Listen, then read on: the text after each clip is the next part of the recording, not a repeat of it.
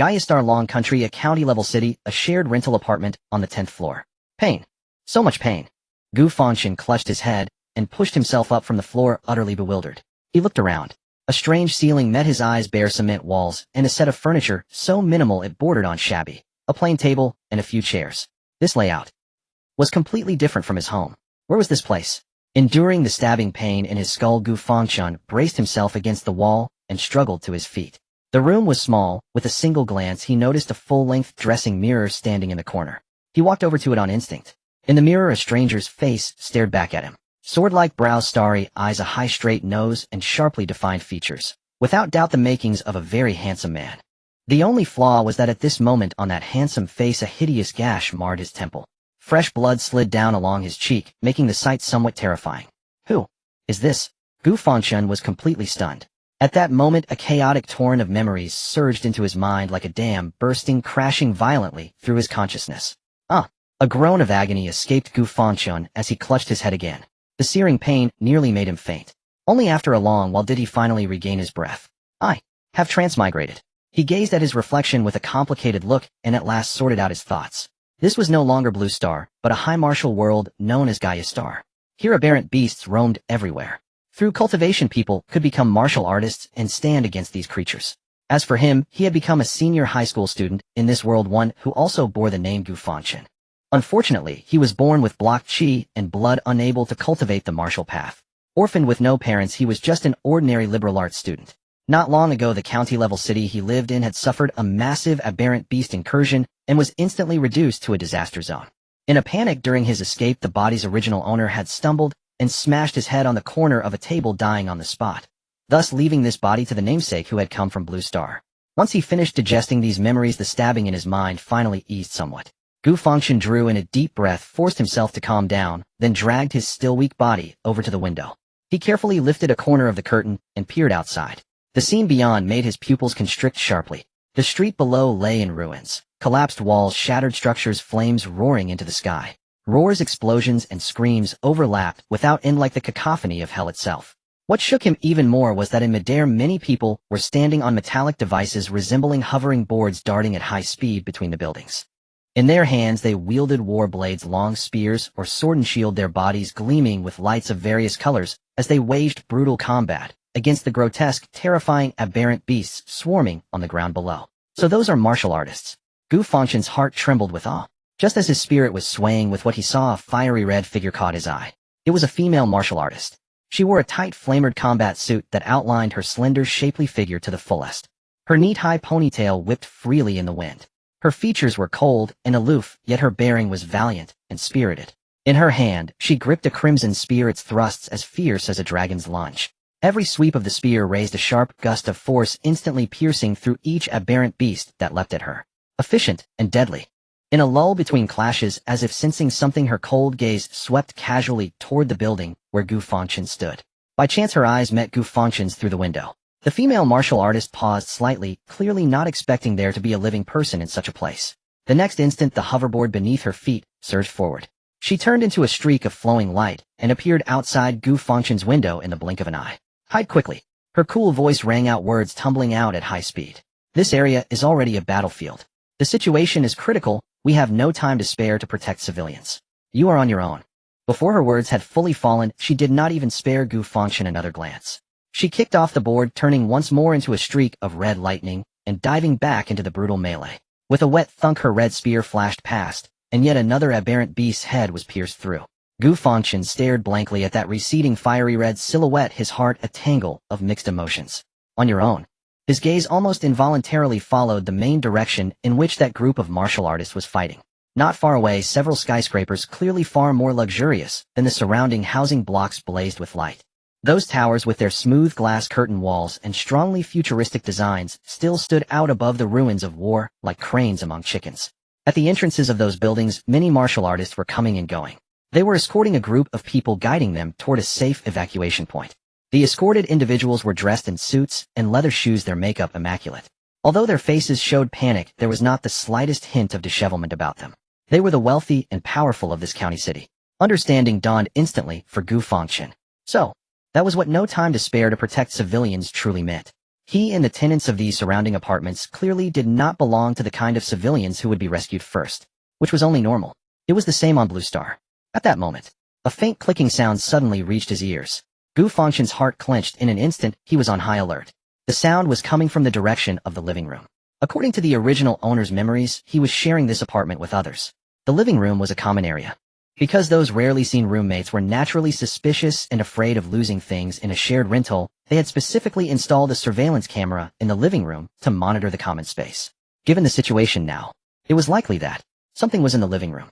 That thought struck his mind like lightning, and cold sweat instantly soaked his back. He darted to the door in a single bound and turned the lock from the inside. With a sharp click, the door bolted. Only after doing this did he allow himself a shallow breath of relief. He tiptoed back to the corner of the room and quickly pulled out his phone. Drawing on the memories, he tapped open an app called Home Guardian. After a brief buffering, the real-time surveillance feed of the living room appeared on the screen. At a single glance, Gu Fangchen's stomach churned violently. He nearly vomited on the spot. On the living room floor, a torn-apart corpse lay sprawled in a pool of blood. Judging from the clothes, it was one of the roommates sharing the apartment with him.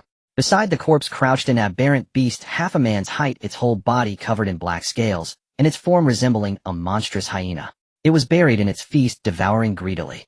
Crunch, crunch. The sound of flesh being torn and bones being gnawed traveled clearly into Gu Fangchen's ears through the phone's microphone. The thick stench of blood seemed to pierce through both screen and wall, ramming straight into his nostrils. At that moment, Gu Fangchen suddenly noticed a tiny red dot in the corner of the surveillance feed lighting up without the slightest warning. His pupils shrank sharply. Damn it! What kind of idiotic surveillance system was this? Just to show a user was online, the indicator light actually turned on the moment the feed connected. Sure enough, in the very next second, the hyena-like mutant beast that had been feasting suddenly froze. It lifted its blood-smeared head, and its pair of scarlet bestial eyes locked onto the surveillance camera with the glowing red dot on the television wall. The room where Gu Fangchen was happened to be right behind that television wall. The beast let out a deep roar and instantly abandoned the food on the floor, hurling itself ferociously toward the television wall. A thunderous bang erupted as the wall behind Gu Fangchen shuddered violently, dust cascading down in sheets. Not good. It was going to ram through the wall. Gu Fangchen's face turned deathly pale. The instinct to survive drove him to frantically sweep his gaze around the cramped room, searching for anything that could be used as a weapon. A chair. Too light. A desk lamp. It would shatter with one swing. His gaze finally locked onto a toolbox under the bed. He lunged forward, yanked the box out, and flipped it open in one swift motion. Inside lay a cordless electric drill. The previous owner of this body had borrowed it from the neighbor a few days ago. He had disliked how small the landlord's bookshelf was and had planned to drill a few holes in the wall to mount a shelf of his own, but before he could even start, the disaster struck. Now this drill that was meant for installing a bookshelf had become his only hope. Another booming crash followed as the entire wall split with hideous cracks, as though it would collapse completely in the next second. There was no time left to hesitate. Hands fumbling, Gu Fangchen flipped open the toolbox, grabbed the drill body, and swept a rapid glance over the scattered drill bits, finally choosing the longest, sharpest alloy bit. His fingers trembled slightly from tension, but he forced himself to calm down, aligned the bit with the socket, and with a click locked it into place. He pressed the switch. The drill motor roared to life with a harsh buzzing that filled the cramped room, granting him a sliver of illusory safety. Just then, with a resounding crash, the wall was completely smashed open, and the ferocious hyena-like mutant beast burst through the newly made hole, wreathed in smoke and murderous intent. Gu Fangchen's pupils contracted sharply as he almost instinctively rolled to the side. A razor-sharp claw sliced past his arm with a ripping sound, bursting a spray of blood. His school uniform sleeve was torn apart in an instant, and a searing pain flared along his skin. There was no time to think. The beast, having missed with its first strike, swung its head back and opened its blood-filled maw again, lunging toward Gu Fangchen. At the brink of life and death, he erupted with a ferocity he had never known. Instead of retreating, he stepped forward, cranking the drill to maximum power and driving it viciously toward the beast's eye that glowed with cruel red light. In his mind, it was a sound plan. The eyes were a weakness. But in the end, he was just a frail liberal arts student with blocked chi and blood, while the opponent was a battle-hardened, bloodthirsty mutant beast. The hyena-like beast's reaction speed far exceeded his expectations. Its head jerked sharply to the side. The high-speed spinning drill bit missed the eyeball. Instead, it scraped along the side of its cheek. The hardened alloy bit struck its scales, throwing out a spray of blinding sparks, and carving a wound so deep that bone was nearly exposed. The searing pain drove the beast completely berserk. It let out an ear-splitting roar as its massive head snapped violently to the side. A tremendous force slammed into him. Gu Fangchen felt as though he had been rammed by a heavy truck barreling at full speed. His entire body was hurled backward, crashing hard into the desk, behind him, shattering the already flimsy table into splintered pieces. He coughed violently, feeling as if his internal organs had all shifted out of place, a mouthful of blood spraying out as his vision darkened around the edges. The injured beast gave him no chance to catch his breath. Burning with boundless fury, it pounced once more. This time Gu Fangchen no longer had the strength to evade. He was slammed and pinned to the ground. Rank fetid drool dripped onto his face as the fanged, blood-stained jaws loomed above him. Those jaws were only a few inches from his throat. It was over. The shadow of death had never been so starkly. Gu Fangchen's mind went blank, but his hand gripping the drill, driven by sheer survival instinct, kept the trigger clamped down. The drill continued to whir madly. With the last ounce of his strength, he shoved the drill blindly toward the massive creature pressing down on him. This time fortune favored him. The drill bit plunged savagely into the beast's soft underarm, its vulnerable flank, where no hard scales guarded it. The bit bored in deep, wildly churning flesh and organs. The beast let out a howl, 10 times more It thrashed in a frenzy, its razor claws raking madly across Gu Fangchen's body and legs in an instant, leaving several wounds, so deep the bone nearly showed. The agony drove him to the brink of unconsciousness, but he knew that if he loosened his grip, even for a moment, death would be certain. He let out a roar that scarcely sounded human, bracing the beast's lower jaw with his shoulder as blood gushed freely, and drove the drill even deeper with all his might. Man and beast wrestled in the cramped room in a most primitive and blood-soaked struggle. Blood and brain matter mixed with a scorched stench burst out in an instant, splattering all over Gu Fangchen's face. Time seemed to stretch into infinity in that moment. At last the weight pressing on him began to lessen, and the frenzied roars faded into weak whimpers. Finally, with a heavy thud, the massive body of the beast collapsed fully on top of him, falling utterly silent. Gu Fangchen lay limp on the floor, shoving the carcass off his body as he gulped for air in great heaving breaths. His entire body was covered in wounds and grime-streaked blood, rendering him a complete mess. Pain. His entire body screamed with pain. But he was alive. Somehow he had survived. Before he could even finish letting out that breath of relief, a dark shadow suddenly darted in through the gaping hole. A sense of dread swept over him. He focused his gaze and saw to his horror another mutant beast. It was over. Despair flooded Gu Fangchen's heart. He had just endured a life-and-death battle and was completely spent, with no strength left to react at all. At that critical knife-edge moment, a gunshot cracked from outside the window. The room's glass shattered with a crash as a bullet streaked in and struck the newcomer beast squarely in the head. The immense impact sent it stumbling. In the next second, the locked door was kicked open with a resounding bang. 3 agile figures rushed in. At their head was a tall, broad-shouldered man who didn't spare even a glance for the stunned Gu Fangchen. A cold gleam flashed along the warblade in his hand as he neatly lopped off the staggering beast's head. His movements were fluid as drifting clouds and flowing water, clean and decisive. Gu Fangchen stared in dazed astonishment until the man walked up to him, a gentle smile softening his features as he reached out and pulled him to his feet. "It's over, student. You're safe now." He patted Gu Fangchen's shoulder, his voice deep and steady, unconsciously soothing the heart. "Captain," a younger, male martial warrior beside him frowned. "Aren't we heading to the wealth center? I heard the bounties those big shots are offering are huge." The man addressed as captain shook his head, his gaze resolute. "The rich already have countless people scrambling to save them. They don't need the likes of us. But for the civilians here, every extra life we save is one more that lives." Then he looked toward the only female warrior in the squad. "Shall you take this student down to the temporary shelter on the lower floor first? We'll sweep this building again and see if there are any more survivors." "Got it, Captain," the woman called Xiaoya replied cheerfully as she stepped over to support Gu Fangchen by the arm. She leaned close to his ear, her breath warm as she chuckled softly. "Little handsome, scared out of your wits, huh? Don't be afraid, big sis will protect you. You really are good looking. Once it's safe, how about we exchange contacts?" Yet Gu Fangchen seemed not to hear a word she said. His eyes were fixed straight ahead, unblinking and motionless. His face was filled with shock and disbelief because just now on his very retina, a half-transparent blue panel that only he could see had appeared out of thin air. Ding. Condition fulfilled. Slay a mutant beast. 11. System has been activated. System. It is actually a system. As a promising young man deeply influenced by web literature on Blue Star, how could he not understand what this thing signifies? This is an essential cheat for traversers. A stream of information suddenly surged in his mind, instantly clarifying the core functions of the system. This is an incredibly simple and brutal slaughter and plunder system. As long as he kills exotic beasts, he can plunder their blood attributes to strengthen himself. And once the number of exotic beasts of the same race killed reaches a certain amount, he can even directly plunder their powerful innate abilities. His gaze was fixed on a translucent panel that only he could see. Host Gu Fangchen. Blood value 81 100 points. The standard blood value for a normal person is 100 points. The numbers following indicate the standard value for reaching the next level. Realm not yet entered. Mental power rating SSS, level highest level. Talent none. Cultivation method none. Gu Fangchen's heart raced.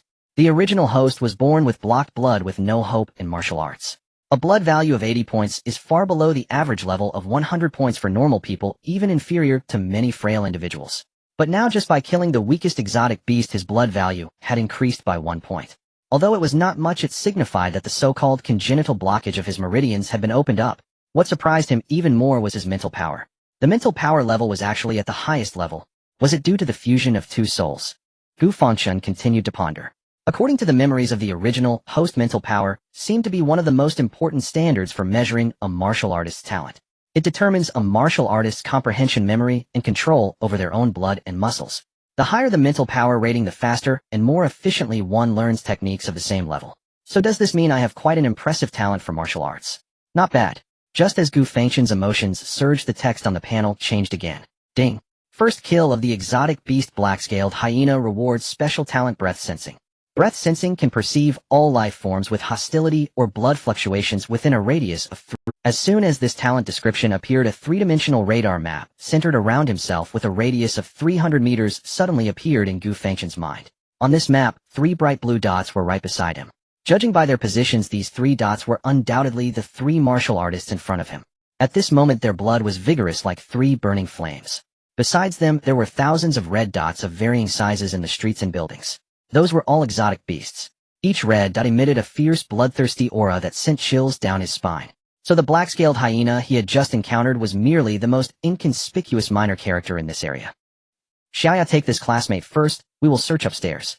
The man referred to as the captain spoke up, interrupting Gu Fangchen's thoughts. Sure thing, handsome. Let's go. Xiaoya saw Gu Fangchen standing there in a daze, thinking he was scared silly, and waved her hand in front of his eyes. Hey, pretty boy, are you back to your senses? But in that instant, the radar map in Gu Fangchen's mind suddenly jolted violently. He saw a deep red dot, larger and more glaring than all the surrounding red dots, appear without warning at the edge of the radar map. Moreover, it was charging towards their building at an incredibly terrifying speed. That massive and evil aura made Gu Fangchen's hair stand on end, even just sensing it in his mind. This thing is definitely not something this martial artist team can handle. Wait, Gu Fangchen almost blurted out as he shook Xiaoya's hand away. The captain, Xiaoya, and another martial artist all turned to look at him with puzzled expressions. What's wrong? Is there something else? The captain's tone was gentle.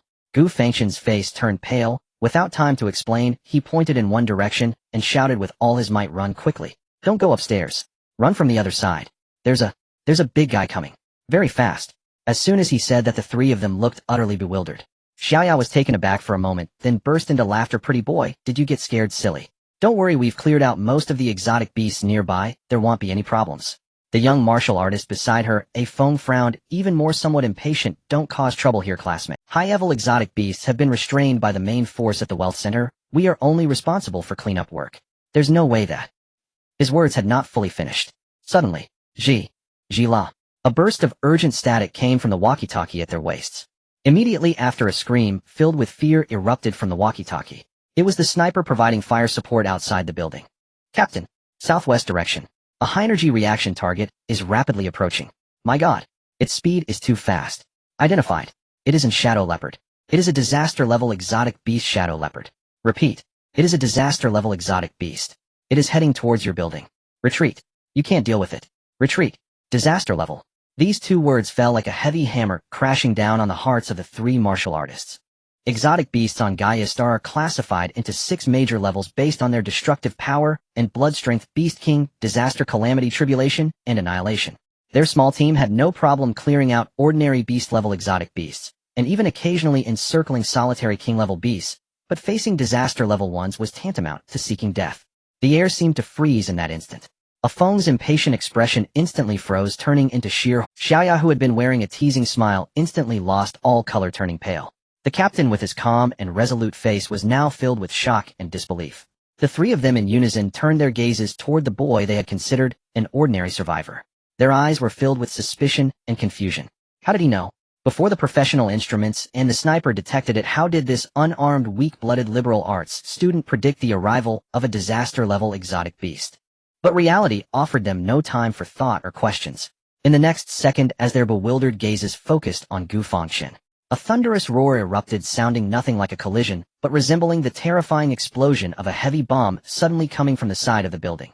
The entire structure seemed to be gripped tightly by an invisible giant hand shaking violently. The ground beneath their feet tilted instantly, and chunks of concrete and dust from the ceiling fell like a torrential rain. Aunt! Xiaoya let out a piercing scream, nearly losing her balance. The captain and Afeng's faces also changed drastically. They barely had time to react before witnessing the load-bearing wall on the side along with several partition walls burst inward and shatter as if made of paper. Amid the swirling dust and smoke, a black shadow moving at an incredible speed, almost too fast to be seen by the naked eye, surged through the building's side, carrying with it a devastating wave of energy. With a resounding crash, the building, already on the brink of collapse from the beast's tide, finally let out a groan under the strain of this destructive blow and began to crumble. Damn it! It has breached the load-bearing structure. The building is going to collapse. Retreat now. The captain, an experienced veteran, was the first to react after the shock. He grabbed Xiaoya, shouting at Afeng. Take that student. Use the stairs. We can't get down. Gu Fangchen's voice rang out at the same moment. In his mind's radar map, the huge, deep red that, after piercing through the building, made a sharp turn, now hovering directly beneath them, locking onto their floor with deadly precision. It's waiting for us below. Going down means certain death. Gu Fangchen pointed at the massive hole created by the shadow leopard facing another building and shouted, "We have to go that way. Jump across. Jump across. Are you crazy?" Afeng's eyes turned red in an instant, overwhelmed by extreme fear and the instinct to survive. He grabbed Gu Fangchen by the collar, his face twisted in rage as he roared, "That's a gap of over 10 meters. We're on the 10th floor. Are you trying to get us all killed? It's all your fault, you useless fool. If it weren't for saving you, we would have retreated to safety long ago." Afeng, shut up. The captain shouted angrily, his eyes flashing rapidly. With their strength, even if they made a mistake and fell from dozens of meters, it would only result in a fracture. But below there was that catastrophic mutant beast. If they failed and broke a bone, death was almost certain. But waiting here, the next attack from the beast was imminent, which was almost like waiting to die. So one could say this was a gamble between life and death. In that instant, he suddenly recalled Gu Fangchen's incredible foresight just moments ago. In a flash, the captain made a decision. Listen to him. Go that way. He pushed Afeng aside, his gaze sharp as a blade. This is an order. Captain. Afeng still wanted to say something. Roar. A low, oppressive roar suddenly came from the floor below, shaking the ground, as if it were an explosion at ground level. The terrifying pressure contained in that voice made Afeng instantly fall silent, his blood feeling as if it had frozen. Fear overpowered everything. Go. The captain charged forward, leading the way to the edge of the massive hole. The wind howled in, and below them lay an abyss. The rooftop of the opposite building appeared so distant in their shaking vision. Hoverboards were standard for elite warriors, and their junior team responsible for perimeter cleanup missions had no right to equip such devices. At this moment, lacking aerial advantage, the span of over 10 meters was their only chance of survival. There was no time for a running start. The captain shouted in anger, his leg muscles tensing as blood surged, propelling him like a cannonball toward. Next came Xiaoya, holding on to Gu Fangchen, and Afeng, whose face had turned ashen. In the moment when all four were airborne, suspended in midair. Bang! The ground they had just stood on was violently shattered by a shadow surging up from below. It was a long-bodied creature covered in black scales that seemed to absorb light, resembling a leopard, but with even more powerful limbs and tail. A terrifying beast. A pair of emotionless golden vertical pupils reflected the desperate figures of the four in midair. The catastrophic mutant beast, Shadow Leopard. It had appeared. It seemed to enjoy this game of cat and mouse, lightly pushing off from the shattered floor. Its massive body transformed into a bolt of black lightning, surging towards the weakest target in midair, Gu Fangchen, its sharp claws slicing through the air with deadly glints. Watch out!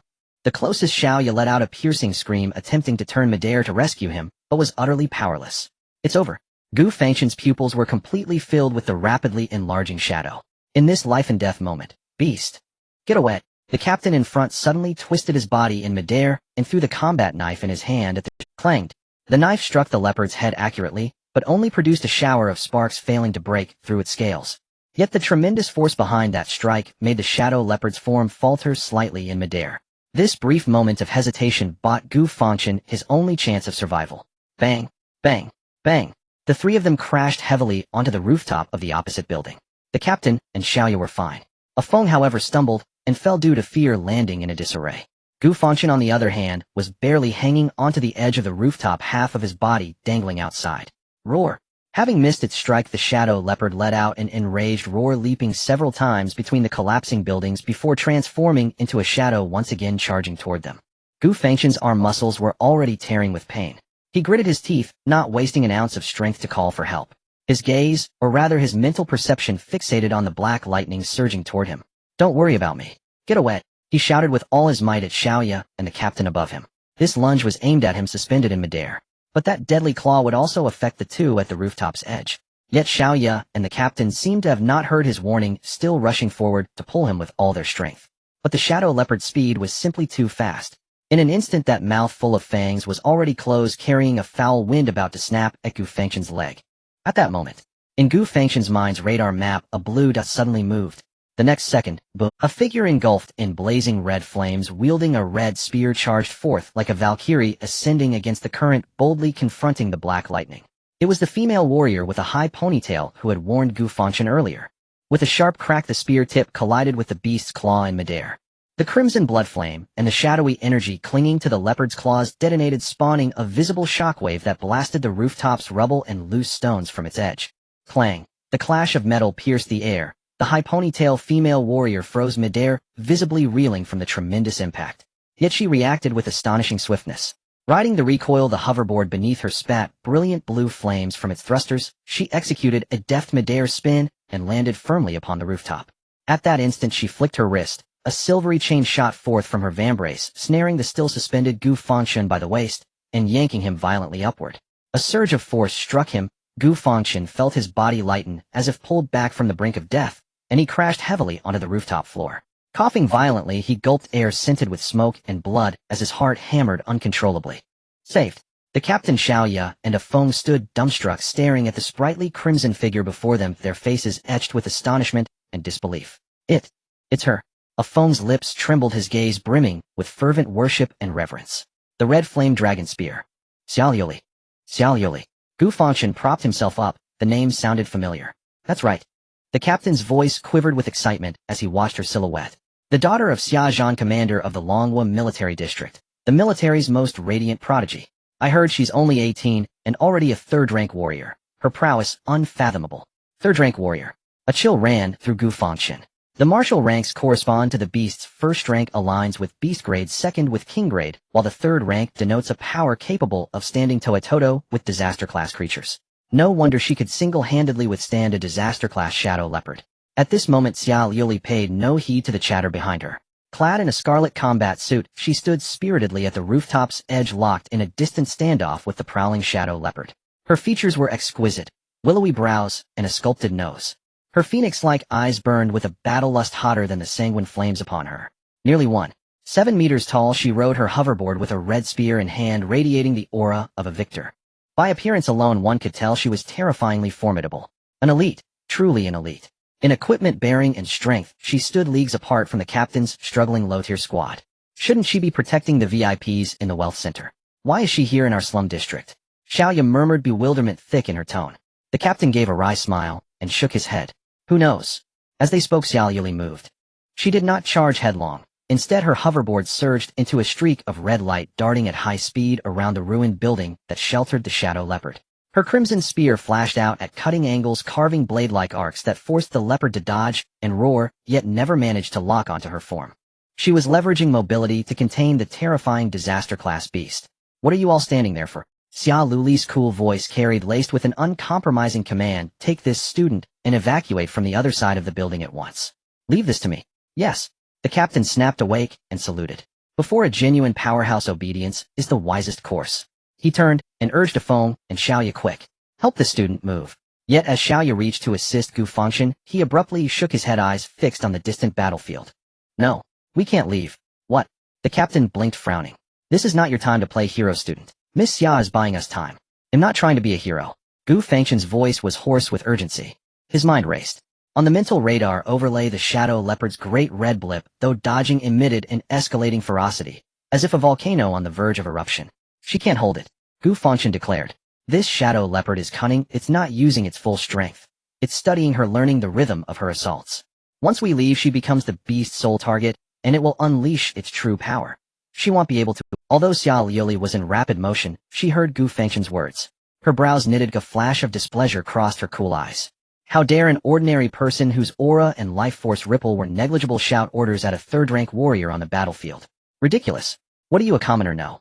Her voice traveled tens of meters, cold with reprimand. Don't make things worse here. Leave immediately with them. Its tail is going to strike you, from your left rear, at a dangerous angle. Gu Fangchen ignored her rebuke and, summoning all his strength, bellowed out the information he had gleaned through his aura-sensing perception. What? Xiao Liuli was momentarily taken aback. The left rear was a visual blind spot, and the building's convoluted structure. How could it be? Before she could finish the thought, a whoosh rent the air, an explosive slash of sound. The shadow leopard's tail, harder than iron, lashed like a blackened whip, tearing through the air with a deadly howl and snapping towards Xiao Liuli's left flank.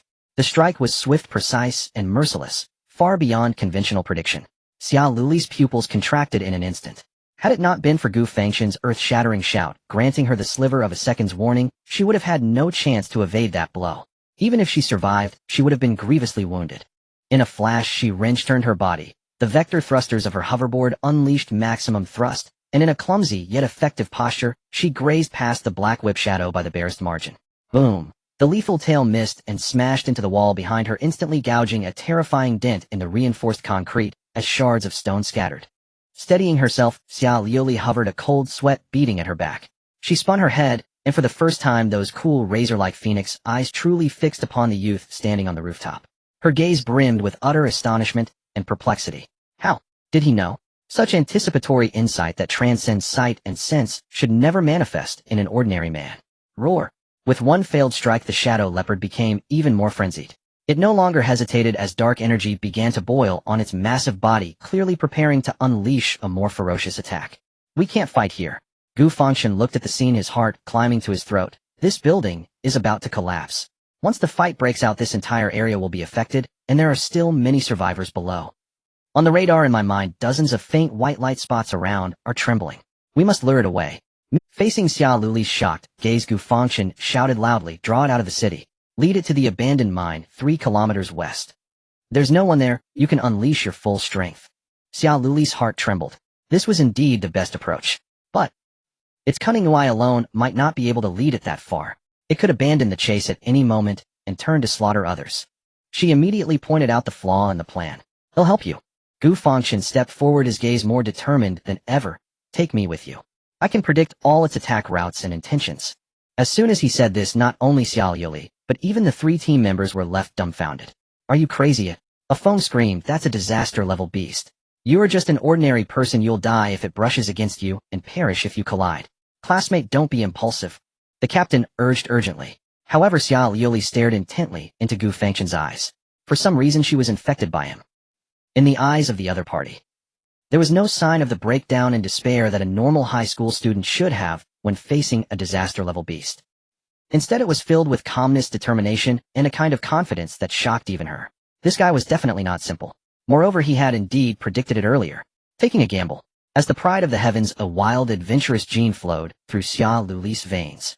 All right. She bit her silver teeth and made a decision that left everyone dumbfounded. She maneuvered her hovering skateboard and instantly rushed in front of Gu Fangchen, hovering on the edge of the rooftop.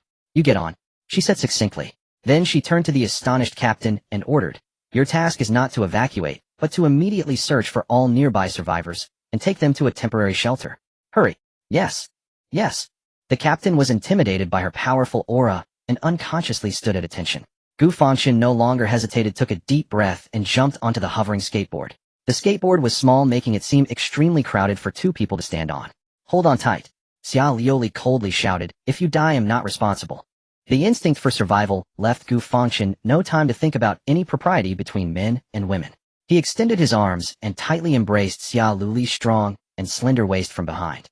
What he felt was the tough and cold texture of her combat suit. Yet even through the suit, he could clearly sense the incredible elasticity and explosive power contained within her body. A faint fragrant scent mixed with sweat and gunpowder wafted into his nostrils. Xiao Liuli's body visibly stiffened for a moment. In her entire life, she had never had such intimate contact with any male. A strange feeling surged from her waist, causing her cheeks to subtly flush. But she instantly suppressed all distracting thoughts, leaving only the cold battle intent in her phoenix eyes. "Hold on." Before her voice faded away, Virum. The engine of the hovering skateboard roared, transforming into an arrow shot from a bow, suddenly dashing into the night sky. Roar! Seeing its prey attempt to escape, the shadow leopard let out a thunderous roar, its limbs exerting force, as its massive body transformed into a streak of black lightning, madly jumping between buildings in relentless pursuit. An exhilarating life-and-death race unfolded above the ruined city. Faster! Faster! The wind howled in their ears, distorting Gu Fangchen's voice, but he still shouted with all his might in Xia Luli's ear. Shut up! The energy is depleting too quickly. We'll be caught up. Xia Luli gritted her teeth, beads of sweat already forming on her forehead. The endurance and speed of a disaster-level beast exceeded her imagination. Meanwhile, the hovering skateboard carrying one person caused her energy consumption to double. It's going to accelerate. At the intersection ahead, it will use the wall of the commercial building on the left to rebound and intercept us. Charge downwards to the right. Pass through that destroyed billboard. Gu Fangchen's words flowed like a rap, his brain highly focused as he locked onto the frantically pursuing red dot on the radar in his mind. This time Xia Luli showed no hesitation. Her trust in Gu Fangchen's predictive ability had transformed from initial shock to an almost instinctive belief. She suddenly lowered her body, the hovering skateboard executing a beautiful drift, narrowly passing under a massive broken billboard. Just a second after they passed, boom! A shadow fell from the sky, crashing down on the spot where they had just been, its sharp claws tearing open a huge gash in the glass curtain wall of the commercial building. If it had been even half a second later, they would have been smashed into meat paste. Well done. Gu Fangchen couldn't help, Xia Luli said, nothing, simply controlling the skateboard to continue speeding towards the west of the city. The chase and escape unfolded in the steel jungle, showcasing the most extreme agility. At this moment, Gu Fangchen's brain functioned like a high-precision tactical analyzer. Turn into the alley ahead. It's large and its speed will be affected. Be careful. Something is about to fall from above. Pull up to the left in 3 seconds. It will launch a long-range energy attack. Gu Fangchen continued to issue commands. Xia Luli transformed into the top ace pilot, her combat talent on full display at this moment. Every command from Gu Fangchen, no matter how absurd or extreme, she executed in the shortest time with the most perfect manner. From the initial stumbling to the later telepathic connection, Gu Fangchen's instructions became increasingly concise. Left, up, dive, and Xia Luli's movements became increasingly fluid. She even started to shoot out a few sharp beams of gunfire in the intervals of dodging, continually provoking the shadow leopard to ensure its hatred remained focused on her. In this life-and-death chase, the two formed an oddly harmonious rapport. Gu Fangchen held tightly to her waist, clearly feeling the tension and release of her abdominal muscles with each exertion. He could smell the fragrance carried by the wind from her hair. More importantly, he could feel her heart racing fiercely beneath her cold exterior. And Xia Luli also felt the existence of a back for the first time. It was a back she could fully entrust her. She didn't need to think, nor did she need to observe. She just needed to trust the voice coming from her ear. Then she would unleash all her skills and strength to the utmost. This feeling was new, yet it brought an immense sense of reassurance. How much farther? Xia Luli's voice came tinged with fatigue and breathlessness. The prolonged high-intensity maneuvering had taken a tremendous toll on her spirit and vitality. Almost there. Just over the next interchange, and well reached the abandoned mine. Gu Fangchen shouted. Victory was right in front of them. Perhaps sensing that it was being lured away from the hunting ground, the shadow leopard let out the most furious and savage roar in its history. Roar. It stopped chasing and suddenly halted on the rooftop of a building, its dark energy wildly contracting, gathering in its mouth to form a black energy sphere radiating a sense of destruction. Not good. It's going to use area attack. Gu Fangchen's scalp tingled as the red dot on the radar lit up like a small sun. This strike was enough to flatten everything within 100 meters. And they were right at the center of the attack range. The speed of the hoverboard had reached its limit, making it impossible to escape before the energy sphere detonated. There was no way to dodge. The shadow of death loomed once more. There's no other choice. A resolute glint flashed in Xia Luli's eyes. You jump down. I will block it. She prepared to take the hit with her own body, striving to buy Gu Fangchen a sliver of hope. At that moment, Gu Fangchen's mind was unusually calm. He looked at the energy fluctuations of the shadow leopard on the radar, and a crazy thought surged in his mind. Don't dodge. Don't block. He shouted with all his might into Xia Luli's ear. Charge at it. Full speed. Trust me. What? Xia Luli was completely stunned. Charge at it. Rush towards that energy sphere capable of annihilating everything. This was suicide. Utterly and completely suicidal. It's gathering energy. The power is still unstable. It wouldn't dare to detonate right at its mouth. It needs a ballistic time. Gu Fangchen's voice carried an undeniable magic. If we charge forward, we can pass through the death vacuum zone before its energy explodes. Hurry. There's no time. Trust me. Listening to the boy's hoarse yet determined shout in her ear, Xia Luli looked at the increasingly bright energy sphere, exuding endless destruction. Xia Luli hesitated for only a tenth of a second. She did not understand how this boy could perceive everything. But she knew. On this journey, he had never been wrong. She clenched her silver teeth, and an unprecedented light burst forth from her beautiful eyes. Madman, he'll go crazy with you just this once. She abruptly turned the hoverboard's direction, truly charging toward the death energy sphere, pushing the hoverboard's power to the limit. Virum. The red streak of light, like a meteor rising against the tide, tore through the night sky, unhesitatingly crashing into the deepest darkness. Time seemed to stretch infinitely at that moment. Gu Fangchen tightly embraced Xia Luli's waist, his arms bulging with tension.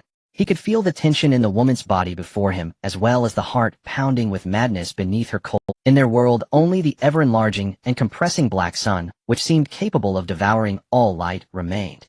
In the shadow leopard's cruel golden slit pupils, a flash of human-like bewilderment and confusion crossed. It had never imagined that these two insignificant insects would not flee, but instead dare to charge towards its breath of destruction. But the arrow was on the string, and it had to be loosed. Roar.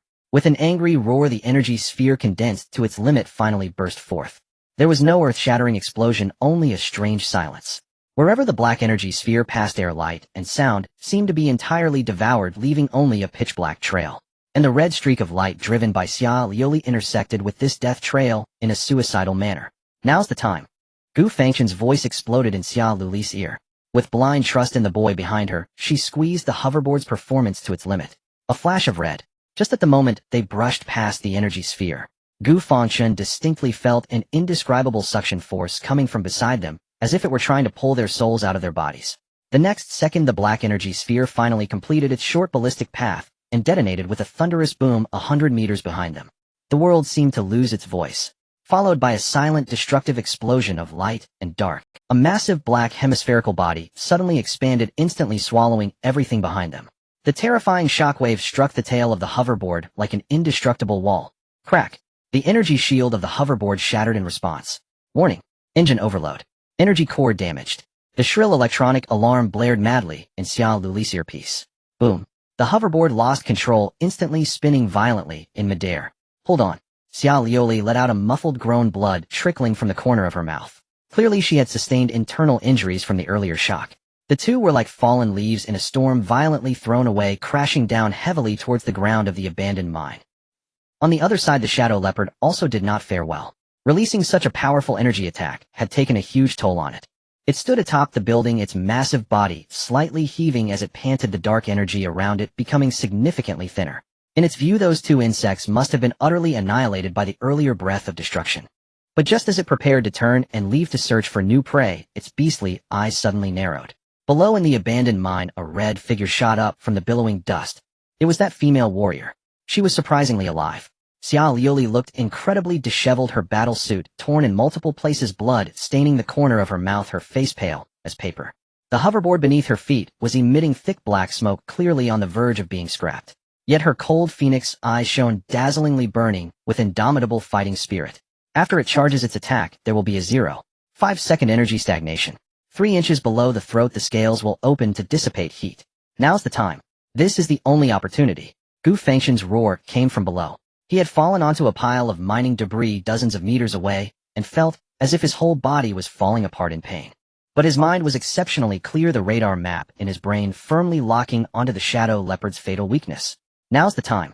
She forcibly suppressed the surging vitality, pouring all remaining strength into the red long spear in her hand. Virum. On the spear, crimson flames erupted, condensing into a lifelike dragon-shaped phantom that spiraled upward. The military's secret gun technique. Heaven-burning dragon spear technique. Beast die. She let out a fierce cry, using her almost scrapped hoverboard as her last stepping stone to push off hard. Her entire being merged with the spear, transforming into a red streak that tore through the night sky. With an unyielding posture, she ruthlessly stabbed at the shadow leopard, which had just released its ultimate move and was in its most vulnerable state.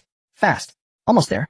A flicker of fear finally appeared in the shadow leopard's beastly eyes. It wanted to dodge, but the energy in its body had just been fully expended, and its physical reaction couldn't keep up with its thoughts. It could only watch helplessly as the red streak of death rapidly magnified in its pupils. This time the sound was no longer the metallic clang of steel. Instead, it was the dull sound of a blade piercing flesh. The flame-imbued tip of the spear accurately and violently penetrated the gap in the shadow leopard's scales, which had slightly opened to dissipate heat right below its throat. The spear entered without a handle. The shadow leopard's roar abruptly stopped, replaced by a faint whimper. Its golden slit pupils dimmed rapidly, its massive body swayed, and finally, with a thunderous crash, it fell heavily from the rooftop, kicking up a cloud of dust. Ding! Detected hosts deep participation in the kill of the disaster-level beast shadow leopard. 11. Contribution assessment, 45 plunder successful. Vitality 150 points. Vitality 231, 157 points. The minimum standard for first-level initial martial artists is 200 points. Realm uninitiated first-level initial new ding. Special conditions met successfully. Plundered talent Shadow Step. Shadow Step active talent. Can increase host's movement speed within 10 seconds and significantly reduce footfall noise. A series of system notifications echoed wildly in Gu Fangchen's mind. A massive and pure flow of heat suddenly surged from his limbs, instantly cleansing his almost shattered body. The excruciating pain that once tore through him quickly faded under the nurturing warmth, replaced by an unprecedented sense of power and fulfillment. Gu Fangchen struggled to rise from the ground, feeling an inexhaustible strength coursing through him. He had become stronger, unprecedentedly powerful. With a thud, Xia Liuli fell from midair, kneeling on one knee, propping herself up with her long spear to avoid collapsing. She gasped for breath, sweat soaking her temples and mingling with the dust on her face, giving her exquisite features a touch of delicate vulnerability. She had won, but had exhausted her last ounce of strength. Gu Fangchen rushed over, wanting to help her, but uncertain. Xia Liuli glanced up at him, her eyes filled with a complex mix of emotions: shock, curiosity, gratitude. "I'm fine. I can manage on my own." Coughing gently, she forced herself to stand, step by step, walking over to the corpse of the shadow leopard. As a professional warrior, she did not forget the most important task: harvesting the spoils of war. She skillfully retrieved a specially designed scalpel from her waist pouch, then sliced open the shadow leopard's chest, extracting a fist-sized pitch-black crystal core radiating dark energy. This was the energy core of a disaster-level beast worth a fortune. Following that, she cut off its 4 sharp claws and long tail. These were all top-tier materials for crafting advanced weapons. Once she finished, she sighed in relief, storing all the materials in a storage device and returning to Gu Fangchen. "Let's go. I'll escort you back to the safe zone."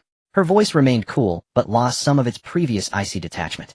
She picked up the completely wrecked hovering skateboard, retrieved the communication module from it, and sent out a location and distress signal. Half an hour later, a military off-road vehicle roared to a stop, picking them up.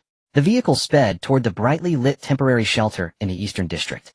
Inside the vehicle, the atmosphere was somewhat silent. The two did not speak, but quietly watched the ruins passing by outside. Finally, upon seeing the tall walls and dense searchlights of the shelter ahead, Xia Liuli spoke up. "My name is Xia Liuli," she said, seriously looking at Gu Fangchen. "I don't know your name yet." "Gu Fangchen." Xia Liuli silently repeated his name 10 times in her mind, as if to etch it into her memory. The vehicle stopped beside the queue at the shelter's entrance. Their countless terrified civilians were lining up to register for transport to the rear base. "You should follow them. It's safe here now," Xia Liuli said. "What about you?" Gu Fangchen instinctively asked. "My mission isn't over yet." The fighting spirit reignited in Xia Liuli's eyes. She looked at Gu Fangchen, hesitated for a moment, and then took out an old-looking bound book from her storage device, handing it to him. "Take this." Gu Fangchen was taken aback and accepted it. On the cover were 5 archaic characters: stone body, refining technique. Your physique is very unique, with blocked vital energy and almost no potential to become a warrior. Xia Liuli's tone was calm, but this body refining technique does not require innate vital energy talent. You can practice it when you have time. Strengthening your body is always beneficial. In this world, having even a little more strength means a bit more hope of survival. After saying this, her cold phoenix eyes gazed at Gu Fangchen, then fell silent for a moment before taking out another item from her storage device. It was a completely pitch-black card. Additionally, regarding the distribution of this loot, Xia Liuli's tone turned serious and solemn. "That disaster-level shadow leopard was a creature we hunted together. According to contribution, you deserve at least half." Before Gu Fangchen could respond, Xia Liuli pressed the card into his hand. "This anonymous card is specially provided by the military. Thankfully you were there. If you hadn't lured the shadow leopard outside, many would have perished in this operation. You saved a city and the lives of countless warriors and survivors. As a major contributor to this mission, it's only fair to give you this card. Later, all the materials from the shadow leopard will be sold through official channels, and after deducting taxes, half of the proceeds will automatically be transferred to this card. The password is 071124. She looked at Gu Fangchen, who was in a state of shock, and continued calmly. "A complete disaster-level beast is worth an astronomical sum. Just this amount of money should be enough for you to squander a lifetime in any grade-based city. Take care of yourself." After saying this, she gave Gu Fangchen a deep look, then turned and got into the vehicle. The off-road vehicle's engine roared as it suddenly turned speeding toward the battle zone, as if everything between them had been completely resolved with this settlement. Gu Fangchen stood in place, one hand holding the ancient and warm body refining technique, and the other gripping the heavy metal card, feeling a mix of emotions in his heart. He knew that Xiao Yoli had given him not only money and a book, but also a future that an ordinary person could never hope to attain in a lifetime. 071. He whispered the string of numbers, firmly etching them into his mind, before turning to join the crowd boarding one of the military trucks headed to the rear base. The truck was filled with survivors. The sounds of crying, murmuring, and comforting voices were incessant. Gu Fangchen found a corner to sit down, blending into the shadows. One hand gently stroked the warm stone body refining technique, while the other carefully tucked away the heavy black card, preparing to close his eyes and digest everything that had happened today. But as soon as he closed his eyes, he felt someone squeeze in beside him. Big brother, big brother. A somewhat fawning voice rang in his ear. Gu Fangchen opened his eyes, slightly furrowing his brow. A young man looking about 17 or 18, thin and with shrewd little eyes, was smiling broadly at him. This person was also covered in dust, appearing to be a survivor as well, but his eyes sparkled with a cleverness and calculation that contrasted sharply with the surrounding atmosphere of despair. Is there something you need? Gu Fangchen's voice was flat, revealing no trace of emotion. Hee, big brother, I saw everything just now. The boy lowered his voice, appearing mysteriously, and leaned closer to Gu Fangchen. You are quite familiar with that. That warrior, who looks like a fairy, right? His eyes were filled with curiosity and unabashed envy. Clearly the moment when Xiao Yoli personally escorted Gu Fangchen to the convoy was observed in detail by this perceptive individual. Upon hearing this, Gu Fangchen's heart tightened, but he did not respond immediately. He opened his eyes slightly, quickly scanning the interior of the carriage. Indeed, it was not just the young man who had approached him. Several other survivors were also secretly watching him with complex expressions. In those gazes there was reverence, envy, curiosity, and even a hint of jealousy. Now in the eyes of these recently escaped survivors, any warrior appeared as a towering figure. Moreover, Xiao Yoli, being an elite warrior of unmatched grace and formidable strength, only elevated his status further. Naturally, being able to associate with such a prominent figure labeled him as someone either rich or noble. He had become a special person that everyone looked up to and wished to attach themselves to. Gu Fangchen remains. The young man with an extremely thick skin leaned closer and lowered his voice further. Big brother, please don't misunderstand. I have no other intentions. My name is Ma Dong, and my family is gone. Saying this, he forced out 2 drops of tears, appearing somewhat pitiful. I see you have an extraordinary demeanor. You must not be an ordinary person. Once we reach the shelter, can I stick with you? I can do anything. I'm strong and I run fast. As long as you feed me. Ma Dong wore a bitter expression, yet with a hint of inexplicable pride. He whispered, Big brother, without hiding anything from you, my fate is like that of a jinx reincarnated from ancient times. The beast tied in Dongqing 2 years ago, the ant disaster in Nanshan last year, I experienced all the chaos. This has made my shelter certificates thicker than my student ID. Therefore I know all the processes regarding shelters, from registration to dealing with those soldier brutes. I'm practically an old hand. If you take me along, I can also introduce you to some things. Hearing this bizarre self-introduction, even Gu Fangchen, having lived 2 lives, nearly lost his composure. Wherever he goes, trouble follows. This guy is comparable to Conan. However, Gu Fangchen slowly opened his eyes and examined the young man named Ma Dong. Ma Dong felt somewhat uneasy under his gaze, but still forced a smile. Gu Fangchen was rapidly calculating something. Initially, he intended to refuse. Yet Ma Dong's last words struck precisely at his point of need. Although he had merged with the original owner's memories, the original owner was merely a humanities student focused solely on studying ancient texts. His understanding of this world was limited to textbooks and the internet. He was utterly clueless about the workings of basis shelters and the warrior circles. As a transmigrator, he was even more in the dark. To quickly adapt to the new environment and understand various unspoken rules, a familiar local snake or old hand was undoubtedly the best guide. As for the risks, Gu Fangchen felt the surging blood energy within him. Blood energy value 231 points. This had far exceeded the realm of ordinary people. Let alone 1 Ma Dong, even 100 Ma Dongs would not come close to him. Moreover, he possessed the talents of breath sensing and shadow steps. In the face of absolute power, all schemes and tricks were mere jokes. This Ma Dong, although seemingly slick, was not deserving of death. Keeping him around as a pathfinder appeared to be a decent choice. If he behaved himself, it would simply mean having an extra errand runner. If he dared to pull any tricks. A trace of imperceptible cold light flashed in Gu Fangchen's eyes. He could just see how many points of strength it would take to crush a person's throat with his 231 points of blood energy. With this thought, Gu Fangchen had already made a decision in his heart. He looked at the nervous Ma Dong and slowly spoke, "You can come along." Upon hearing this, Ma Dong's face instantly erupted with joy, and he was about to express his gratitude. However, Gu Fangchen's next words froze his smile. "Speak less nonsense, observe, and listen more. Do what I tell you." "Understood. I understand. I understand." Ma Dong dared not utter a single word of objection, nodding vigorously, his face once again filled with flattering smiles. "Big brother, rest assured. From today onwards, I Ma Dong am your man. Absolutely obedient." Gu Fangchen replied indifferently, and closed his eyes again, as if everything that had just happened had never occurred. Seeing this, Ma Dong did not dare to say more. He wisely found a spot beside Gu Fangchen, sat up straight, and assumed a loyal lackey's demeanor, vigilantly watching the surroundings, voluntarily taking on the role of a guard. Gu Fangchen observed all of this without any ripple in his emotions. In the apocalypse, human hearts were difficult to gauge. But that did not mean he should reject all available resources. This Ma Dong was the first piece on his chessboard as he stepped into the new world. The military truck jolted along the rugged road for nearly an hour. Finally, the speed gradually slowed down. The restless crowd in the carriage began to quiet down. Everyone stretched their necks, nervously listening to the sounds from outside. Creak. With a piercing screech of brakes, the truck came to a complete halt. With a swish, the canvas curtain of the carriage was yanked open from the outside. The glaring spotlight instantly shone in, causing everyone who had been in darkness for a long time to instinctively squint. "Everyone get down. Move quickly. Form a line." A fully armed soldier stood at the bottom of the truck, impatiently shouting. The crowd felt as if they had received a pardon, yet also bore the terror of the unknown environment, pushing and shoving as they climbed down from the truck. Gu Fangchen and Ma Dong, who followed closely behind, were the last to get off. As his feet touched the solid ground, Gu Fangchen looked up and surveyed the area. They were in a vast square temporarily constructed from shipping containers and high-voltage electric fences. All around, the towering watchtowers with cold searchlights scanned every inch of land below. Heavily armed soldiers patrolled the area, and the oppressive atmosphere made it hard to breathe. This was the No. 13 temporary shelter located behind the Long Kingdom. All male survivors line up to the left for registration. Women and children to the right. Injured individuals to the medical tent in front. A man who appeared to be an officer was directing the flow of people with a megaphone, expressionless.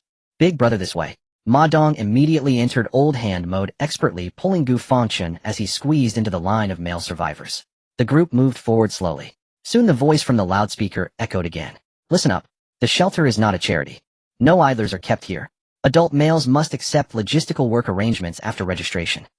The work tasks include construction, transporting supplies, cleaning the environment, and kitchen chores. By completing the daily task quota, you can receive 2 full meals and clean drinking water. If you slack off, you'll only go hungry." This cold and harsh announcement caused the crowd, who had just escaped with a glimmer of hope, to erupt in a suppressed, "Did you see that, big brother?" Ma Dong leaned close to Gu Fangchen's ear, lowering his voice with the tone of an experienced person. "There's no such thing as a free lunch in this world. But don't worry, I know the ropes here." He scanned the area with shifty eyes and continued, "Construction work is the deadliest. It's exhausting and dangerous. You might get buried if the walls collapse one day. Environmental cleaning is the most disgusting. Handling garbage and corpses can easily lead to disease. So the best option is to work in supply transport." Ma Dong's eyes sparkled with excitement. Although the warehouse work is tiring, there are fewer thugs supervising, and the space is large with many corners to take breaks. "When we register later, we'll find a way to get into the transport team." He was already planning how to use his special relationship with Gu Fangchen, this important person, to smooth things over with the clerk in charge of registration. However, Gu Fangchen seemed not to hear his lengthy discourse, and simply asked, "What does the kitchen do?" Ma Dong was taken aback for a moment, then a look of revulsion appeared on his face. "My dear brother, please don't even think about going to that place. That's work no human should do. The entire shelter's cooking for tens of thousands of people is managed there. 16 hours a day you either wash and cut vegetables or haul hundreds of pounds of ingredients around." He paused, revealing an even more terrified and disgusted expression, and added in a low voice, "And the worst part is you have to handle those low-level mutated beasts brought back from the front lines. They're slaughtered and cut up for the warriors. Big brother, you haven't seen that scene. The blood flows like a small river, and the stench lingers for 3 days. Forget about sneaking a bite, just the smell makes you want to vomit. It's hot, exhausting, and noisy with no time to..." Those responsible for the kitchen are all veteran thugs who used to be cooks. Their temper's worse than a stinking pit. Anyone who dares to slack off will get a ladle thrown in their face. Ma Dong gestured nervously. "In short, the kitchen is the hardest, most exhausting, and least rewarding of all these laborious jobs. Not even a dog would go there." "Really?" Gu Fangchen nodded after listening. Ma Dong thought he had persuaded him, and quickly nodded in agreement. Yes. Then let's go to the kitchen." Gu Fangchen calmly interrupted him, his tone leaving no room for argument. Off. Ma Dong's jaw nearly dropped to the ground. He dug at his ears, suspecting he was hearing things. Big brother, you're not joking, are you? Going to the kitchen? Gu Fangchen ignored him and gazed into the distance toward the registration area, his expression profound. Going to the kitchen was not about experiencing life. It was about seizing attributes. It was about survival. His mind was clear at this moment. The slaughter and plunder system was his only support for surviving in this brutal world. And the core of the system was to kill mutated beasts. But what was his identity now? A normal high school student with a congenital qi and blood blockage in official records, a survivor who had just escaped from a disaster zone. With this identity, could he go to the battlefield? Almost impossible. Forget about applying to become a reserve warrior. He would probably be kicked out by the officer in charge of recruitment the moment he opened his mouth, seen as either a madman or a speculator trying to take advantage at the front lines. Even if he did make it to the battlefield with his current strength, he would be no different from cannon fodder. So aside from going to the battlefield, was there a safe and simple way to grow stronger? Yes, brother, there is. The kitchen. In the eyes of Ma Dong and the others, it was a filthy, tiring job that even dogs would avoid. But in Gu Fangchen's eyes, it was not a kitchen at all. It was a gold mine disguised as a place of filth. A treasure trove filled with experience packs. As long as he could become a kitchen worker responsible for slaughtering and cutting those mutated beasts brought back from the front lines. Then each swing of the knife, each handling might be deemed as plunder by the system. He would transform into a butcher, secretly absorbing power and quietly accumulating wealth in unnoticed corners. As for why he had to grow stronger, it was because everything he had just experienced had made him deeply aware of the nature of this world. It was a barefaced, dark jungle where strength reigned supreme. Without power you were but fish on the chopping board at the mercy of others. Your life in this world would no longer belong to you. It would depend on the whims of the strong. Just like those warriors who would prioritize rescuing the wealthy for bounties, while telling commoners like them, we have no time to spare. Just like Xia Liuli, her appearance was like a deity descending, easily deciding their fates.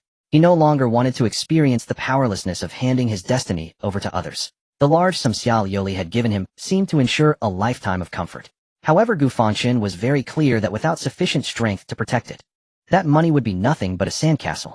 The next time a beast tide came, or if he encountered a malevolent warrior, everything would turn to dust. Money can buy comfort, but it cannot buy dignity. It certainly cannot buy the right to control one's life. Only power.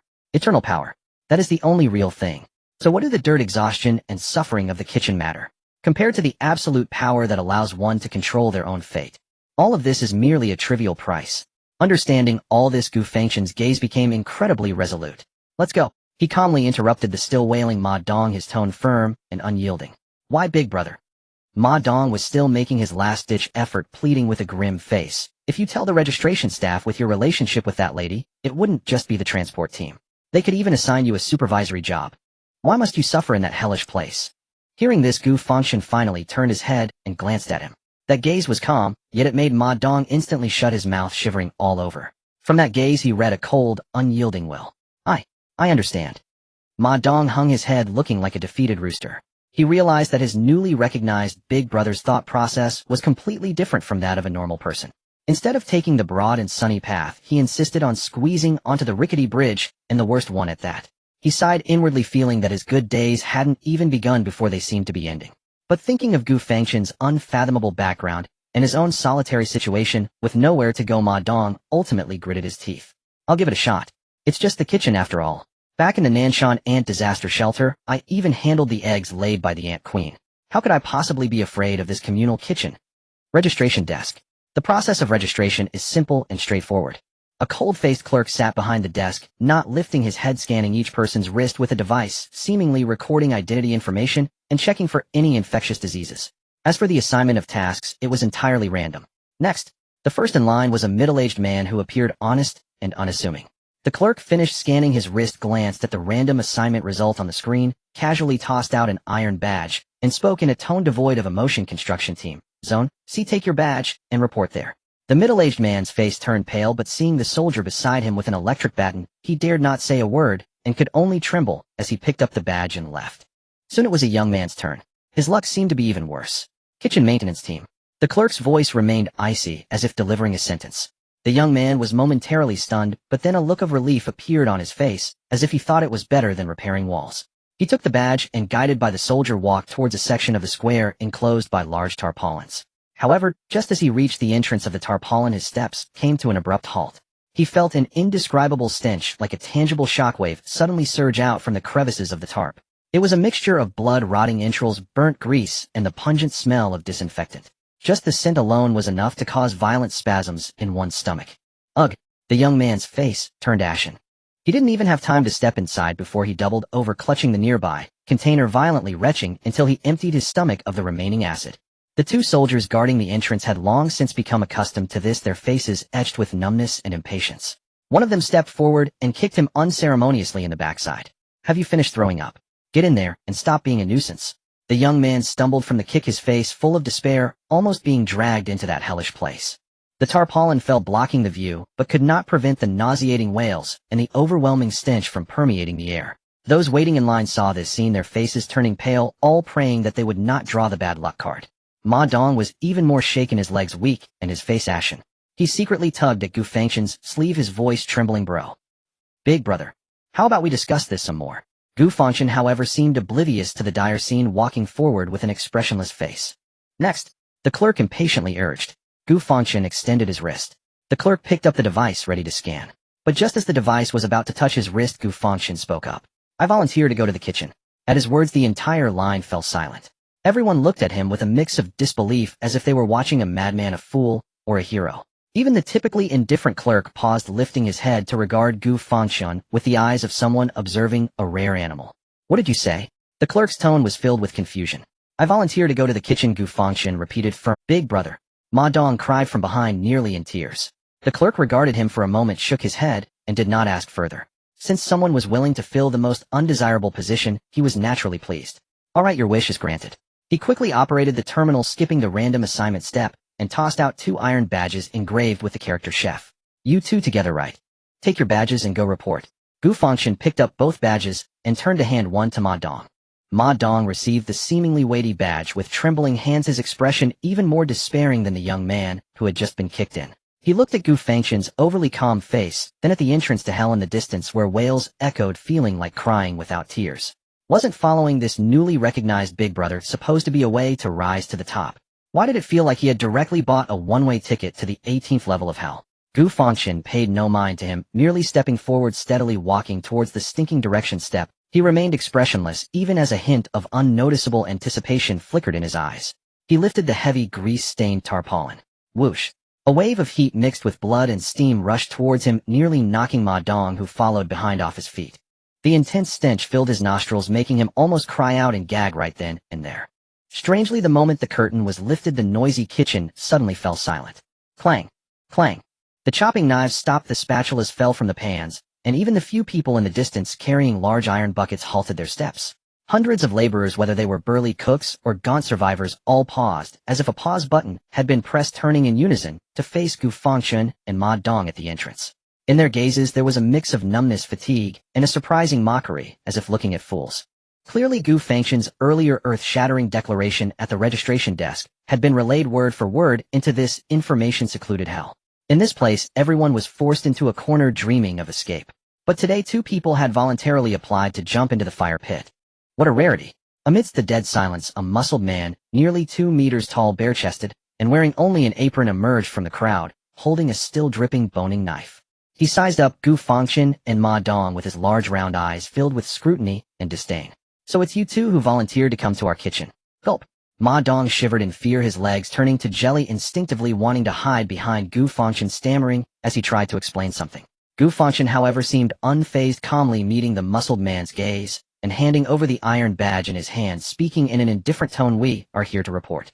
Not a trace of tension, not a shred of fear, as if he had not entered a hellish labor camp, but rather stepped into the kitchen of a 5-star hotel to conduct an inspection. The burly man's sneer froze mid-expression, clearly unprepared for such audacity from a student who appeared frail and scholarly. He grunted, snatched the iron badge, glanced at it dismissively, then tossed it into a nearby metal bin overflowing with debris. With the blunt edge of his cleaver, he slapped Gu Fangchen's shoulder, so hard that Ma Dong beside him flinched, instinctively, heart pounding. "All right, you've got guts." The man bared a grin, revealing teeth stained yellow by years of smoke. "Since you volunteered, we'll assign you some special tasks." He turned and pointed his cleaver toward the deepest recess of the kitchen, a blood-slicked corner enclosed by their 6 massive grotesque beasts hung suspended by iron chains, hulking black-furred monstrosities with protruding fangs and eyes glazed with exhaustion. Their bodies bore deep gashes and scorch marks. Clearly battle-worn veterans recently withdrawn from the front lines, barely clinging to life, yet still twitching occasionally and emitting low guttural growls. Those are today's fresh arrivals, the black-armored boars, half-dead, perfect for your initiation. They're yours now. His voice dripped with malicious amusement. Clean them before dusk. Separate bone from flesh, hollow out the viscera. Not a single scrap may be wasted. Do well, and you'll earn extra meat tonight. Fail. He brandished his cleaver with a cold smirk. Then you two will replace the pork on the chopping block. He turned away without another glance and roared at the others. What the hell are you gawking at? Finished your work already? You itching for a lash? Instantly the kitchen erupted once more into chaotic clamor. Ma Dong stared at the wounded beasts, still radiating raw savage menace, and then at the thick, dried blood coating the floor. His knees buckled, he nearly collapsed outright. Dismembering a corpse, he could grit his teeth and endure it. But this was forcing him to deliver the final blow to creatures still breathing. If one boar lunged in its death, throws it could tear half his torso clean off. He was doomed. His life, utterly ruined. Yet when he turned despairingly toward Gu Fangchen beside him, he found no fear, not even revulsion, on his new elder brother's face. Instead, a blazing, incomprehensible fire burned in his eyes, the ravenous ecstasy of a starving wolf spotting a flock of sheep. Ma Dong's scalp prickled. Was this elder brother truly afflicted with some unspeakable obsession? Gu Fangchen paid no heed to Ma Dong's crumbling psyche behind him. He strode straight to the tool rack, bypassing the polished kitchen knives, and seized the heaviest, most brutal weapon there, a thick-bladed nicked cleaver built for splitting bone. He tested its weight in his palm. Perfect. Then he advanced toward the nearest black-armored boar suspended by chains and groaning in agony. The elder brother. What are you going to do? Ma Dong's voice trembled uncontrollably. Gu Fangchen did not reply. He positioned himself beside the beast, watching its chest heave weakly, feeling the faint yet ferocious pulse of its dying life force. In the next instant he moved, gripping the cleaver with both hands, channeling his surging 231 points of blood chi energy directly into his arms. With no wasted motion, he brought the blade down in a single decisive arc, straight across the boar's thick, sinewy neck. A sickening thwack echoed through the air. Under the force of his strike, the heavy blade sliced through hardened bone and dense hide as effortlessly as a knife through soft tofu. The boar's head, still twitching, launched skyward and rolled aside, while a geyser of foul, copper-scented blood erupted, drenching Gu Fangchen from head to toe. One strike, instant death. The slaughterhouse fell into eerie, absolute silence. All onlookers stood frozen, stunned by the brutal surgical precision of the act. Yet Gu Fangchen remained oblivious, because within his mind a chime rang, more beautiful than any music ever heard. Ding! Beast class abomination slain, black armored boar 1100. Soul-stealing success. Blood chi 1. System notice: upon slaying 100 low-tier specimens of the same species, core racial talent may be acquired. Blood chi 232, 1, 700 points. A faint but pure warmth surged once more through his limbs and marrow. Though far less overwhelming than the surge after slaying the shadow leopard, the tangible sensation of growing stronger filled him with profound satisfaction. More importantly, slay 100 and claim their innate talent. 5 lay before him now, and daily the front lines would deliver fresh waves of grievously wounded abominations. This was no infernal kitchen. It was a paradise forged expressly for him, a private, risk-free dungeon where he could grind relentlessly, ascending without peril. At that thought, Gu Fangchen could no longer contain his elation. Standing amid the crimson pool, he began to chuckle, softly yet unmistakably. That laugh carried clearly to every ear around him. Not the shriek of madness, nor the snarl of bloodlust, but a genuine, unguarded mirth. Amidst the gore and stench, that sound chilled the spine more deeply than any wail of ghosts or howl of wolves. Holy sure. He's a freak, someone stammered from the crowd, and instantly every face mirrored that trembling consensus. Their expressions shifted from mockery to utter terror. He'd just slaughtered a monster, been drenched in its blood, and laughed. This boy's mind was unquestionably fractured, a full-blown lunatic. Even the burly man, his face once twisted with scorn, now wore only stunned disbelief. He'd worked this kitchen for 5 years, seen men weep, soil themselves, and steel themselves with grim resolve. But never had he witnessed anyone like this handsome youth, drenched in gore, savoring the moment and laughing aloud with unmistakable delight. The burly man swallowed hard, straining to maintain his imposing authority as he stepped forward, cleaver in hand. What on earth are you laughing at? Get it done quickly. He pointed gruffly at the wild boar's carcass and barked, start with an incision along the belly to drain all the blood, then remove the entrails. Watch closely, cut here. Don't rupture the gallbladder or the entire slab of meat will be ruined. As he spoke, he prepared to demonstrate the proper procedure himself for this disturbingly unorthodox novice. Yet before the words left his mouth, he saw Gu Fangchen's eyes suddenly flare with startling brightness, and his expression shift into one of pure, eager anticipation. The young man leaned forward eagerly and pointed at the boar's abdomen. Is it here? Then I just pull everything out from inside, right? His gaze was as guileless and earnest as a model student seeking clarification on a difficult problem. His tone, however, brimmed with childlike excitement, as if he'd just discovered a dazzling new toy. All the burly man's carefully rehearsed instructions instantly lodged in his throat. He stared into Gu Fangchen's glittering eyes, then down at the boar's lifeless wide-eyed head lying on the ground. A chill surged up his spine, racing from his coccyx straight to the crown of his skull. This kid is utterly unnerving. Instinctively the man took a step back, putting distance between himself and this newcomer, radiating an unmistakable aura of unsettling intensity. He cleared his throat twice, desperately masking his flustered composure and the icy dread rising from deep within his gut, the thick knot of his atoms apple-bobbing visibly. Ahem. Fine. Looks like you've got a natural gift for this. He hastily rebranded Gu Fangchen's disturbing enthusiasm as exceptional aptitude, as if that reframing might salvage his own dignity. Since you clearly already know what you're doing, these 5 are yours to handle. His gaze darted evasively, refusing to meet Gu Fangchen's eyes again. I need to check on the soup simmering over there. Can't let it scorch. With that he turned and fled, like someone fleeing a plague, abandoning demonstration entirely. His stride was hurried and sharp. Without glancing back, he plunged headlong into the crowd on the opposite side, shouting loudly as he walked, perhaps trying to convince himself and everyone else that he remained undisputed master of this domain. What are you all staring at? Finished your tasks yet? The laborers watching idly scattered under his roar, returning dutifully to their work. Yet countless furtive glances laced with awe and trepidation kept flickering toward the slaughter zone, drawn to this newly arrived ruthless prodigy. In an instant the entire slaughter yard fell silent, leaving only Gu Fangchen and Ma Dong, who stood utterly petrified. Ma Dong was dumbstruck, rooted to the spot, like a weathered stone statue, still clutching the cold iron badge in his trembling hand. He glanced at Gu Fangchen, already lifting his cleaver with gleeful focus toward the second black-armored wild boar, then at the retreating back of the burly man who had all but bolted in panic. His mind simply ceased functioning. This isn't how it was supposed to go. Where was the infernal kitchen they'd warned him about? How could the man who commanded absolute respect from everyone here be sent fleeing? Not by force, but by a single glance and a few casual words from his own new senior brother. Who exactly is in charge here? In mere minutes Ma Dong felt his entire worldview shatter, reassemble, and then shatter anew. What should he do now? Step forward and help. But at the sight of the twitching carcass and the gory entrails strewn across the floor, his stomach churned violently. Or stand frozen here. Yet watching his senior brother's animated, almost joyful engagement standing idle felt profoundly inappropriate. Just as Ma Dong wrestled inwardly with indecision, Gu Fangchen's blade flashed, swift, precise, decisive, and the second black-armored wild boar slumped lifeless to the ground. Ding. Beast class aberrant slain, black-armored wild boar 2100. Acquisition successful. Vital Chi 1. Vital Chi 233, 700 points. Another warm current flooded his body, prompting Gu Fangchen to sigh luxuriously. That single soft exhalation silenced the entire yard. A stunned hush blanketed the space, as if reality itself had paused in disbelief. Is this even human? Killing pigs, and moaning with pleasure. What kind of farce is this? Just as stunned silence gripped the crowd, Gu Fangchen turned, his brow faintly furrowed as he regarded Ma Dong, still paralyzed where he stood. Why are you still standing there? Gu Fangchen's voice snapped Ma Dong back from his daze. I. Ma Dong stammered, tongue-tied. Gu Fangchen gestured toward a smaller cleaver resting on the tool. Go fetch it. Then slit open the belly of the freshly slaughtered boar. I'll show you how to process it. His tone was utterly matter-of-fact, as if instructing him to wash a head of cabbage. Ma Dong jolted upright.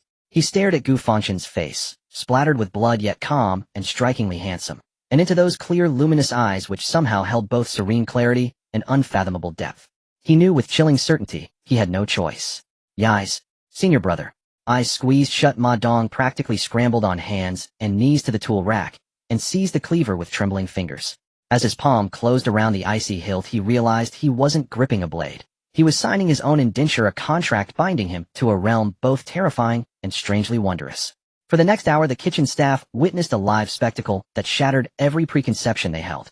Under Gu Fangchen's cool, methodical guidance, Ma Dong, though still shaking and unsteady, managed haltingly to learn how to bleed the carcass and make the abdominal incision. Gu Fangchen, meanwhile, moved like an inexhaustible machine. Each swing of his bone-splitting cleaver was surgical, precise, lethal, flawless, delivering the final blow, draining blood, opening the thorax, separating flesh from bone. A sequence demanding considerable skill and stamina from seasoned veterans flowed from his hands with effortless grace, so swift and fluid it blurred before the eye.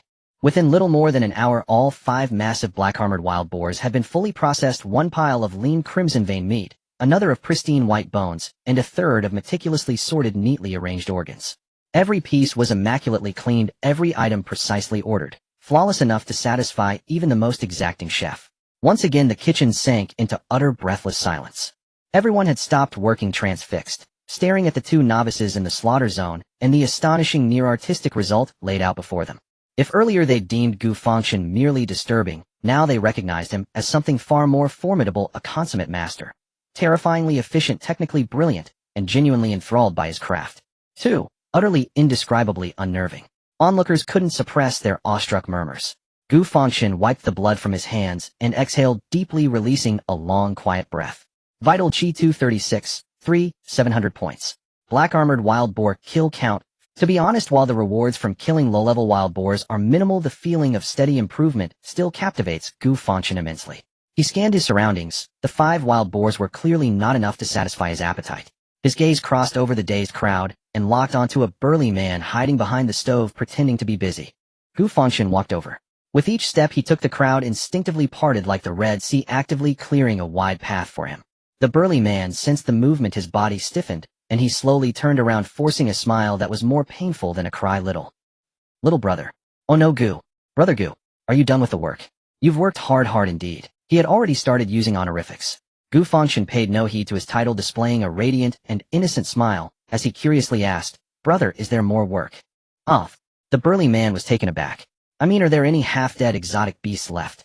Gu Fangchen's smile widened, his tone filled with anticipation. "These few aren't quite enough to kill." Gulch. The burly man swallowed hard, feeling a chill shoot up from his soul. "Not enough to kill? Is that even human language?" He looked at Gu Fangchen's harmless smile, then recalled his brutal and efficient methods, shivering in fear. After recovering from his shock, he hurriedly nodded and bowed, saying, Yes, of course there are." He pointed to a massive cold storage door behind the slaughtering area, his voice slightly pitchy. "There's another batch in the cold storage that needs to be handled with care, as instructed above. About around 20 heads left." 20 heads. Upon hearing this number, Gu Fangchen's eyes instantly. He smiled in satisfaction, patting the burly man's sturdy shoulder. "Great job, brother." After saying that, he turned to Ma Dong, who was still dazed not far away, and instructed Ma Dong. Here, big brother." Ma Dong snapped to attention, standing upright. "Go get a trailer to transport the wild boars from the cold storage. I'll take care of the slaughtering." Gu Fangchen's tone was not to be questioned. Hearing this, Ma Dong's face erupted with the joy of a survivor. Just responsible for transporting. No need to slaughter them himself. Damn, that's great. He would much rather just transport. Making him finish off those still gasping for breath was worse than killing him. "All right, big brother. No problem, big brother. I guarantee the task will be completed, big brother." Ma Dong nodded fervently, as if afraid Gu Fangchen would change his mind, and rushed to the corner to pull a metal trailer used for transporting ingredients, fleeing towards the cold storage door, without looking back. Meanwhile, Gu Fangchen returned to the blood-soaked slaughtering area, picked up the bone-cutting knife, and sharpened it on the whetstone, with a swish-swish sound that made one's teeth ache. He stood there waiting for the new ingredients to arrive, a slight smile of contentment on his face. Everyone in the kitchen, without exception, was dumbfounded. This is how a poet wields a weapon. Soon Ma Dong returned, exerting himself to transport the barely breathing black-armored wild boars from the cold storage to the slaughtering area one by one. With each one he brought, Gu Fangchen would swiftly knife them cleanly and efficiently, finishing the task. Then while Ma Dong dealt with the next one, Gu Fangchen had already disemboweled the previous carcass, separating bone from flesh. The two formed a bizarre yet efficient assembly line, one responsible for transportation and preliminary processing, the other for the coarse slaughtering and detailed cutting. Gu Fangchen's movements became faster and more proficient. He didn't even need to look. The knife in his hand seemed to have eyes, always finding the most effortless angles and the perfect cutting lines. Blood pooled at his feet, forming a small stream, while the neatly processed corpses of exotic beasts were stacked beside him. The other workers in the kitchen had long stopped their tasks, all gathered outside the slaughtering area, silently watching this personal showcase. Their expressions transitioned from initial shock to gradual numbness, eventually giving way to a hint of reverence. Damn. This is too fierce. This is no longer just simple labor. It's an art. A bloody and violent art. When the last black-armored wild boar was perfectly dissected, the sky had completely darkened. The spotlights of the shelter illuminated the entire square, as if it were daytime, signaling the end of a day of hard labor. Ding. Killing beast-level exotic beast black-armored wild boar, 25,100, plunder successful. Vitality 20. Host Gu Fangchen Vitality 256, 27 points. Talent Breath Detection Shadow Steps Technique, none. Feeling the surge of power within him, once more Gu Fangchen contentedly set down the bone-cutting knife in his hand. In just one afternoon his vitality increased by 25 points. This number compared to the terrifying gains from killing the shadow leopard was merely a drop in the bucket. Yet Gu Fangchen was exceptionally excited, because he understood precisely what this meant. It meant he had found a perfect beginner's village to madly grind attributes with no risk. The rewards for killing disaster-level exotic beasts are high, but they come at the cost of life and death, filled with uncertainty. Here he could steadily harvest dozens of attribute points every day, little by little accumulating grains of sand to form a tower. Before long his strength would experience a qualitative leap. Thus this seemingly insignificant 25 points of attributes were worth their weight in gold in his eyes. Moreover, with a system in place, if he still complained about his situation, it would feel like being ungrateful after getting a bargain. No worries, no worries. As long as there's something, he wouldn't be picky. With that thought he chuckled again, leaving everyone dumbfounded. Just then ding, ding, ding. A series of hurried bell tolls rang out signaling mealtime. Work's done. Everyone put down your tasks and line up for food. The burly man's voice sounded again, but this time his gaze involuntarily drifted towards Gu Fangchen, his tone lacking the previous roughness and infused with more politeness. He approached Gu Fangchen looking at the mountain of meat and bones, a complex smile forming on his face. Gu. Brother Gu, thank you so much. Thanks to you the brothers would have had to work overtime tonight otherwise. No problem, it's the least I could do. Gu Fangchen waved his hand, feeling quite pleased. Let's go, time to eat. I saved the best meat for you. The burly man enthusiastically called out, his attitude a stark contrast to earlier. Gu Fangchen nodded and said to Ma Dong, who was exhausted and barely able to breathe, let's go, time to eat. Okay, big brother. Ma Dong responded weakly, feeling as if half his life had been drained. The crowd arrived at the cafeteria area of the kitchen, where several large pots of steaming food had already been set out. The survivors' meals were quite simple, consisting of a paste-like synthetic nutrient paste paired with a few pieces of black bread. At that moment a sturdy man personally walked over to a small pot that was being guarded separately, nodding and bowing to the soldier on duty before being allowed to lift the lid. An intense aroma of meat instantly wafted from the pot. This scent was completely different from the synthetic taste of the large pot meals, exuding a wild primal allure that could awaken the deepest hunger in anyone. It's chi blood meat soup. Oh my god, that's something only warriors can enjoy. The workers lined up around the pot had their eyes instantly reddened, staring intently at the small pot, swallowing hard with unabashed desire and envy filling their expressions. The flesh of exotic beasts contains faint energy. Although ordinary people cannot become warriors by consuming it long-term, it can strengthen their bodies and enhance their resistance. In any base, exotic beast meat is a strictly controlled strategic resource. Thus only the warriors fighting on the front lines and the high-ranking officials of the base are qualified to partake. Yet now the sturdy man personally scooped out 2 large bowls of tender, richly flavored exotic beast meat from the warriors' exclusive pot for Gu Fangchen and Ma Dong. This was no longer a simple privilege. It was a symbol of status, a highest respect for absolute power. Those workers who previously looked down on Gu Fangchen now didn't even dare to feel envy. All that remained was deep reverence. They understood that this new freak had already won the true voice of the kitchen with his unfathomable strength. Ma Dong held the bowl of aromatic immortal soup with trembling hands. As he looked at the tender, well-cooked exotic beast meat in the bowl, tears suddenly streamed down his face. This time it was genuine emotion. For the first time in his life, he was tasting this legendary dish. In other shelters, even being able to smell it was considered lucky. Big brother. I. He was so excited that he stuttered, and the look in his eyes towards Gu Fangchen had transformed from opportunism to complete admiration and fervor. Following his big brother truly meant having meat to eat. Gu Fangchen found his pathetic appearance somewhat amusing, but he felt no contempt in his heart. Just as Gu Fangchen was about to dig in, Ma Dong made an unexpected move. He carefully used his shaking chopsticks, trembling with excitement, to pick up the largest, juiciest piece of meat from his bowl and placed it into Gu Fangchen's bowl. Big brother. You eat. His voice was thick with nasal tone and a hint of crying, yet it brimmed with undeniable sincerity. For someone who had been starving for too long, this piece of meat might be more important than his own life. Yet he unhesitatingly offered it to Gu Fangchen. Gu Fangchen glanced at the extra piece of meat in his bowl, then at Ma Dong's tear-streaked face. His gaze slightly shifted. This Ma Dong was smarter and more sensible than he had imagined. Gu Fangchen did not refuse or say much. He calmly picked up the piece of meat and placed it in his mouth. Then he looked at Ma Dong and said softly, "Eat." These simple 2 words struck Ma Dong's heart like a divine decree. Ma Dong abruptly looked up, gazing at Gu Fangchen's calm face, his lips quivering without a word. He just nodded repeatedly, then buried his face in the bowl, devouring with abandon. Seeing this, Gu Fangchen finally withdrew his gaze, lifted his own bowl, and began to eat heartily. After an afternoon of intense labor, he was indeed hungry. The warm meat soup flowed into his stomach, transforming into a stream of warmth, nourishing his newly enhanced body, providing immense comfort. He enjoyed the meal thoroughly. The countless envious and jealous gazes around him became the best side dish. After finishing the meal, the burly man with a face full of muscles personally led Gu Fangchen and Ma Dong through the noisy plaza to the survivors' temporary dormitory area. The dormitory was a large common sleeping area transformed from a row of giant shipping containers. Inside there were dozens of bunk beds crammed closely together, and the air was filled with the unpleasant mixed smells of sweat, foot odor, and cheap disinfectant, a stark contrast to the enticing meat aroma from the cafeteria just moments ago. Brother Gu, Brother Ma, the conditions are rudimentary, please bear with it. The burly man pointed to two relatively clean empty beds in the corner, wearing a slightly flattering smile. I specifically spoke with the dormitory manager, no one dares to occupy your spots. Before leaving, he earnestly cupped his fists towards Gu Fangchen and said solemnly, my name is Zhang Hu. I was a cook in the army before. In the kitchen from now on, feel free to command me. As long as old Zhang can do it, I won't hesitate. This statement was tantamount to completely surrendering the voice of the kitchen.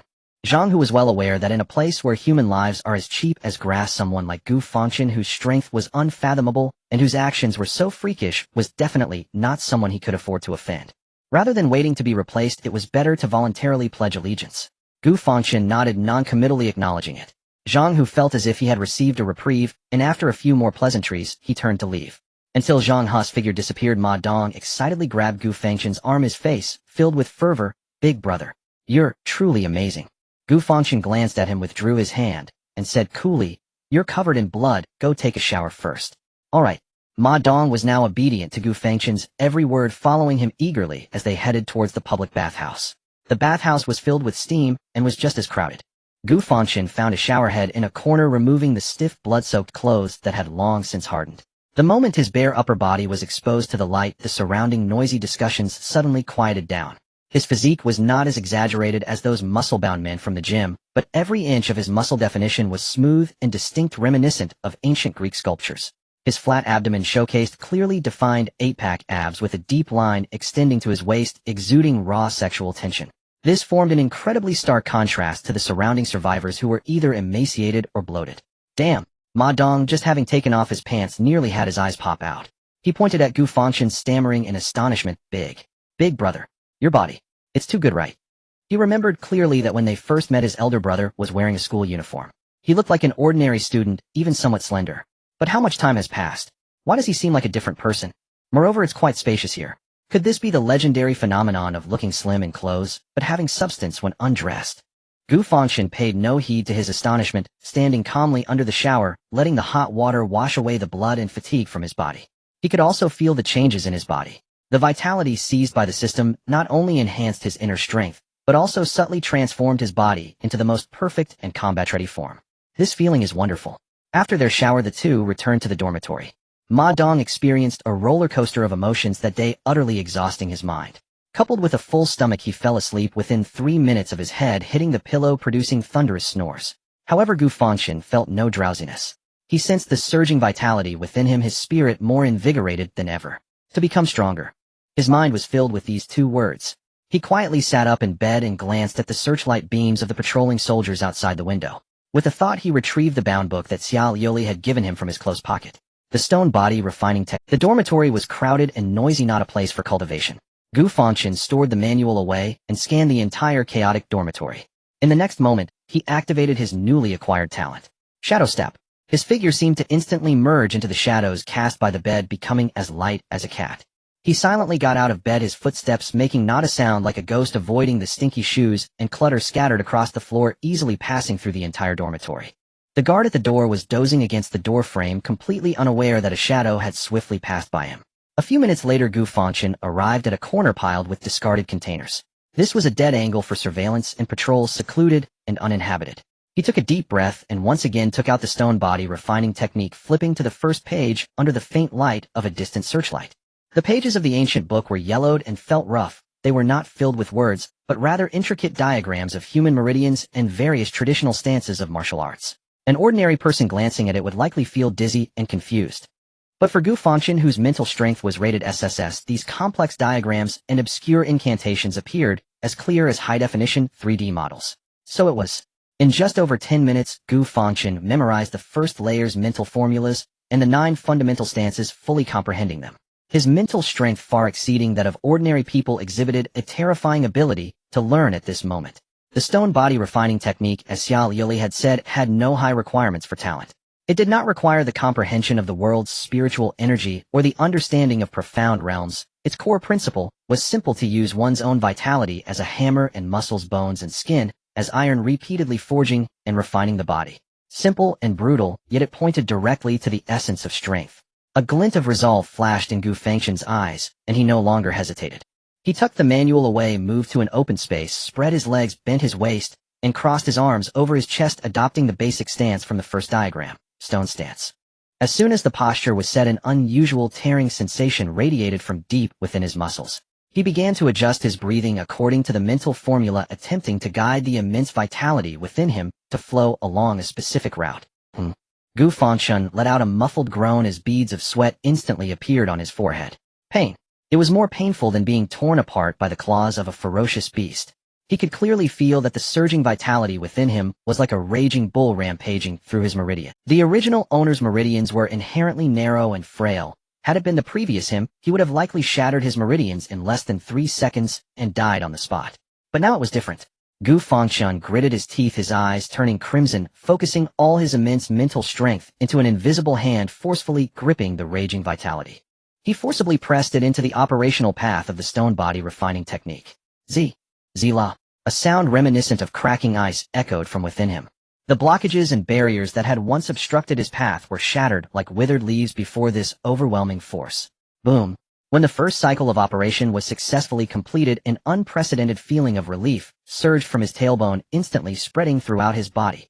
The formerly raging vitality became gentle and heavy like boiling molten iron, repeatedly tempering his muscles, bones, and skin.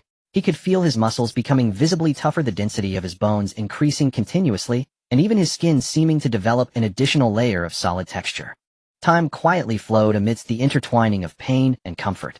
When Gu Fangchen completed the 4th stance and felt that half of his vitality was consumed, he slowly finished his practice, exhaling a breath laced with a faint fishy smell. He looked down at his hands and clenched them tightly. Crack, crack. A series of crisp popping sounds erupted from his joints, and a surge of power far exceeding before emanated from his palms. Just half of the first layer, and the effect is this astonishing. Gu Fangchen was shaken. He eagerly summoned his system panel. Host Gu Fangchen Vitality 256 Vitality, further condensed explosive power, increased 700 points. Realm, first stage, early mental strength rating, SSS talent, breath, sensing, shadow step technique, stone body, refining technique, first layer 45 indeed. Although the vitality value hadn't changed, a line of light golden notes appeared below, clearly showing his cultivation progress in the technique. Although he still had 253 points of vitality, the strength he could exert was absolutely far beyond what he could before cultivation. If the previous vitality was like loose sand, then now it was like cement that had been partially compacted. The total amount seemed unchanged, but the density and hardness were no longer comparable. Good. Excellent. A brilliance erupted in Gu Fangchen's eyes. He clenched his fists tightly, feeling the surging power within him. Tomorrow I will go to the kitchen and hunt 100 black-armored wild boars to secure my talent first. With that thought, he tidied up and activated Shadow Step, once more returning silently to the dormitory and lying down to sleep peacefully. The next day the sky was still dimly lit. When the piercing wake-up horn sounded, Gu Fangchen had already opened his eyes, his gaze clear and devoid of any drowsiness. After a night of cultivation and rest, he not only replenished his consumed vitality, but also felt invigorated, as if he had boundless energy. Big brother, good morning. Ma Dong rubbed his sleepy eyes and yawned as he climbed down from the top bunk. When the two returned to the kitchen, the atmosphere was completely different. The manager Zhang, who had been waiting at the door, and upon seeing Gu Fangchen, he greeted him with a beaming smile. Brother Gu, good morning. How did you rest last night? Breakfast is ready for you, and Brother Ma, it's the special vitality meat soup for warriors. The looks from the surrounding workers towards Gu Fangchen had transformed from fear to pure reverence. In this place, strength is the best passport. Gu Fangchen did not engage in pleasantries. After finishing breakfast, he directly headed towards the bloody slaughter zone. Brother Gu, there are still over 70 heads in the cold storage today. Zhang, who followed closely behind, eagerly reporting on the work with a very humble demeanor. Got it. Gu Fangchen picked up the familiar thick-back, bone-cutting knife, and simply replied with 2 words. Soon Ma Dong transformed back into a transport captain, bringing over a barely breathing black armored wild boar. And Gu Fangchen began his new day of slaughtering work. But as soon as the first knife fell, everyone watching widened their eyes in astonishment. Quick. So fast. If yesterday Gu Fangchen was merely a skilled and efficient butcher, today the knife in his hand had turned into a silver flash of lightning. His figure danced between the wild boars, and with every twist of his wrist, every drop of the knife's edge was as precise as a textbook, with not a single superfluous movement. Puff! With a flash of the knife, a wild boar's head flew up. Before the blood geyser could spray, his figure had already appeared beside the next wild boar, swiftly slicing open its belly. The entire process flowed seamlessly, fast enough to leave people dazed. Zhang Hu and the other workers were all dumbfounded. They were seasoned veterans in this line of work, confident in their understanding of the structure of a pig. Yet they had never witnessed such terrifying knife skills. Yesterday Gu Fangchen needed 1 or 2 minutes, but now from the finishing cut to the separation of bones and meat, he compressed the entire process down to a mere 30 seconds. Efficiency increased several times. Ma Dong's transport speed was even struggling to keep up with Gu Fangchen's slaughtering pace. Is this really a human? An old worker dropped the spatula in his hand with a clatter, murmuring to himself. Every day is different. This kid is a monster. Zhang Hu's forehead broke out in fine cold sweat. He finally understood how wise his choice had been yesterday. For someone like him, not only is it unwise to offend him, but even being a gopher under him is a tremendous blessing. Meanwhile, Gu Fangchen was completely immersed in the exhilaration of rapidly growing stronger. The cultivation of the stone body refining technique had brought his control over his body to an entirely new level. With every swing of the knife, he could feel the efficiency of his power usage surpassing yesterday by more than 1 tier. Ding. Killed beast level exotic beast black armored wild boar 50,100. Ding. Killed beast level exotic beast black armored wild boar 78,100. Ding. Killed beast level exotic beast black armored wild boar 99,100. The system's prompt echoed continuously in his mind, and his vitality value steadily increased. Finally, when Ma Dong panting heavily dragged the last black armored wild boar in front of him, Gu Fangchen took a deep breath, and a sharp light burst forth from his eyes. This one will do. He did not employ any fancy techniques this time. Instead, he returned to simplicity, using the most straightforward and direct method to deliver a single slash. Puff! With a swift motion, the knife fell. In that instant, a system prompt with a metallic resonance entirely different from before exploded in his mind. Ding!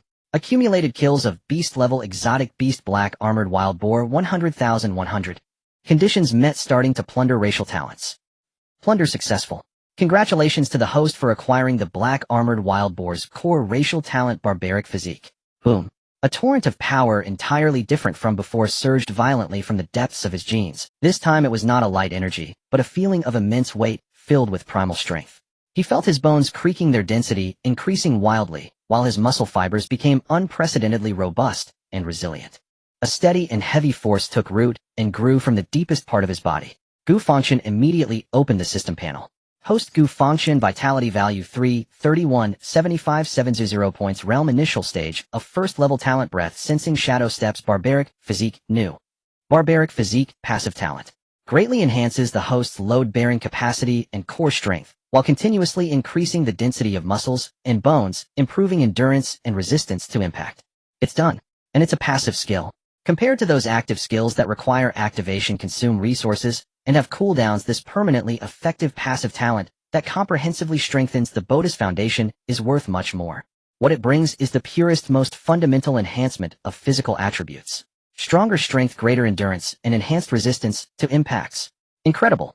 Gu Fangchen stood in the pool of blood, slowly lifting his head, feeling the weighty and resilient power. Within him, a sinister smile crept onto his lips. That smile in the eyes of those around him made them collectively gasp in horror, their backs instantly drenched in... It's so damn chilling. Gulp. Manager Zhang, who swallowed hard, feeling his legs go weak. He saw the surrounding workers had turned pale with fear, forgetting about their tasks, and knew he had to do something. Steeling himself, he forced a smile that looked worse than crying and cautiously approached. Brother Gu. You've worked hard. Zhang Hu nodded and bowed, his tone filled with reverence. Today's work. You have already exceeded your quota. How about you take a break? We can handle the rest. He only wanted to quickly get this Grim Reaper to leave, otherwise his team wouldn't be able to work today. However, Gu Fangchen seemed not to have heard the implications in his words, merely licking his lips with lingering desire, turning to him and asking curiously, "Is that all?" Huh. Zhang Hu was taken aback. What I meant was, Gu Fangchen twirled the bone-cutting knife in his hand, his tone carrying pure confusion. Are there no more live ones? No more. No more. Really no more. Zhang Hu was so frightened by his action that he quickly waved his hands, his voice changing pitch. That's all that was brought from the front line. The next batch. The next batch won't arrive until tomorrow. Oh, I see. Gu Fangchen revealed a hint of barely perceptible disappointment on his face and casually stabbed the blood-stained bone-cutting knife into a nearby pile of pork. Then him off first. After saying that, he ignored everyone and turned around, walking out of the kitchen with an air of nonchalance as the workers parted like the Red Sea. Seeing this, Ma Dong, who was exhausted but unusually excited, immediately dropped his work and tried to follow him with a flattering expression. Big brother, wait for me. Just as he took a step forward, a large hand like a fan suddenly pressed down on his Ma Dong turned around to see the stern-faced Zhang Hu. Where do you think you're going? Zhang Hu's voice regained its usual gruffness and authority. I'm going to rest with Big Brother, Ma Dong said matter-of-factly. Zhang Hu snorted coldly, pointing to the mountain of meat and entrails in the slaughtering area, and shouted unkindly, Brother Gu, is Brother Gu, and you are you. He can leave, but you cannot. Do you see that pile? If you don't finish it before dark, don't expect to have dinner. Ma Dong's smile instantly froze. He looked at Gu Fangchen's carefree figure disappearing in the distance, then at the sea of corpses and blood before him, feeling like he wanted to cry, but had no tears. Gu Fangchen ignored Ma Dong entirely. Returning to the communal shower, he rinsed away blood and exhaustion with scalding water once more. This time he sensed with startling clarity how his muscles and bones, fortified by the savage physique talent, had grown denser, heavier, and unyielding. It was a power imbued with profound security. He did not return to the dormitory. Instead, he moved with practiced ease toward the secluded corner of an abandoned shipping container. Gu Fangchen drew a deep breath and assumed the rock-steadfast stance once again. Boom. As the cultivation technique activated, the over 300 points of vital energy coursing within him surged like ignited magma, roaring, unstoppable. Empowered by the savage physique talent, his meridians had grown significantly more resilient, and his capacity to channel vital energy had vastly increased. Yesterday's excruciating cultivation ordeal now remained painful, but wholly bearable. He stood like an ageless stone sculpture, unwavering, advancing from one stance to the next without pause. Sweat streamed from his temples like rivulets, rapidly soaking the ground beneath him. At last, after flawlessly executing the final stance of the first layer, mountain anchor form, his vital energy coalesced into a torrential flood, shattering an invisible barrier. A faint resonance vibrated from the marrow of his bones.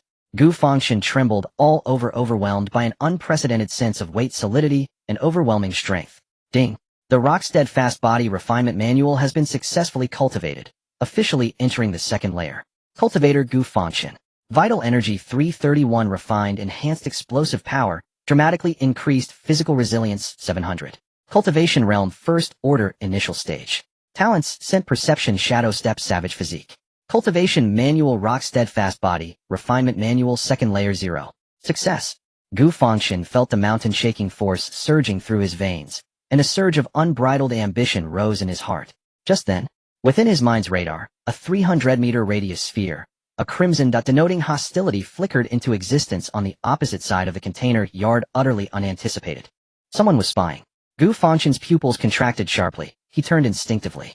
Dozens of meters away, beneath the shadow of a shipping container, stood a figure cloaked head-to-toe in black, motionless, and fixed upon him. That gaze was glacial, cold, penetrating, analytical. He had been discovered. The black-clad figure clearly hadn't anticipated Gu Fangchen's extraordinary perceptiveness. His body froze for a split second. Then, without hesitation, he whirled and fled, leaping with feline grace, vanishing swiftly into the labyrinthine maze of containers. Trying to escape. A cold smile curled Gu Fangchen's lips. Shadow step activated. His foot slammed into the ground, and in an instant he became a silent, blurred afterimage, closing the distance without a whisper. Though swift and highly skilled, the black-clad figure moved, as if in slow motion, before Gu Fangchen. In mere breaths, Gu Fangchen closed to within 3 meters, right behind him. Sensing the oppressive presence clinging to his back like a shadow, the black-clad figure's eyes flashed with shock. He knew escape was impossible. He spun violently, a flash of cold steel erupting from his hand.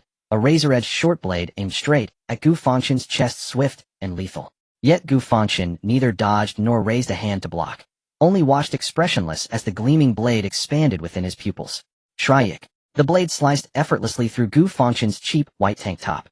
A flicker of triumph lit the black-clad figure's eyes. But in the next instant, triumph froze, then shattered, replaced by utter horror and disbelief. Clang! A sharp metallic chime rang out.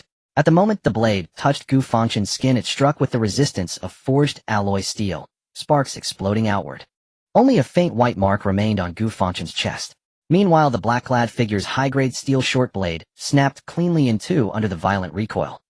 The black-clad figure stood dumbfounded, staring first at the broken blade, then at Gu Fangchen's unblemished torso, his mind utterly blank.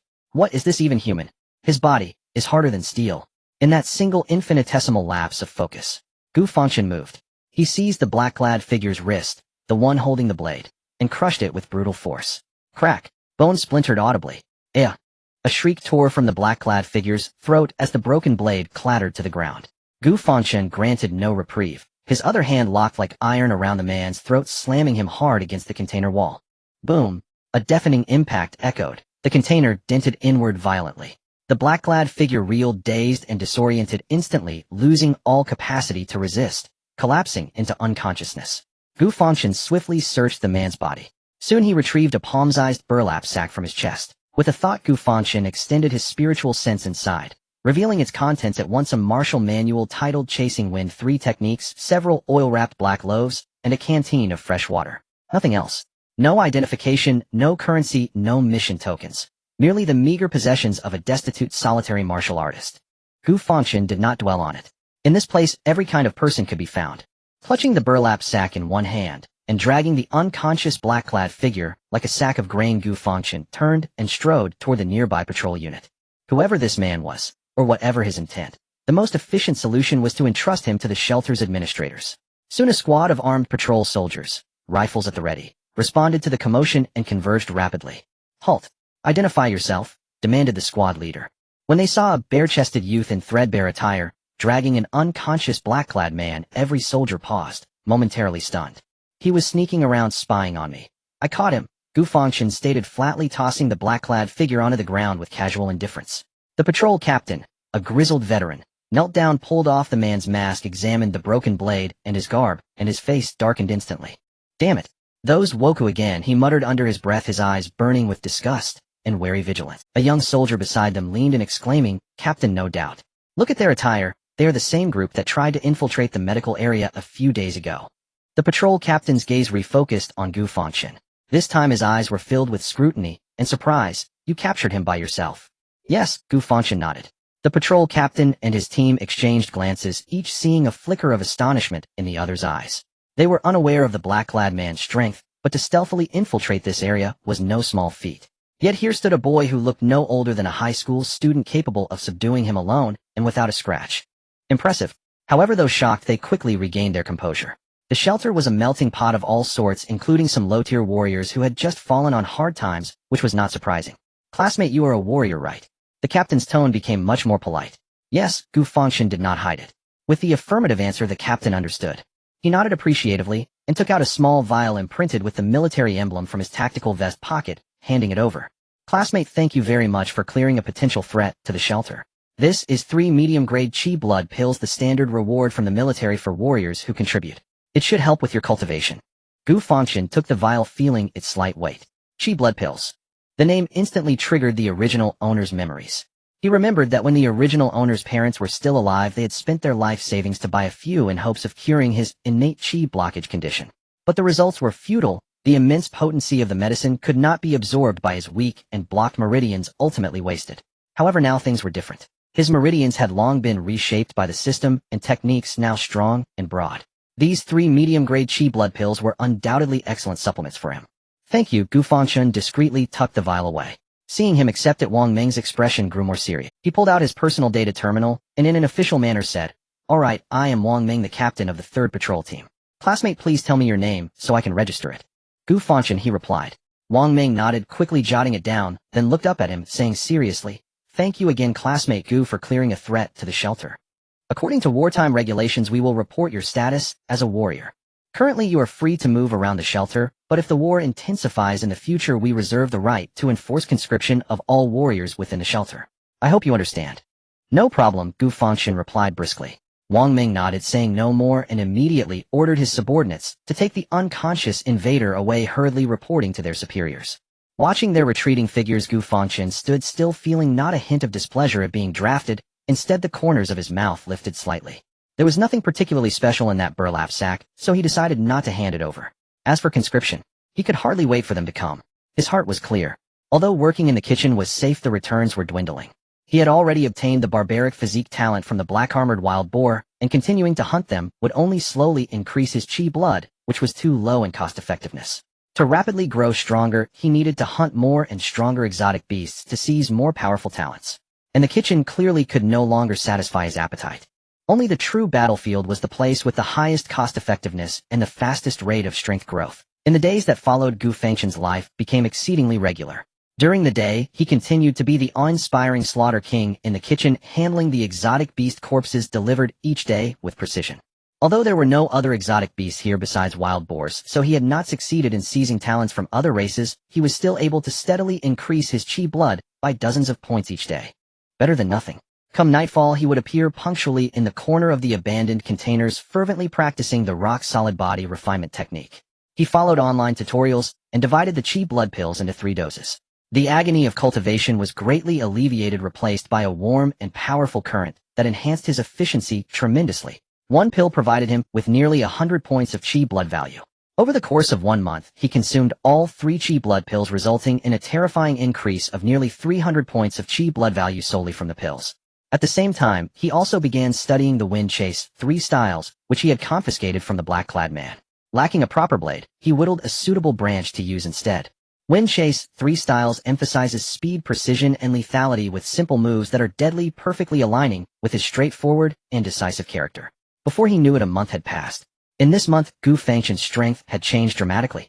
Host Gu Fangchen Chi Blood Value 1015. 684 1 0 points. Realm Early Stage of First Tier. Mid Stage of First Tier. New Talents: Breath, Sensing, Shadow Steps, Barbaric Physique Techniques, Rock, Solid Body, Refinement Technique. 5th Layer, 12 Wind Chase. 3 Styles perfected. In just a month, his Chi Blood value surged by nearly 700 points, successfully stepping into the threshold of a mid-tier warrior.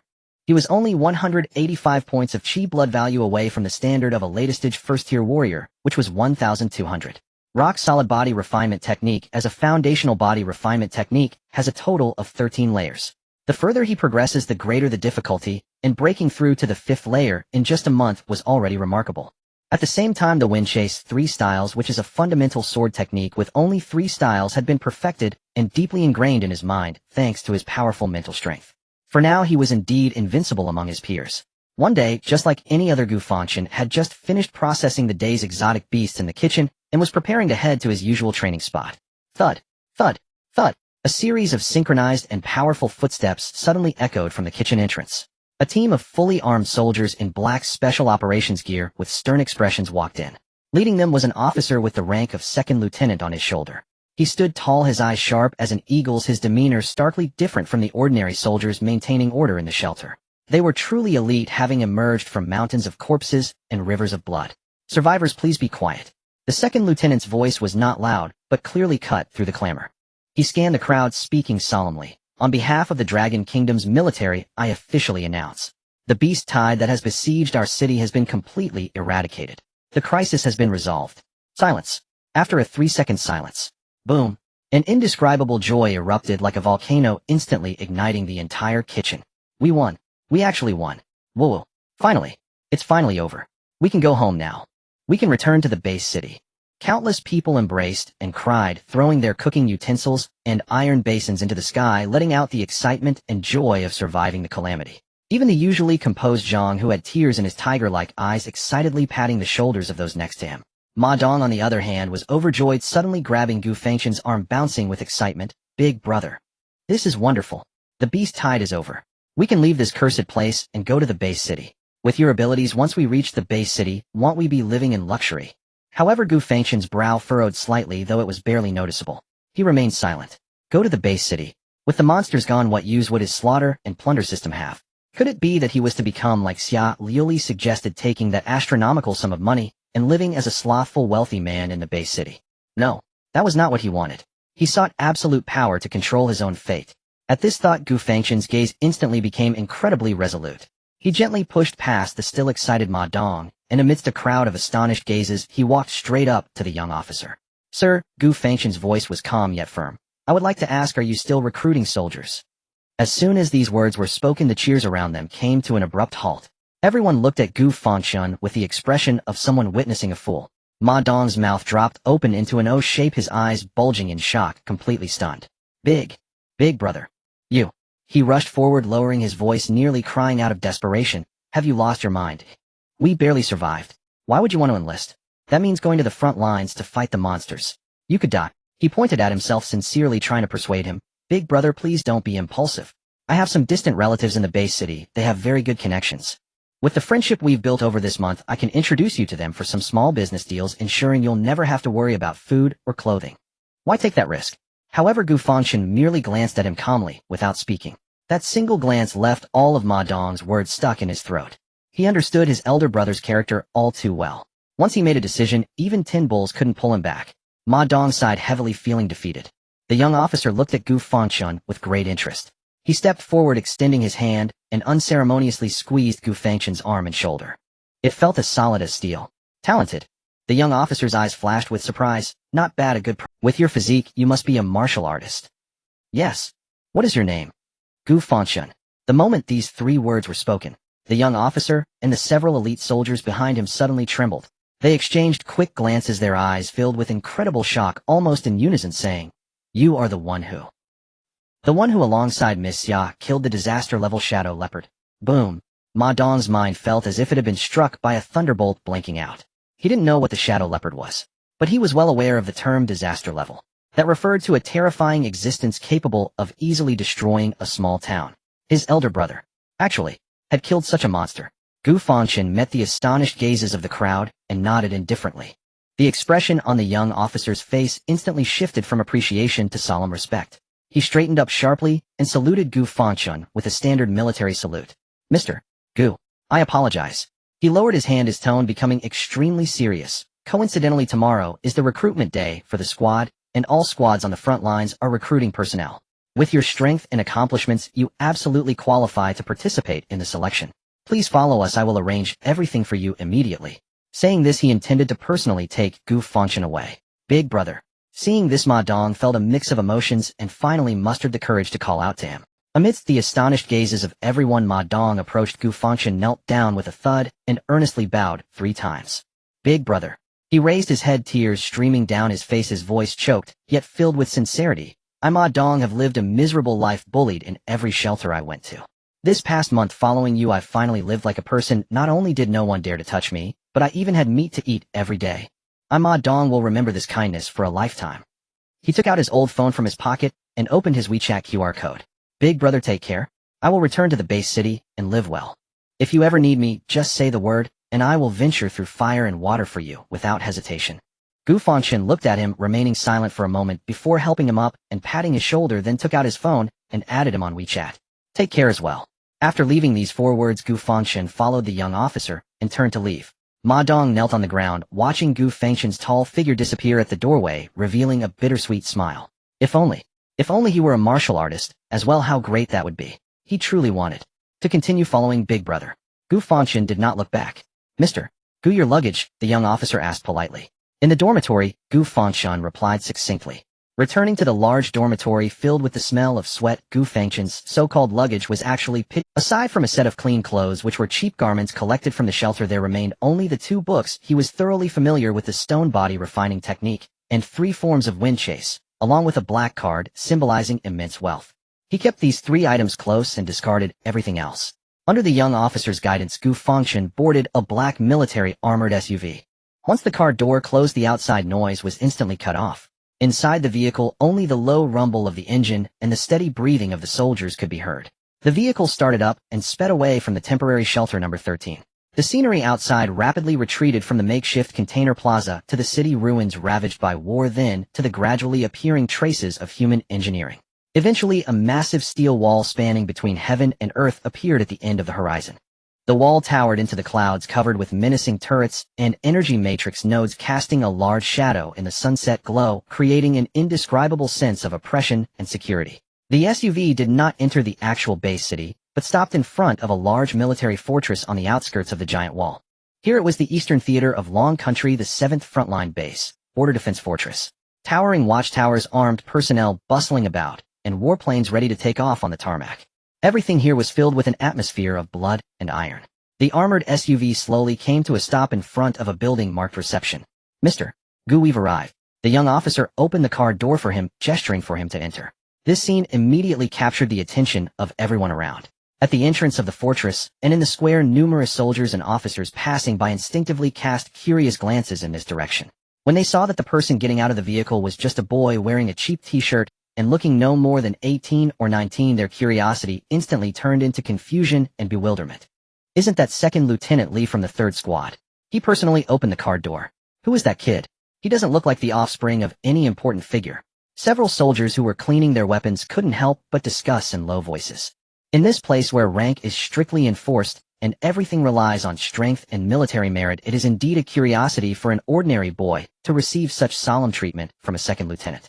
Gu Fangchen seemed oblivious to the gazes around him, calmly following the second lieutenant into the reception building.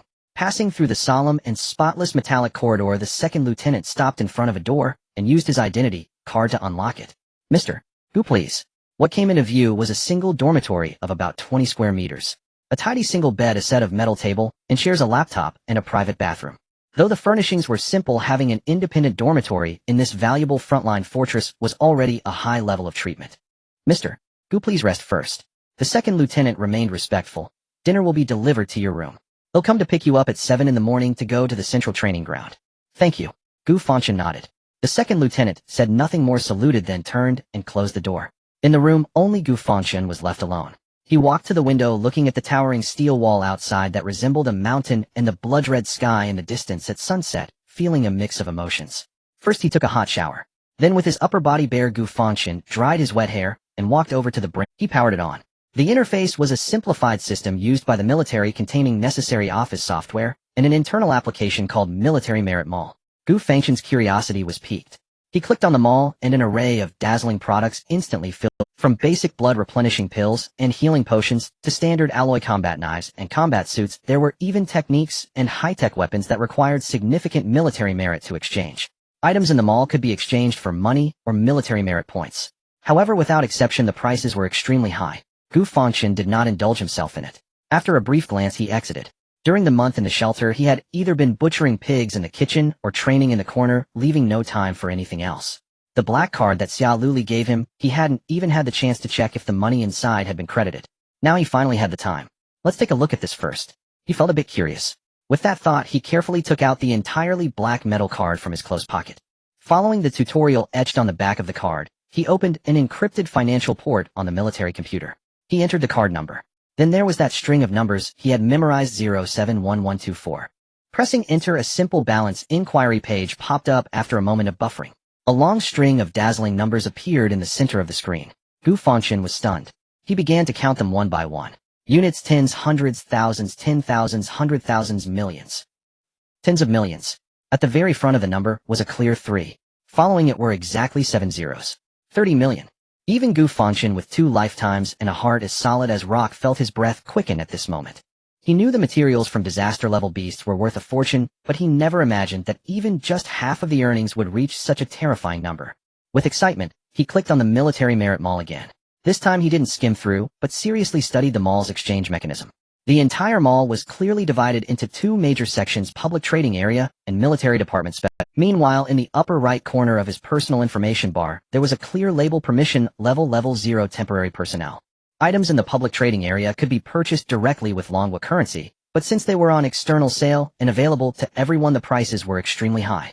On the other hand, the military department special area was even more mysterious. The items inside were much cheaper than those outside, but currently non-military district Gu Fangchen could not view them, all displayed in a gray locked state. Clicking on them would only pop up a cold reminder: insufficient permission, unable to view. With no choice, he could only shift his gaze back to the public trading area. What he needed most right now were suitable weapons and a decent combat suit. He casually clicked on a fairly decent E-grade alloy combat knife, called Black Edge, with the price clearly marked below price, 10 million Longwa currency. He glanced at a set of E-grade Hound series combat suits beside it, priced even higher at 15 million. Just for this knife and armor it cost a staggering 25 million, which was incredibly expensive. And this was only the lowest level E-grade equipment in the public trading area. No wonder it was specifically supplied for non-military martial artists. The prices were exorbitant. There was no cost-performance ratio to speak of. It was purely a ripoff. It was clear that it was telling you, want better equipment and the best prices. Then join the military district. He chuckled bitterly, still somewhat reluctant to give up, and tried to scroll up to see the prices of equipment in the military department special area.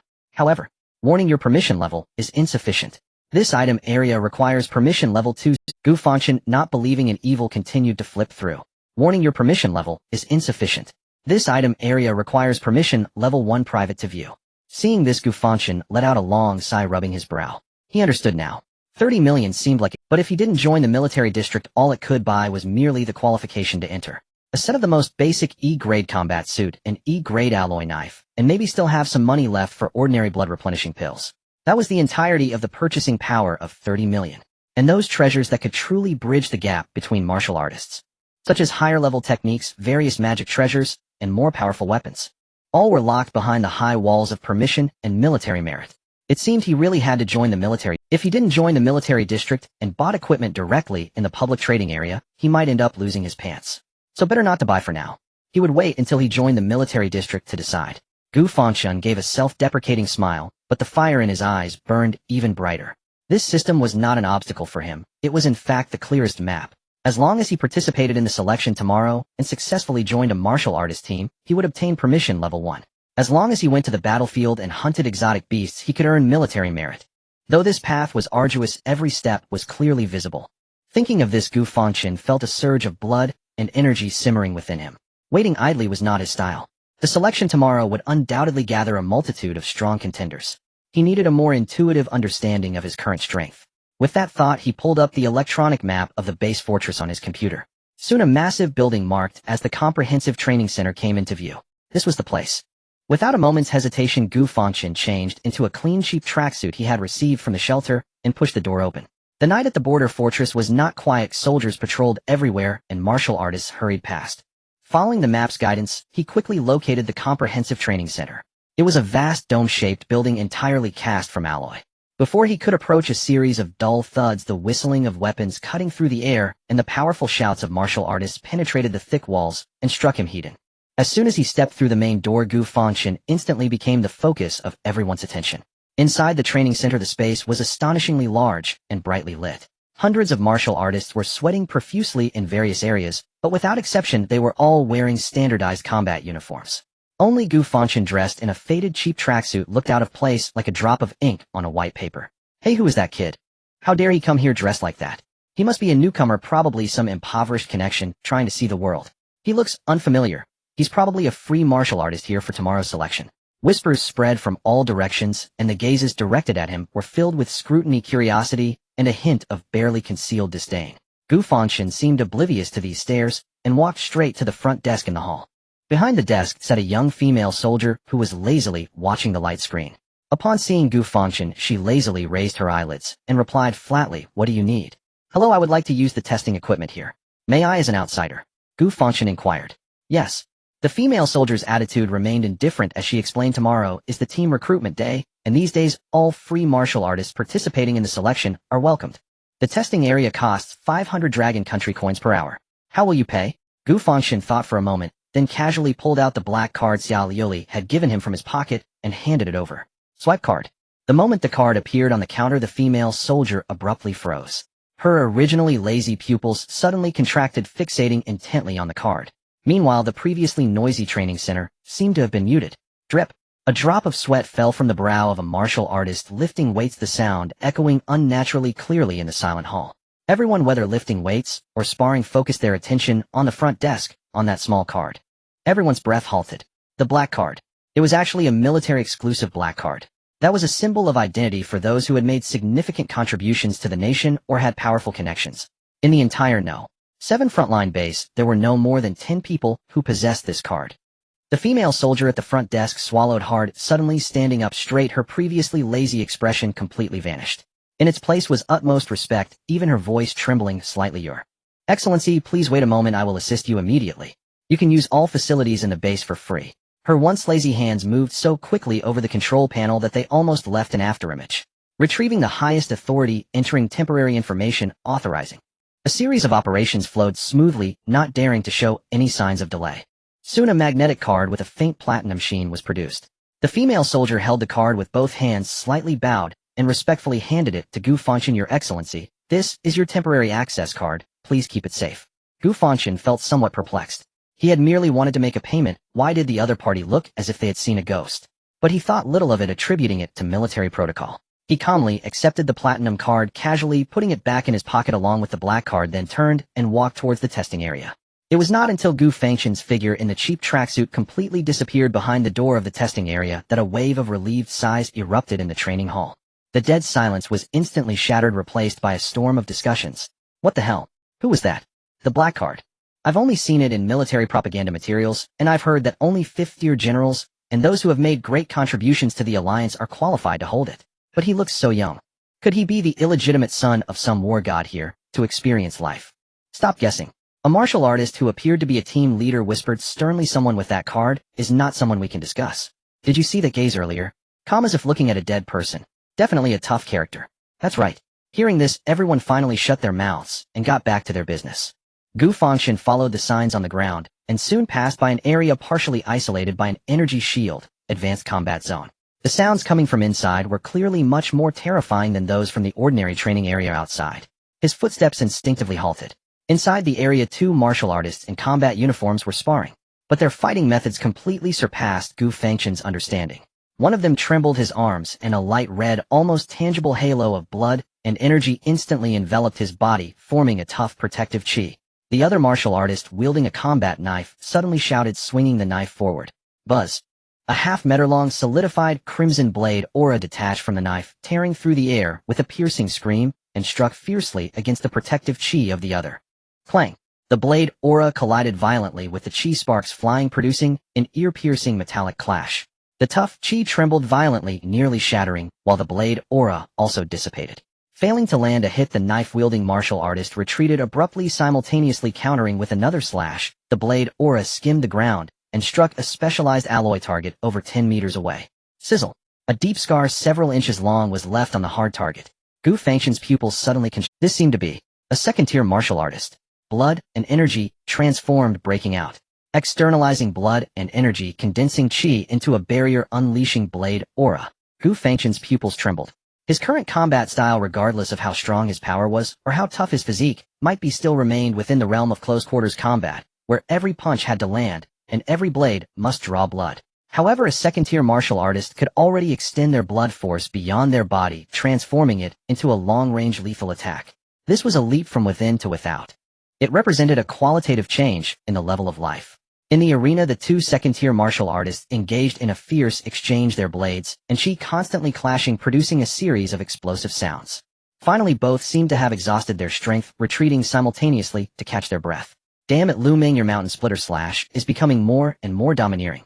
The shield-bearing martial artist dissipated his protective chi, sitting down heavily and wiping the sweat from his forehead. Zhang Qingyu, your turtle shell technique isn't the same, it's getting harder too. The knife-wielding martial artist known as Lu Ming also sheathed his blade, playfully cursing back. Damn turtle shell technique. What I have is called protective chi. Zhang Qingyu laughed in anger, pretending to punch Lu Ming. Just as they were about to rest, their eyes inadvertently swept over to Gu Fangchen, who was mesmerized at the edge of the arena. Oh. Lu Ming was the first to speak, seemingly quite open-hearted, waving at Gu Fangchen directly. Zhang Qingyu also looked over, chiming in, I've never seen you before. With that build, you seem quite solid. You must be a free martial artist here to participate in the team selection tomorrow. Facing the inquiries from the two second-tier experts, Gu Fangchen withdrew the shock in his heart and respectfully replied, hello officers. I'm Gu Fangchen, indeed, here to participate in the selection. I was so engrossed watching your practice just now that I hope I didn't disturb you. Haha, no problem at all. Lu Ming laughed heartily, waving his hand. It's beneficial to observe before the selection. Gu Fangchen nodded, feeling it would be inappropriate to watch further, and prepared to turn and leave for the testing area. But at that moment, the martial artist named Zhang Qingyu suddenly spoke up. Little brother, I noticed that look in your eyes. You seemed... What do you think? Do you want us to teach you a few moves? We just finished our match and are a bit tired, so we have time. Gu Fangchen paused in his steps. Teaching. For a first-tier martial artist to receive guidance from two second-tier masters was an enormous opportunity. He thought of his recently perfected wind-chasing technique. Although he was familiar with the moves, they were ultimately just theoretical, having never been tested in real combat. More importantly, he had no clear concept of his current defensive capability, what the fifth layer of the rock body refining technique could achieve. This was an excellent opportunity. With that thought, Gu Fangchen turned around, a glint of brightness flashing in his eyes, and bowed slightly. Then I will trouble the two officers. Great. Refreshing. Lu Ming stood up, brushing off the dust from his clothes. Let's go to the training room you opened. There's not enough space here to demonstrate. Gu Fangchen nodded, leading the way. Zhang Qingyu and Lu Ming followed behind, discussing with interest how they would guide this newcomer. However, when Gu Fangchen swiped his platinum access card to open the door of a training room marked War God No. 1, their steps suddenly froze in place. The smiles on their faces also completely stiffened. This is War God No. 1. Lu Ming's eyes nearly popped out, stammering in shock. I can't be mistaken, right? Zhang Qingyu also looked incredulous, rubbing his eyes vigorously. The training room before them spanned over 1,000 square meters, with the floor and walls exhibiting a dark golden metallic sheen, which could withstand the full force of a fourth-tier martial artist strike. Titanium alloy. The room was equipped with a gravity system adjustable up to 300 times. The walls were embedded with a holographic combat AI capable of simulating various exotic beasts, and there was even a divine might data analyzer that could analyze the flow of a martial artist's blood and energy output in real time. Such a top-tier training room was available only 3 in the entire base. No. 7. Usually only officers or elite squads undertaking life-and-death missions were qualified to apply for use. It was something that couldn't even be accessed by those with enough money. After years of military service, they had only dared to covet it from afar. Now this kid in a cheap tracksuit actually just swiped his card and walked in. Brother, what on earth is your background? Zhang Qingyu and Lu Ming exchanged glances, seeing deep shock in each other's eyes, their tone turning. Gu Fangchen looked at their reactions somewhat confused, but still answered honestly, nothing special, just a refugee who just came over from shelter now. 13. Before, I was slaughtering pigs in the kitchen. Zhang Qingyu and Lu Ming were utterly dumbfounded. Refugee? Slaughtering pigs? Are you kidding me? Which pig slaughterer can access the War God No. 1 training room? They felt their worldview was being shaken to its core, but looking at Gu Fangchen's calm face, which seemed far from a lie, they momentarily didn't know what to say. In the end, Lu Ming took a deep breath, forcibly suppressing the waves of shock in his heart, and waved his hand. Forget it, if you don't want to say, then don't. Come on, let's see what you're capable of. They entered the room, feeling the dense and pure energy environment. Inside, their hearts shook again. Lu Ming pointed to the spacious central area, and said to Gu Fangchen, show us your most familiar set of moves, don't hold back, so we can provide targeted guidance. Gu Fangchen nodded. He walked over to the nearby weapon rack, which displayed dozens of glinting standard weapons. He casually picked up the most ordinary alloy longsword, weighing it in his hand just right. Then he walked to the center of the arena, and stood firm, his previously somewhat naive eyes instantly transforming the moment he gripped the sword hilt. If he had seemed like a warm jade before, now he was a peerless weapon hidden within its sheath, an aura that was sharp yet restrained emanating from him. Lu Ming and Zhang Qingji's expressions became noticeably serious. The next second, Gu Fangchen moved. Wind chasing technique, first move, chasing wind. In the next moment, Gu Fangchen moved. His figure swayed as if the wind had sprung beneath his feet, and he shot forward like an arrow released from its bow, instantly closing the distance to his imaginary foe. The first form of the chasing wind, 3 styles, chasing wind. The momentum of the blade was unyielding, and with a twist of his wrist the long knife transformed into a glimmer of cold light, its tip tearing through the air as it thrust forward so fast that it left only an afterimage. The second form, cutting wind. Following closely, he withdrew the blade, his momentum not only unwavering, but increasing as he stepped forward with sudden force. A powerful downward slash infused with tremendous strength came crashing down. The third form, absolute wind. The blade halted just a hair's breadth from the ground, the stirred air creating visible ripples on the surface beneath. The 3 strikes were executed in one seamless flow, like clouds drifting and water flowing fast, precise and fierce. Lu Ming and Zhang Qingyu were utterly stunned. They exchanged glances, seeing unmasked admiration in each other's eyes. Not bad. Truly remarkable. Lu Ming exclaimed, first clapping his hands in admiration. The stance is steady, the strikes decisive, and the force, speed, and angle, flawless. This most fundamental chasing wind 3 styles has been executed by you with the aura of a master. He paused, and with an air of certainty asked, how long have you practiced this set of sword techniques? It seems extraordinarily profound. Gu Fangchen, upon hearing this, stood still with his blade at rest, and replied honestly, not that long, though I've probably only practiced for about a month. The air seemed to freeze at that moment. The smiles of admiration on Lu Ming and Zhang Qingji's faces instantly stiffened. What did you say? Lu Ming thought he was hallucinating, his voice suddenly rising by 8 octaves. Zhang Qingyu beside him wore a ghostly expression as well. You said you practiced for how long? Gu Fangchen looked at their astonished faces, somewhat puzzled, but repeated, a month. I found this technique while in the shelter and practiced it accordingly. Lu Ming opened his mouth, wanting to say, are you taking us for fools? But looking into Gu Fangchen's clear and honest eyes, he swallowed the words back. That gaze was simply too sincere. So sincere that it made him question his own life. Meanwhile, Zhang Qingyu was staring intently at Gu Fangchen. His expression transitioned from initial shock to one filled with a mix of horror and fervent scrutiny. He suddenly slapped his thigh as if he had grasped some crucial insight. "Wait, old Lu." He stopped Lu Ming, who was about to say something, and quickly walked up to Gu Fangchen saying, "I understand now. You, my friend. Your mental strength must be absurdly strong." Hearing these words, Lu Ming seemed to have also realized something. "Yes, absolutely." Zhang Qingyu took a deep breath, forcing himself to calm down, and began to analyze, as ordinary martial artists, even with decent talent, to cultivate this set of chasing wind 3 styles to the level you just displayed, one would need at least 3 to 5 years of arduous practice. And you only took a month. There can only be one possibility: your mental talent is at an astonishingly terrifying. At this point, Zhang Qingji's tone became more serious, even carrying a hint of reverence and yearning. In the martial path, there are stages. The first stage is body refinement, the second stage is qi gang, and the third stage is barrier breaking. When a martial artist breaks through to the 4th stage, they will also undergo a qualitative change in their mental strength. He continued, "At that point, a gifted martial artist can begin to interfere with reality, with their mental strength forming an intangible and formless thought power.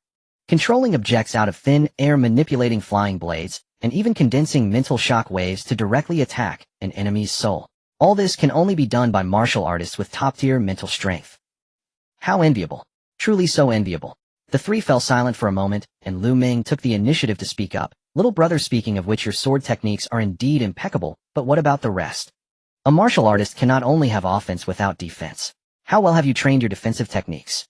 Gu Fangchen replied, "I practiced a set of body refinement techniques, but I'm not sure how effective they are. I want to test my defense. Do you have any related instruments?" "Of course we do." Zhang Qingyu pointed to a massive device on the other side of the training room that resembled a mechanical iron fist. "That over there is the impact testing device capable of simulating attacks from martial artists of different realms. Let's go and give it a try." The 3 approached the device. Gu Fangchen stepped onto the testing platform, taking a deep breath as he activated the rock-solid body refinement technique to its utmost limit. Start with the lowest first stage, ordinary attack. As Lu Ming set the parameters on the control panel, the massive mechanical fist suddenly shot out, striking Gu Fangchen's chest with a mighty force. Impact force, 200 kilograms. Gu Fangchen remained unmoving. Continue. Impact force, 500 kilograms. Impact force, 1,000 kilograms. When the impact force soared to 3,500 kilograms, the equivalent to a full-force strike from a peak first-stage martial artist, Gu Fangchen's body remained as steadfast as a rock rooted to the earth. The expressions on Lu Ming and Zhang Qingji's faces shifted from casual to increasingly grave. "If we go any higher, we're entering the realm of the 2nd stage. Zhang Qingyu said solemnly. "Simulate an ordinary attack from a 2nd stage early martial artist. Impact force, 6,000 kilograms. Boom. This time the mechanical fist even generated a faint energy aura. Bang! A dull thud like a drum resounded. Gu Fangchen's figure jolted violently, and he staggered back 3 steps before barely stabilizing himself, his chest surging with blood and energy. Though uninjured, it was evident that this was already nearing his current defensive limit. Not bad. Lu Ming's eyes sparkled with admiration. For a first-stage martial artist to withstand a normal attack from an early 2nd stage, only being pushed back a few steps, your body refinement technique is indeed solid. At this moment, Zhang Qingyu shook his head and stepped forward, saying, "It's solid, but not clever enough. What you just did was purely relying on your physical body and blood energy to endure. Your strength was too scattered." He extended his finger and lightly tapped on several key points on Gu Fangchen's chest, abdomen, and legs. "The core of your technique lies in the word rock, emphasizing the transmission of impact force layer by layer, ultimately dissipating into the earth.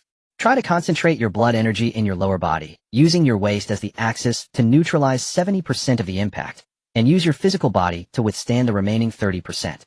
Lu Ming also added, "Exactly. Don't act like a wooden post, and take its heat in. You need to learn to dissipate and transform." The 2 exchanged words, passing on their valuable experiences accumulated over years of combat to Gu Fangchen. With his SS-level mental strength, Gu Fangchen grasped the essence of it almost instantaneously. He closed his eyes, rapidly simulating the technique in his mind, and just a dozen seconds later, he opened his eyes again, a flash of brilliance shining in his gaze. "Thank you both for your guidance. I'll give it another try." He stepped back onto the platform, adjusting the operation of his blood energy and the technique of exerting force according to their instructions. Use the same force as before. Boom. The mechanical iron fist came crashing down with tremendous might. This time Gu Fangchen did not resist Heaton. As the fist made contact with his body, his feet anchored to the ground like an old tree's roots, and his waist bang! The terrifying force capable of puncturing steel plates was astonishingly directed through his spine, waist, and legs, layer by layer, dissipating into the alloy floor beneath him. The alloy floor let out a groan of being overburdened. Gu Fangchen merely swayed his upper body slightly and remained firmly standing, his feet not budging an inch. Ding. Under the guidance of the two second-tier martial artists, your understanding of power has reached a new level, and the rock body refinement technique has broken through to the 6th layer. A powerful feeling surged through his limbs and bones. Lu Ming and Zhang Qingyu were completely stunned. They stared blankly at Gu Fangchen, then at the humming alloy floor, feeling their worldview had been shaken to its core. We only pointed out one thing, and you just learned it. Zhang Qingyi's lips trembled. Is this still letting people live? The two exchanged glances, seeing the numbness and helplessness in each other's eyes. But soon that numbness turned into unprecedented excitement and fervor. Teaching ordinary people is torture. Teaching a genius is a delight. Don't get too proud. This is only the basic method of dissipating force. Zhang Qingyu suppressed his shock, revealing a serious expression as he stepped forward again. Just being able to dissipate force is not enough. A true rock is not an inanimate object, but a living being that can take root in the earth. Your feet must take root, but your waist should sway like water grass, blending the force into nothingness. Lu Ming also got into it, adding and breathing. The moment the impact approaches, inhale and tighten your abdomen, and let the force rise from the ground. The moment the impact dissipates, exhale and voice out, allowing the energy to circulate throughout your body. Inhale and exhale, that's one cycle. Give it another try. Gu Fangchen committed these tips to memory. In his mind, countless little figures were rapidly practicing, perfectly integrating these seemingly scattered techniques into the system of the rock body refinement technique. He felt his understanding of this technique deepening at an alarming rate. Alright, that's enough for today. Zhang Qingyu saw him lost in thought and knew they couldn't teach any more, proactively calling a halt. You can't rush, you go back and digest it well. Let's go. Lu Ming patted Gu Fangchen's shoulder and grinned. No matter how much theory you learn, practical combat is the only true test of truth. It'll take you to try something interesting. Saying this, he led Gu Fangchen to the corner of the training room in front of the holographic combat AI. This is a virtual combat system that can simulate various alien beasts, Lu Ming introduced. Although tomorrow is real combat against true alien beasts, this system can help you adapt to the battlefield in advance, equivalent to a mock exam. This system will score you based on your performance with a total of 230 levels, each level increasing, and generally speaking, if you can break through to the 10th level, even if you face real combat tomorrow, it shouldn't be a problem, and you can easily qualify to join an ordinary extermination squad. Zhang Qingyu added, if you want to join those elite squads, your score needs to be at least 20 levels or higher. As for aiming for first place and being noticed by those A squads, don't even think about it without at least a 30-level capability. Gu Fangchen nodded, okay. After saying this, he walked to the control panel and directly selected Start Challenge. Command confirmed, generating level 1 virtual battlefield. The light and shadow changed and Gu Fangchen found himself in a vast grassland. A normal beast-level fangtooth rabbit appeared, but before it could display its ferocity, a flash of blade light sliced through. Instant kill. Level 1, past. Lu Ming and Zhang Qingyu exchanged smiles, thinking it was quite normal. But soon their smiles faded. Level 5, past. Level 10, past. The numbers on the screen kept jumping, and Gu Fangchen's figure darted through various simulated scenarios. Whether it was packs of wolf beasts or tough wild boars, none could stop him by even a fraction. His swordsmanship was simple yet efficient, and his defenses were impenetrable, truly a killing machine. When the number reached level 20, Gu Fangchen had not even broken a sweat. The smiles on Lu Ming and Zhang Qingyi's faces had completely vanished, replaced by a serious expression. This kid. His foundation is too solid, isn't it? Lu Ming murmured. He has already surpassed most members of elite squads. Zhang Qingyi's eyes were filled with astonishment. The challenge continued. Level 25. As the levels broke through 30, the strength of the virtual alien beasts began to show some mutated types with special abilities. Gu Fangchen's expression finally grew serious. His speed increased, and the momentum of his blade became fiercer. He utilized the shadow step to its utmost, transforming into a ghost weaving through the herd of beasts, every strike inevitably taking a life. Lu Ming and Zhang Qingyu were utterly speechless, just staring fixedly at the screen, their hearts racing in sync with the ever-increasing numbers. Level 35. Level 39. Level 40 passed. When this number appeared on the screen, Gu Fangchen's breathing had slightly quickened. Command confirmed, generating level 41 virtual battlefield. The scene suddenly switched to a desolate plain filled with thunderclouds. Roar! A beast resembling a leopard, its body entangled with blue arcs of electricity, appeared 100 meters away. It's a king-level alien beast, Thunderlight Leopard. Zhang Qingyu exclaimed in surprise. It can release lightning from a distance. Before he finished speaking, the Thunderlight Leopard suddenly opened its mouth, and a blinding blue electric light shot through the air like an arrow instantly aimed at Gu Fangchen. Gu Fangchen's pupils constricted, and he instinctively activated Shadow Step to dodge to the side. The lightning grazed his shoulder, creating a small scorched pit on the ground, filling the air with a scent of ozone. Before he could regain his footing, 3 more bolts of lightning formed a pin pattern blocking all his escape routes. Too fast. Relying on his extraordinary reflexes, Gu Fangchen narrowly avoided 2 bolts, but the 3rd bolt was ultimately a step ahead and struck his left arm fiercely. Zizzed. A strong sense of paralysis and severe pain instantly spread throughout his body. Warning. Fatal attack received. Challenge failed. The scene before him returned to normal, as Gu Fangchen stood still, shaking his slightly numb left arm. Instead of disappointment, his eyes were filled with a yearning for greater strength. King-level exotic beasts equivalent to second-tier warriors. After battling the king-level beast, he clearly felt the immense chasm between the first and second tiers. Not even close. Gu Fangchen shook his head. Huff. Meanwhile, Lu Meng and Zhang Qingyu exhaled a long breath as if they were the ones who had just fought. They stared at the glaring red number on the console, 41. Looking at the calm youth moving his arm, their minds, 41 levels. Lu Meng's voice was somewhat hoarse. Damn it, last year's base competition, the champion of the new recruits group only reached 43 levels. Zhang Qingyu was equally shocked beyond measure. Just as he was about to say something, the door to the training room was suddenly knocked lightly twice. A young soldier on night duty peeked and saw the 3 inside, especially Lu Meng and Zhang Qingyu immediately stood at attention and saluted respectfully, reminding them, "Sirs, Mr. Gu, sorry to interrupt. The training center is about to close at 3 in the morning. We need to conduct equipment maintenance and clear the area." Close. Lu Meng was taken aback, instinctively glancing at the electronic clock on the wall. The numbers clearly displayed 0255. What the hell? Lu Meng couldn't help but curse, disbelief written all over his face. Is it almost 3 already? Zhang Qingyu looked equally dumbfounded. He felt as if he had just been instructing the young man for a short, while yet somehow half the night had passed. Unbeknownst to them, they had actually accompanied this monster from 9 o'clock until 3 in the morning.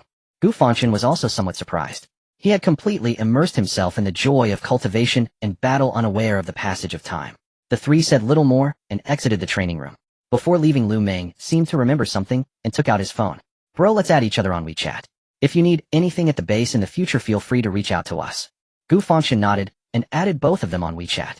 "By the way, I still don't know your names," Zhang Qingyu inquired. Gu Fangchen. The moment these 3 words left his mouth, Lu Meng and Zhang Qingyi's bodies jolted, as if struck by lightning, their actions and expressions mirroring those of the previous lieutenant. They stared intensely at Gu Fangchen and exclaimed in unison, "You are the Gu Fangchen." Gu Fangchen was taken aback, somewhat perplexed. "Am I that famous?" "Famous doesn't even begin to cover it." Lu Meng slapped his thigh excitedly, saying, "After Xia Qianjin returned, she praised you to the heavens at the military conference. She said you remained calm in the face of danger, possessed extraordinary courage, and had an uncanny battlefield insight. You are the most formidable tactical genius she has ever encountered." Upon hearing this, Gu Fangchen finally understood why these 2 reacted so strongly upon hearing his name. It turned out that Xiao Liuli had given him a promotion. At this moment, Zhang Qingyu took out a brand new swordsmanship manual from his storage bag and solemnly handed it over. "Brother Gu, your 3 styles of wind chasing is already perfected. This is just a basic sword technique, and continuing to practice it has little meaning for you. It's time for you to enter the next stage. This 7 kills of the Breaking Army was awarded to me by the military when I was still a first-tier warrior. It contains 7 styles emphasizing offense without retreat, and every strike must kill. It suits your current stage perfectly." As he spoke, he stuffed the 7 kills of the Breaking Army into Gu Fangchen's arms. "Here, take this." Hearing the name of the technique, Gu Fangchen's heart stirred slightly. He remembered this name. Just a few hours ago, he had seen this sword technique in the public trading area of the military. This is an advanced sword technique tailored for first-tier warriors, renowned for its decisiveness and tremendous power, highly sought after by frontline soldiers. However, its price was astonishing. It was priced at a staggering 12 million Dragon Kingdom coins, nearly half of his 30 million fortune. This is too valuable. Gu Fangchen wanted to refuse. "Take it." Lu Meng forcefully shoved the manual into his hands, glaring, and said boldly, "What's with the hesitation? Zhang Qingyu and I are both heavy weapon users. This sword technique would just gather dust in our hands. Giving it to you is putting it to good use." Zhang Qingyu also patted his shoulder, his gaze sincere. "Brother Gu, don't be polite with us. We've been stationed at Base 7 for almost 5 years, and have seen many so-called geniuses, but none are as extraordinary as you. We believe your future achievements will be absolutely limitless. Consider this sword technique a small investment we are making in the future powerhouse."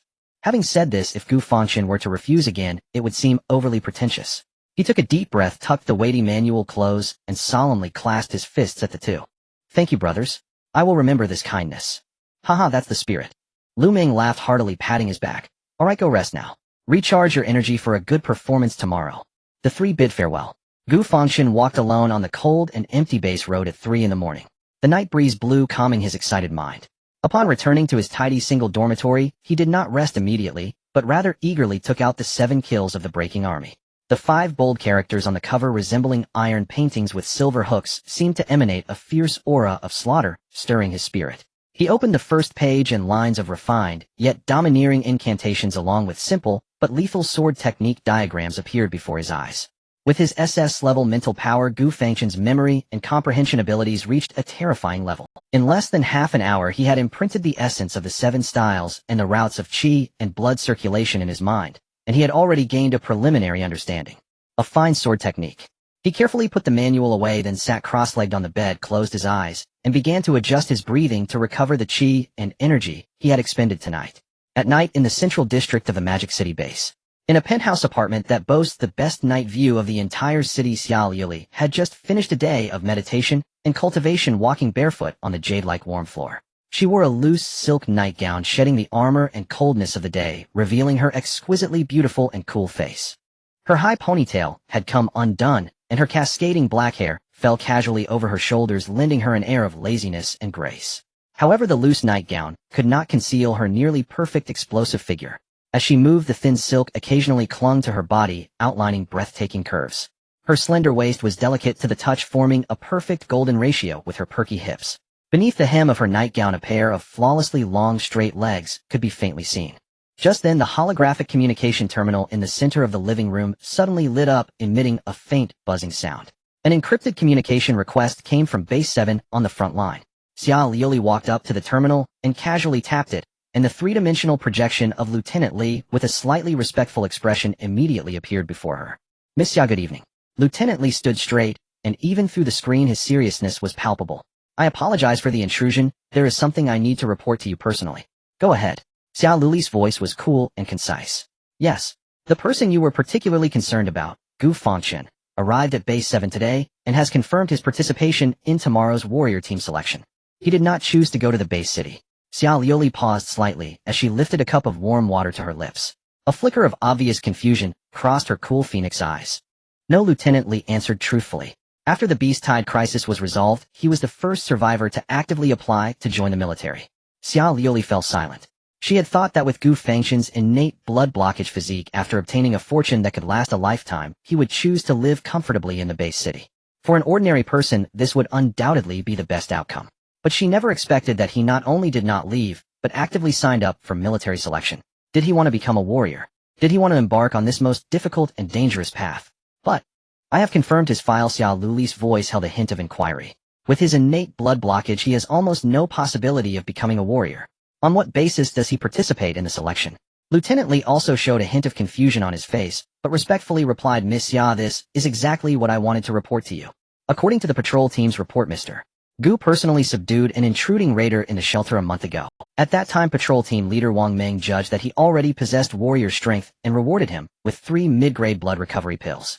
And today, when I personally interacted with him, although I did not intentionally investigate, I could clearly feel that his blood energy was steady, his breathing was long, and his foundation was solid, completely unlike a person with blood blockage.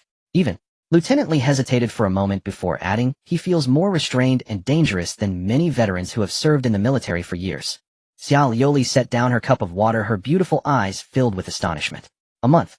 In just 1 month, a boy who had been deemed a martial arts failure not only gained the strength of a warrior, but could also evoke a sense of danger in a battle-hardened lieutenant. Was it because of those 3 blood recovery pills? How could that be? 3 mere mid-grade blood recovery pills could not possibly produce such a transformative effect. At that moment, one mystery after another shrouded the young man. A strong curiosity like a vine wildly grew in her heart. She remained silent for a long time, looking at the projection of Lieutenant Li, and issued a brief command. Understood, I will attend tomorrow's selection. Yes. Lieutenant Li stood at attention, and the communication was cut off. In the empty room, only Xiao Liuli remained. She walked to the huge floor-to-ceiling window overlooking the brilliantly lit city below, which resembled a sea of stars, and a hint of inexplicable complex emotions flashed in her cool eyes. Meanwhile, at Base 7, in a single-person dormitory. Gu Fangchen sat cross-legged on the bed, eyes closed in meditation, repeatedly rehearsing and integrating the insights from tonight's spar with Liu and Zhang, as well as the essence of breaking Army 7 killing blade in his mind. Buzz. Buzz. The old phone on the bedside suddenly vibrated twice. Gu Fangchen slowly opened his eyes and picked up the phone. On the screen was a WeChat message from Ma Dong. Big brother. Big brother. Are you asleep? I'm in the Magic City base. It's so damn bustling here. I found a temporary place to settle down, just wanted to let you know I'm safe. Big brother, I'm a bit lost. It seems like none of my relatives are willing to hang out with me. Everyone here is so capable, I with no strength or background seems to have no other way out, but to do. You're so capable, can you point me in the right direction? I Ma Dong don't want to be a piece of mud stepped on for my entire life. Between the lines there was a sense of fear and uncertainty about the future of someone new to the big city. Gu Fangchen looked at these two messages lost in thought for a moment. Ma Dong was slick and clever, but fundamentally not a bad person. More importantly, he knew how to read the situation and repay kindness. Such a person doing hard labor would be pure waste, wouldn't it? Thinking of this, Gu Fangchen no longer hesitated. His fingers quickly typed a line on the screen and sent it. In this world, besides a warrior's strength, what do you think is the most valuable thing?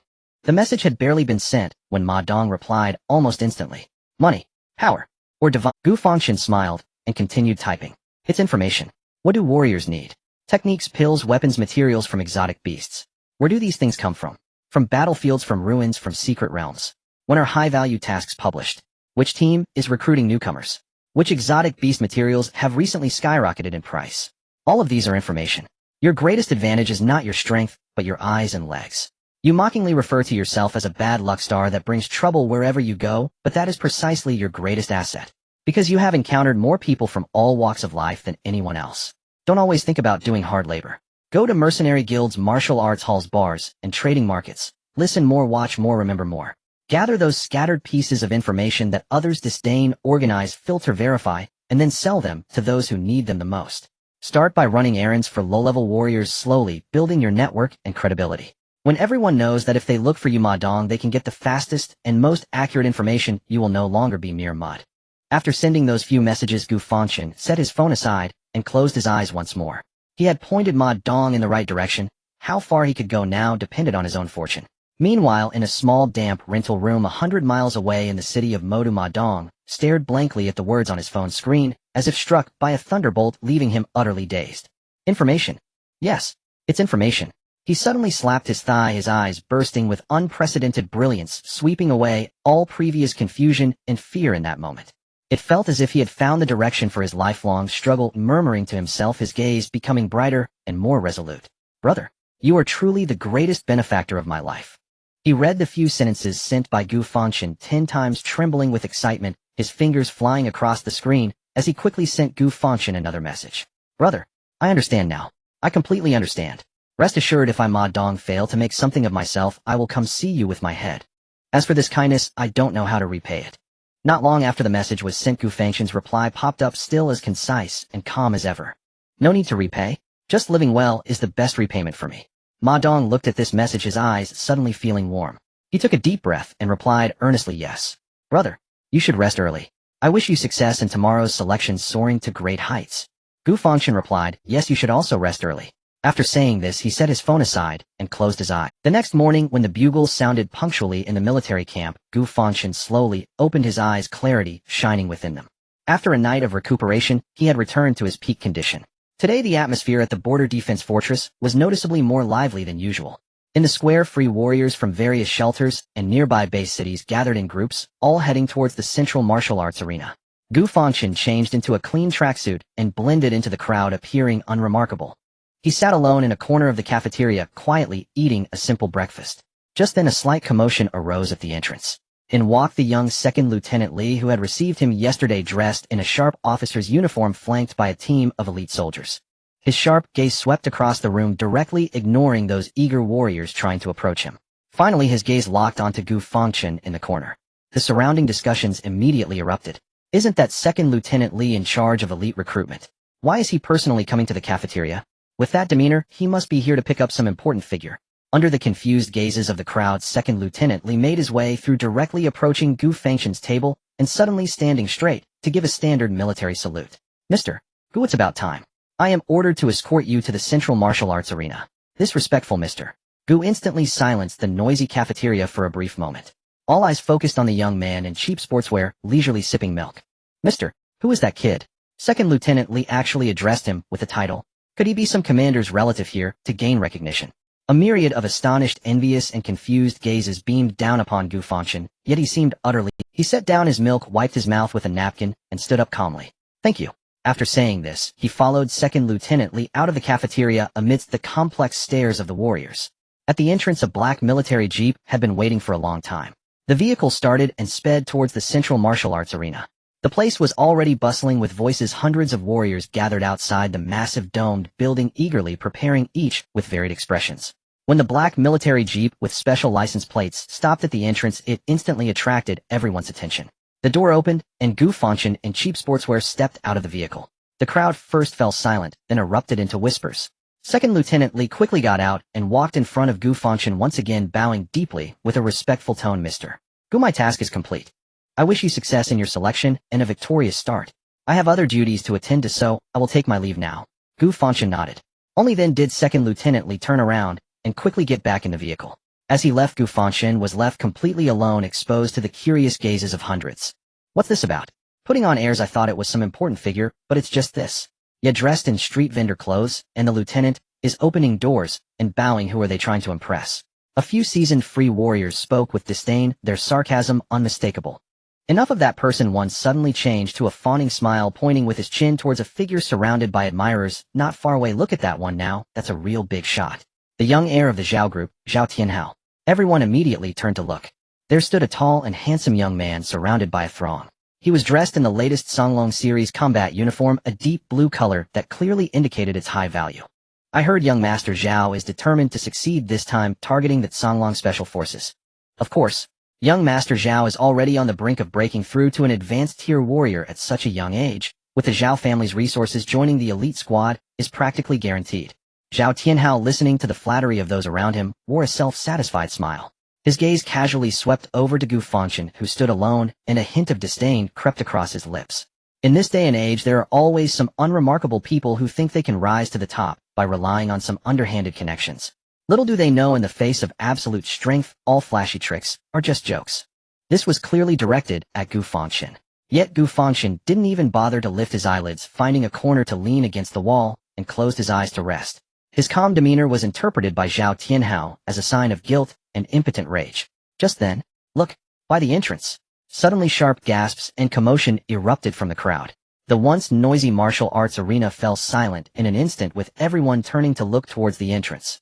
There the crowd parted like the Red Sea as a fiery red figure flanked by a group of bodyguards slowly. Heavens! How could she come to our new recruit selection site? Damn, she is 1,000 times more beautiful in person than in the videos. Mom. The entire crowd erupted in a frenzy. All the warriors, regardless of gender, gazed at the figure approaching with a fervent and adoring look. Zhao Tianhao's breath caught suddenly. Immediately after, he burst forth with unprecedented joy and excitement. He quickly adjusted his expensive battle suit, straightened his chest, and put on what he considered his most charming and confident smile. Under the astonished gazes of everyone, Xia Luli's cold phoenix eyes scanned the crowd. Finally, she walked step by step towards Zhao Tianhao. Damn, Miss Xia is heading towards young Master Zhao. As expected, only a prodigy like young Master Zhao is worthy of Miss Xia. A match made in heaven. The crowd erupted once more in envious discussions. Zhao Tianhao's heart raced, almost leaping from his chest. He looked at the gorgeous figure approaching him, filled with unparalleled pride and joy. So beautiful. He had even thought of an opening line ready to greet the most dazzling pearl of the magic capital Bay City in the perfect manner. Just then Xia Luli's footsteps finally halted before him. A brilliant smile which he thought could enchant thousands of girls blossomed on Zhao Tianhao's face as he was about to speak, Miss Xia. But what responded was not the goddess favor, but a swift red shadow. Slap. A crisp slap that made everyone's scalp tingle resounded loudly. Under the horrified gazes of all, Zhao Tianhao's handsome face instantly twisted and deformed, as if he were struck heat-in by a speeding truck, spinning and flying backward. Boom. He crashed awkwardly into the crowd over 10 meters away, knocking several onlookers down. After hitting the ground, he rolled several times before stopping, one side of his face swelling visibly, a bright red 5-finger imprint clearly branded on his left cheek. The whole place fell into silence. The sound of a falling needle could be heard. Everyone was dumbfounded, staring blankly at the beautiful figure, still holding her hand up, their minds blank. Zhao Tianhao was completely dazed as well. He struggled to rise, spitting out a mouthful of blood mixed with teeth, his face contorted with pain and disbelief. Xia, Miss Xia, you. He wanted to ask why he couldn't understand. He wanted to be angry. But before he could finish his words, Xia Luli's icy figure reappeared before him like a ghost. Still without any words. Xia Luli's long, slender jade legs suddenly lifted, drawing a sharp arc in the air, transforming into a powerful whip kick that struck Zhao Tianhao's other cheek. Bang! The dull sound made everyone's hearts seize painfully. Zhao Tianhao was once again sent flying. This time he couldn't even stand up, lying on the ground, seeing stars, completely dazed from the beating. Before he could recover from the agony and dizziness, a foot clad in fiery red combat boots mercilessly stepped on his chest, pinning him to the ground. Immediately Xia Yuli bent down, grabbing his expensive battlesuit collar, dragging him across the ground like a dead dog, leaving a long trail behind. Under the stares of hundreds of people who looked as if they had seen a ghost, she dragged the once mighty Zhao family's young master to the most inconspicuous corner of the training ground. Dragged to the front of the boy wearing cheap sportswear who had not even lifted his eyelids from the beginning. Xia Lioli casually tossed the dazed Zhao Tianhao at Gu Fangchen's feet. Then her cold phoenix eyes, burning with fury, fixed on Zhao Tianhao on the ground, her voice icy and piercing, resonating throughout the venue, apologized to him. Boom! The whole place erupted. Everyone looked at the boy leaning against the wall, eyes closed in meditation, as if witnessing a miracle, their hearts stirred by huge waves. Who the hell is this? That's Zhao Tianhao, the young master of the Zhao group. Xia Liuli actually beat Zhao Tianhao into a dead dog in public for him, and forced him to apologize. On the ground, Zhao Tianhao finally recovered from his daze. An overwhelming sense of humiliation and anger surged in his heart. He was the young master of the Zhao family. He had never experienced such treatment in his life. Xia Liuli. He gritted his teeth, squeezing out a few words through his swollen lips with resentful eyes. Don't go too far. Zhao family. Before he could finish, a few black-clad bodyguards from the Zhao family who had been on standby reacted immediately, stepping forward, their chi surging, trying to shield Zhao Tianhao behind them. But just as they moved, several of Xia Luli's elite guards appeared in front of them, as if teleporting. Buzz! A heavy pressure of chi far surpassing theirs descended. The faces of the bodyguards turned pale, feeling their legs weaken, unable to stand firm, let alone advance. They recognized that these were Xia family's elite guards, the Crimson Flame Guards, each a battle-hardened peak second-tier warrior. They were no match for these first-tier warriors. Miss Xia is handling this. Bystanders stepped back. One of the Crimson Flame Guards spoke coldly, devoid of any emotion. The bodyguards instantly broke into a cold sweat, not daring to move an inch. Seeing this, Xia Liuli directed her icy gaze back at Zhao Tianhao on the ground, her face showing no sign of change. She slowly lifted her long, beautiful leg and delivered another merciless kick that struck Zhao Tianhao's abdomen. Bang! Zhao Tianhao let out a painful groan, curling up like a shrimp, nearly vomiting his last meal. I will say this once more. Xia Liuli looked down at him, her voice filled with undeniable authority. This is not a negotiation, it's an order. Apologize. Zhao Tianhao, racked with pain, looked at the breathtaking, yet chilling face before him, then at his bodyguards who were suppressed and unable to move. All his pride and anger were finally replaced by endless fear. He knew that if he didn't back down today, he might truly be beaten to death here. He trembled, humiliated, squeezing out 3 words through gritted teeth. Sorry. The voice was as soft as a mosquito's buzz, filled with endless resentment and unwillingness. But Xia Liuli seemed not to have heard, merely tilting her head slightly, looking at him with her cold phoenix eyes, her tone indifferent. Your voice is so low, haven't you eaten? The entire venue fell into silence. Everyone could see that Xia Liuli was determined not to let Zhao Tianhao off the hook. Today it seemed she was bent on grinding his face into the ground, rubbing it repeatedly.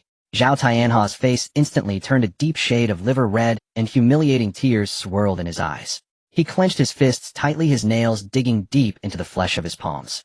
Seeing that he still wouldn't speak, Xia Liuli increased the pressure of her foot, the heel of her combat boot, slowly grinding against his ribcage. Crack! A faint sound of bones cracking echoed. Odd. Zhao Tianhao let out a suppressed groan of pain, cold sweat rolling down his forehead. I can't hear clearly. I said I can't hear clearly. Are you deaf? Xia Luli's voice remained icy, devoid of any emotional fluctuation. I. Zhao Tianhao's mental defenses completely crumbled under the dual torment of excruciating pain and fear. He no longer dared to harbor any resentment or hope, using all his strength to scream, I'm sorry. This shout reverberated throughout the venue, filled with despair and pleading. Oh, I heard that this time. Xia Liuli nodded in satisfaction, but the coldness on her face showed no sign of melting. The scene led everyone present to believe that this uproar should come to an end. However, Xia Luli's next action left everyone once again in a state of shock. Xia Liuli waved her hand faintly at the guards behind her. Take this person away. Yes. One of the Qian guards immediately stepped forward and lifted Zhao Tianhao off the ground. Notify the selection department. Xiao Liuli continued. Zhao Tianhao has permanently lost his qualification to join the Longhua military district. What? The crowd was once again in shock. Zhao Tianhao was also stunned. He shouted in disbelief, "Hey, what do you mean? On what basis are you canceling my qualification?" Xiao Liuli clearly had no intention of explaining to him. She completely ignored Zhao Tianhao, slowly raising her gaze to scan the crowd with her sharp phoenix eyes. Finally, her gaze landed on the several free martial artists who had previously been sarcastic and flattering towards Zhao Tianhao. She raised her slender finger and pointed at them one by one. And you. The martial artists who were named instantly felt as if they had fallen into an ice cave, their faces pale and their bodies trembling like chaff. Xiao Liuli slowly uttered a single word, "Get lost." As soon as she finished speaking, the Qian guards moved. Before the named martial artists could react, they felt a chill at their necks, and in an instant they were lifted up.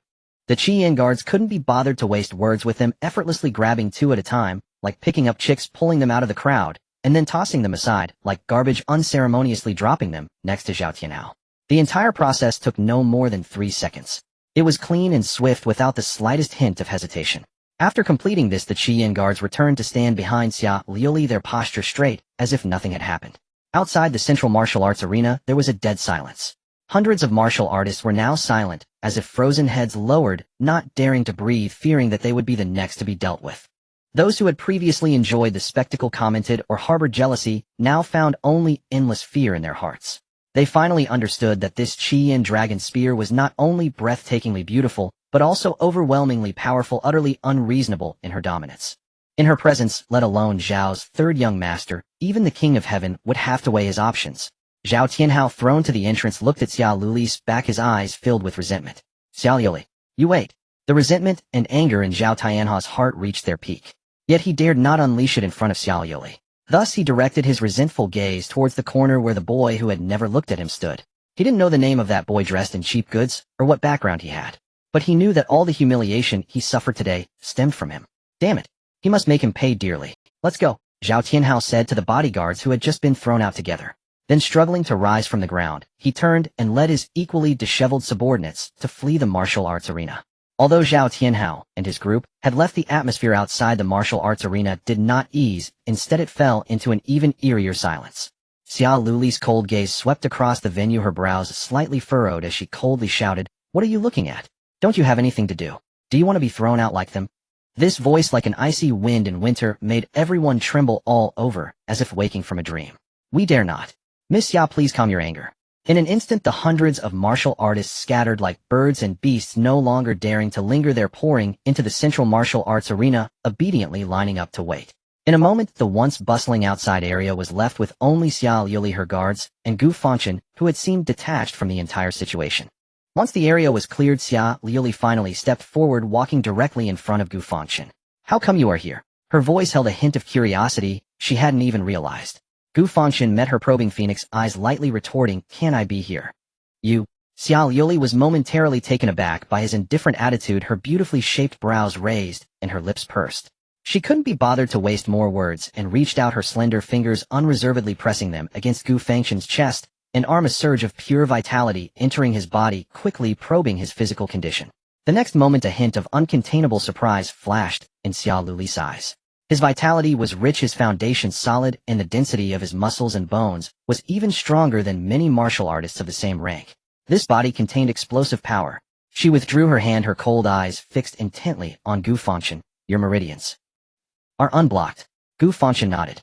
"How did they get unblocked?" Xiao Liuli pressed further. This was the part she was most curious about. How did someone deemed a talentless martial artist with congenital blockages turn their fate around?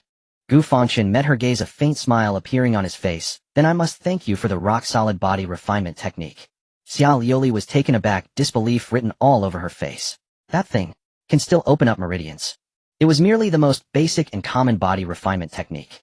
The only advantage was that it didn't require much talent. Even non-warriors could practice it. How could it possibly have such miraculous effects? Gu Fangchen shrugged, non-committal. "Who knows? Perhaps I have extraordinary talent." Xiao Liuli. She felt as if she had been choked, unable to articulate a response. For a moment, the atmosphere. She took a deep breath, forcibly suppressing the turmoil within her heart, and changed the subject in an attempt to regain control. "So how are you practicing? What level have you reached?" In her eyes, it was already a miracle that Gu Fangchen could enter the first level in a month and master it. Gu Fangchen thought for a moment, and answered honestly the 6th level. As his words fell, Xia Liuli felt as if she had been struck by a bolt of heavenly thunder, completely frozen in place. Not only her, but even the few members of the Qian guard behind her who had maintained their icy expressions also trembled violently. Though they kept their heads down, the slight quivers at the corners of their eyes and the sudden tightening of their pupils had completely exposed the tumultuous waves within their hearts. As Xia Liuli's personal guards, they understood better than anyone what reaching the 6th level of the rock-solid body refinement technique meant. Xia Liuli's usually ice-cold and stunningly beautiful face had her cold phoenix eyes wide open, her red lips slightly parted, unable to close for a long time. What? Her voice trembled slightly due to her extreme shock. The 6th level? How could that be possible? Xia Liuli possessed the most recognized top-tier mental strength in the military and was hailed as a rare martial arts talent in the Magic City for a century. Yet, even when she practiced this technique back, then took a full 2 months to move from entry to breaking through the 6th level.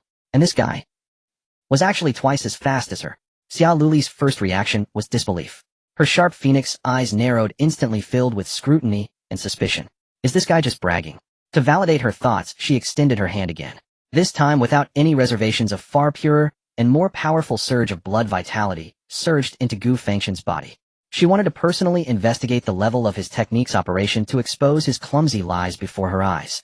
However, in the next second, Xia Liuli's expression changed from scrutiny to shock, from shock to suspicion. Finally, it solidified into a state of disbelief. She felt her blood vitality flowing through Gu Fangchen's meridians. At the same time, she could clearly sense that the heavy blood vitality like a mountain was operating perfectly along the lines of the 6th level with an incredible proficiency and fluidity. Even the smoothness of its operation and the control over the power exceeded her own abilities back then. It really is the 6th level. Moreover, it is a 6th level with an exceptionally solid foundation. Xia Liuli felt her mind go blank as if something had hit her hard, leaving her in a daze. She suddenly withdrew her hand, as if electrocuted, instinctively stepping back half a step. In her usually cool and confident phoenix eyes, only endless confusion and self-doubt remained. Nearby, the several Qian guards who had remained expressionless all along guessed the situation upon seeing their young lattice flustered demeanor.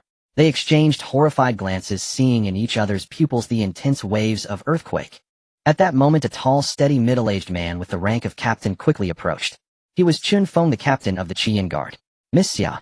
Chun Feng walked up to Xia Liuli and respectfully bowed. Then he glanced at Gu Fangchen and reported, "The selection is about to begin. According to regulations, Mr. Gu needs to register immediately, or he will be considered absent." Upon hearing this, Xia Liuli finally snapped back to reality from her immense shock. She took a deep breath, forcibly suppressing the storm in her heart, regaining a hint of coolness. She nodded and said to Gu Fangchen, "You can go now." Gu Fangchen smiled, slightly nodding to her, and Chun Feng beside her. "Goodbye." Xia Liuli watched his back and instinctively replied goodbye. As she watched Gu Fangchen's figure disappear at the entrance of the martial arts arena, Xia Liuli also stepped forward, preparing to enter, and observed the situation from the viewing platform. "Miss Xia, please wait." Captain Chun Feng suddenly called out to her. Xia Liuli stopped, turned to look at him, her eyes carrying a hint of inquiry. Chun Feng's face showed a hint of difficulty, but he steeled himself and said softly, "Miss Xia, just now the headquarters sent a message regarding your engagement with the Yi family. The old master hopes you can provide a clear response as soon as possible." Yi family. Xia Liuli's expression instantly turned cold. In her phoenix eyes, which had just regained their calmness, an icy disdain and anger ignited, her voice seeming to come from the depths of the abyss. "When did my affairs become a matter for you to meddle in? Get lost." Chun Feng was paralyzed by this sudden rage, his whole body going rigid, his mind blank. He had followed Xia Liuli for many years, well aware of her temperament. Though cold, she was always clear in her rewards and punishments to her own, never losing her temper for no reason. What happened today? Before he could figure it out, Xia Liuli had already swept her sleeve and left, not looking back as she walked towards the exclusive passage to the viewing platform, leaving only a cold and resolute silhouette. Chun Feng stood there in a daze, completely stunned. "Did I say something wrong?" He looked at the two subordinates beside him with a puzzled expression. "Miss Xia never used to lose her temper at me." One Qian guard hesitated for a moment, stepped forward, and said in a dreamlike tone, "Captain, Miss Xia must be feeling a bit defeated, because just now, that Gu Fangchen. What happened to him?" The Qian guard swallowed hard, his voice trembling. He practiced the rock-solid body refinement technique and broke through to the 6th level in just 1 month. Chun Feng was initially stunned, then it felt like he had heard the biggest joke. But when he saw the expression of his subordinate as if he had seen a ghost, his own confusion instantly solidified. Wait, are you serious? At the same time, Gu Fangchen passed through the heavy alloy door and stepped into the interior of the central training arena. Suddenly the view opened up before him. This was a massive circular coliseum capable of accommodating thousands of people surrounded by tiered seating, while in the center there were hundreds of independent assessment areas separated by energy shields. At this moment, several hundred first-tier martial artists had gathered inside, chatting in groups, their loud voices merging into a buzzing sound. When Gu Fangchen's figure appeared at the entrance, the noise around him instantly quieted down, all eyes focusing on it. Those gazes were filled with complex emotions, fear, reverence, and a deep curiosity. Everyone present knew that this seemingly harmless young man in a cheap tracksuit was the mysterious figure who had caused the Zhao family's young master to lose face, and had forced the Crimson Flame Dragon Spear to lash out publicly. In an instant no one dared to approach, nor did anyone dare to speak. Gu Fangchen seemed oblivious to the strange atmosphere around him, and walked directly towards the registration area in the distance. There a long line had already formed. However, what happened next showcased to everyone what true intimidation meant. As Gu Fangchen's footsteps neared the long line, the martial artists at the end of the queue changed their expressions, as if they had seen a terrifying creature, immediately stepping aside to clear a path. This reaction quickly spread like a domino effect. Those in the middle of the line turned sideways, lowered their heads, not daring to meet his gaze. Finally, when Gu Fangchen reached the front of the line, the originally proud, burly man who had been first in line lost all his arrogance at the sight of Gu Fangchen. He forced a smile that was uglier than crying, took a step back, and bowed to Gu Fangchen, making a gesture of invitation. Please, big brother. You first. Under the scrutiny of hundreds of complex gazes, Gu Fangchen did not act modestly and walked straight to the registration desk. The officer in charge of registration looked up at him, his eyes also showing a hint of reverence. He quickly operated on the terminal and handed Gu Fangchen a metal number plate. Examiner Gu Fangchen number 039. Gu Fangchen took the number plate, glanced at the number, and without further thought walked directly to the adjacent waiting area. As soon as he sat down, the several martial artists who had been sitting nearby jumped up as if they had springs in their seats voluntarily, creating a distance of several meters, fearing to offend this great deity. Gu Fangchen enjoyed the peace and closed his eyes again, beginning to mentally rehearse the breaking Army 7 kill sword that he had just obtained. For him, the waiting time was also part of cultivation. He did not know how much time passed. When his understanding of the first sword move transitioned from form to intent, and finally, to spirit, the moment of clarity struck. Ding! With your SS-level mental strength, you have completed tens of thousands of rehearsals in the spiritual realm and successfully grasped the essence of the Breaking Army 7 kill sword. The Breaking Army 7 kill sword has been successfully initiated, and you have comprehended the first kill, breaking the formation. As the system prompt ended, Gu Fangchen slowly opened his eyes. His eyes remained calm, but deep within there was an added icy and domineering intent to kill, as if an unparalleled weapon that had just tasted blood was quietly awakening. He even had a strong premonition that as long as he picked up the sword now, he could effortlessly unleash the first move, filled with a sense of destruction. Just then a sound of electricity crackled from the massive loudspeakers above the training arena. Following that, a cold and solemn female voice resounded throughout the entire venue. Attention all examiners, the selection of martial artist teams at Frontline Base now. 2310 Year 7 is now officially starting. The first assessment vitality quality test. Please, examiners numbered 001 to 020 immediately enter test area now. 1. Repeat, examiners 001 to 020 immediately enter test area now. 1. Examiners numbered 020 to 040 immediately enter test area now. 2. Repeat, examiners 020 to 040 immediately enter test area now. 2. Test area now. 2. Gu Fangchen did not think much and walked towards test area now. 2. Meanwhile, at the highest point of the central training arena, the atmosphere on the circular observation platform was equally lively. Here leaders of various elite teams from Base No. 7 and the officers responsible for recruitment they were monitoring the dynamics of each assessment area below in real time through the holographic projection in front of them, searching for promising candidates. What is the background of that kid named Gu Fangchen? Have we found out? He actually made Miss Xia stand up for him and disabled Zhao Tianhao. One captain spoke up first, his tone filled with curiosity. Who knows? The file is level encrypted, making it impossible to investigate. Another captain, slender and sharp-eyed, shook his head. I believe this kid is going to make quite a stir today. With Miss Xia personally backing him, even if his strength is average, those wanting to curry favor with the Xia family will still rush to let him join their teams. He's definitely a dark horse. That's true, nodded another captain with a scorpion tattoo, in agreement. Such a big figure is not something we can... Moreover, who knows if he's just a pretty face, good for nothing, relying solely on connections. So we should be pragmatic and observe others more. Exactly. I heard there's someone named Yuan Tan whose defensive techniques are impressive. Several heavy infantry teams are eyeing him. And there's a girl named Su Mei whose movement is elusive and excels in using daggers. The crowd was buzzing with discussion.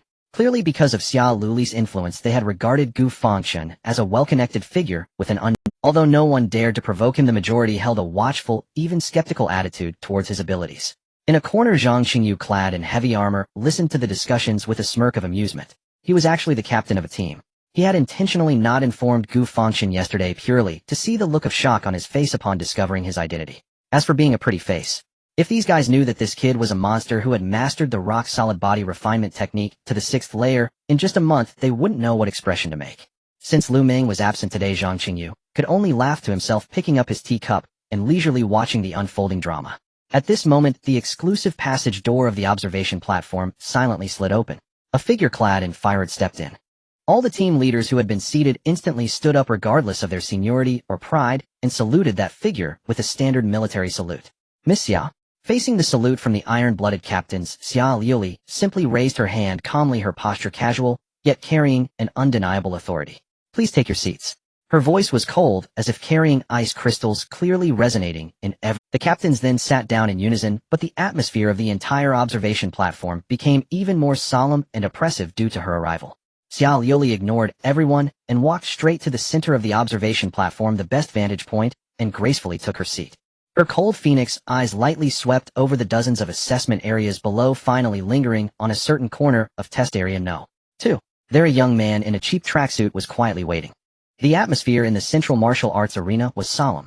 A stern-looking chief examiner in a military uniform ascended the high platform, his sharp gaze sweeping across the venue as he spoke in a deep voice. Welcome candidates to the warrior selection at base No. 7. This selection will be divided into 3 rounds with the best candidates being chosen. To encourage everyone, the base has prepared special rewards.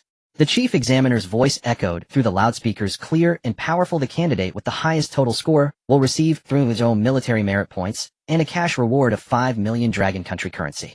The second place will receive 200 military merit points and 3 million cash. The third place will receive 100 military merit points and 1 million cash. As soon as these words were spoken, the crowd erupted in an uproar. The eyes of all the warriors ignited with fervent flames. Holy crap! 300 military merit points. How many beasts must be slain to accumulate that? 5 million cash. That's enough to buy a set of entry-level grade equipment. Let's go all out. I must achieve a ranking this time. The chief examiner nodded in satisfaction and waved his hand. Without further ado, the first assessment begins now.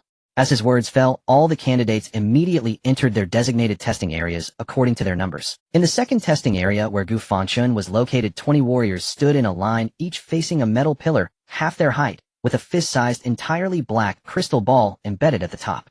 This is the blood vitality quality testing device. It does not measure the total amount of blood vitality, but assesses the refinement level and purity. This is the best standard for measuring whether a warrior's foundation is solid. The blood vitality quality test officially begins. A cold electronic voice echoed again. All the warriors present, including Gu Fangchen, took a deep breath and pressed their palms against the cold crystal ball. In the next moment, they all urged their internal blood vitality towards the crystal ball. Buzzing. In the center of the arena, the massive holographic screen lit up, instantly displaying the numbers and names of hundreds of candidates, refreshing like a waterfall to form a real-time ranking. Everyone's scores fluctuated rapidly.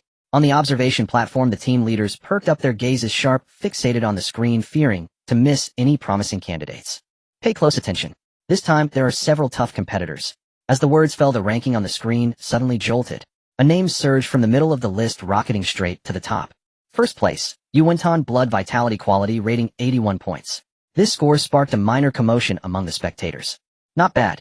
Starting strong with over 80 points, this Yuan Tan indeed has a solid foundation. It seems this year's heavy armored team will have to fight tooth and nail. In the testing area below, a burly man resembling a tower with bronze skin looked at his score with unabashed pride on his face. He was Yuan Tan. He withdrew his hand, glanced around at the scores far below his own, and a sneer crept across his lips. Ha, bunch of country bumpkins. However, his smugness did not last 3 seconds. The ranking shifted violently again. Another name like a drawn sword surged past him with an even sharper intensity. First place, Su Mei, blood vitality quality rating 83 points. Holy crap, it's that girl with the dagger.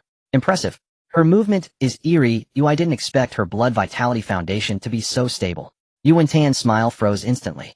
He abruptly turned to look at a woman nearby clad in a black, tight-fitting leather suit, her figure alluring, with a playful smile on her face. Sume sensed his gaze, withdrew her delicate hand from the crystal ball, and facing Yu Wentan slightly parted her red lips, her voice soft, yet filled with mockery. Is this the Yu family's Xiangdi skill? I thought it would be impressive, turns out it's just this soft. Yu Wentan's expression darkened, ready to explode. But at that moment, buzz! The entire ranking board erupted in a dazzling flash of light. Amidst the shocked gazes of everyone, a name surged from the bottom of the ranking, climbing rapidly in an utterly unreasonable manner. 85, 90, 95. It surged through the 90-point barrier like a crushing force, leaving Su Mei and Yu Wentan far behind. Moreover, the momentum showed no signs of slowing down. Ultimately, in the dead silence of the crowd, that name fixed at the top. First place, Gu Fangchen, blood vitality quality, rating 100 points. Full marks. It was actually a theoretical perfect score. In the testing area, Yu Wentan's anger froze, and the mockery on Su Mei's lips stiffened. The two were as if they had been immobilized, staring blankly at the number, their minds blank. On the observation platform, the previously bustling discussions came to an abrupt halt. All the team leaders instinctively leaned forward, fixated on the glaring 100 on the screen, their eyes filled with disbelief. Full marks. Is this device malfunctioning? One team leader murmured. His blood vitality is as refined as mercury, pure, without a trace of impurity. This foundation is simply a flawless piece of raw jade. Another sharp-eyed officer exclaimed in shock. Holy crap. Turns out he's not just a decorative pillow. The team leaders were all stunned. In the corner, Zhang Xingyu set down the teacup in his hand, looking at that name with a knowing smile. And at the center, Xia Luli's stunning face, frozen in ice, showed no expression. Only the corners of her lips curled into a barely perceptible arc. After a brief silence, the arena erupted with excitement. Big brother. Awesome. A warrior closest to the scene instinctively exclaimed, his tone filled with pure admiration. Immediately following, those warriors who had deliberately kept their distance from Gu Fangchen surged forward like sharks smelling blood, their faces beaming with enthusiastic smiles. Gu, your foundation is rock solid. You're simply a model for our generation. Really? Damn. You're also incredibly handsome. At that moment, a graceful figure squeezed through the crowd. It was Su Mei, who had just mocked Yu Wentan. Now her face wore no trace of arrogance, replaced by a smile that was alluring to the bone.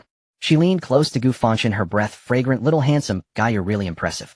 After the selection, do you want to grab a drink together? I know a great place. Gu Fangchen did not open his eyes, but simply responded with a faint from his nose, acknowledging the compliments around him, and then fell silent. Su Mei's smile stiffened, but she dared not explode in anger, only retreating to the side in disappointment. Meanwhile, Yu Wentan's face darkened, nearly dripping water. He snorted coldly, not approaching. What good is a high blood vitality quality? It's just a facade, he thought disdainfully. A warrior relies on solid offense and defense. In the upcoming defense test, I will let him know what true fortification is. Just then the broadcast sounded again. The first assessment has concluded and the data has been recorded. Now starting the second assessment, defense pressure test. All candidates please follow the instructions and enter the designated area. The second round of testing assesses pure defensive capabilities. In the center of the arena, hundreds of enormous mechanical impact devices rose up. Test participants are required to stand on the platform and withstand attacks from the mechanical iron fists. The instruments will provide a final score based on the maximum impact endured. All participants took their positions on their respective test platforms. The defense pressure test officially began. As the electronic voice fell, the mechanical iron fists in front of all test platforms roared simultaneously, beginning to escalate, from the lowest impact level, pounding down fiercely upon each warrior on the platform. The scores on the holographic screen began to fluctuate wildly. Roar! Yu Wentan shouted loudly, activating the family's Xiangdi Gong to its utmost, a heavy earthy yellow glow enveloping him, making him seem as one with the earth. Facing the increasingly powerful impacts, his face reddened, veins bulging, yet his feet remained firmly planted like a statue, not retreating an inch. Boom. Ultimately, after a violent impact, he let out a roar of exhaustion, staggering back 5 or 6 steps before barely stabilizing himself. On the big screen, his score also settled. Yu Wentan defense rating 92 points. Good. As expected of the Yuan family's Xiangdi Gong. This level of defense is absolutely top tier among first-tier warriors. The audience erupted in admiration. Yu Wentan, hearing the astonished gasps around him, revealed a proud smile. He glanced over and noticed that Su Mei's defense score was a mere 75 points, deepening the smile at the corner of his mouth. Hell, woman. The first place in this round was secured. He subconsciously directed his gaze toward the figure in the corner, his eyes filled with provocation. Yet just as he basked in his triumph, the big screen showed that the data representing Gu Fangchen continued to rise steadily and irresistibly. On the platform, Gu Fangchen did not unleash a thunderous roar like Yu Wentan, nor did he activate any dazzling light effects. He simply took a deep breath, slightly spread his legs, and assumed the most basic horse stance. Boom, boom, boom. The impact force surged wildly, quickly surpassing the 92-point threshold, yet the young man on the platform remained as unyielding as an ancient statue. Not even the hem of his clothes stirred. Watching Gu Fangchen's back, the smile on Yuan Tan's face had long vanished without a trace, replaced by a pallid expression. In the midst of everyone's stunned silence, the energy gauge of the mechanical impact device soared to its maximum, emitting an unbearable alarm sound. Warning. The impact force has reached the testing limit for this area. On the big screen, another number appeared next to Gu Fangchen's name, causing everyone to hold their breath. Gu Fangchen defense rating 100 points. Another perfect score. Another overwhelming victory. Yuan Tan stared at the glaring 100 points on the screen, feeling the world spin around him. His proud Xiangdi Gong, the absolute defense that made him famous, became a complete joke in front of this mistake. He didn't even have the qualification to make the other party glance at him. Slap. The Dao heart shattered. The second assessment is concluded. The data has been recorded. Now begins the third and final assessment, the comprehensive practical ability assessment. All participants please follow the instructions and enter the designated area. As the words fell, the ground in the center of the martial arts arena cracked, and a massive steel gate slowly rose, revealing a deep, dark passage behind it. The chief examiner on the high platform coldly announced the rules. The final testing ground, codenamed Meat Grinder, is a desolate battlefield spanning 100 square kilometers. Inside, 3,000 beast-level mutated creatures have been released. You will use the standard weapons we provide to engage in free hunting for 1 hour. Your final scores will be ranked according to the number of creatures hunted, accounting for 40 of your total score. Remember, there are safety personnel monitoring the battlefield. If you encounter life-threatening danger, you will be rescued, but the assessment will also conclude, and your scores will reset. Now head to the armory to collect your gear. The assessment will officially begin in 5 minutes. This concise message ignited the fighting spirit of everyone present. Especially for those warriors who scored low in the first 2 rounds, their eyes sparkled with a bloodthirsty glint. This was their only chance for a comeback. The gates of the armory swung open and hundreds of warriors surged forward, vying for the weapons that suited them best. This Haifeng battle knife is nice. Its center of gravity is stable. Get lost. I saw it first. The scene became a bit chaotic. Gu Fangchen did not push forward. He waited until the crowd dispersed before walking over at a leisurely pace. He walked straight to the knife rack, casually picking up a standard alloy long knife. The blade felt slightly heavy in his hand, the cold touch sending a faint thrill through his body. Finally can I kill mutated beasts? Gu Fangchen trembled with excitement. 5 minutes later, all participants were fully armed, gathering in front of the massive steel gate of the battlefield. Buzz, a large countdown red light illuminated above the gate. 10, 9, 8. Everyone's breathing quickened, gripping their weapons tightly, muscles tensed like leopards poised to pounce. Gu Fangchen stood at the back of the crowd, lightly caressing the blade in his hand, his gaze calm, as if it were a bottomless cold abyss. 3, 2, 1. Boom. At the moment the countdown reached 0, the 100-ton steel gate emitted a deafening roar, slowly rising. A chilling air mixed with rust and dust rushed toward him. Kill. Someone roared, and hundreds of warriors surged forward like unleashed beasts, instantly transforming into blurs, rushing into the vast, desolate battlefield. They formed temporary teams of 3 or 5, or some bold individuals acted alone, swiftly disappearing among the intersecting streets and towering buildings. In the blink of an eye, only Gu Fangchen remained at the entrance. He did not rush in, instead standing still and slowly closing his eyes. Breath sensing activate. Instantly, a 3-dimensional radar map centered around him with a radius of 300 meters vividly appeared in his mind. Surrounding him, hundreds of blue dots representing other participants were rapidly moving and dispersing. In the shadows of the ruins, red dots representing mutated beasts exuded a violent and bloodthirsty aura like fireflies in the night, nowhere to hide. A cold arc curled at the corner of Gu Fangchen's mouth. In this assessment, he was the only player with the entire map sheet activated. His figure flickered, activating Shadow Step, silently merging into the shadows by the street, avoiding all participants' paths, sneaking toward the direction with the densest clusters of red dots. Others were searching for prey, but he was heading toward his own feast. In his eyes there was not a hint of tension, only the fervor and excitement of a hungry wolf spotting a flock of sheep. In the ruins of a battlefield within a destroyed commercial street, Yuan Tan let out a furious roar as his heavy shield struck the side of a rock-skinned wild boar, making it stagger. Seizing the opportunity, he swung his battle axe in a heavy arc, putting forth all his strength, and with a cracking sound he barely cleaved through the wild boar's tough skull. Panting heavily after defeating this most ordinary beast-level creature, Yuan Tan was already out of breath, sweat beading on his forehead. On the observation platform, several squad leaders were watching in real time through the broadcast camera in his area. This kid Yuan Tan has decent defense, but his attacking methods are too simplistic and slow. The foundation is solid, but he lacks agility. He is a qualified heavy shield warrior, but cannot serve as a sharp blade. The group casually commented, their gazes shifting to another screen. On the screen, Su Mei appeared like a ghost, her dual daggers slicing through the beast hordes, silently reaping lives with a clear efficiency that surpassed Yuan Tan. In the very center, Xia Luli sat quietly, her cup of tea untouched. Her cool phoenix eyes casually glanced over the flickering screens, revealing no emotional fluctuations. The so-called dark horse of this test seemed no different to her than a dog by the roadside. At that moment, the director in charge of the broadcast also seemed to find the scene somewhat lackluster. He quickly switched cameras, trying to find more explosive visuals. Suddenly his finger paused. He pulled up the personal camera of candidate No. 039, Gu Fangchen.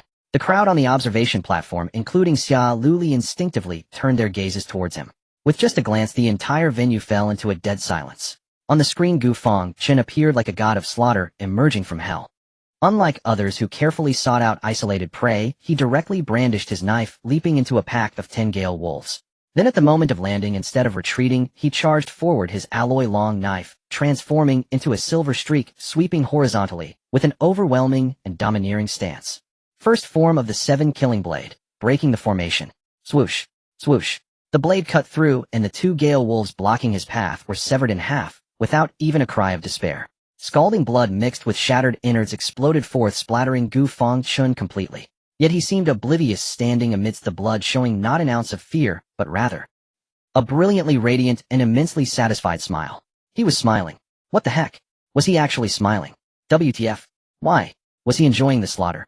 The crowd on the observation platform was utterly perplexed, feeling a chill shooting up their spines. Even Xia Luli, whose eyes were usually as calm as a deep well, slightly widened her gaze at this moment.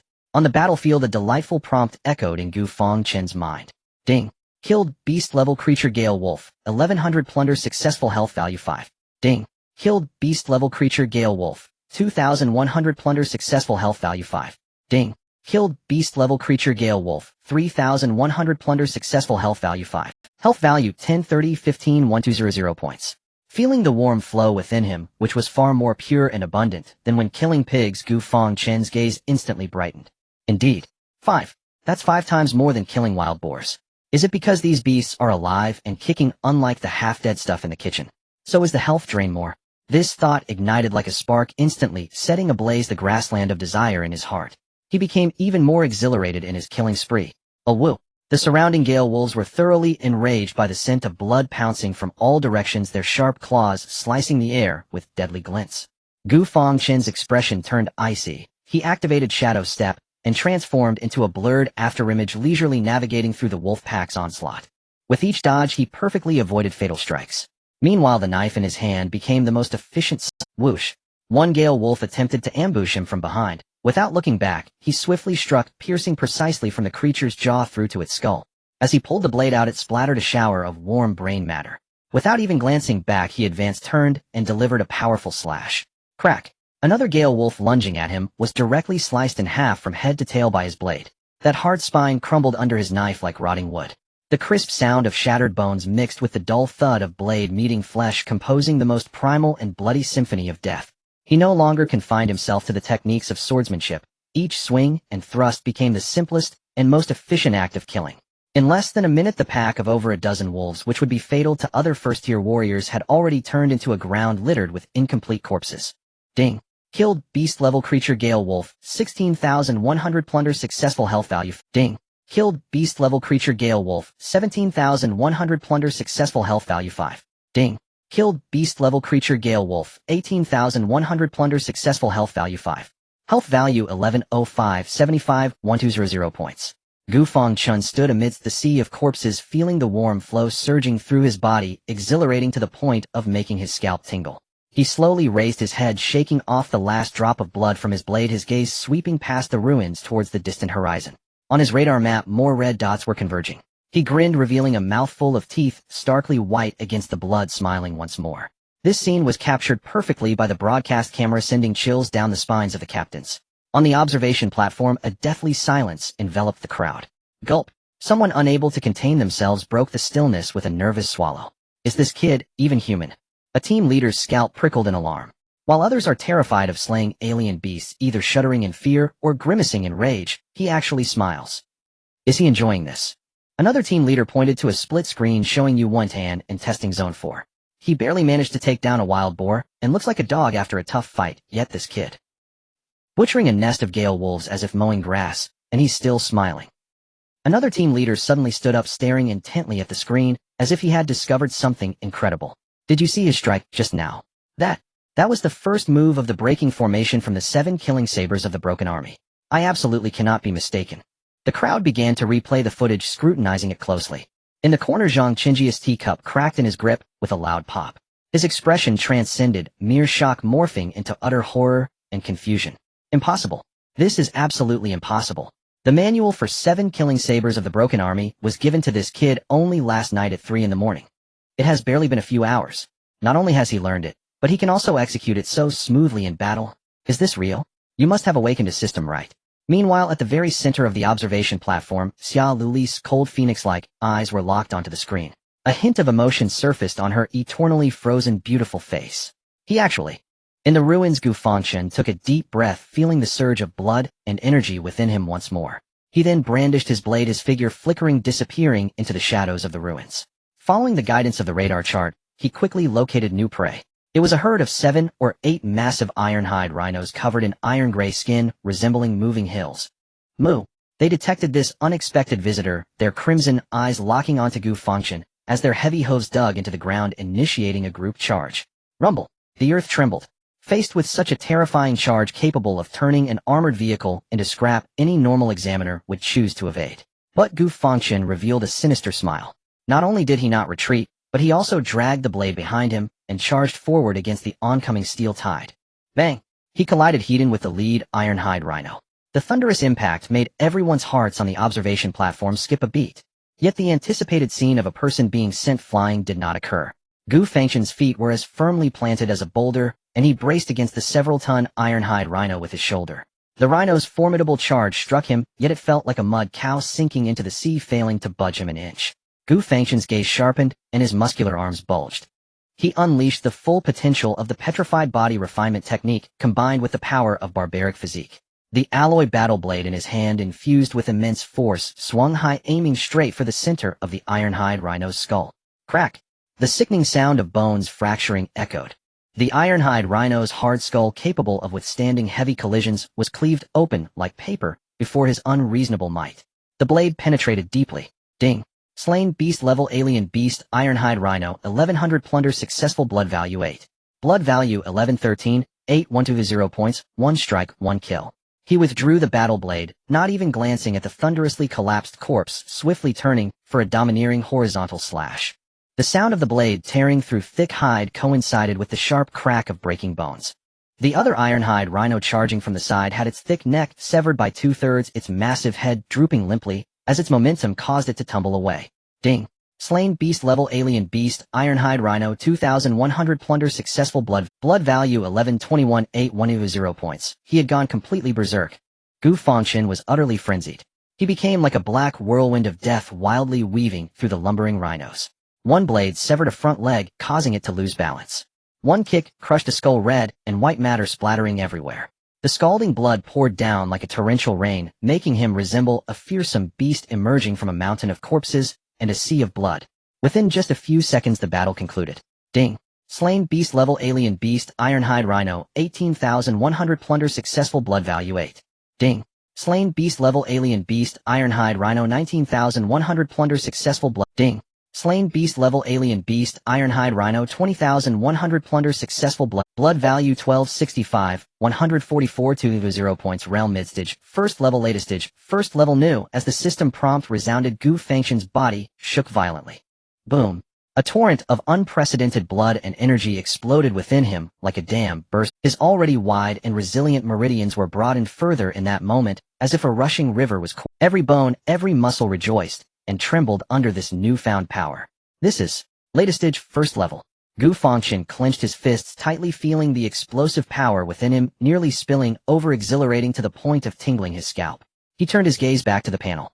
Ding! Slain beast level alien beast iron-hide rhino 20,100 plunder successful blood value 8. He only then noticed that each iron-hide rhino he killed yielded 8 points of blood value, whereas the gale wolves provided only 5 points. So that's how it is.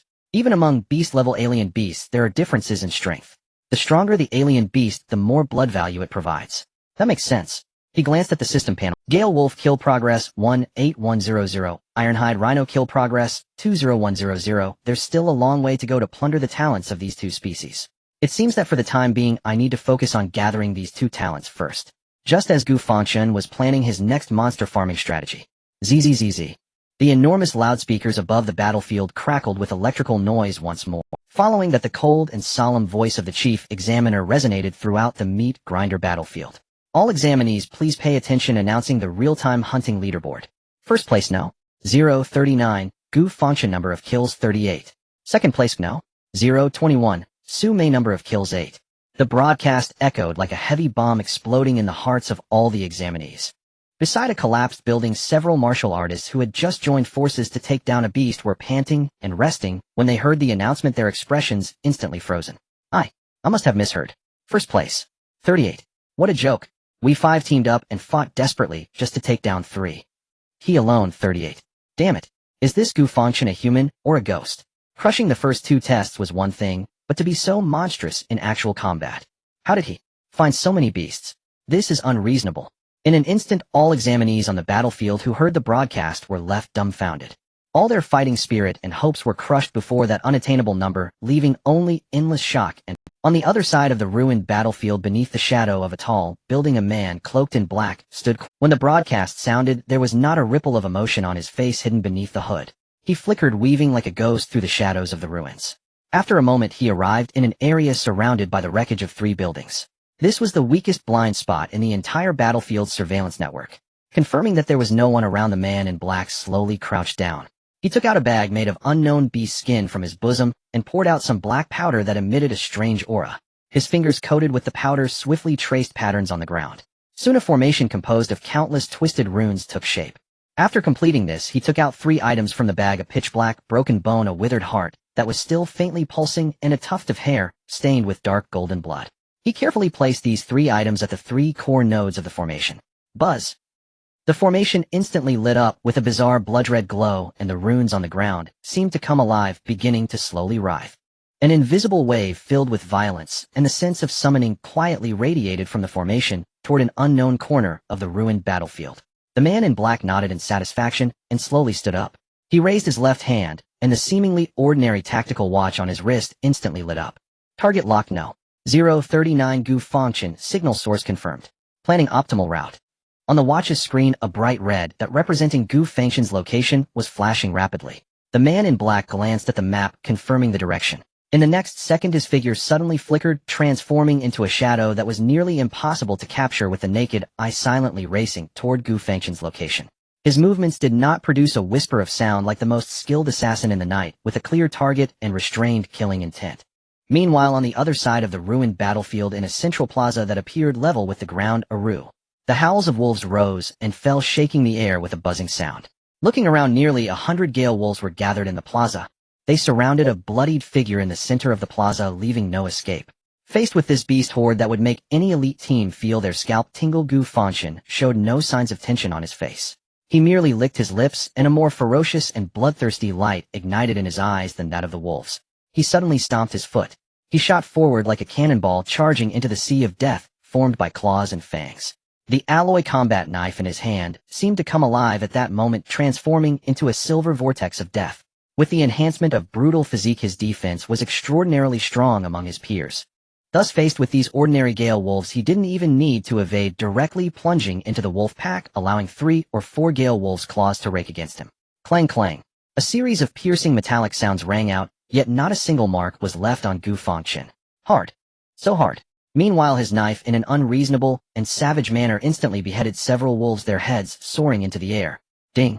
Killed, beast level, beast gale wolf, 31,100 plunder, successful, vitality 5. Killed, beast level, beast gale wolf, 32,100 plunder, successful, vitality 5. Ding. Killed, beast level, beast gale wolf, 33,100 plunder, successful, vitality 5. Vitality 1340, 75, 0 points. Warmth surged within him, and his momentum only increased.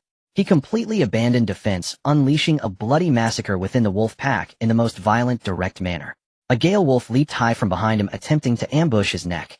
Gu Fangchen did not look back, his left hand suddenly reaching back, clamping the wolf's throat like an iron vice. Then in midair he squeezed hard. Crack! The neck bone shattered. He casually used the warm corpse as a weapon, swinging it fiercely toward the other wolves pouncing from the side. Bang! Bang! Two Gale wolves were smashed, their bones fractured, flying backward. Before they landed, Gu Fangchen's figure was already following closely, the glint of his knife flashing. Two massive wolf heads flew up in response. The entire plaza had turned into a meat grinder. Limbs and remains flew together, blood mingled with wolf howls. That dark figure danced madly amidst the mountains of corpses and seas of blood. Each swing of his knife inevitably sprayed forth a torrent of hot blood. Each step he took crushed an unwilling skull. Finally, when the last swift wolf let out a desperate howl pierced through the throat by Gu Fangchen's blade and nailed to the ground, the entire square fell into complete silence. The bodies of nearly 100 exotic beasts formed a perfect circle around him, as if the followers were offering their most devout worship. Warm blood gathered into streams, dyeing the ground beneath his feet a shocking dark red. Ding! Killed the beast-level exotic beast swift wolf. 99,100 plundered successfully. Vitality 5. Killed the beast-level exotic beast swift wolf. 100,100 plundered successfully. Vitality 5. Vitality 1675, 375, 2000 points. Cumulative kills of beast-level exotic beast swift wolf. 100,100. Conditions met, starting to plunder racial talents. Boom. A force distinct from the heavy sensation of wild body suddenly surged from the tips of his. It was a light and swift feeling, as if breaking free from some kind of restraint. He felt that at this moment his body became unprecedentedly light, every joint, every muscle control reached a delicate and unconstrained realm. Plunder successful. Congratulations to the host for acquiring the core racial talent of the Swift Wolf. Agile Body, a passive talent that permanently enhances the host's neural reaction speed and physical coordination, reducing energy consumption during high-speed movement and dodging, allowing you to be as light as a swallow in battle. Gu Fangchen slowly lifted his foot, hopping sideways. If he had been somewhat clumsy in his evasive movement, now he seemed to be treading on clouds, incredibly light. Smooth. Too smooth. Gu Fangchen was extremely satisfied. He tried to rotate his wrist again, and the alloy battle blade in his hand felt like an extension of his arm, weightless, yet perfectly controllable. Great. Fantastic. If Wild Body endowed him with indomitable strength and defense, then Agile Body gave him the ultimate skill and agility to wield this power. One rigid, one supple, complementing each other perfectly. He was now a heavy tank with the handling system of a... The observation platform had already fallen into a deep silence. All the team leaders stared blankly at the main screen, displaying scenes comparable to a top Hollywood blockbuster forgetting to breathe. He killed them all. A single person took out an entire wolf pack. A team leader's voice was like a murmured dream. Did you notice? A team leader's face was equally grave. He maintained a consistent breathing rhythm throughout. His stamina is simply a bottomless pit. Not just stamina. Another team leader shook his head, confusion filling his eyes. The most shocking thing should be his efficiency. Look at the replay. Every movement and every strike had no superfluous actions. It's incredible. In the center, Xia Luli's cold phoenix eyes were fixed on the blood-soaked figure on the screen without blinking. Her long, fair fingers unconsciously tapped lightly on the armrest, producing a rhythmically pleasant sound. For the first time, she felt a sense of incomprehensibility towards a peer. Gu Fangchen. She parted her red lips, silently uttering this name, her eyes reflecting an unprecedented brilliance. Just as Gu Fangchen was immersed in the thrill of his soaring power, his brow suddenly furrowed. Something was amiss. On the radar map in his mind, a deep red light point appeared at the edge of the square, larger and more glaring than all the previous red dots combined, emerging without warning. That massive and sinister aura was violent, bloodthirsty, filled with a desire for destruction. A king-level exotic beast. Gu Fangchen's pupils shrank suddenly. Almost simultaneously with a zzz sound, the broadcast of the wasteland battlefield rang out once more. But this time the chief examiner's voice carried an unprecedented gravity and urgency. Emergency notice. Emergency notice. A king-level exotic beast, Terror Claw Tyrannosaurus, has unexpectedly intruded into the examination area. All examinees please remain calm and do not panic. After urgent discussions by the examination committee, the examination content has been changed. We will send a third-tier warrior into the examination area to severely injure this king-level exotic beast. On this basis, all examinees will have the opportunity to deal the final blow. The final successful killer will directly receive a reward of 500 points. Repeat, 500 points. Boom. This news was like dropping a nuclear bomb onto a calm lake, instantly igniting the entire battlefield. 500 points. That is equivalent to hunting down 500 beast-level exotic beasts. Holy crap. 500 points. Isn't this just the first place given for free? Let's go. We have to regroup. All examinees after a brief shock erupted with unparalleled greed and fervor. They could no longer care about hunting scattered beast-level exotic beasts turning direction like sharks smelling blood rushing madly towards the coordinates announced in the broadcast. In the northern area of the battlefield on an open abandoned highway. Roar. A creature towering 3 stories high resembling a Tyrannosaurus rex, but with front limbs evolved into 2 scythe-like sharp claws, was howling at the sky. With each step it took the hard road would crack like a spider's web, and the terrifying pressure of the king-level exotic beast thickened the surrounding air. Above it a figure was standing on a silver floating skateboard skillfully dodging and weaving. It was a young warrior dressed in standard combat attire with a stern face and calm eyes. A third-tier warrior. When other examinees arrived panting they all gasped in awe at the sight. It's a floating skateboard. That's the exclusive equipment of third-tier warriors. Is this what a third-tier powerhouse looks like? Such terrifying pressure. In the air the third-tier warrior's battle knife swept through the air, each swing producing a refined blade light that struck against the thick scales of the clawed dragon, sending up a shower of dazzling sparks. He did not use his full strength, merely adopting a relaxed demeanor to continuously wear down the stamina of this colossal beast. He seemed somewhat irritable. Damn it, controlling the force is too difficult. He cursed inwardly. The order was to control the blood of this king-level exotic beast, bringing it to the brink of death, without completely incapacitating it, to leave some challenge for the novices below, without making it too difficult. This was simply more troublesome than killing it outright. Forget it. Let's do it this way. With that thought he shook his arms, unleashing a surge of blood chi that manifested as a visible shockwave crashing into the clawed dragon's chest. Bang! The clawed dragon let out a painful roar, its massive body staggering backward with large cracks appearing on its chest scales, blood gushing forth. That's about enough. The young warrior sheathed his sword and hovered in midair, looking down coldly at the group of examiners who were already stirred up with excitement. It has been severely injured. The next move is up to you all. Whoever brings down its head will be the champion of this assessment. The young warrior's words acted like a potent stimulant, igniting the greed of all the examiners present. Damn it. Let's do this. The championship is mine. All together. Exhausted. Yu Wentan roared, the first to charge forward with his heavy shield, attempting to attract the clawed dragon's attention. Immediately after, Su Mai's figure transformed into a black lightning, flanking from the side, her dual daggers aimed directly at the dragon's injured hind leg. The remaining 100 warriors were also like they had been injected with adrenaline, shouting as they launched an all-out assault from all directions. However, they had ultimately underestimated the terror of a king-level exotic beast. Roar. Even severely injured, the clawed dragon's strength remained undiminished. It suddenly whipped its long tail, which was as powerful as a steel whip. Bang! Bang! Bang! The few warriors at the forefront had no time to react before they were struck, bones shattering as they flew backward like broken sacks, instantly losing their combat ability. Next, its 2 scythe-like claws wildly swung through the crowd. Sizzle. Yu Wentan's proud heavy shield was as fragile as paper in front of the giant claws, instantly torn apart. He himself was swept by an irresistible force, spitting out a mouthful of blood as he crashed into the ruins in the distance, losing consciousness. For a moment the sounds of screams and wails filled the air. The once overwhelming assault formation crumbled instantly. The third-tier warrior in midair frowned. Useless. A bunch of useless trash. I have brought it to this state, and yet they can still be bloodily slaughtered. He cursed inwardly, but then sighed. Indeed. The truly good talents had mostly been recruited early by those well-treated martial arts schools and large families that did not require daily battles against exotic beasts. Who would be foolish enough to come to a place like the army and live a life of licking blood from a knife's edge? He looked towards the approaching safety officers. Keep an eye on them, don't let them die. Understood. The safety officers nodded. On the observation platform the team leaders shook their heads. The quality really declines year after year.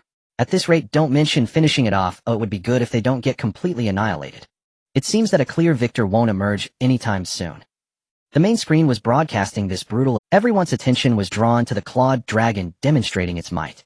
However, at a street corner several kilometers away from the main battlefield, Gu Fangchen suddenly halted his advance. Because on his radar a red dot was rapidly approaching him in a straight, getting closer. Getting closer. Gu Fangchen turned to look at the dark alley beside him. There a man in a black robe wielding a dagger was charging directly towards him. In the instant their eyes met, both were momentarily taken aback. It was not an exotic beast. Gu Fangchen widened his eyes. The man in the black robe also wore a shocked expression. How did he discover my presence? I had clearly suppressed my killing intent. But the arrow is on the string, and it must be released. The man in the black robe had no intention of holding back, charging forward with his poisoned dagger aimed straight at Gu Fangchen's throat. Fast, accurate, and deadly. In the face of this deadly ambush, Gu Fangchen's reaction was even quicker. He slightly turned his body, and the talent of light body allowed him to narrowly evade the vicious blade. Almost simultaneously he reached out his hand, grabbing the black-robed man's wrist like a vice. So fast, the black-robed man's pupils constricted. He did not expect the opponent's reaction speed and strength to far exceed his expectations. His wrist shook violently, and a strange wave of force erupted, forcibly breaking free from Gu Fangchen's grasp, using the momentum to roll back and land steadily. The two were now just 5 meters apart, facing each other again. Without a word, the battle erupted instantly. The man in the black robe flickered, transforming into several indistinct afterimages, attacking Gu Fangchen from different angles, his poison dagger creating a flurry of stars blocking all of Gu Fangchen's escape routes. However, Gu Fangchen did not dodge or evade. He thrust his long knife fiercely into the ground. Clang! He crossed his arms in front of him, activating the stone body refinement technique to the utmost. Ding ding dang dang. A series of sounds like rain fell from metal clashing. The poison dagger, capable of piercing steel plates, struck his arm, but only produced a shower of sparkling sparks, leaving not even a white mark. A trace of horror flashed in the eyes of the man in the black robe. He was about to retreat. But Gu Fangchen seized this moment of stiffness, his right leg sweeping out like a battle axe. The man in the black robe had nowhere to escape, only able to cross his arms to block. Bang! With a dull sound, he was kicked back, rolling helplessly on the ground for 2 circles before dissipating the force. Meanwhile, on the observation platform. You all look, the camera over at number 039 seems to be acting strange. A Sharpie team leader suddenly pointed at a split screen. The director immediately switched the image to the main screen.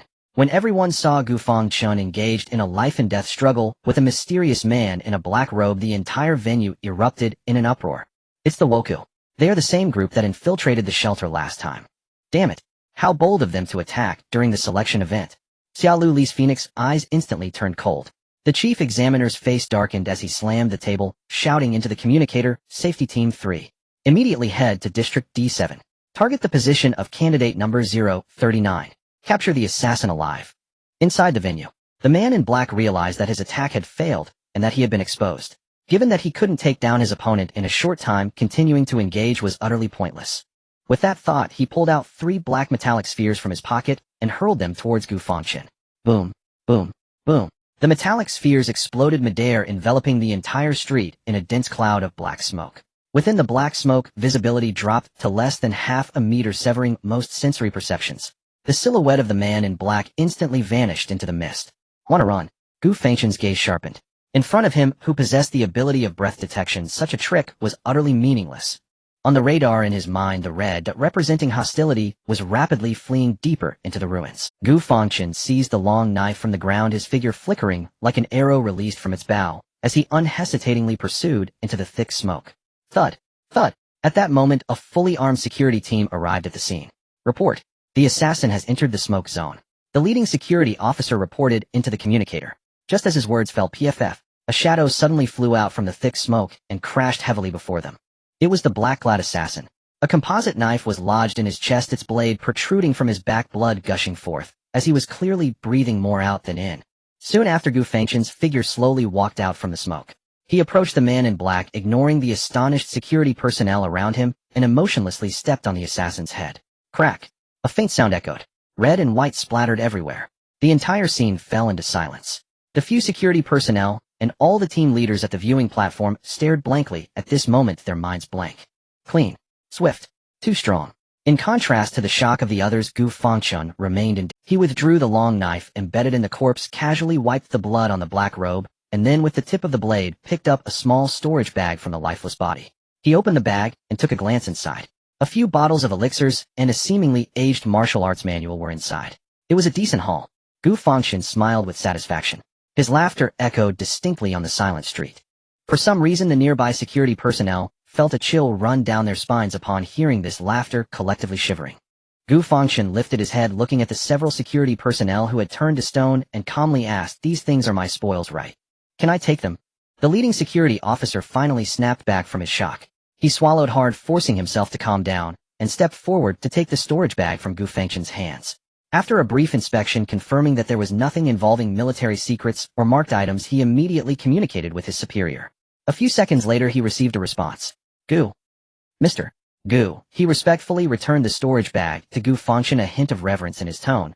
The superior instructed that according to wartime regulations, since you eliminated the assassin, these spoils rightfully belong to you. Thank you. Gu Fangchen accepted the storage bag, casually stuffing it into his pocket.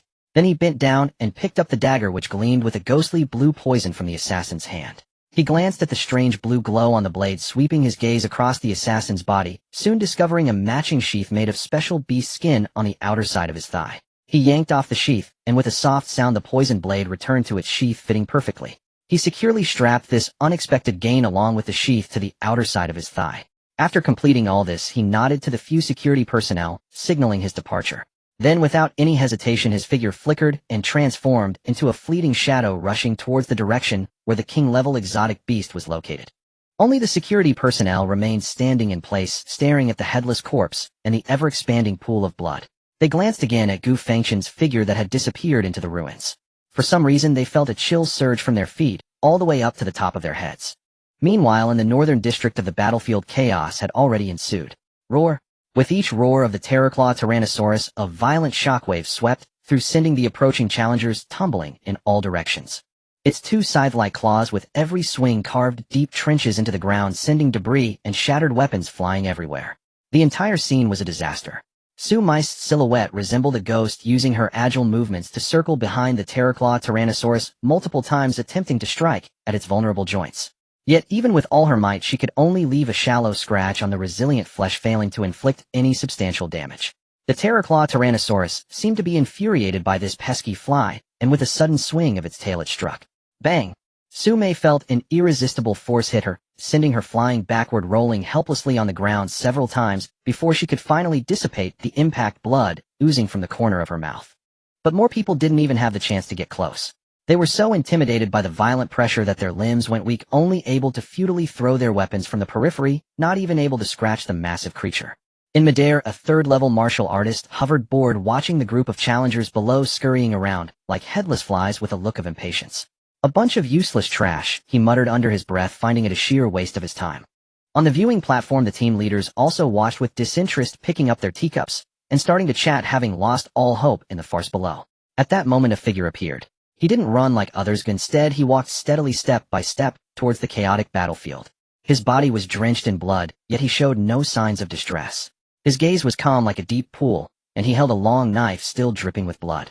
As he passed, those challengers who had been roaring and charging instinctively stopped, as if struck by an invisible aura, automatically stepping aside to create a path for him. Soon Gu Fangchen reached the forefront of the melee.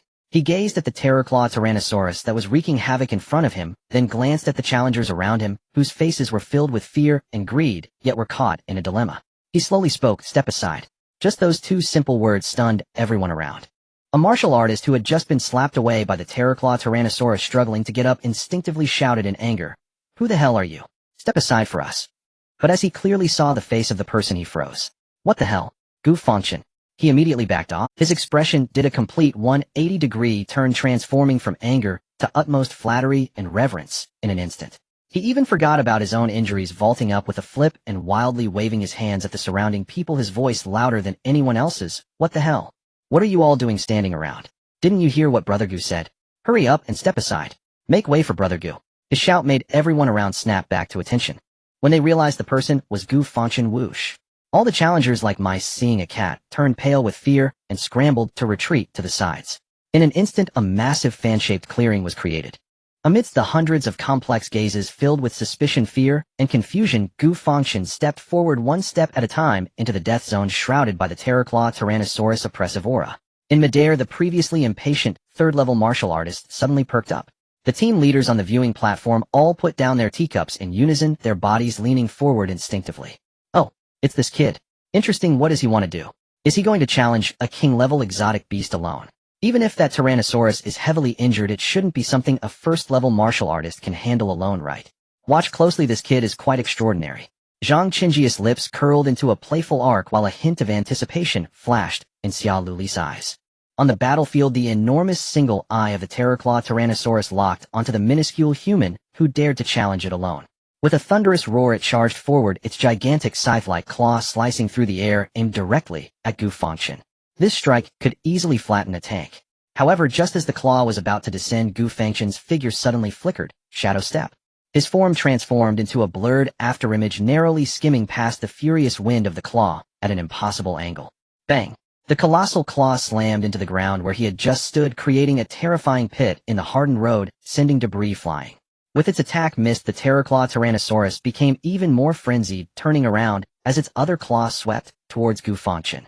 Yet Gu Fangchen did not retreat, but pressed forward, lightly tapping the ground with his toes, as if he were a weightless leaf, using the sweeping wind from the claw to elevate himself and deftly land on the Tyrannosaurus' robust arm. He moved along the armored arm, as if walking on solid ground, dashing toward the Tyrannosaurus' injured chest like a bolt of lightning. The spectators on the viewing platform were completely stunned. Damn, is this movement really from a first-tier warrior? The Terraclaw Tyrannosaurus clearly did not expect this human to be so difficult to deal with. It thrashed its body wildly, attempting to shake off this ant. Yet Gu Fangchen's feet seemed rooted to its form, remaining steady despite its violent rolling. At that moment, a flash of cold light appeared in Gu Fangchen's left hand. The poisoned dagger seized from the assassin was now in his grip. He focused on the gap in the Tyrannosaurus' chest where the scales had been shattered by a third-tier warrior, his gaze sharpening. With his right hand, he swung the long knife upward with great force, delivering a powerful breaking Army 7 kill blade aimed at the Tyrannosaurus' jaw, forcing it to lift its head. Now's the time. The opening in its chest was fully exposed. Gu Fangchen dove downward, the poisoned dagger transforming into a streak of lightning, piercing into the bone-deep wound created by the third-tier warrior. Thud! The sharp blade sank into flesh. Roar! The Terraclaw Tyrannosaurus emitted the most mournful, agonizing roar in history. The potent poison coating the dagger surged into its blood and nerves through the wound. Its massive body trembled violently, and its once furious movements became visibly sluggish and stiff. Success! Gu Fangchen gave it no chance to breathe. Using the recoil from the dagger's thrust, he launched himself into the air, performing a graceful flip before landing firmly on the wide back of the Terraclaw Tyrannosaurus. Then, gripping the long knife with both hands, he channeled the surging blood chi within him into the blade. Once charged, he aimed at the Tyrannosaurus' thick neck vertebrae, bringing the blade down with mountain-splitting force. Crack! A sound that could make everyone cringe echoed throughout the arena. The unbreakable neck bone shattered under this strike. The roar of the Terraclaw Tyrannosaurus abruptly ceased, its massive head drooping lifelessly. Its crimson, beastly eyes quickly dimmed. Finally, with a thunderous crash, its mountain-like body crashed heavily onto the ground, stirring up a cloud of dust, and it fell completely silent. Ding! You have killed the king-level beast Terraclaw Tyrannosaurus. 11 plunder successful. Health points 1. Health points 1825, 152,000 points. Plunder successful. Congratulations, host. You have obtained the core racial talent of the Terraclaw Tyrannosaurus, Tyrant's Fury. Tyrant's Fury active talent. Upon activation, the host will enter a berserk state for 10 seconds, increasing strength and damage resistance by 30. Berserk, huh? Gu Fangchen remained calm. At that moment, another panel appeared. Conditions for breaking through to the second tier have been met. After reaching the peak of the first tier, you can choose a breakthrough method, directly advancing to the early second tier with a success rate of 100. In the future, the success rate for breakthroughs from the third tier to the sixth tier will remain 100. Normal breakthrough, kill a king-level beast, 11.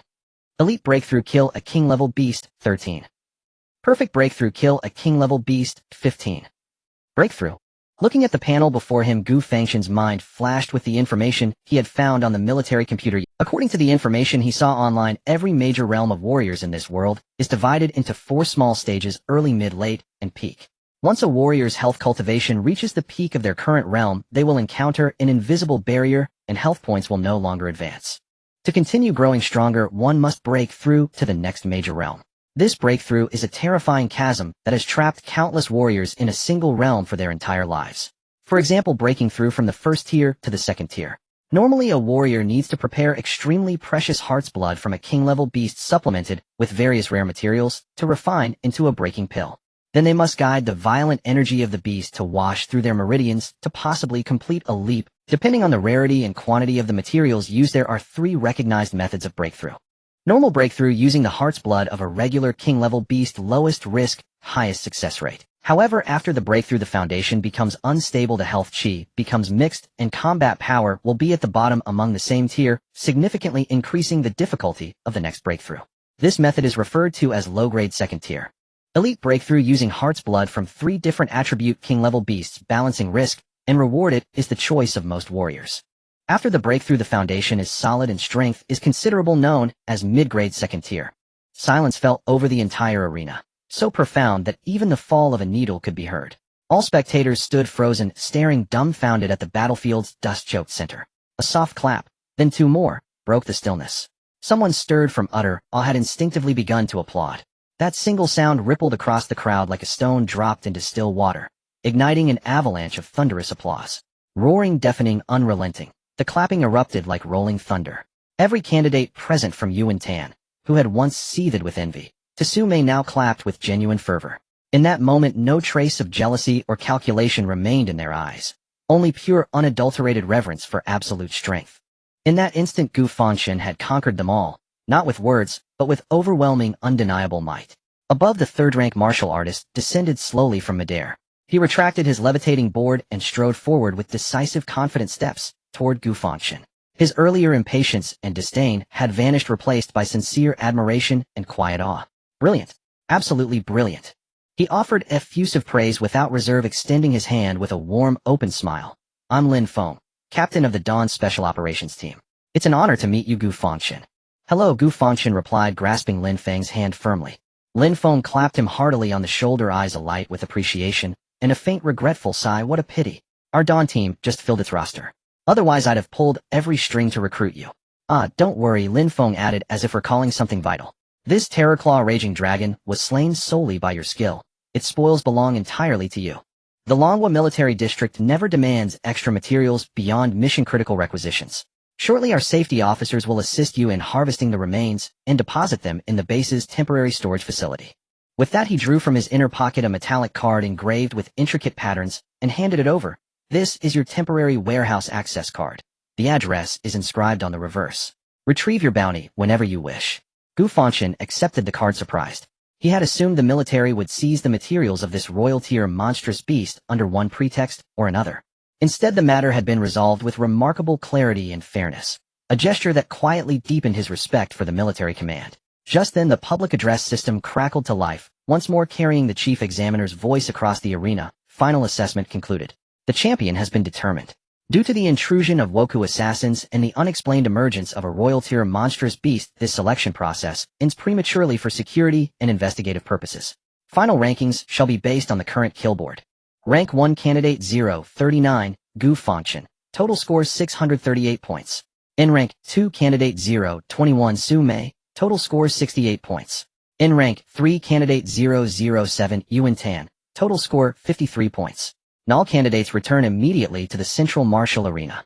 As the announcement ended, Lin Feng swiftly directed arriving safety officers to begin expertly harvesting the Terrorclaw Raging Dragon's carcass for Gu Fangchen. Meanwhile, the other candidates, escorted by armed safety officers, began their return journey. Yet the atmosphere was utterly transformed from before. Those who had once kept their distance now surged forward, faces radiant with unrestrained enthusiasm. Brother Gu, that final strike, unbelievably cool. You're my idol, and seriously, charismatic and powerful. Brother Gu, do you need junior brothers? The kind who fetch tea and serve water. And caught off guard by such sudden adulation, Gu Fangchen could only smile and nod politely in response. Soon they arrived back at the central martial arena. The moment Gu Fangchen stepped out of the passage, he saw the elevated platform ahead already crowded with figures. Dozens of team captains stood shoulder to shoulder, each radiating formidable chi, eyes sharp and unwavering, fixed upon him with the rapt intensity of wolves sighting a legendary treasure. Gu, brother Gu. A captain bearing a scorpion tattoo skidded to a halt before him, breathless, yet grinning broadly. This was the very same captain who had earlier dismissed Gu Fangchen as little more than ornamental talent. Brother, join our scorpion squad. Priority access to all resources. Before he could finish, others pressed forward. Ignore him. The scorpion squad endures constant field hardship. Join our thunderstorm squad. We offer the finest logistical support. Brother Gu, our Iron Wall squad may lack renown, but our compensation package is unmatched. In moments, Gu Fangchen found himself encircled, bombarded by offers so lavish they defied belief, until the arena's cold, authoritative broadcast cut through the clamor like a blade. Assessment complete. Final results confirmed. Every movement ceased instinctively. All eyes lifted to the massive display screen. Candidate Gu, first criterion Chi Blood Quality Assessment, 100 points. In second criterion Defensive Endurance Assessment, 100 points. In third criterion Comprehensive Combat Assessment, 638 points. As this flawless score sheet unfolded, silence descended once more, thick, stunned, reverent. The emotionless, synthetic voice paused, then declared with absolute, irrefutable authority, final result, rank 1, Gu Fangchen. Reward 300 military merit points and 5 million Longwa credits. And the arena exploded, roaring, jubilant, ecstatic. And the captains surrounding Gu Fangchen after their initial shock subsided burned with renewed feverish intensity. The undisputed top scholar, victorious beyond contest. All gazes converged upon him anew, awaiting his choice. In the observation gallery, Xia Liuli rested her chin lightly on her palm, her cool phoenix eyes glinting with quiet curiosity. She too wondered what decision he would make. Would he join the Thunderstorm Squad, best resourced, or the Grey Wolf Squad, most battle-decorated? Under the weight of collective anticipation, Gu Fangchen finally moved. Ignoring the squabbling captains before him, he lifted his gaze calmly, sweeping across the observation gallery, before settling deliberately on Zhang Qingyu, who had just descended from the stage. He raised a finger, pointing directly. I choose him. In 3 words, crystal clear, carried across the hushed expanse. The arena plunged into eerie, absolute silence. Every captain froze following his line of sight, confusion etched across their faces. Even Zhang Qingyu stood utterly dumbstruck. He stared blankly at himself, pointing at his own chest, disbelief flooding his expression. How does he know I'm a captain? I never announced it. Brother Gu, you're not joking, are you? The scorpion-tattooed captain recovered first, voice laced with bafflement. You chose Zhang Qingyu. Another captain rushed to interject. Brother Gu, think carefully. Zhang Qingyu's pioneer squad isn't just any combat unit. They're elite shock troops trained to breach the most lethal, densely packed monster swarms. What a... Several newly arrived martial artists gasped aloud. Precisely. The captain lamented, voice heavy with urgency. Their sole mission is clearing the deadliest, most overwhelming beast tides, acting as spearhead vanguard and highest casualty unit. They operate year-round, never resting, always either immersed in a tide or en route to one. Their merit points accrue rapidly, but few live long enough to spend them. With your genius you should cultivate in seclusion. Constant missions would squander your rare talent. At once all eyes turned to Gu Fangchen, filled not with hope but sorrowful pity. Yet he did not waver, instead he smiled, genuinely warmly. That's perfect. The entire arena. The crowd stood utterly bewildered. They attempted to dissuade him once more, but Gu Fangchen had made up his mind with unshakable resolve. In the end he joined Zhang Qingyu's Yanluo squad, prompting a chorus of despairing wails and chest-beating among the on-site team captains.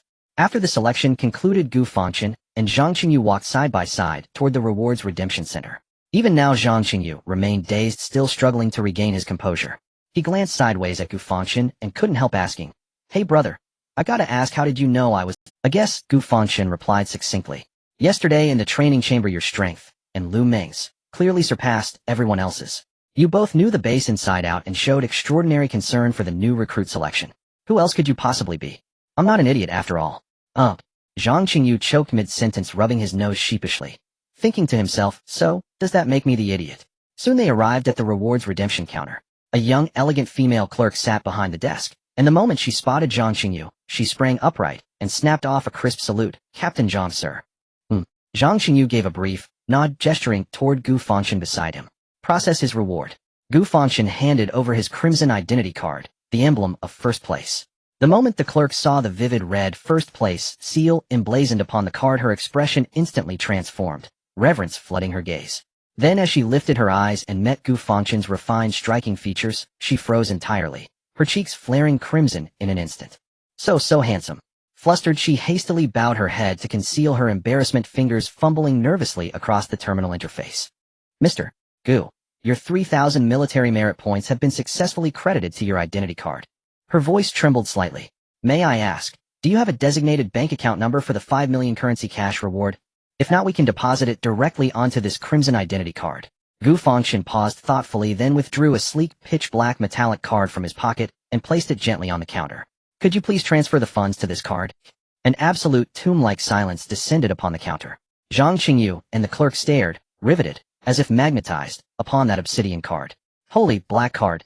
Zhang Qingyu blurted out in disbelief, while the clerk shot upright from her seat, snatching the card with trembling hands, her entire body quaking uncontrollably. Yes, absolutely. With near religious reverence, she cradled the black card in trembling palms and laid it upon the reader, handling it with such delicate care it might shatter at a whisper. Zhang Qingyu gaped at Gu Fangchen. You used this card yesterday, to access training chamber, or God no. 1 foot. Yes, Gu Fangchen nodded. Xia Liuli gave it to me. Xia Liuli. Zhang Qingyu's eyes bulged. She's the type who casually hands out black cards. He'd barely finished speaking when the clerk's trembling voice, Gu Fangchen retrieved both the black and crimson cards and tucked them away. Zhang Qingyu instinctively turned, about to speak again, but his voice seized in his throat. For, just a short distance behind them, Xia Liuli stood poised flanked by two personal guards, hands clasped behind her back, serene and statuesque. Her frost-cold phoenix eyes remained fixed upon him, unblinking, unreadable, devoid of warmth or wrath. A chill slithered up Zhang Qingyu's spine, freezing him to the marrow. He jolted rigid, heart hammering.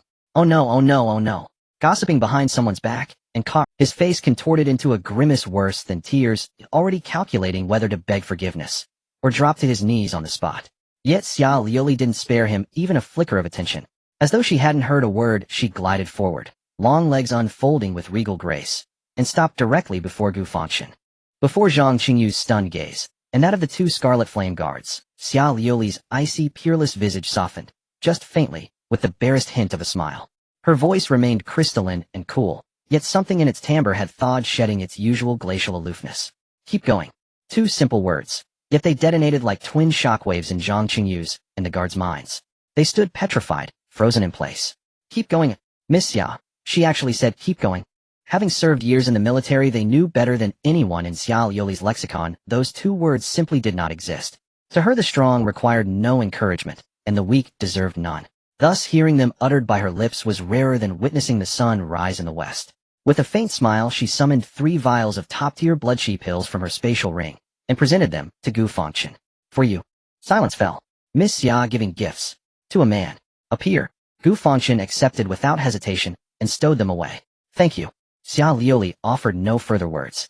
Hands clasped behind her back, she strode away like a sovereign surveying her domain, radiating icy majesty and unassailable pride, leaving only a breathtaking silhouette behind.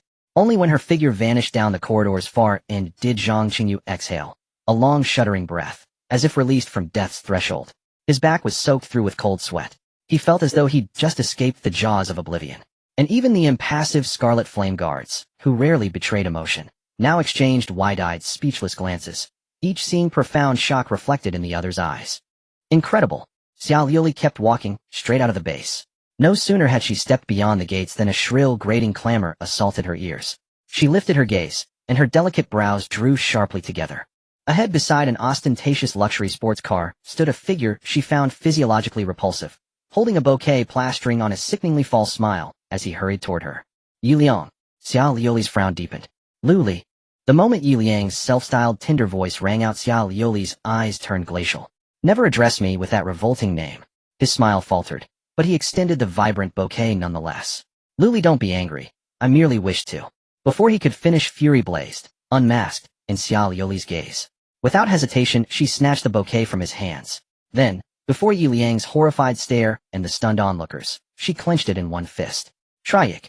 The priceless, ice crystal roses shattered instantly, petals torn, stems twisted, life obliterated. Petals scattered like broken butterflies, brittle stems snapped without mercy, then discarded carelessly onto the ground. Leave. Yi Liang's smile froze, his eyes flashing with venomous resentment. Yet he forced a placid tone. Luli, why must you do this? Our engagement was arranged by our elders. Engagement? Xia Liuli laughed, a sound laced with icy derision, as if hearing the most absurd jest imaginable. She stepped forward, towering over him, her phoenix eyes blazing with scathing contempt. Do you dare presume yourself worthy?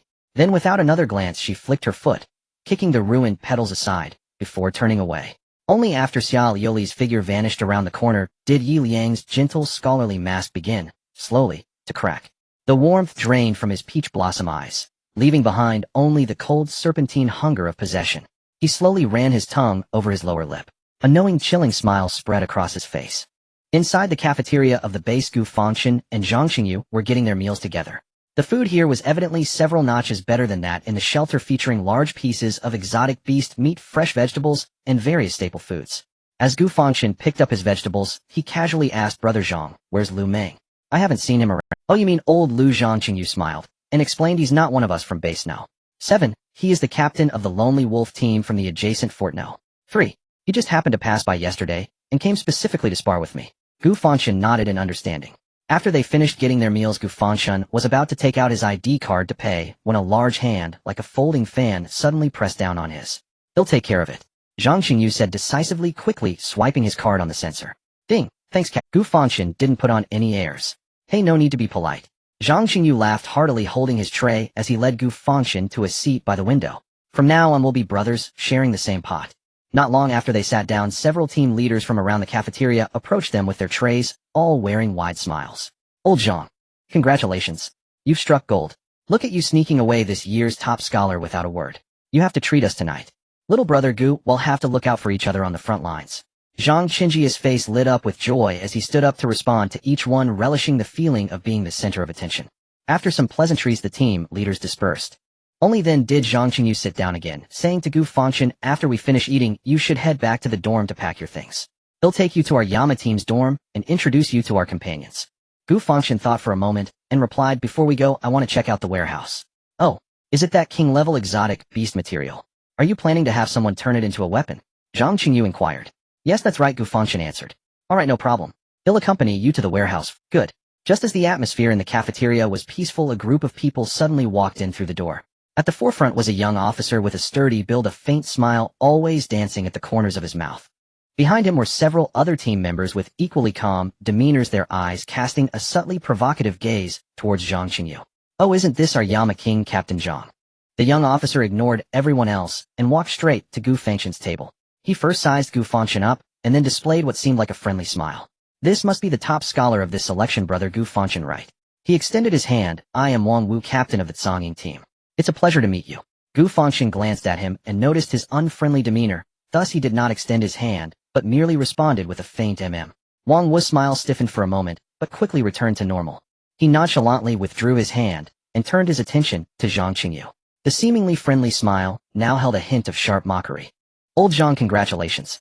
I heard you're planning to recruit more newcomers this year to fill the gaps. He patted Zhang Qingyu on the shoulder, his tone dripping with sarcasm. But I must remind you, don't lead our top scholar astray. He is a genius with a promising future, unlike us rough folks whose lives don't hold much value. With that, he slammed his chopsticks down on the table.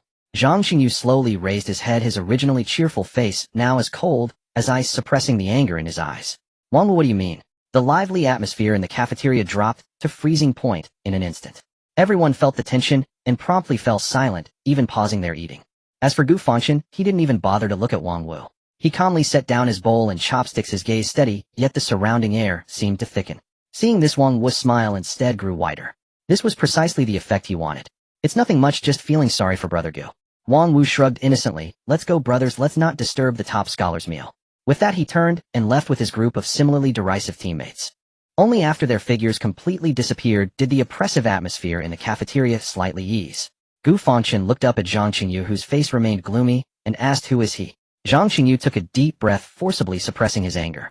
He took a big gulp from his cup, and then said in a deep voice, a fly that has been competing with me since childhood. I've known him for nearly 10 years. We used to get along well. But ever since. Zhang Qingyu paused, as if remembering something, a self-mocking curve forming at the corner of his mouth. Ever since the day the person he liked confessed to me, he has been holding a grudge, until now. Gu Fangchen was taken aback. The person he liked. Upon hearing this, Zhang Qingji's gloomy expression vanished, replaced by a gentle smile. He looked at Gu Fangchen and grinned at him. Strictly speaking, it's your sister-in-law. Gu Fangchen was stunned again, then couldn't help but laugh.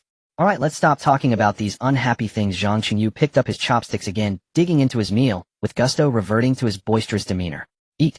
After we finish eating, I'll take you to the warehouse. Gu Fangchen nodded. After satisfying their hunger, the two walked out of the cafeteria side by side. The roads in the base were wide and smooth, occasionally crossed by patrolling armored vehicles and hurried martial artist teams.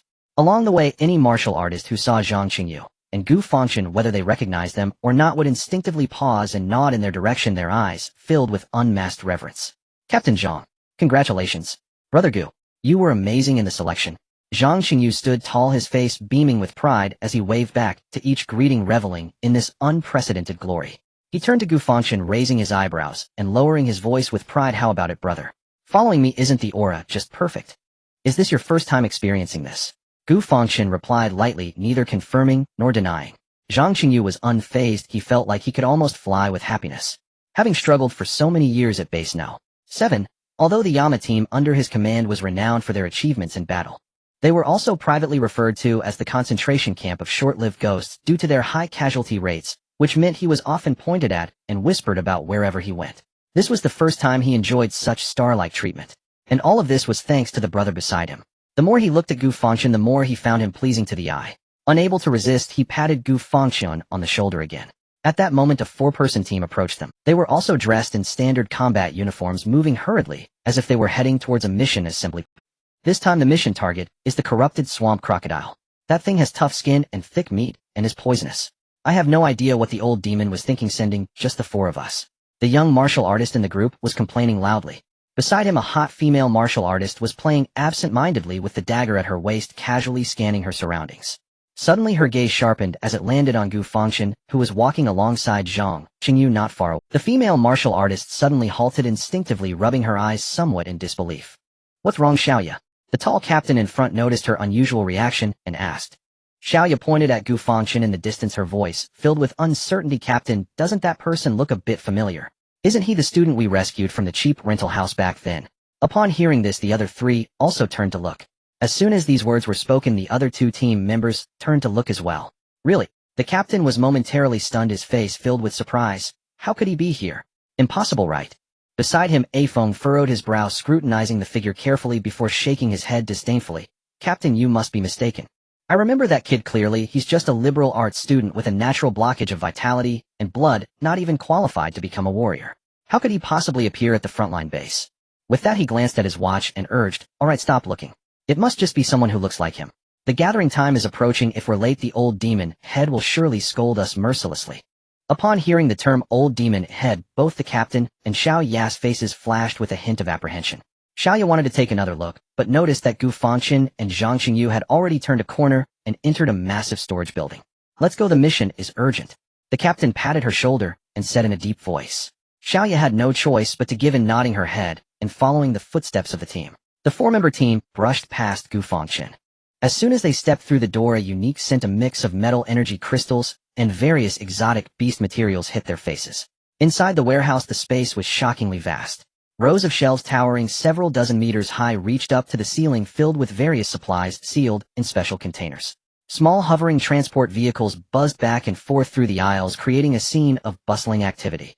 The appearance of Gu Fangchen and Zhang Qingyu instantly attracted the attention of everyone around. "It's Captain Zhang of the Yama. Isn't that the top scorer, Gu Fangchen, from this selection? Wow, he's really handsome." Under the awed gazes of numerous staff, the two made their way directly to the service counter ahead. "Hello, I'm here to collect something." Gu Fangchen handed over the temporary pass that Lin Feng had given him. The staff at the front desk took the card and scanned it on the reader. Beep. Upon seeing the highest priority alert pop up on the terminal, the staff's expression changed drastically, and he jumped up from his seat. He dared not show any negligence, picking up the intercom on the desk and reporting in an extremely respectful tone, Supervisor. In warehouse no. 1, the highest level VIP is here. Please come immediately to receive them." As soon as he finished speaking, the door of an office not far away was suddenly pushed open. A middle-aged man in a neat uniform looking like the warehouse supervisor rushed over, wearing a professional and enthusiastic smile. "Captain Zhang, what brings you here?" The supervisor first greeted Zhang Qingyu warmly. Then his gaze fell upon Gu Fangchen and the bright red first-place mark on the pass he held. When he saw the temporary pass that represented the materials from the Terror Claw Tyrannosaurus, his smile instantly became radiant and even carried a hint of flattery. "This must be Mr.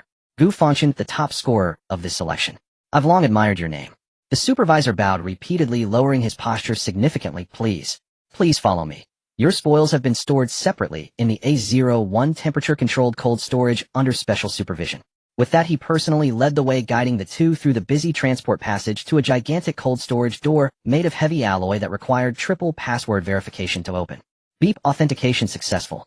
As the door slid open silently, a wave of cold air mixed with ice crystals rushed in, invigorating Gu Fangchen.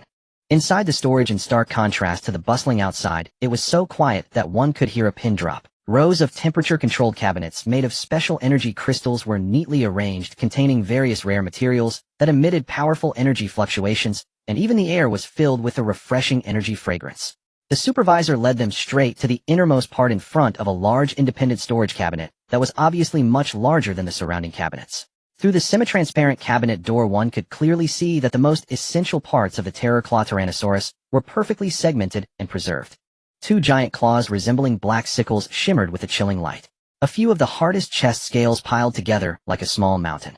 And the longest, thickest main spine, containing astonishing elasticity, was completely stripped and coiled on a specially made stand, still exuding a faint pressure. "Mr. Gu, your spoils are all here, the supervisor said with a beaming smile. The collection process was personally handled by our warehouse's top material processing master, ensuring that not a single bit was wasted. Gu Fangchen nodded and got straight to the point. I want to use these materials to forge a weapon. No problem. Of course no problem. The supervisor's smile grew even wider upon hearing this, Mr. Gu, you've truly come to the right place. Our Divine Workshop is the largest military outsourcing weapon customization business in Base No. 7 and the master blacksmiths we collaborate with are all top-notch in the industry. Please this way, I will take you to meet our master. The supervisor led the two to a separate building next to the warehouse, the reception area of the Divine Workshop. He pulled up a holographic screen, which immediately displayed the images and profiles of several master blacksmiths. Mr. Gu, please take a look. The supervisor straightened his back with a proud expression, spoke in an almost lyrical tone, pointing at the holographic screen, while boasting, "These few are among the most renowned blacksmiths in our entire Eastern Theater. To be able to invite them is our Divine Workshop's greatest prestige." He pointed to the topmost image of a beaming old man. This is Master Li Tiangong, famously known as the Hand of Flames in Base No. 7. Every A-grade weapon he has forged is not less than 80. Teams wishing to invite him are lined up all the way outside the base gate. He then scrolled to the next image, which was a serious-looking middle-aged man. And this is Master Wang Pan. Have you heard of the title Unmoving Mountain? That's him. He specializes in crafting heavy armor and shields. Several life-saving items for military generals came from his hands. Of course, the supervisor's tone shifted, filled with confidence. These masters are all eccentric big shots, but as long as you're in our Divine Workshop, as long as you say a word, we guarantee to arrange everything for you clearly. Upon hearing this, Zhang Qingyu leaned over and whispered, "Brother Gu, don't listen to his nonsense. That Master Li is a heavy drinker. 8 times out of 10 his work is terrible.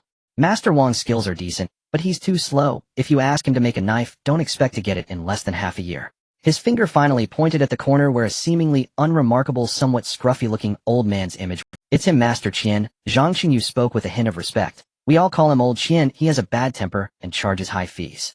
But his work is recognized as the best in the entire base. Especially when handling materials from high-level exotic beasts, no one knows better than him." Gu Fangchen did not hesitate. "That's the one." A few minutes later, in the innermost part of the Divine Workshop, within an independent forging chamber, filled with high temperatures and the sound of metal striking, they encountered the peculiar old man Qian. The old man had a mop of disheveled white hair, arms bare, his body muscular and sinewy, and his skin darkened by the furnace's heat, as he hammered a glowing piece of metal with a rhythmic clang. When the supervisor handed him the material list for the Tyrant Claw Tyrannosaurus, he merely glanced at it with impatience and casually asked, "What do you want to forge?" "A long knife," Gu Fangchen replied. Upon hearing this, Qian paused his actions, finally raised his head, and scrutinized Gu Fangchen with his murky, yet sharp, eagle-like eyes.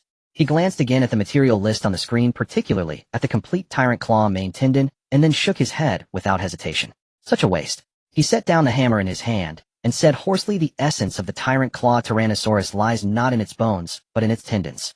Although its claw bones are hard, they lack flexibility. Forging a knife from them would yield something too rigid, at best a decent crate weapon.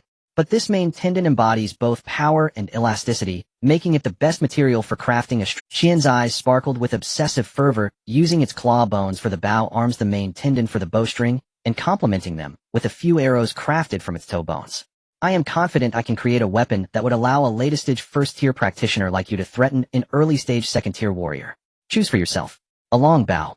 Gu Fangchen's heart stirred slightly upon hearing this. His current combat style, whether using the rock-solid body refinement technique or the breaking Army 7 Killblade, leaned heavily towards close-quarters combat, fierce and unmatched. But this also meant that he severely lacked long-range attack capabilities. Just like when he faced the Lightning Leopard in the simulated battle, if he had a strong bow, then the outcome might have been completely different. Combining both close and long-range combat is the true path. With this thought in mind, Gu Fangchen no longer hesitated. "All right, I'll listen to the master and forge a long bow." "Splendid." A glimmer of approval appeared in Qian's eyes. "The deposit is 5 million. Come back in a week to collect it." Gu Fangchen immediately swiped his card to pay without further ado. "As for the remaining materials?" the supervisor, ever opportunistic, asked with a beaming smile. "Mr. Gu, do you plan to store them with us, or sell them to our Divine Workshop? We guarantee you the highest market price." "Let's sell them." Gu Fangchen was just about to agree. "Wait." Zhang Qingyu suddenly grabbed him and pulled him aside, whispering, "Brother, don't sell them to them. The Divine Workshop is an outsourcing company. They only offer you money. If you sell these materials directly to the logistics department of the base, the price might be similar, but the crucial point is you can earn extra military merit points. Look at the empty sheath at your waist. Don't you still need a good knife?" The good items in the military merit mall can only be discounted with military merit points. That thing is worth much more than money.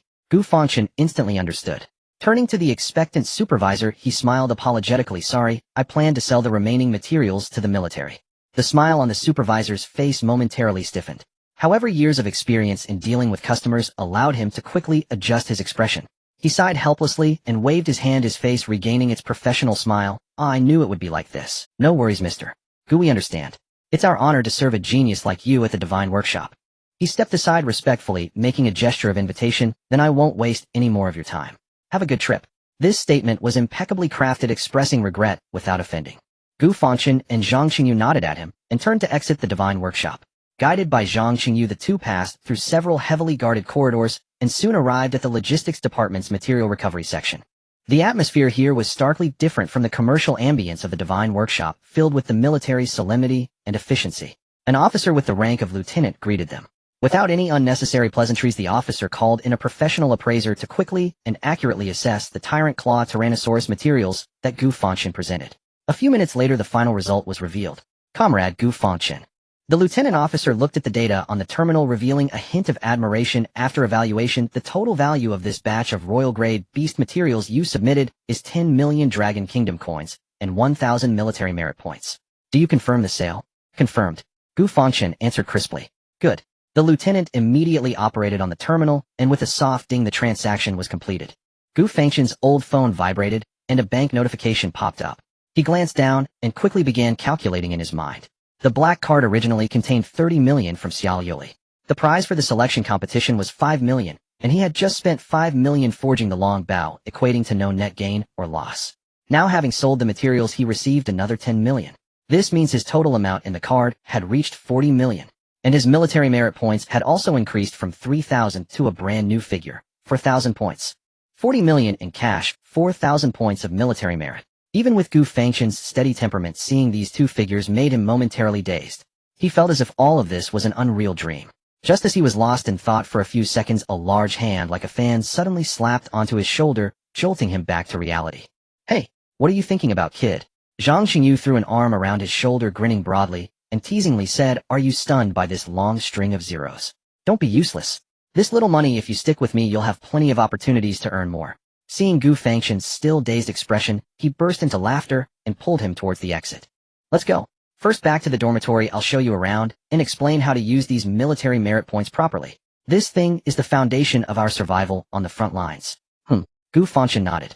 Then he returned to the single room, grabbed his pitifully little luggage, and followed Zhang Qingyu deeper into the accommodation area of the base. However, the direction they were heading was increasingly off course, gradually distancing them from the standardized officer apartments and soldier dormitories. They arrived at a secluded area, shaded by green trees. Eventually, Zhang Qingyu stopped in front of a 3-story building with an independent garden and fountain. We have arrived. This is our team's dormitory. Gu Fangchen looked at the building, which could more accurately be described as a luxurious villa rather than a dormitory. A hint of uncontainable shock flickered in his eyes. So big. Gu Fangchen couldn't help but ask. It has to be big. Zhang Qingyu patted his chest with a hint of pride. The warriors selected by the ace team are not the same as those ordinary warriors in the military. We are the elite among elites, so the base naturally provides the best resources for our training. He led Gu Fangchen into the building and continued to explain, our team, the Yanluo team, belongs to the heavy assault squad responsible for breakthrough missions year-round. Recently, one of our brothers fell in the line of duty at the front, so the team's composition has been incomplete. Saying this, his expression dimmed for a moment, but he quickly recovered and patted Gu Fangchen on the shoulder. We happen to be short one powerful secondary attacker. With your arrival, you perfectly fill this vacancy. It's simply tailor-made. Counting you and me, our team now has a total of 4 members. While speaking, he pushed open the heavy oak door. In back, I brought you a new brother. In the spacious and bright living room sat a man and a woman. Upon hearing the voice, the girl raised her head first, her eyes lighting up instantly. She had dazzling golden hair styled into cute twin ponytails, her face adorned with a radiant smile, resembling a little sun full of vitality. Wow, Captain, you really brought back this year's top student. She bounced over to Gu Fangchen in a few steps, unabashedly, sizing him up with curiosity in her large eyes. Hello, newcomer. My name is Lin Kiki, and I am the main attacker of the team. Please take care of me from now on. In stark contrast to her enthusiasm was the man on the sofa. He was lean and cold-looking, exuding an aura that kept people at bay. He merely glanced at Gu Fangchen and continued to lower his head to read the martial arts manual in his hands, completely indifferent to the new teammate. Hey, Gaoi Zhou, how rude. Zhang Xingyu frowned and called out to the man on the sofa, a new brother has arrived, come over and greet him. Since the captain said so, Gaoi Zhou reluctantly put down his book, stood up, walked to Gu Fangchen, and extended his hand. Gaoi Zhou. After shaking hands, he turned and returned to the sofa, resuming his reading. The atmosphere became somewhat awkward. Lin Kiki quickly smiled to ease the tension. She leaned close to Gu Fangchen's ear and lowered her voice to explain, don't mind him. His name is Gaoi Zhou, and he is our team's shield bearer. He's not targeting you, but just recently on the battlefield, one of our brothers sacrificed himself. That was his best friend, so he's been feeling down lately. Upon hearing this, Gu Fangchen glanced at the solitary figure on the sofa, a flash of understanding crossing his eyes as he nodded calmly. It's okay, oh, I understand. His calm demeanor made Lin Kiki and Zhang Xingyu regard him more favorably. Come on, let me show you the rooms. Zhang Xingyu said no more and led Gu Fangchen to tour this luxurious villa. At that moment, Gaoi Zhou, who had been hiding his face behind a book on the sofa, stiffened slightly upon hearing Gu Fangchen's calm I understand. He had originally thought that this new top student faced with his coldness would either feel dissatisfied or ignore him. However, not only did the other party not react negatively, but instead he expressed understanding in a remarkably calm tone. This suddenly stirred a hint of guilt within him, making him feel that his previous posture of keeping people at a distance was perhaps a bit excessive. Just as Zhang Xingyu was about to lead Gu Fangchen upstairs, Gaoi Zhou finally put down the book, stood up from the sofa, and called out to him. Wait a moment. Everyone turned back in surprise. Although Gaoi Zhou still wore a neutral expression, his gaze had become much more sincere and his voice was softer than before. I'm sorry, my attitude was poor earlier, and I've been in a bad mood. I'm sorry. Gu Fangchen looked at him, a smile appearing on his face as he shook his head. It's okay. Gaoi Zhou seemed unaccustomed to such situations, and Gu Fangchen's gentle smile made him somewhat flustered. He merely replied with an while his ears imperceptibly turned slightly red. Lin Kiki, watching from the side, covered her mouth and giggled, stepping forward to lightly poke Gaoi Zhou with her elbow. Oh, our big iceberg actually gets shy. That's really a rare sight. Gaoi Zhou's face turned even redder. He glared at Lin Kiki and muttered, "You're so noisy," before sitting back down on the sofa, picking up his book and using it to cover his face. Haha, don't mind him, he's just a dullard. Zhang Xingyu laughed heartily and said to Gu Fangchen, come on, let me show you the room. As he spoke, he led Gu Fangchen on a tour of this luxurious villa. The first floor has the living room, kitchen, and tactical analysis room. The basement has a dedicated training room and medical pod, while the second and third floors are all bedrooms. Lin Kiki added from the side with a hint of pride in her tone, so how is the treatment for our team? Gu Fangchen nodded with a smile. The three soon arrived at the second floor. Zhang Xingyu pointed to the room at the end of the hallway with the best lighting. That room is yours and mine is right next to it. You can always find me if you need anything. Come on, let me show you the room. He pushed open the door, and the room was spacious and bright. Besides the standard furniture, the most striking feature was a high-performance dedicated computer connected to the military's internal network. This computer can directly log into the military merit mall to purchase equipment and supplies, which will then be delivered by a mechanical butler. It's very convenient. Zhang Xingyu explained. At this point, he and Lin Kiki finally noticed Gu Fangchen's faded cheap sportswear and the tiny, almost negligible luggage bag he held. By the way, Lin Kiki blinked her big golden eyes and curiously asked, do you not have your own equipment yet? Gu Fangchen nodded. Just in time. Zhang Xingyu slapped his thigh. Come, let's sit down and think together. We can offer you some suggestions. Yes. Lin Kiki eagerly chimed in. The first set of equipment for a newcomer is very important. You can't buy it randomly. Let us help you strategize. Sure. Gu Fangchen agreed. Great. Lin Kiki was the first to respond, pulling over a chair and skillfully opening the computer. Don't rush to look at things yet, and let me check your permission level first. As she spoke, she inserted the identity card Gu Fangchen handed her into the computer's card slot. With a sound of ding, Gu Fangchen's personal information page popped up. Rank 6th class, private merit points, 4,000 special honor, 2310 selection champion badge, in golden dragon shape, shining brightly. Lin Kiki pointed at the dazzling golden dragon-shaped badge on the screen, her eyes widening in astonishment, exclaiming, wow. Is this the champion badge? It looks so cool. 4,000 merit points. That means you advance 1 rank for every 1,000, which totals to 9876. Directly making you a 6th class private. That's awesome. Zhang Xingyu also leaned over to take a look, a smile of approval on his face as he explained to Gu Fangchen, kid, pay attention, this is your rank level. It is directly tied to your merit points, symbolizing your identity and status within the base.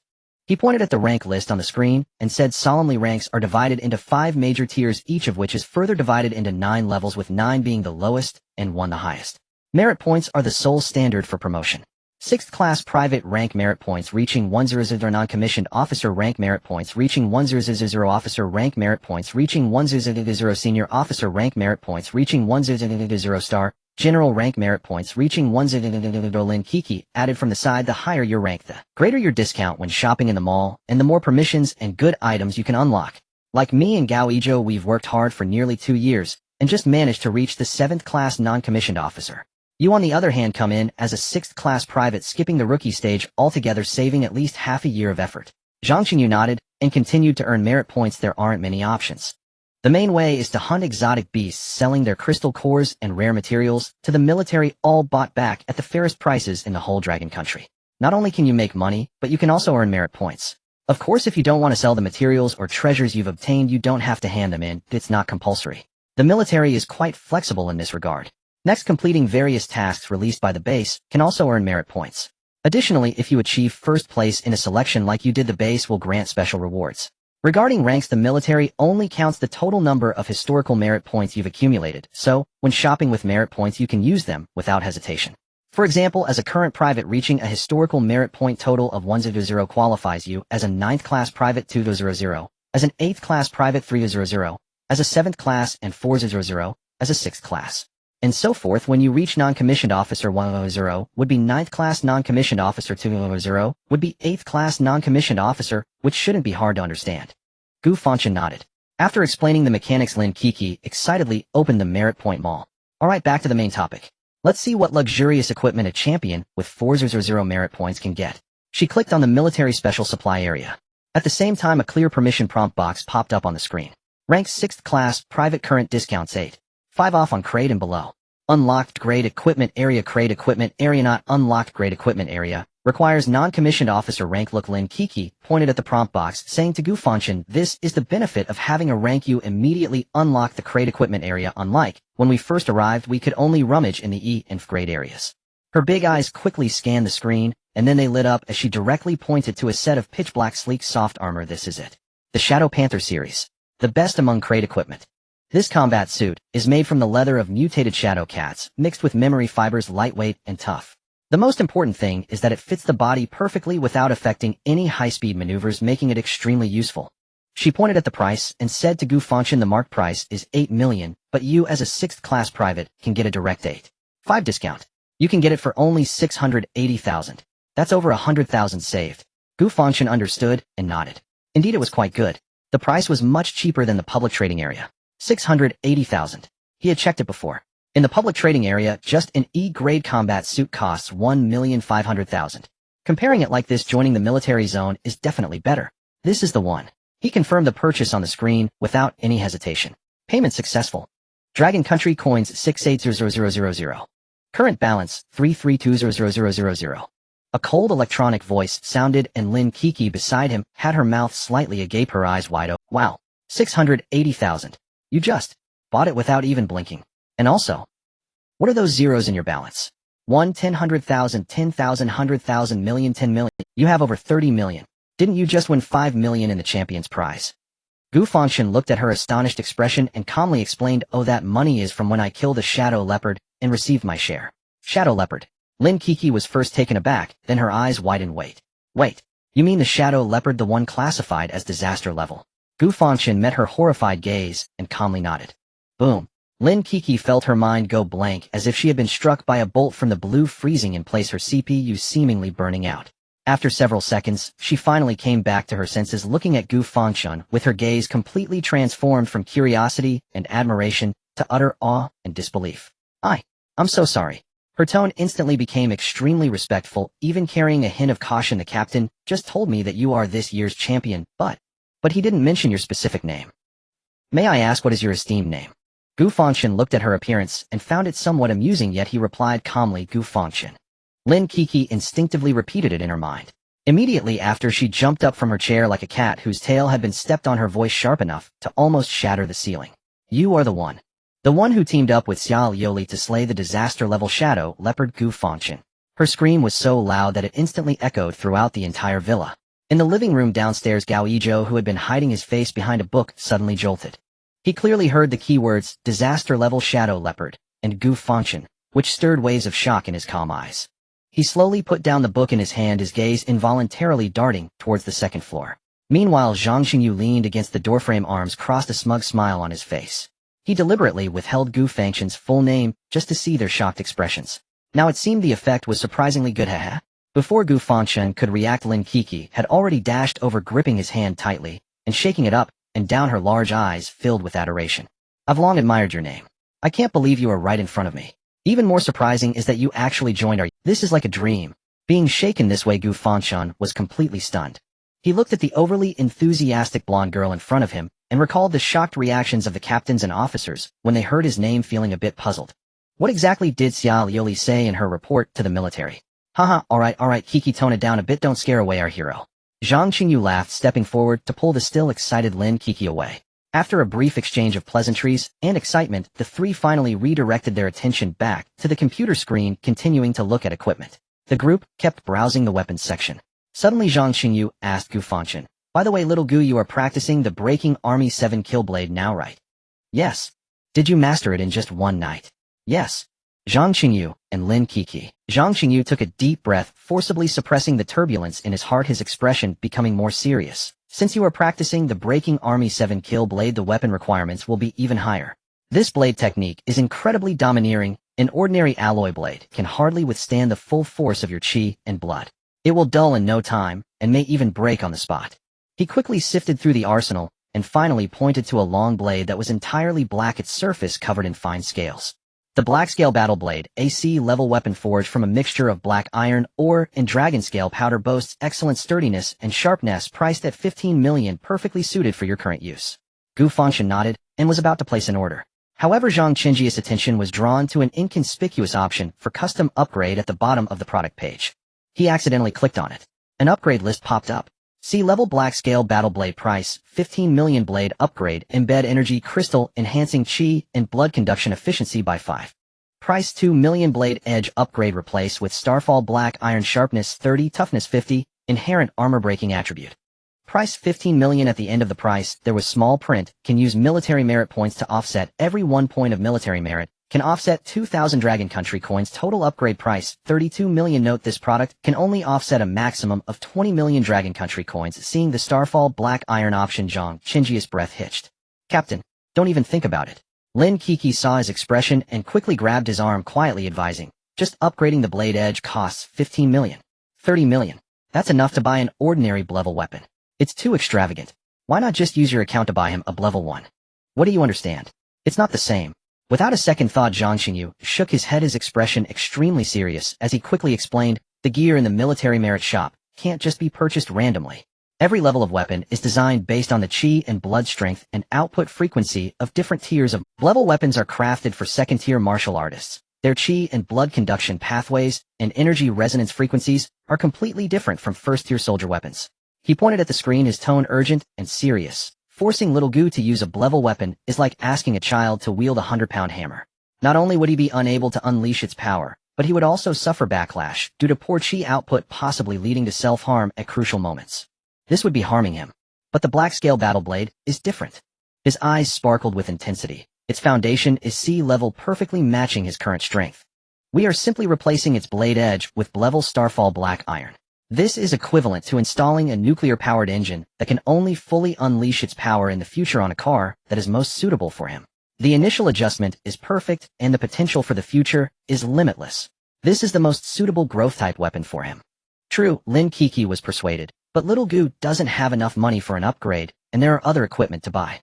Zhang Xingyu, arms crossed, thought seriously. He knew that with Gu Fangchen's terrifying growth rate, an ordinary C-level Black Scale Battle Blade would soon be outdated.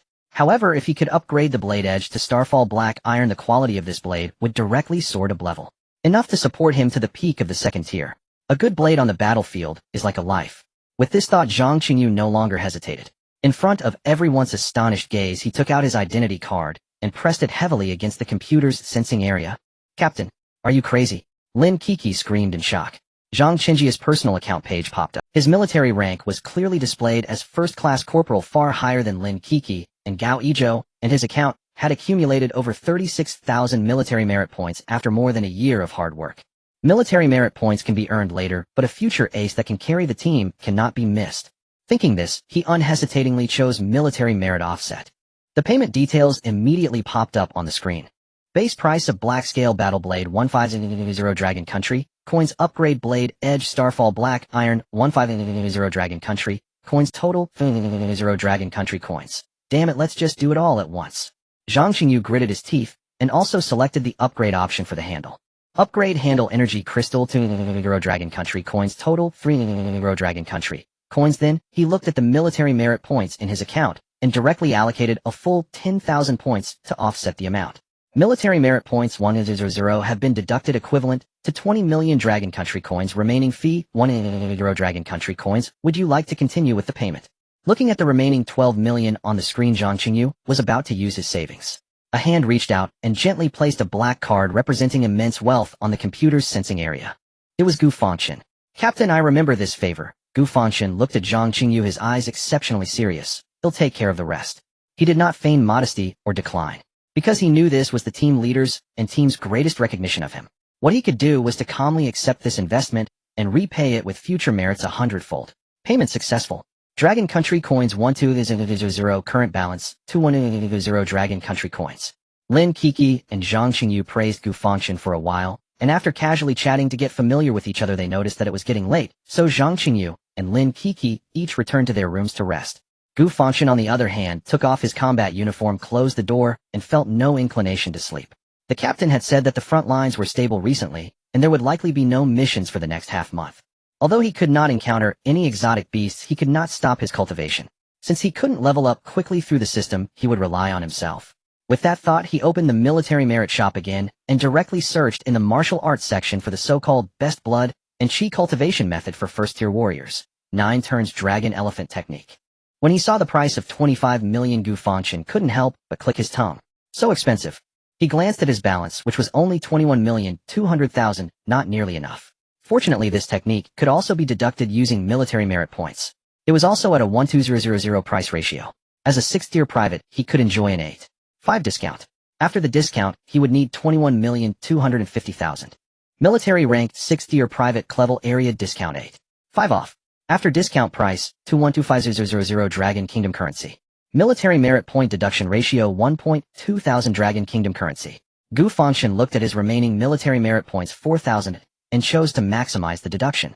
4,000 military merit points have been deducted equivalent to 8 million Dragon Kingdom currency. Remaining payment amount 13,250,000 Dragon Kingdom currency. Looking at this number, Gu Fangchen let out a sigh of relief. Fortunately, the money was enough. Without any hesitation, he confirmed the payment. Payment successful. Dragon Kingdom currency 1325000. Military merit points 4,000. Watching the 13,250,000 and 4,000 military merit points evaporate from his bank card, in an instant Gu Fangchen felt a sting in his heart, but was unwavering in his resolve. Although purchasing weapon techniques for warriors costs money, like running water, the earnings from hunting powerful exotic beasts in the future would come quickly as well. This little investment, which could save his life, was completely worth it. Soon the technique manual was delivered by drone. Gu Fangchen picked up the hefty ancient book, immediately sat cross-legged, and began his intense cultivation. Name: Gu Fangchen. Military rank 6th tier, private military merit points 0. Dragon Kingdom currency balance 7950000. Meanwhile, at a private estate outside Base 7, Zhao Tianhao sat on the sofa with a gloomy expression. Though the swelling on his face had subsided, the resentment in his eyes grew even stronger.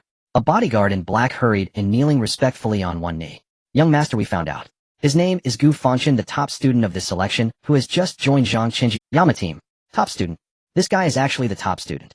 Zhao Tianhao's eyes grew increasingly fierce. He stood up, walked to the floor-to-ceiling window, looking at the blood-red sunset outside, his voice cold and devoid of emotion. Very well. Keep a close watch on them. I want to know all his action routes when he goes on his first mission. Go contact the people from Pillar, tell them I have a big job. I want that kid named Gu Fangchen to have no intact. Time flew by, and half a month passed in the blink of an eye. During these 2 weeks, Gu Fangchen completely immersed himself in cultivation, experiencing another leap in strength. Host: Gu Fangchen. Blood and Chi value 2000 points. Realm late, 1st tier peak, 1st tier new, to be broken through. Techniques: Pillar Refinement Technique, level 8, 30 Breaking Army 7 Kill Blade, 3rd kill, Heartless 9, turns Dragon Elephant Technique, no realm max level. During these 2 weeks, without encountering exotic beasts, he had been cultivating through the 9 turns Dragon Elephant Technique. As for the high-quality blood and chi pills given by Xia Liuli, he did not use them. After all, he was not far from the peak of the first tier at that time, and if he used them, it would be easy to reach a bottleneck, causing his body to be unable to absorb them, wasting most of the efficacy. He was not the kind of person who wasted resources. Therefore, he had been carefully preserving those 3 blood and chi pills, planning to use them after breaking through to the second tier. Meanwhile, his body refining techniques and sword techniques had also made significant progress. In the half-month period, both had broken through by 2 levels. At this moment, ding dong, the crisp doorbell interrupted Gu Fangchen's contemplation. He opened the door, and a small hovering drone was quietly hovering at the entrance, its mechanical arm holding a long black metal box. The box was entirely jet black with a matte finish embossed with the words Divine Craft.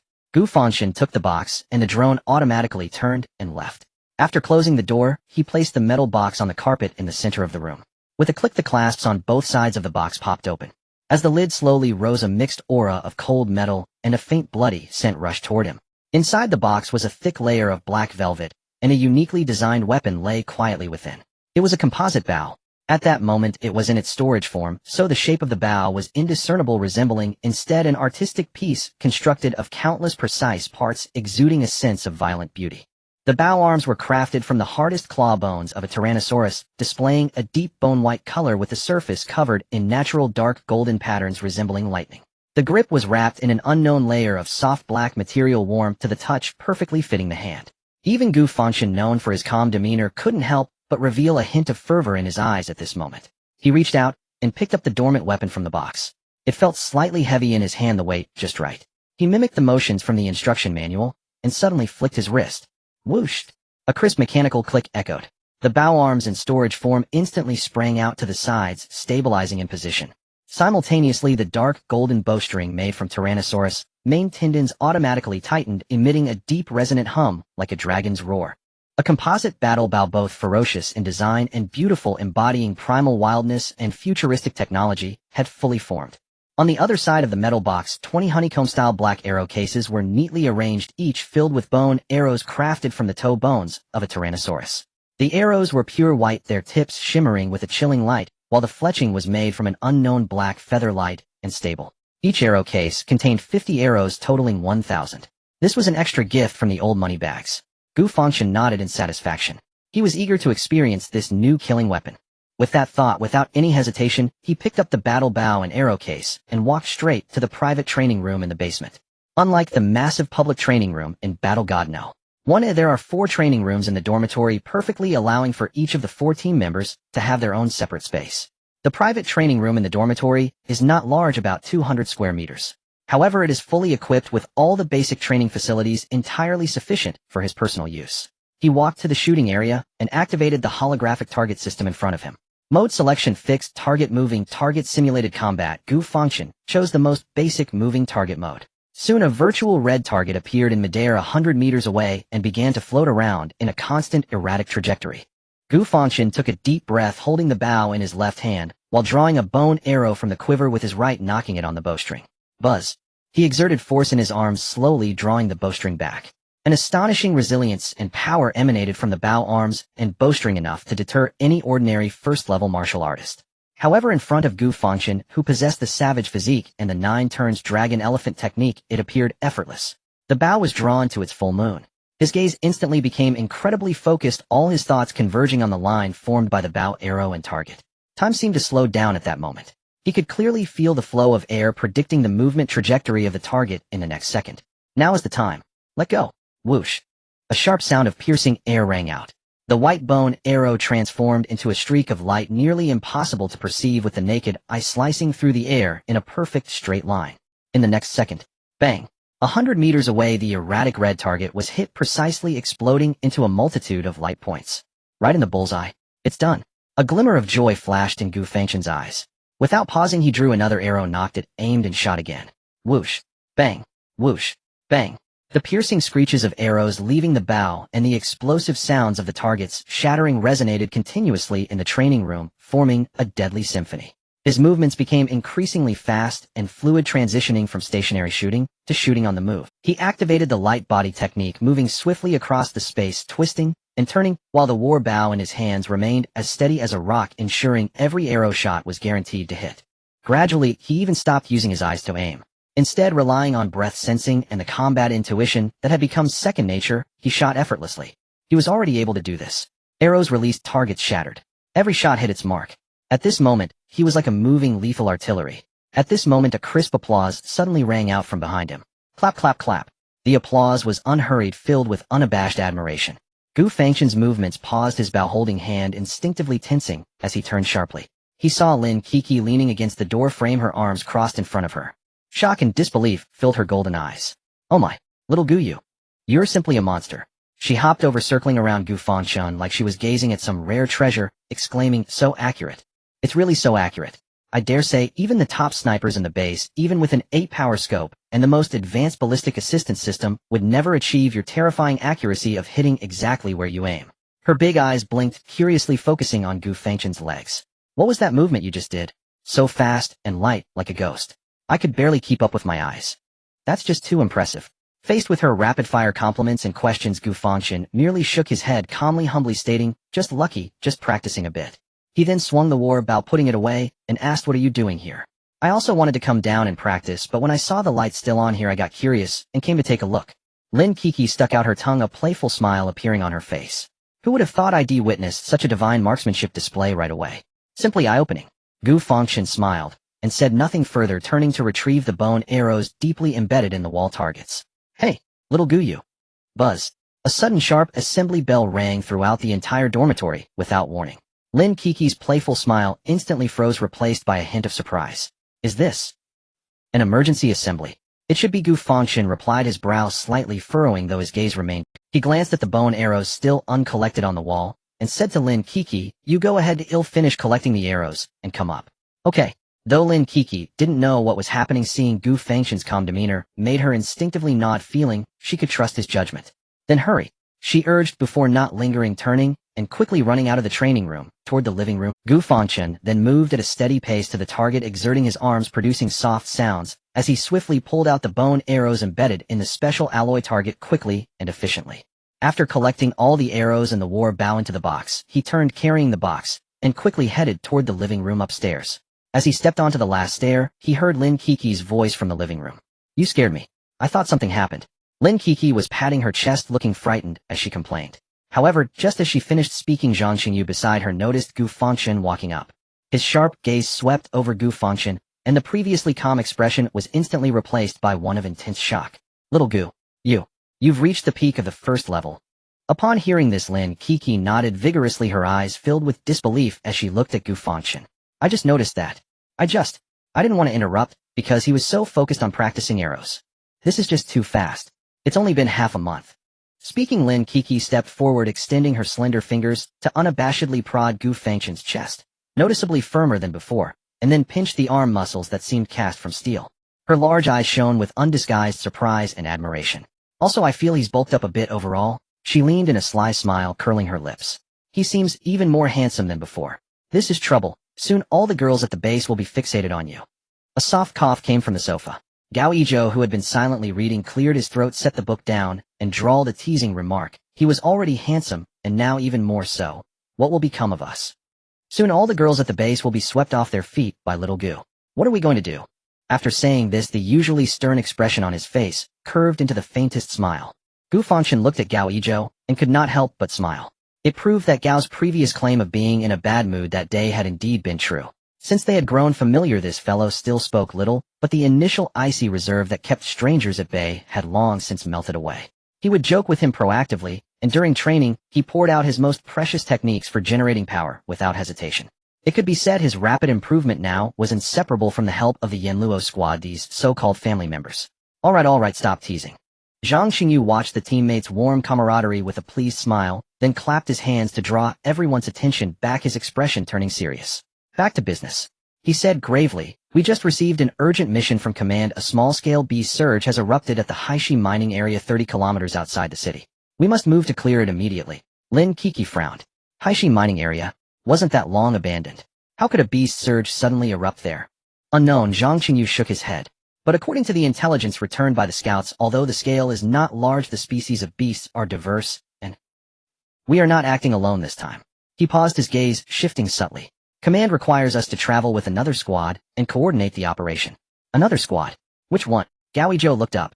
Zhang Qingyu slowly pronounced a name unfamiliar to everyone, the Shualong squad. Shualong. Lin Kiki blinked her golden eyes in confusion. Never heard of them. On the sofa Gao Yizhou shook his head succinctly, don't know them. Not knowing is fine, Zhang Qingyu smiled broadly. We act together once, and we'll get acquainted. He clapped suddenly, and bellowed with full force, enough dawdling. Assemble here in 5 minutes fully armed. Move out. Yes, Captain. They answered in unison, and Lin Kiki put away her playful grin, expertly sheathing the 2 short blades at her thighs, and checking the throwing knives at her waist once more.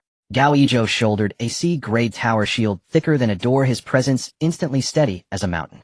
Gu Fangchen swiftly donned the brand new Shadow Leopard Cat combat suit. He then hung the upgraded black-scale warblade at his waist, and lifted the black metal case that contained the composite warbow. With a click the case opened. Without the slightest hesitation he slung the bow, still in its compact form, across his back with a custom tactical strap. He next took out 2 honeycomb-patterned black arrow magazines from the case, and snapped them into the tactical mounts at either side of his combat suit belt with brisk efficiency. One on the left and one on the right, convenient to reach and not impeding movement. Now a long blade hung at his waist, a warbow rested on his back, and a poisoned dagger was strapped to his thigh. He looked like a mobile armory armed to the teeth. Zhang Qingyu, Lin Kiki, and Gao Yizhou's eyes lit up with undisguised approval. Feeling the cold kiss of his divine weapons, Gu Fangchen's warlike spirit surged. Finally he could hunt beasts again.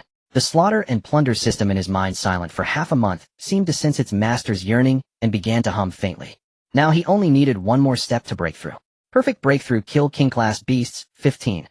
He hoped this mission would yield a few more king-class beasts. If so, he could advance to Tier 2. Zhang Qingyu clapped his hands with satisfaction. Everyone ready? We're ready, they responded in unison. Good.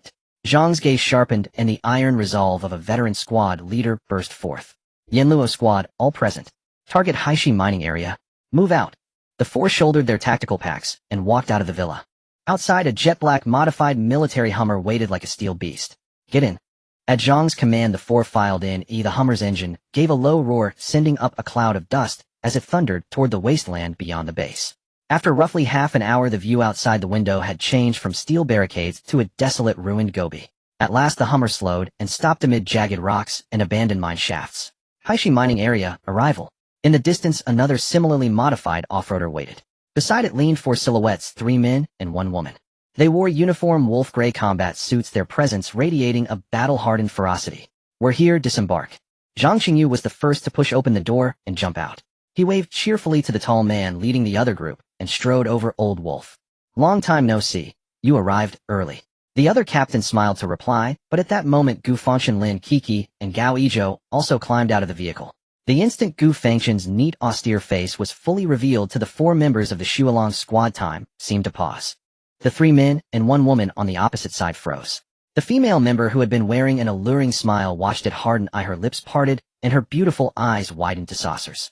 The younger male teammate beside her looked as if he had seen a ghost, pointing at Gu Fangchen with his mouth agape wide enough to fit an egg. Even the 4th, who had been leaning against the car with a sniper rifle and eyes closed, snapped them open and tightened like a drawn bow. They stared at the youth in jet-black combat gear, fully armed, and exuding a calm, restrained presence, their minds suddenly blank. Almost in unison, the 4 cried out in tones braided with shock, horror, and disbelief. "Is it you? How are you here?" The sudden exclamation caused Zhang Qingyu, who was about to step forward to greet, to pause, his face displaying clear. He glanced at his companion Gu Fangchen, then looked at the 4 members of the Blood Wolf team across from him, whose faces were full of shock, as if they had seen a ghost, leaving him utterly baffled. What is happening? Meanwhile, Gu Fangchen finally lifted his gaze upon hearing that familiar voice. His calm eyes swept over the 4 people opposite him. Their faces, both familiar and somewhat strange, instantly overlapped with the bloody memories of a month ago when they had fled for their lives. He recognized them. The leader of the team, steady and decisive, was the backbone at that time. The fiery and shocked female team member was the one who had flirted with him, claiming she wanted his contact information, a martial artist named Xiaoya. The young male team member beside her, who was being all fidgety, was Ah Feng, who had initially found him a nuisance, but later was thoroughly frightened. As for the last one, holding a sniper rifle, he was likely the sniper who had provided fire support from the shadows back then. It was indeed this team. In that initial cheap apartment, they had rescued him from the claws of a beast. Who would have thought they would reunite here? Lin Kiki glanced at her expressionless companion Gu Fangchen, then at the 4 members of the Blood Wolf team, whose expressions were as colorful as a palette, her curiosity instantly soaring. She leaned closer to Zhang Qingyu and asked in a hushed voice, "Captain, what's going on? Do they know Fangchen? Zhang Qingyu was equally puzzled, shaking his head. He could only take a step forward and tentatively ask the leader of the Blood Wolf team, Old Wolf, do you know? The leader of the Blood Wolf team, referred to as Old Wolf, finally snapped back to reality from his shock. He swallowed hard, his gaze sweeping over Gu Fangchen's excellent combat uniform and the black-scaled blade at his waist, his expression filled with complexity. He did not answer Zhang Qingyu but stared intently at Gu Fangchen, his voice hoarse as he asked, Little brother, is it you? How could you? It's me, Gu Fangchen replied calmly with a nod as if to greet them. Long time no see, everyone. His indifferent demeanor sent waves of shock through the 4 members of the Blood Wolf team. Was this still the ordinary student who had been driven to desperation by a black-scaled hyena and needed their rescue? How long has it been? Over a month. Moreover, wasn't he blocked from using his blood energy back then? Wasn't he just an ordinary person? How could he be here? They looked down and were stunned into silence upon discovering the golden badge hanging from his Wait a minute. That is the top scholar badge. That is proof of being the top scholar. He not only joined the Yen Luo team, but also became this year's top scholar. What the hell? This can't be real, can it? Did he awaken a system? No. You. Ah Feng's mouth dropped open as if he could fit an egg inside. He pointed at Gu Fangchen, stammering, Aren't you that student with blocked blood energy? How could you become a martial artist? And you became the top scholar wearing the Yen Luo uniform. Something doesn't seem right, does it? Ah Feng's face was filled with absurdity as he looked at his teammates.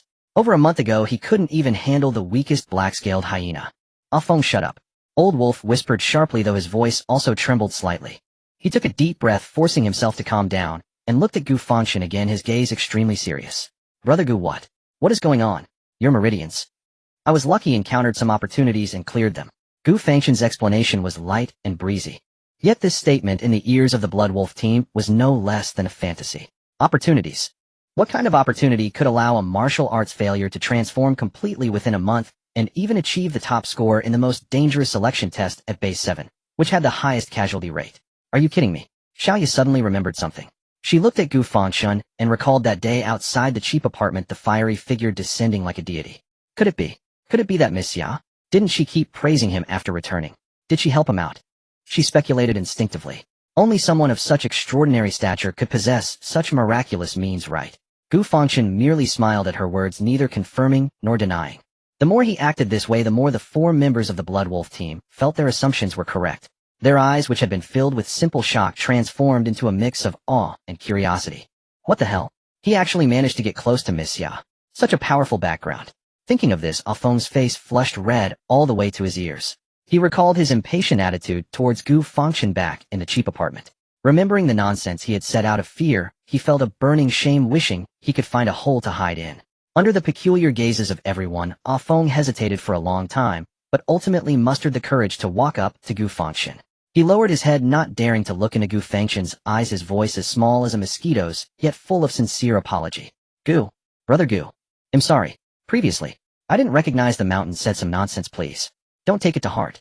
After saying this, he deeply bowed to Gu Fangchen. This scene made Zhang Qingyu secretly delighted. Ah Feng was notorious for his sharp tongue. Who would have thought he would show such humility in his lifetime? With that in mind, Zhang Qingyi's lips curled up in a smirk. Old Wolf and Xiaoyu exchanged helpless glances and sighed. Gu Fangchen looked at the young man before him, whose face was flushed, and calmly said, It's all in the past. He was not one to hold grudges. Moreover, had they not arrived in time back, then he would have likely died at the job. There was no reason to hold a grudge against those who saved his life. All right, we are all brothers, no need to be so full. Zhang Qingyu stepped forward, smiling to ease the atmosphere. He patted Old Wolf's shoulder. Since we all know each other, it will be convenient for our actions later. Let's discuss the mission first. Old Wolf finally regained his composure, nodded, and led everyone to the vehicle, opening the holographic map. According to intelligence, the core area of the Beast Tide is located 3 kilometers ahead in an abandoned mine. Our mission is to work together to eliminate all the beasts, focusing on finding the source of the Beast Tide's outbreak. Zhang Qingyu looked at the map and said solemnly, All right, then we the Yen Luo will take the front for a strong assault, while you the Blood Wolf will provide flank support and long-range fire cover. What do you think? No problem, Old Wolf readily agreed. The 2 teams quickly completed their tactical deployment. Soon they stealthily moved toward the bloodstained mine area, one in front and one behind. The terrain of the Blackstone mine is rugged, with abandoned tracks and overturned mine carts scattered everywhere, and the air is permeated with a bleak aroma of rust and dust. The members of both small teams are seasoned veterans, moving through such an environment with ease, their steps light and swift, not making a sound. The mission is to eliminate threats, not a rescue operation, giving the atmosphere a relatively relaxed feel. In the middle of the group, the captain of the Blood Wolf squad, Old Wolf Chung, Yi can no longer suppress the storm of emotions within him. He leaned closer to Zhang Qingyu, lowering his voice, but his gaze frequently darted towards Gu Fangchen, who was at the back of the line keeping watch. Old Zhang, I still find it hard to believe. His voice was filled with a dreamlike quality regarding Brother Gu. We only received a brief from the military stating that he teamed up with young Lady Xia to slay a disaster-level shadow leopard. He paused, a bitter smile appearing on his face. At that time we all thought that the military had exaggerated his achievements for propaganda purposes to create a hero. We figured he would use that exorbitant reward to live comfortably as a wealthy man in some major base city for the rest of his life. Who would have thought? Cheng Ye's gaze shifted back to Gu Fangchen, his expression filled with complexity. Not only did he come to base 7, but he actually topped the rankings. As soon as these words left his mouth, A Feng and Xiaoya beside him nodded in agreement, their faces reflecting the same shock. They had witnessed firsthand how weak Gu Fangchen had once been. An ordinary person who could be cornered by the lowest-level hyena-type beast had somehow undergone a transformation in just over a month that they as martial artists could not hope to achieve in a lifetime. This was beyond what could be described with the word genius. It was nothing short of a miracle. Zhang Qingyu listened to his old friend's sentiments, a proud smile of shared glory appearing on his face. Of course, just look at who his brother is. Our little Gu is truly a monster among monsters. What's so special about topping the rankings? Lin Kiki, unable to hold back, interjected. Her big eyes sparkled with admiration as she added in a gossipy tone, you guys didn't see how Gu performed in the selection trials. It was like a dimensional strike. He scored full marks in both the first and second tests. In the final practical test, he killed more beasts single-handedly than the few hundred others combined. Not only did he easily take out a bandit, but he also defeated a severely injured king-level beast, the Fearclaw Tyrannosaurus. Hiss! The 4 members of the Blood Wolf squad all gasped in awe, feeling their scalps prickle. Their eyes towards Gu Fangchen had completely changed. If before they were shocked, now they were filled with pure reverence. By the way, speaking of monsters, Xiaoya suddenly recalled something. She blinked her beautiful eyes, a mixture of longing and admiration on her face, lowered her voice, and mysteriously said to the others, have you heard about the latest news regarding young Lady Xia? Young Lady Xia. Zhang Qingyu and Cheng Yi both paused. What happened to her? Xiaoya took a deep breath and spoke in a near dreamlike tone, sharing a piece of news that would shake the entire Eastern War Zone. I heard from a friend in the military's upper echelons that young Lady Xia seems to be in seclusion preparing to break through to the 4th stage. Boom. These 2 words exploded in everyone's minds like a thunderclap. 4th stage. Zhang Qingji's eyes nearly bulged out. How old is she? Just turned 18, right? And she's already preparing to break through to the 4th stage. This is too exaggerated. Cheng Ye's face was equally filled with shock. The path of martial arts becomes increasingly difficult as one progresses. From the 3rd stage to the 4th stage, that is a chasm, a transformation in the level of life. Countless exceptional talents are stuck at the peak of the 3rd stage, unable to advance their entire lives. And Xiao Liuli is actually going to challenge that chasm before she turns 20. That's not even the scariest part. Xiaoya looked at the astonished faces of everyone, a bitter smile appearing on her face, her tone filled with awe and longing. Don't forget, young Lady Xia is treading the perilous path of the perfect breakthrough. The perfect breakthrough from the 3rd stage to the 4th stage. The difficulty is said to be more than 100 times greater than a normal breakthrough. In the entirety of the Dragon Kingdom over the past 100 years, the number of people who successfully achieved a perfect breakthrough to the 4th stage could be counted on one hand. If she succeeds, she will become the youngest in the history of our Dragon Kingdom to reach the 4th stage. The entire scene fell into a deathly silence. Even Gu Fangchen, who had been trailing behind the group and seemed indifferent to the outside world, paused imperceptibly upon hearing the words 4th stage. 4th stage. Gao Yizhou, whose usually stern face rarely showed emotion, also revealed a hint of movement. He murmured, that's already the realm of legends. My God. Lin Kiki covered her mouth, her face filled with the fervor of a little fan meeting her idol 4th stage. Does that mean she can single-handedly face an entire horde of beasts that are even a level above disaster level? A Feng was left wide-eyed, his brain blank, instinctively muttering too awesome. The shock in everyone's hearts was beyond measure. Only Gu Fangchen, after a brief moment of surprise, felt a stronger surge of battle intent and desire. Perfect breakthrough. He remembered that option on his system panel. That thorny path which seemed perilous to others was a smooth road for him. Xiaoyuli. He silently recited this name in his heart, his fists slowly clenching in an unnoticed corner. One day, I too will stand at that height. As everyone was still immersed in their shock over Xia Liuli, Zhang Qingji's voice pulled them back to reality. Alright everyone, focus. He pointed ahead to a large dark opening not far away, his eyes suddenly sharp. We've arrived. Chat time is over, time to get to work. Upon hearing this, everyone immediately focused their minds, their relaxed expressions vanishing, replaced by an atmosphere of solemnity. The two small teams alternated in providing cover, cautiously advancing into the bottomless mine. Inside the cave it was cold and damp, the air thick with a pungent stench of blood and decay, and beneath their feet, they occasionally stepped on the shattered bones of unknown beasts. This place has likely become a nest for the beasts, Chung Yi whispered, gripping his combat knife even tighter. After passing through a narrow passage, their surroundings suddenly opened up. They arrived at the edge of a massive underground fault. Below them was a huge natural cave deep as 100 meters, resembling a meteorite crater. At the bottom of the cave, the sight caused everyone to gasp in shock. Countless beasts, like a writhing swarm of ants, occupied the entire pit. A rough glance suggested there were at least over 300 of them. Among them were the tough-skinned, iron-armored rhinoceros, the venomous earth dragon that climbed the rock walls with ease, and even the ghost-faced bloodbat hanging from the cave ceiling, emitting shrill cries. This was a mixed herd composed of various beast-level monsters. Damn, this is troublesome. Zhang Qingji's brows instantly furrowed. With so many of them charging in directly, even if we win, we will definitely suffer casualties. We can only use the old method. Chang Yi pointed to a few narrow passages on either side of the pit. Let's split our two teams and lure them out in batches to whittle them down slowly. This was undoubtedly the most prudent tactic at the moment. However, just as everyone nodded in agreement and prepared to divide into groups. Standing at the edge of the fault, Gu Fangchen, who had been overlooking the beast swarm below, suddenly ignited with a fervor more intense than magma in his calm eyes. Experience packs. What a large expanse of experience packs. His heart raced with excitement. Although his vitality was currently at its peak, and he could not enhance his total vitality through killing beasts at the moment. The progress of his plundering talent, however, would not cease. Iron-armored rhinoceros kill progress, 20100. Just during the last selection, he had almost finished plundering the talent from the iron-armored rhinoceros. And below there happened to be this batch. How fortunate is that? Plus those venomous earth dragons and ghost-faced bloodbats, they were clearly talents related to agility and toxins. This is not a dangerous area at all. This is clearly a paradise-level dungeon tailored for him. Captain Gu Fangchen suddenly spoke up, interrupting the tactical discussions of the others. I have a suggestion. Zhang Qingyu turned to look at him. Go on. Gu Fangchen's gaze remained fixed on the surging tide of beasts below as he licked his lips and said in a disturbingly calm tone, can this group of beasts be left to me alone? The air seemed to freeze at that moment. At the edge of the fault, a pin drop could be heard. Everyone appeared as if they had been struck by a spell, staring blankly at Gu Fangchen, doubting their own hearing. Lin Kiki was the first to react. Frowning, she stepped forward and lightly elbowed Gu Fangchen. What are you joking about, Xiao Gu? Alone. Below are over 300 beasts. This is not a joke. Little brother, this is not the time to be. I know you're strong, said Bloodwolf team leader Chung Yi, also frowning, his tone serious. But a swarm can overwhelm even an elephant. Being surrounded, even a second-tier warrior would suffer. The remaining members, A Feng Xiaoya and Gao Yizhou, looked at Gu Fangchen with wide eyes, stunned.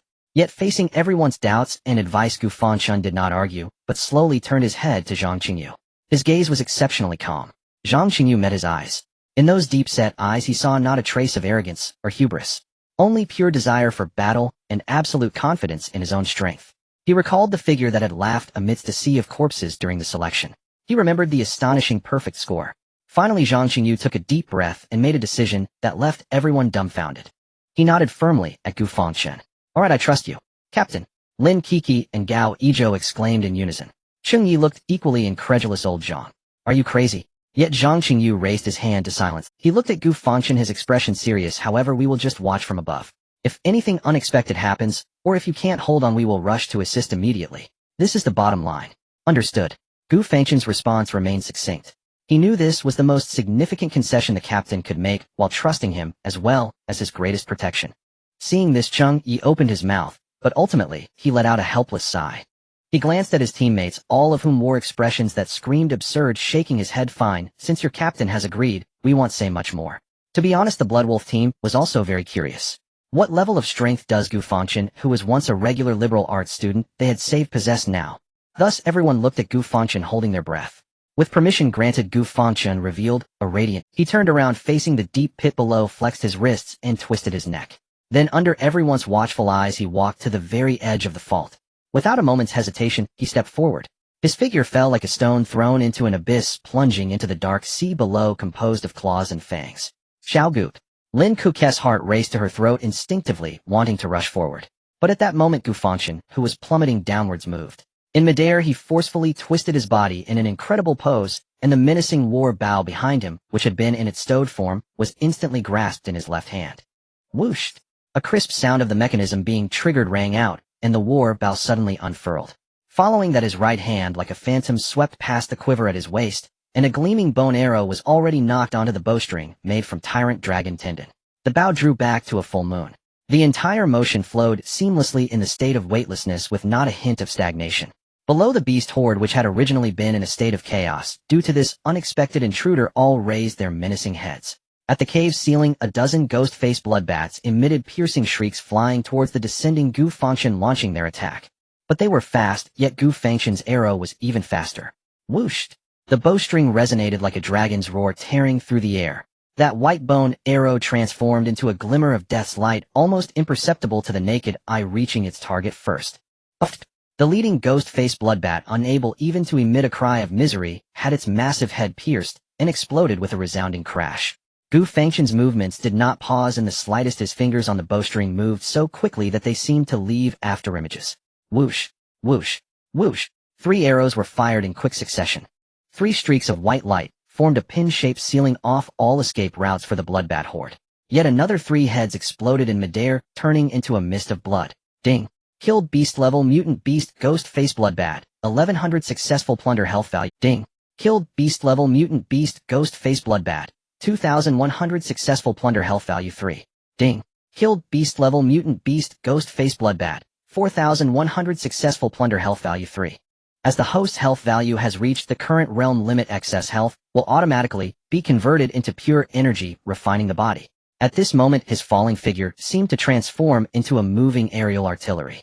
With every twang of the bowstring, a mutant beast would inevitably fall. Whoosh! Whoosh! Whoosh! Whoosh! Whoosh! Whoosh! Whoosh! In the brief seconds of plummeting, that terrifying horde of bloodbats at the cave's ceiling was actually cleared out by him alone, with a bow nearly half gone. Ding! Killed beast level mutant beast ghost face bloodbat, 17,100 successful plunder health value 3.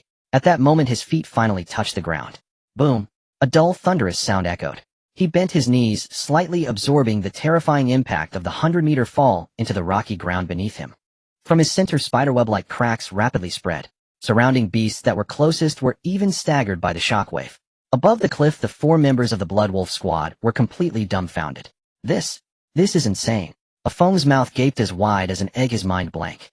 Cheng Yi, Xiaoya, and the sniper also wore expressions of shock. They doubted they could ever achieve such precision and efficiency in long-range sniping during a 100-meter rapid descent. Is he really that blood-chi-blocked liberal arts student? Roar! After a brief silence, the sound of beast roars erupted like a tidal wave. On the ground, hundreds of enraged mutant beasts surged like a black tide from all directions towards the audacious human who dared to challenge their authority. Claws, fangs, venom, sharp horns. Various attacks formed an impenetrable net of death, aiming to tear the tiny figure to shreds. But Gu Fangchen smiled. He slowly straightened up, swinging the war bow to his back, and gripped the hilt of the knife at his waist. Whoosh! A clear and melodious sound of the blade rang out. The completely black scale-patterned black-scaled war knife finally unsheathed. A cold and domineering aura of slaughter erupted violently. His eyes turned icy, and not only did he not retreat, but he also suddenly stepped forward, transforming into a streak of black lightning, actively charging towards the torrent of beasts. His first target was the thick-skinned, iron-hide rhinos. The first stance of the Breaking Army 7 Killing Blade, break formation. The black-scaled war knife in his hand transformed into a black ribbon capable of splitting mountains, ruthlessly slashing into the herd of rhinos with an unreasonable ferocity. Bang! Blood and flesh flew everywhere as the blade passed. The 2 leading ironhide rhinos, with their hard keratin layer capable of withstanding cannon fire, crumbled under his blade as if they were tofu. 2 massive heads shot into the sky, and hot blood erupted like a fountain. Ding! Killed beast-level mutant beast ironhide rhino, 21,100 successful plunder health value 8. Ding! Killed beast-level mutant beast ironhide rhino, 22,100 successful plunder health value 8. The might of a single strike is terrifying. Gu Fangchen had completely lost his mind with killing.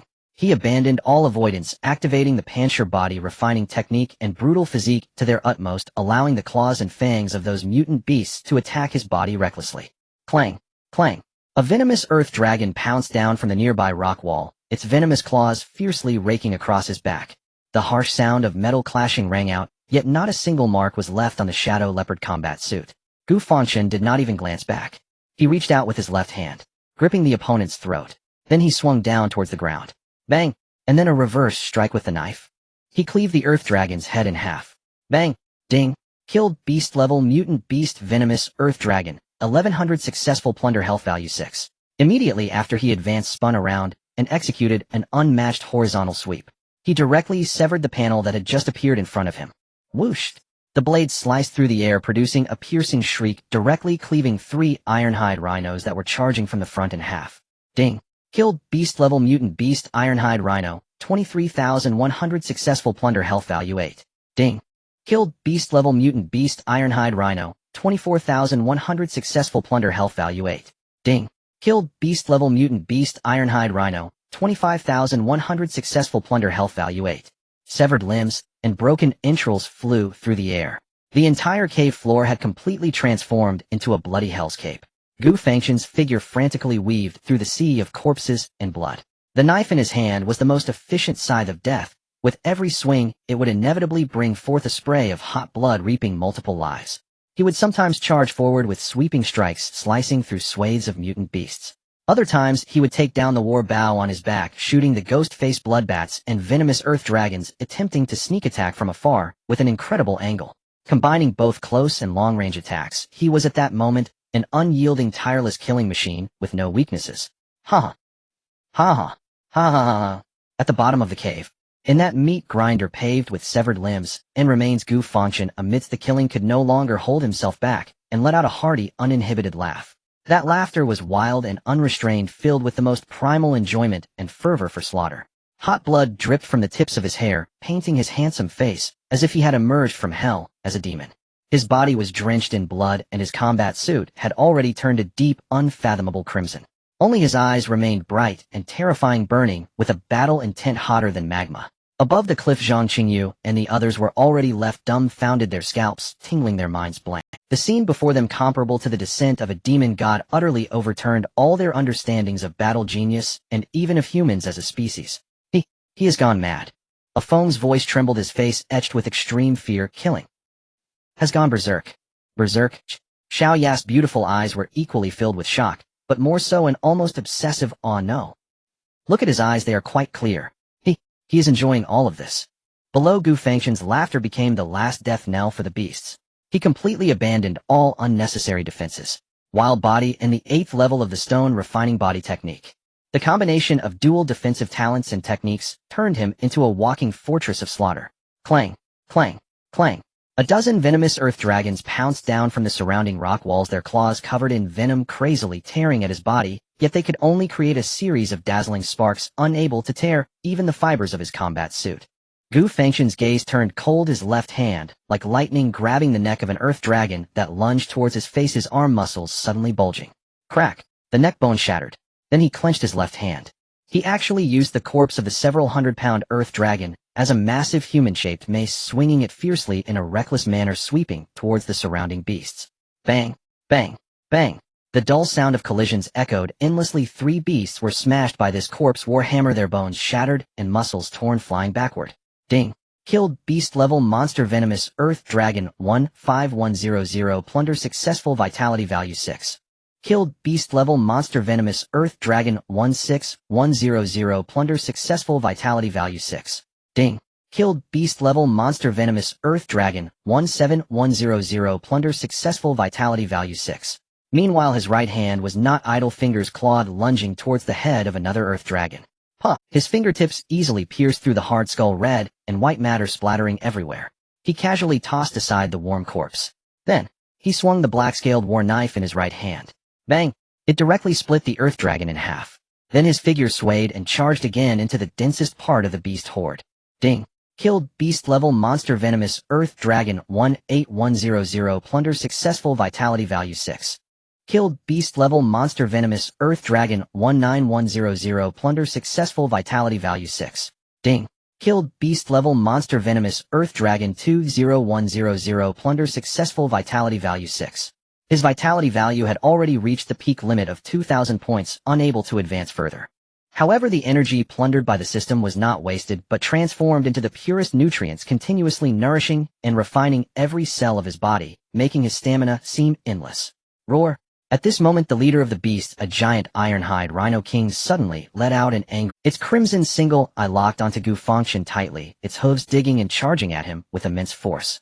That momentum was like an out-of-control heavy armored train ready to crush everything in its path. Facing this terrifying charge capable of collapsing city walls, there was not a trace of fear on Gu Fangchen's face. Not only did he not evade, but the corner of his mouth curled up into a sinister wild arc.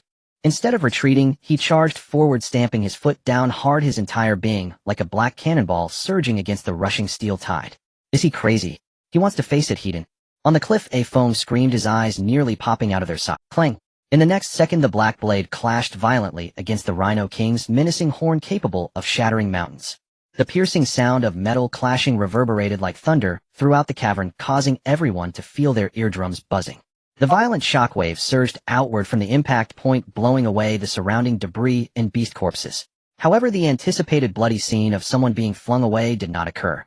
Gu Fangchen's feet seemed to have rooted themselves deep into the ground as he forcibly halted the charging iron-hide Rhino King in its tracks.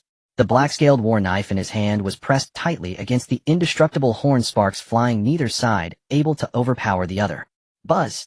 Gu Fangchen's eyes turned crimson, pouring the 2,000 points of vitality power that overflowed within him into his arms without reservation. The profound power of the 8th layer of the stone refining body technique. Wild Bodis primal might. At this moment they merged perfectly. Crack. At this moment a clear crack appeared on the proud horn of the iron-hide Rhino King. Moo. The intense pain elicited a cry of anguish from it. But before it could retreat, Gu Fangchen's attack descended like a torrential storm.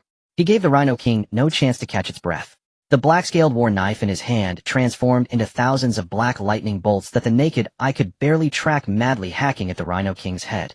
Clang, clang, clang, clang, clang, clang, clang, clang, clang, clang. The dense strikes rang out like a sharp metal storm. On the cliff, everyone was dumbfounded. I can't see his knife anymore. Xiao Ya's beautiful eyes were filled with shock. All she could see was a blurry black blade shadow like a tornado of death completely enveloping the massive iron-hide Rhino King. Is he overpowering a royal-level beast? Cheng Ye's mouth gaped open wide enough to fit an egg, his brain completely malfunctioning. Are you kidding me? That's a royal-level beast. While it is the lowest tier of the initial royal-level beasts, it is still not something a first-level warrior can confront Hedon. Yet now this iron-hide Rhino King, known for its defense and strength, was being forced back under Gu Fangchen's unreasonable violent blade force, utterly unable to fight back. Its once proud hard skull was continuously being shattered under the relentless strikes, dark red blood mixed with brain matter splattering everywhere. Roar, roar, roar. The Rhino King let out a helpless and painful roar. It wildly thrashed its head, trying to shake off the annoying ant on its back. But Gu Fangchen's knife was like a stubborn parasite. No matter how it struggled, it clung tightly to its vital points. Fast. So fast. The talent of light body allowed Gu Fangchen's body coordination to reach an astonishing. With each strike of his knife, he made subtle adjustments with his steps, perfectly neutralizing the Rhino King's counterattacks. Kill. Kill. Kill. Kill. Kill. Kill. Kill. In such a high-frequency frenzy of slashes, Gu Fangchen felt his entire being boiling with vitality. The knife in his hand seemed to become a part of his body, every movement flowing freely, smooth, and effortless. In his mind, the first 3 forms of the Breaking Army 7 Kills knife flashed, continuously merging and evolving. He felt as if he was touching an invisible barrier, a barrier leading to a higher realm of the sword path. Just a little more. Just that final insight. It became. A brilliant light burst forth from Gu Fangchen. He took a deep breath, throwing all the complicated techniques out of his mind, letting countless sword intentions converge into one point at this moment. The black-scaled war knife in his hand no longer pursued speed, but instead rose high horizontally in a return to simplicity. All the power, all the killing intent, all the insights condensed upon that dark blade. This strike seemed to drain all the light and sound around it. Buzz. The black-scaled war knife emitted a mournful cry under the unbearable pressure. A layer of visible rippling black energy, like waves, appeared on its blade. It was a power different from the knife light of a second-level warrior. It was a force condensed to the extreme, causing a resonance in space. Ding. With SS-level mental strength, you gained enlightenment in slaughter, breaking through the Breaking Army 7 Kills knife. Comprehended the 4th kill, soul severing. Gu Fangchen's gaze turned cold. This strike, in a manner akin to splitting heaven and earth, cleaved horizontally. Crack! A terrifying sound of bones shattering that could make everyone's teeth ache echoed throughout the venue. The Ironhide Rhino King's skull, already filled with cracks, could no longer withstand the blow of this strike, exploding like glass hit by a battering ram. The blade pierced without a sharp edge. A burst of destructive intent erupted from along the blade, instantly shredding its organs, and even its soul and will. Moo! The Rhino King's mournful cries suddenly ceased, its crimson, beastly eyes quickly dipped. Its mountain-like massive body was cleaved into two sections, crashing heavily to the ground, raising clouds of dust, completely silencing it. Ding! Killed Royal Level Beast Ironhide Rhino King. 11 Plunder successful. Vitality value. Due to the host vitality value reaching the current realm's upper limit, excess vitality will automatically transform into pure energy, refining the body. Plunder successful. Congratulations to the host for obtaining the Ironhide Rhino King's core racial talent Barbarian King's Charge. Barbarian Charge active talent. Upon activation, the host can unleash 3 times the impact speed within a short distance, increasing impact power by 100 and adding a brief stun effect. Cooldown time 1 minute. Perfect Breakthrough Royal Level Beast 215. Yet another active skill. Gu Fangchen felt the new talent within him, his heart ablaze with excitement. Above the fracture, Zhang Qingyu and his 7 companions had become utterly numb. They gazed at the still steaming corpse of the king-level beast below, split in two, and at the boy standing with a knife resembling a demonic god. They could only feel an unbearable dryness in their throats, unable to utter even a syllable. Meanwhile, within the cave, the remaining 100 or so beasts, having witnessed the horrific demise of their big brother, finally broke down completely. Fear spread like a plague, instantly overwhelming their bloodthirsty instincts. A woo! Hiss! They emitted a series of terrified cries that distorted their voices, no longer able to focus on attacking. Like ants whose nest had been disturbed, they turned and fled desperately towards the only exit of the cave. The dark mass of beasts formed a chaotic torrent, desperate to escape the slaughterhouse that filled them with dread. Wanna run? Gu Fangchen slowly raised his head, a glint of cold mockery flashing in his eyes, filled with battle intent. Did I let you go? His voice was not loud, yet it resonated clearly in the ears of every beast like a demonic sound from the depths of the abyss. In the next moment he moved. Shadow Step. Light Body. 2 speed talents activated simultaneously. His form transformed into an indistinguishable shadow racing towards the tunnel's mouth. But there were simply too many beasts. They crowded together, ready to rush into the tunnel. A cold glimmer flashed in Gu Fangchen's eyes as he activated the newly acquired talent with fierce resolve. Bull Charge. Boom. His body suddenly sank, his leg muscles swelling to their limits. He became like a cannonball fired from a siege engine, his speed tripling from its original pace. He was nearly scraping the ground, drawing a straight line of destruction, crashing violently into the side of the fleeing beast horde with a reckless demeanor. Bang! Bang! Bang! Bang! Bang! Bang! A series of jarring, tooth-aching sounds of bones shattering erupted. The scene resembled a heavy-duty truck speeding uncontrollably into a flock of sheep, the dozens of beasts obstructing his path. Whether the tough-skinned Ironhide Rhino or the agile Poison Earth Dragon, they had no time to even let out a scream before being obliterated by the terrifying impact increased by 300. Their hard bones turned to powder, their innards mixed with blood, forming shocking clouds of gore. Ding! Killed Beast Level Anomaly Ironhide Rhino 46,100. Ding! Killed Beast Level Anomaly Poison Earth Dragon 21,100. Ding! Killed Beast Level Anomaly Ironhide Rhino 47,100. Ding! Killed Beast Level Anomaly Poison Earth Dragon 22,100. A series of system notifications frantically flooded his mind. The powerful impact carved a bloody path through the crowded beast horde paved with flesh and shattered bones. Finally, with a massive boom, Gu Fangchen's form landed steadily at the narrow tunnel's exit, like a gatekeeper risen from hell, blocking the only escape route for all the beasts. One man stands firm, blocking thousands. The fleeing beasts, seeing the blood-soaked figure ahead, were instantly filled with an endless despair. With a killer blocking the path ahead and no retreat to be found, their survival instincts plunged them into a final frenzy. They howled, crowded together, attempting to break through this seemingly insignificant defense with their sheer numbers. Watching the incoming beast-level anomalies, Gu Fangchen tilted his head, holding the knife in his right hand, extending his left hand to brush aside the bangs obscuring his vision, and grinned, revealing a mouthful of teeth, starkly white against the blood. Wrath of the Tyrant activate. Roar. A guttural primordial roar, suppressed to the very brink, erupted violently from Gu Fangchen's throat. Boom. A visible, tangible tempest of dark red vital energy exploded outward from him like every inch of his musculature swelled and surged before the eye, thick sinews coiling like ancient dragons across his skin. His once refined face was now etched with grotesque crimson sigils. His jet-black eyes had been utterly consumed by savage blood-red fury. A terrifying aura, brutal, domineering, saturated with raw destructive hunger, surged skyward like a pillar of wrath. Above the chasm, Zhang Qingyu and the other 6 turned deathly pale in an instant. What? What is this? Lin Kiki shrieked, her voice trembling as a bone-deep dread froze her limbs solid. Below, the already terrified beasts shattered completely upon sensing that overwhelming apex predator aura, a dominance that dwarfed their very essence.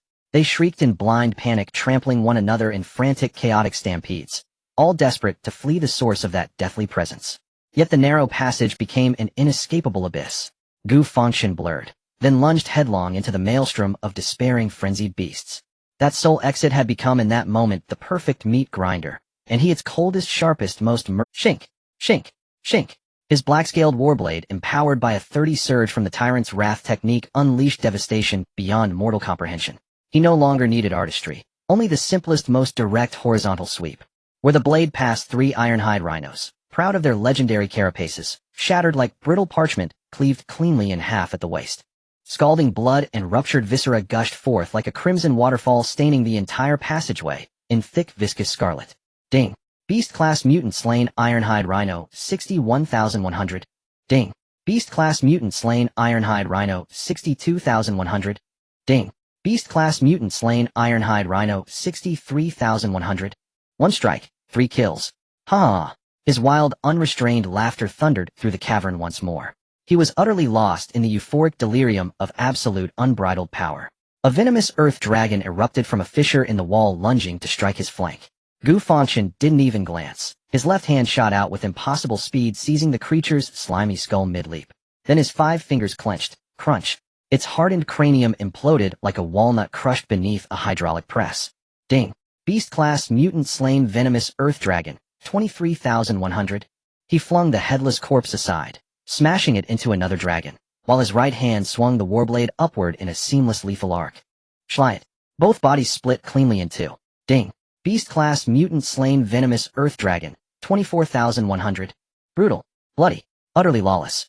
Above the chasm, every onlooker stood paralyzed, minds blank, breaths suspended, as they watched a one-sided slaughter unfold like an rated cinematic massacre. Gulp. Zhang Qingyu swallowed hard, his heart hammering against his ribs, as if trying to burst free. This is even more ferocious than the selection trials. Xia Qianjin called Gu Fangchen the greatest tactical genius she'd ever seen. Tactical genius. What in the world does that mean? Is this what you call a tactical genius? Inside the passage, slaughter had reached fever pitch. Gu Fangchen's figure whirled like a storm through the confined space, each swing of his blade unleashing torrents of gore and carnage. Each step he took crushed a defiant skull beneath his boot. Soon even the blade grew insufficient. He began fighting with both fists. A left straight punch detonated with monstrous force, caving in an ironhide rhino's chest, snapping ribs like twigs, driving them clean through its heart. A right roundhouse kick charged with 1,000-gene momentum slammed into the torsos of 3 beasts, shattering their spines into dust. At times he seized a beast by the hind leg and swung it like a meteor hammer, pulverizing others into crimson pulp. At others he vaulted high, then drove both knees down, crushing a beast's skull into its own ribcage. Flesh met flesh. Blood sprayed in arcs. This was no longer combat. It was primal savage catharsis. Each blow possessed a terrible, devastating beauty. The duration of Tyrant's wrath had long expired. Yet Gu Fangchen remained entranced by that feral bloodlust, unable to break free. He had become a true war machine. Unyielding, unfeeling, his consciousness narrowed to a single, all-consuming ideogram. Kill, kill, kill, kill.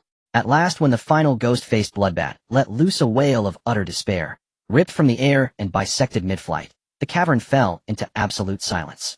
The narrow passage lay utterly still, choked solid with mountains of mangled, dismembered carcasses. Thick, sluggish blood oozed from the grisly mound, pooling into a slow, dark red rivulet.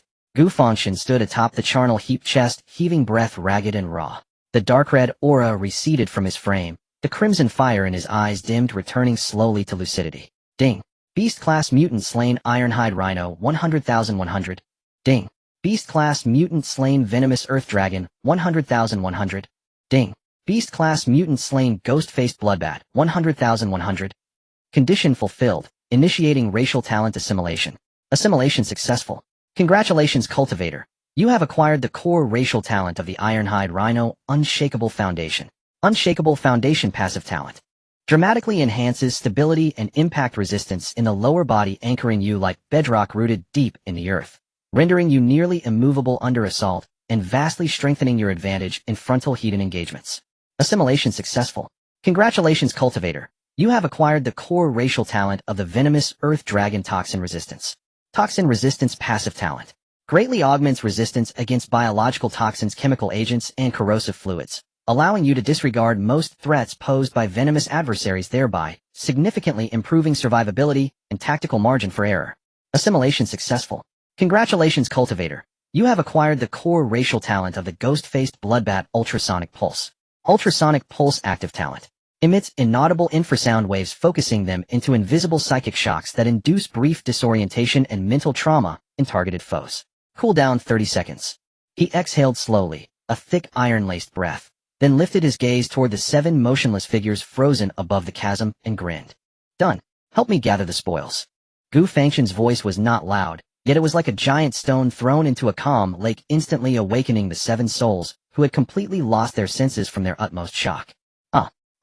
Oh, good. Alright. Xiaogu. Zhang Qingyu was the first to react. He responded instinctively, though his movements were still somewhat stiff.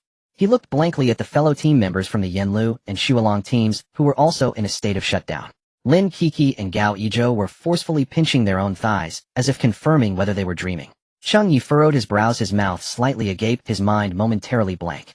Xiaoya blinked incessantly, nearly 20 times in a second. A Feng kept scratching his head, his scalp tingling in shock. The sniper was also in disbelief. Even his brain had stopped thinking. At that moment, hey, everyone, get to work, get to work. Zhang Qingyu shouted loudly, finally bringing everyone back to their senses. My God, it's really over. We really killed them all. Lin Qi patted her chest, which was heaving from rapid heartbeats, taking deep breaths. In her large golden eyes there was still a lingering sense of surrealism. He actually single-handedly slaughtered an entire beast's nest. Is this for real? The voice of the Xuelong team leader Cheng Yi was extremely hoarse. He felt the shock he experienced today was more than the total of the past 10 years combined. Everyone hurriedly took out high-strength alloy rope ladders from their tactical backpacks and secured them to the edge of the cliff. Then one by one they carefully slid down the rope ladder to the bottom of the cave, which looked like a hellish painting. When their feet finally stepped onto the carpet made of thick blood and flesh, the nauseating stench of blood filled their nostrils instantly. Even these seasoned veterans couldn't help but frown. But when their gaze refocused on the boy standing atop the mountain of corpses, calmly wiping the blade with a rag, all discomfort was replaced by a more intense emotion. Oh, total awe. Awe that came from the depths of their souls. So fierce. Simply not human. Xiaogu. Zhang Qingyu walked over to Gu Fangchen, looking at his bloodstained, yet overly calm face, and opened his mouth. All the words finally condensed into a heartfelt exclamation. You kid. You really are a monster. The captain is overpraising me. Gu Fangchen smiled faintly, slowly sheathing the cleaned black-scaled battle blade. Overpraising. Lin Qi also came over. Her gaze toward Gu Fangchen had completely transformed into the fervor of a fan looking at an idol. That was no overpraise. You were simply stunning when you blocked the door and killed. I almost knelt down for you. Gao Yizhou also walked over. A rare expression of complex admiration appeared on his eternally icy face as he solemnly nodded at Gu Fangchen. So strong, buddy. You really swept the girls off their feet. On the other side, the 4 members of the Xuelong team also gathered around, their expressions vividly varied. A Feng looked at Gu Fangchen, his tongue somewhat tied. His face was left with pure admiration. Gu. Awesome. So fierce. The normally taciturn sniper couldn't help but speak up at this moment, his voice hoarse as he uttered a few words, his eyes filled with respect for the strong. Xiaoya's beautiful eyes sparkled with excitement. She walked up to Gu Fangchen, exhaling like orchids, teasingly said in a charming voice, "Little handsome guy, now I believe back at the low-rent housing it wasn't us saving you, it was you who didn't want to act, giving us a chance to show off, right?" Hearing the team's flattery, Cheng Yi nodded in agreement. He stepped forward, firmly patting Gu Fangchen's shoulder, his eyes filled with sincerity. "Brother Gu, today you've truly opened our eyes. With this kind of strength, not to mention in base now. 7. Even in the entire Eastern War Zone, no one can match you at the first tier. I even personally believe that even Xia Qianjin at the first tier wouldn't surpass you." The moment these words were spoken, everyone nodded in agreement. Zhang Qingyu smiled and said, "You mustn't let Xia Qianjin hear this, she holds grudges." As he spoke, everyone couldn't hold back and laughed. Facing the team's unreserved praise, Gu Fangchen simply smiled calmly and waved his hand.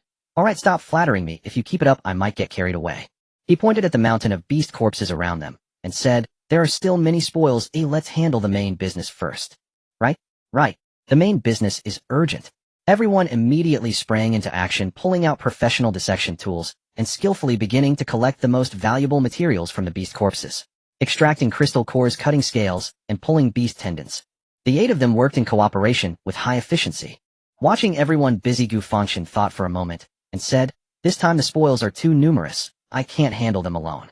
How about this? Aside from the materials from that king-level beast and half of the beast-level materials belonging to me, the rest of the beast-level materials we split evenly as compensation for everyone's hard work." As soon as he said this, everyone who was busy halted their movements simultaneously. Zhang Qingyu was the first to shake his head. His expression was serious as he said, "No way. This absolutely won't do. Xiaogu, we are a team. It's only right to help you handle the spoils. How can we take your things?" Cheng Yi also immediately expressed his stance. His face bore an unyielding determination. "Yeah, Brother Gu, your words are too distant. This battle was entirely your achievement. We merely watched from above, not contributing a single hair. If we still take your spoils, what's the difference from looting? If this gets out, will we the Shualongs still have a reputation?" "Exactly." A Feng and Xiaoya echoed in unison. "Gu, these were all killed by your own strength naturally. They should belong to you. We are honored just to help you out." Seeing everyone's resolute attitude, Gu Fangchen felt a warmth in it. He knew that these people were sincerely supporting him and not just coveting trivial gains. He no longer insisted and nodded. "All right, I will remember this kindness." Seeing him agree, everyone finally smiled again, their enthusiasm for work even greater. Meanwhile, several kilometers away from the Blackstone mine, in a hidden valley, 4 figures dressed in toned camouflage combat uniforms were surrounding a portable holographic monitoring device, their expressions grave. They were the bounty hunter team Shijian hired at a high price by Zhao Tianhao, consisting of 1 mid-level second-tier martial artist and 3 early-stage second-tier martial artists who were somewhat known in the City of Magic. The screen was clearly playing the shocking slaughter video that had just occurred in the cave. This monitoring was set up a few days ago after they received details about the task from the Yanlu team, using a microdrone to arrange it in advance.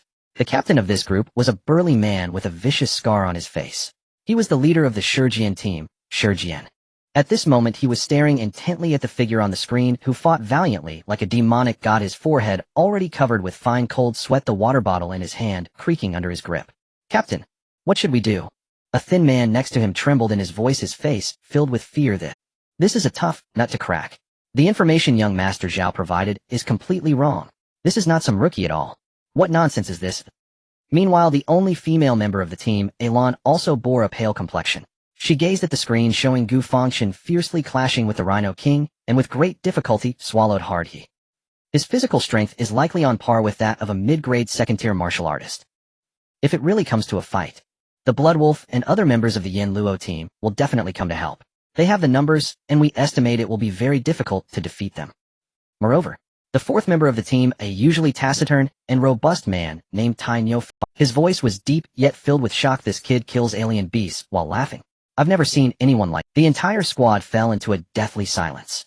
Initially, they thought the task of hunting a freshly debuted top candidate, a slightly impressive first-tier martial artist, would be a simple task. Yet now reality had delivered them a resounding slap to the face. This was no hunt. This was clearly a quest for death. After a long silence, the captain Shijian slowly exhaled a breath of turbid air, his eyes flickering with a ruthless and greedy light. Indeed, confronting him head-on is a path to death. His voice was low and hoarse, but young Master Zhao has invested a significant amount this time. 300 million. As long as we can bring back that kid's head, we will never have to engage in this blood-soaked business again for the rest of our lives. "But Captain," the thin man wanted to say something more. "There are no buts." Shijian slammed the table fiercely, his gaze turning exceedingly cold. "Since we cannot match him in strength, we can only rely on our wits." He looked at the holographic map at the light points representing Gu Fangchen and others, a cruel arc forming at the corner of his mouth. "In the mind, the terrain is complex, making it difficult for us to act. But they will have to come out, they will have to return." He slowly traced his finger across the map. Ultimately, it rested on a red-marked abandoned urban area between the mining area and the base. This is their only path. Shijian's eyes gleamed with madness. "We want act. Well, let the alien beasts do the work." "Monkey," he turned to the thin man, "you immediately go to the rotting marsh in the east, and using the pheromone we acquired last time, lure a group of rotting crocodiles over. The more the better." Alon, he then looked at the female team member, "You go to the Weeping Wind Gorge in the north, and bring over that group of 2-headed wind demon wolves."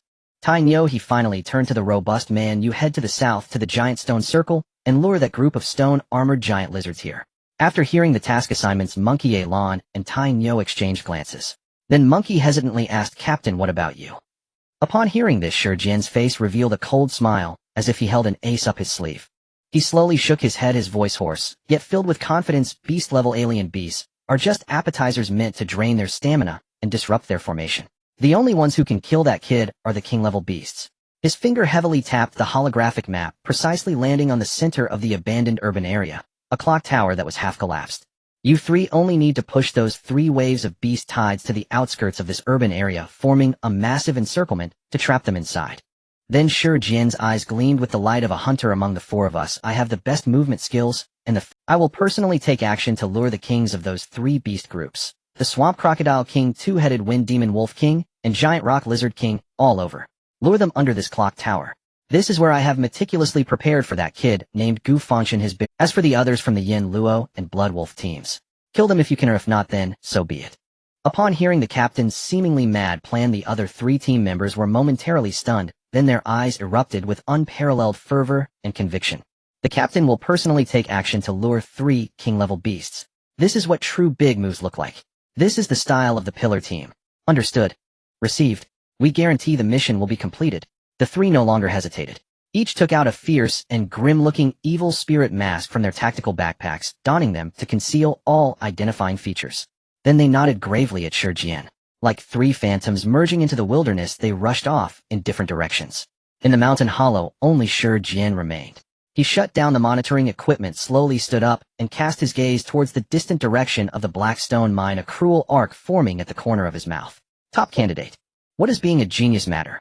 I want to see if your 2 teams can still smile when faced with 3 king-level alien beasts along with 3 waves of beast-level beast tides attacking. After saying this, he also donned a matching evil spirit mask, his figure flickering and disappearing among the jagged stones.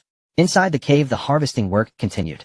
Although there were numerous alien beasts, with the joint efforts of the 8 martial artists, the efficiency was extremely high.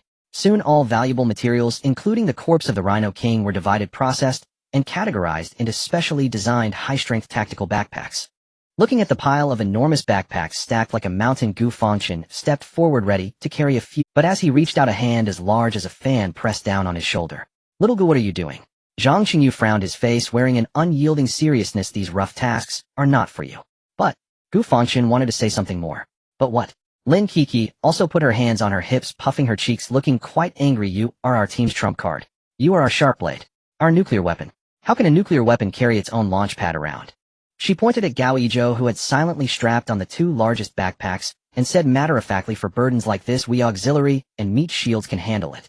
Your task is to maintain peak condition, ready to stab the knife into the enemy's heart at any moment.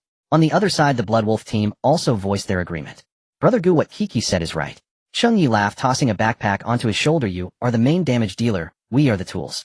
This is clear division of labor, perfectly reasonable. Yes, yes, yes. A Feng nodded vigorously, his face full of flattery. Gu, you just focus on your role, we've got this. Seeing the determined attitude of the others, Gu Fangchen felt a warmth flow through him, knowing that pushing back any further would seem pretentious. He could only smile helplessly and nod. All right, I'll leave it to you all. Thus a peculiar scene unfolded. The team's strongest in hard power and talent, Gu Fangchen, walked in front, empty-handed and lightfoot. Behind him, Zhang Qingyu, Gao Yizhou, Cheng Yi, and the other 7 each shouldered backpacks, as high as a small mountain, trailing closely behind their Ant Queen. Alright, the intel shows there should still be a few scattered beast groups deeper in the mining area. Zhang Qingyu opened the tactical map. To confirm the direction, let's rush and eliminate them all, so we can finish early and head home. Understood. Everyone responded in unison, their morale high. Under Gu Fangchen's extraordinary ability of breath detection, they hardly took any detours and quickly located the remaining waves of beast hordes. Unfortunately, what remained were merely some insignificant minions. The first wave consisted of more than 20 ghost-faced bloodbats, which were shot into a sieve by Gu Fangchen's war bow before they even got close. The second wave featured a nest of over 30 venomous earth dragons. Gu Fangchen was even too lazy to act himself, though he directly commanded 2 teams to use the terrain to their advantage, executing a splendid annihilation battle that allowed everyone to indulge in the thrill. The final wave comprised over 40 iron-shelled rhinos. Gu Fangchen had already familiarized himself with the characteristics of the iron-shelled rhinos. Thus, continuing to slay them felt rather mundane. Soon, under the siege of the 2 teams, they successfully annihilated them. Iron-shelled rhino kill progress 100-100. Venomous earth dragon kill progress 100-100. Ghost-faced bloodbat kill progress 100-100. Looking at the completed progress bars on the system panel, Gu Fangchen sheathed his knife with a sense of disinterest. These ordinary beast-level exotic beasts could no longer provide him with new talents. Continuing to kill them was merely a matter of physical exertion. Sigh so boring. He couldn't help but mutter softly. This remark happened to be overheard by Lin Kiki beside. She looked at the piles of rhino corpses, then at Gu Fangchen's expression of today's work is a bit dull, feeling as if her worldview had been shaken to its core. Why is there such a vast difference between people? After clearing out all the exotic beasts and confirming that there were no more threats in the mining area, everyone began to return the same way. They climbed up the rope ladder one by one to the fault and returned to the surface. The setting sun cast a bloody glow over the entire wilderness. Everyone returned to the two Humvees, stuffing the mountain of spoils into the trunk and back seat before getting into the vehicles with satisfaction. Home. Let's drink. Zhang Qingyu slammed the gas pedal, and the Humvee of his Yama team roared forward, leading the way towards Base 7. Following behind was the Bloodwolf team's Humvee driven by Cheng Yi. Inside the vehicle, the atmosphere was relaxed and lively as everyone chatted and boasted through the onboard communicator. However, as the two Humvees drove for about half an hour and entered an abandoned urban area one after the other, Gu Fangchen, who had been resting with his eyes closed in the lead vehicle, suddenly frowned and opened his eyes wide. Something is wrong. His radar in his mind sensed it clearly. In this seemingly desolate ruin, three massive and chaotic energy torrents were rapidly converging towards their location from three different directions. Captain, stop! Gu Fangchen's voice instantly shattered the relaxed atmosphere in the vehicle. Although Zhang Qingyu did not know what was happening, he trusted Gu Fangchen absolutely. Without hesitation, he slammed the brakes. Screech. The Humvee left two long tire marks on the ground and came to a halt right under a clock tower that had collapsed halfway. What's wrong, Xiaogu? Zhang Qingji's expression turned serious in an instant. Everyone in the vehicle fell silent and turned to look at Gu Fangchen. The Bloodwolf team following behind saw the lead vehicle suddenly brake, and Cheng Yi immediately reacted, sharply turning the steering wheel and bringing the vehicle to a steady stop 10 meters away. Old Zhang, what's going on? Cheng Yi asked urgently through the communicator. Gu Fangchen did not answer immediately. He slowly rolled down the window, his pitch-black eyes scanning the dilapidated buildings, casting immense shadows in the sunset. There's an ambush. He slowly uttered 3 words. His voice was not loud, but it caused everyone's hearts in the vehicle to sink. Ambush. Zhang Qingyu and Cheng Yi were both taken aback, immediately gripping their weapons tightly and becoming vigilant. Just then Gu Fangchen's expression changed again. Because on his radar map behind where they had parked, which was also the road they had taken, a fourth, even more massive and chaotic energy torrent appeared without warning. Moreover, it was rapidly encircling them. Three king-level exotic beasts. And they were at least 1 tier stronger than the iron-shelled Rhino King.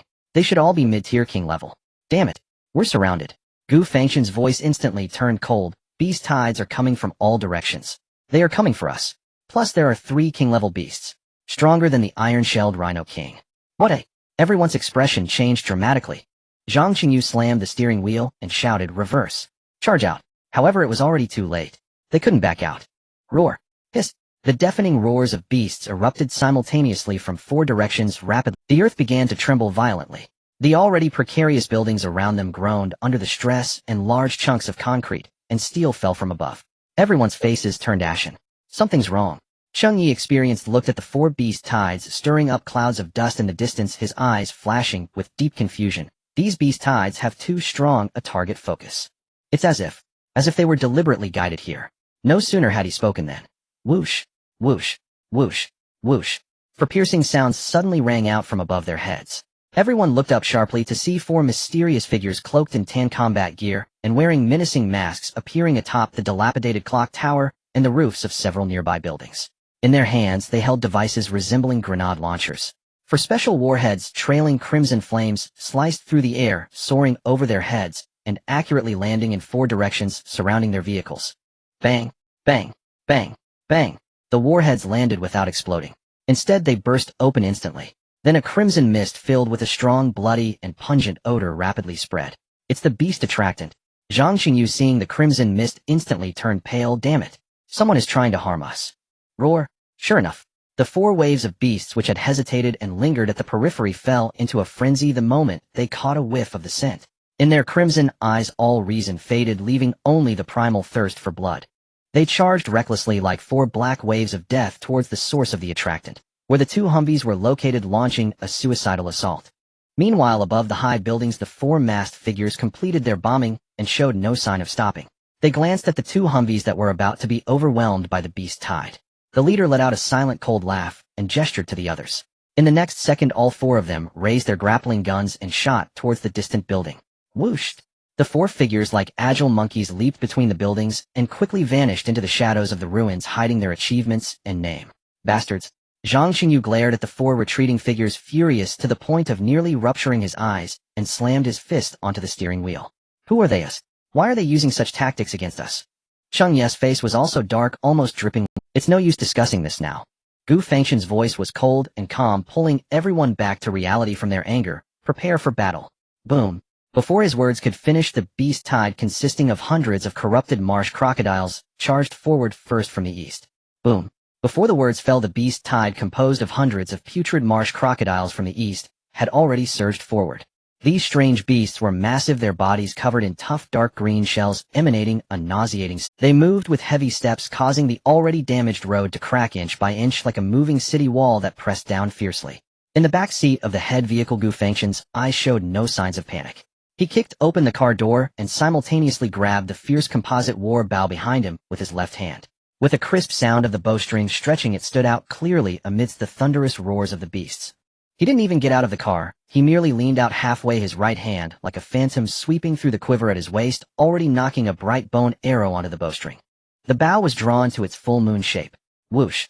A sharp sound of the arrow slicing through the air rang. That white bone arrow transformed into a beam of deathly light, drawing a perfect straight line through the air, accurately targeting the largest putrid marsh crocodile at the front.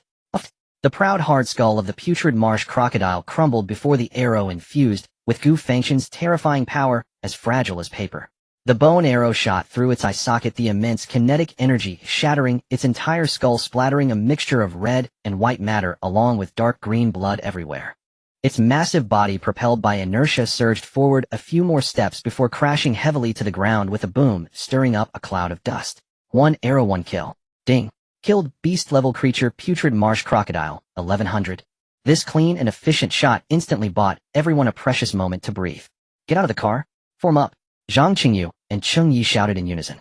The two acted in perfect harmony, kicking open their respective car doors and leaping out almost simultaneously. Gu Fangchen also didn't linger in battle. He flicked his wrist, stowing the war bow, and drew the black-scaled battle knife from his waist, jumping out of the Hummer with a steady landing. Without a trace of hesitation, he charged into the foul-smelling gale, rushing towards the crocodile sea that was already within arm's reach. Uff, uff. The blade light flashed as the heads of two putrid marsh crocodiles flew off in response. Ding. Killed beast-level creature, putrid marsh crocodile, 2100. Ding. Killed beast-level creature, putrid marsh crocodile, 3100. Meanwhile, others also got out of the vehicle quickly, using the two sturdy Hummers as cover to form a defensive formation. Boom. Gao Yizhou roared, smashing the thick tower shield down heavily, his whole body rooted to the ground like a mountain firmly braced at the front of the formation. Bang! Bang! Two putrid marsh crocodiles crashed against his tower shield, creating a series of muffled thuds, yet only causing his form to sway slightly, without budging an inch. Seeking death. Gao Yizhou's gaze sharpened as he pushed the tower shield forward with a violent force, actually pushing the two massive creatures back unsteadily, exposing a gigantic flaw. Kiki. Coming. Lin Kiki's figure burst forth like a golden lightning bolt from behind Gao Yizhou, her twin daggers transforming into two lethal beams, precisely slicing through the soft necks of the two putrid marsh crocodiles. The two massive heads shot up into the sky. On the other side, the cooperation of the Bloodwolf team was equally seamless. A Feng. Left flank. At Cheng Ye's command, A Feng immediately raised his Gauss rifle, wildly firing at the beast horde charging from the left. Da-da-da. Although high-energy bullets could not inflict fatal damage on the putrid marsh crocodiles, the powerful impact effectively slowed their charge. Xiaoya. Xiaoya's figure moved like a specter, her twin daggers carving deadly arcs through the beast horde, specifically targeting the weak joints and abdomen of the putrid marsh crocodiles, continuously inflicting wounds. Meanwhile, the sniper of their team provided fire support from the side. In the center of the battlefield, it was time for Zhang Qingyu and Cheng Yi, the two second-tier powerhouses, to showcase their skills. Get out of my way. Zhang Qingyu roared. A layer of crimson blood flames suddenly ignited on the giant axe in his hand. Then with a step forward, he swung down. Buzz! A condensed axe light, several meters long, detached from the axe like the Grim Reaper's scythe, fiercely slashed into the beast horde. Uff, uff, uff. Wherever the axe light passed, 3 or 4 putrid marsh crocodiles with their tough shells were instantly split in two, as fragile as paper. This was the might of a second-tier warrior. This was the power of blood energy externalization. Cheng Yi was equally unwilling to show weakness. With a tremor of the battle knife in his hand, a layer of light azure blood energy enveloped his entire body, deflecting all incoming attacks. The two well-coordinated elite teams, along with Gu Fangchen, a presence akin to a bug, managed to withstand the frenzied onslaught of the first wave of the beast tide. However, there was not a trace of ease on anyone's face, because they knew this was merely the beginning.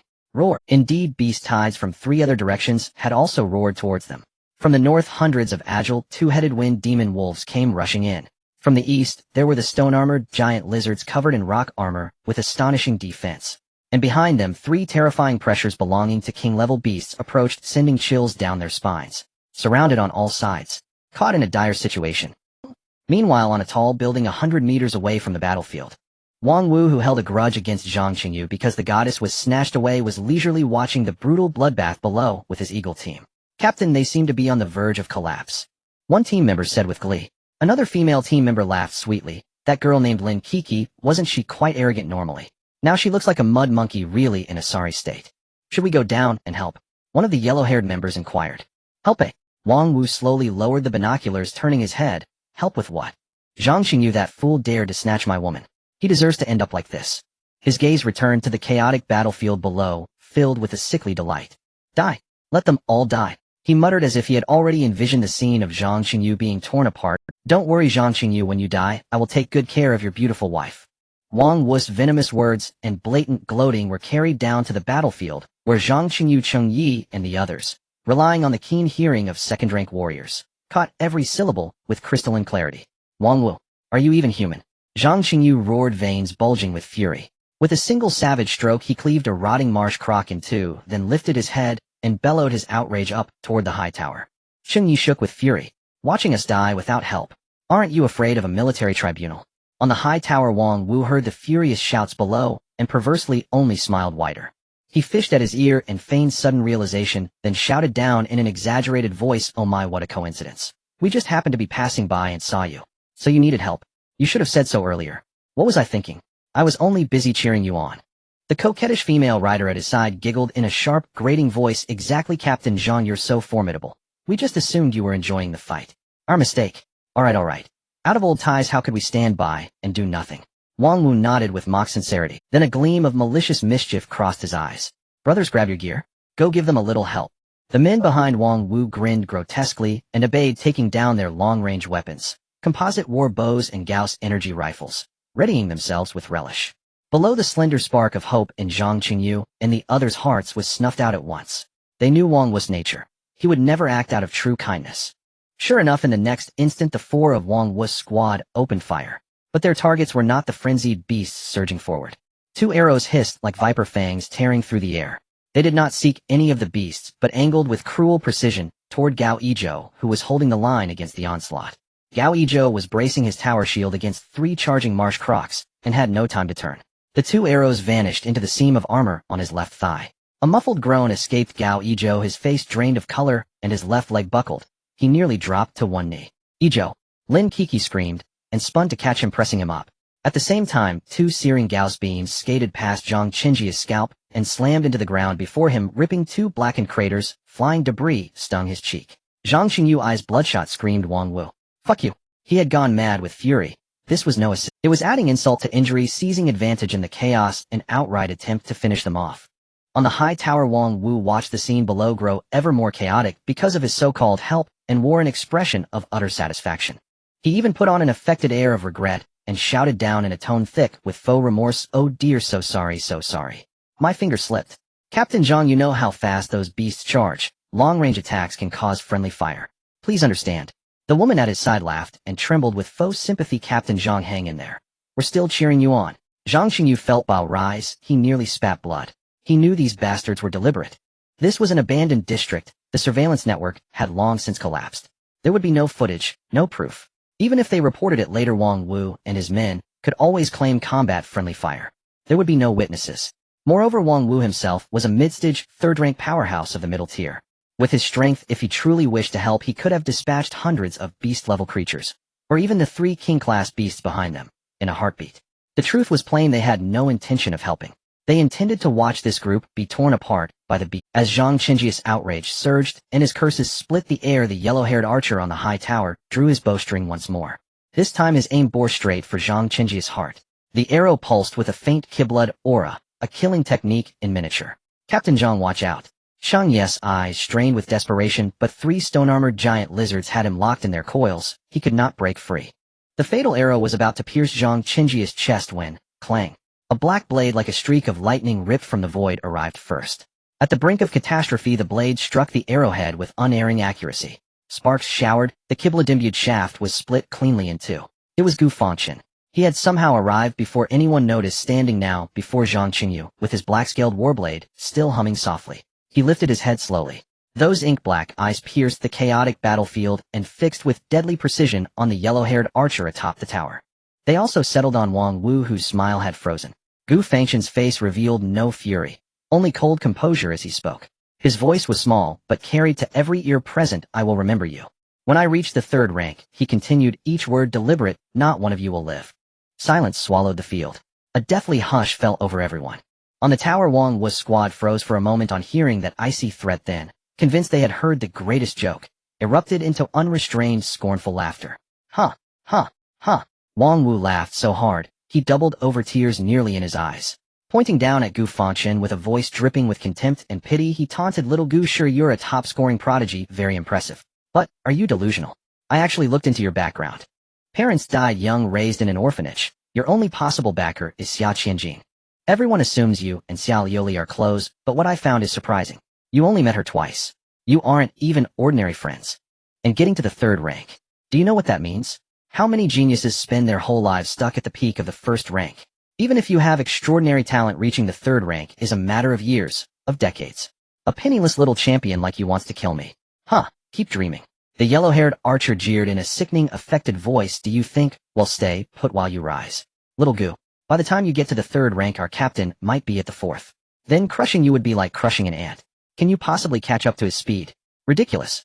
The grin evaporated from Wang Wu's face, replaced by a blade of absolute cruelty. He looked down at the imperiled squad and slowly shook his head with feigned regret. "Besides, whether you survive today is doubtful," he said. "Oh, never mind.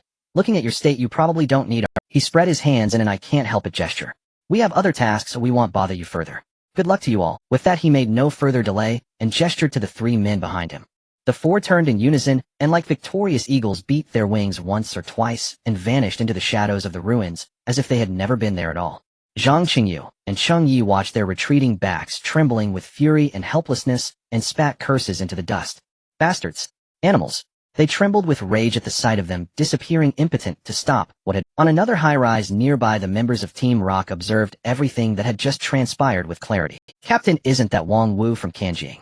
A mid-level 3rd-tier powerhouse. What is he doing here?" The monkey had a face full of uncertainty. "I thought our plan was going to fall apart." Alan also patted his chest, still feeling uneasy. Captain Shijian watched the departing figures of Wang Wu and the others, a grimace twitching on his scarred face. Thankfully Wang Wu left. The 4 of them were all merely low-tier 2nd-tier warriors. If they had engaged in a fight with the mid-tier 3rd-tier Wang Wu, they would have been annihilated. Thinking of this, he revealed an incredibly cruel smile. "It seems that even the heavens are assisting us." He slowly stood up, his eyes glinting with a hunter's sharpness, his voice hoarse, yet excited. "I was worried they would disrupt our plans. Who would have thought that Wang Wu, this 3rd-tier powerhouse, actually has a personal grudge against Zhang Qingyu? Ha! He not only did not lend a hand, but actually wore them down for us. Wonderful. This is truly a godsend opportunity," Tai Nyo said in a booming voice, his face filled with ecstasy. "Exactly." Shi Jian nodded heavily. He glanced at the map where the 3 large red dots representing the king-level exotic beasts were getting closer. He licked his dry lips, a bloodthirsty light bursting forth from his eyes, and slowly issued the order, "Everyone pay attention. The fish have already entered the net, and they have been bitten, and now is the moment of their greatest weakness. It's time to reel them in. Proceed as per the original plan." "Yes." "Bastards. Beasts." Zhang Qingyu and Cheng Yi watched the figures retreating into the distance, trembling with rage, but feeling helpless. The enemy's treachery, coupled with the betrayal from allies, made the already precarious battle situation even worse. In the midst of a corrupted marsh crocodile's attack, Gao Yizhou suddenly pulled out the 2 arrows embedded in his thigh, causing a spray of blood. He glanced at the arrowheads, relieved to find they were not poisoned.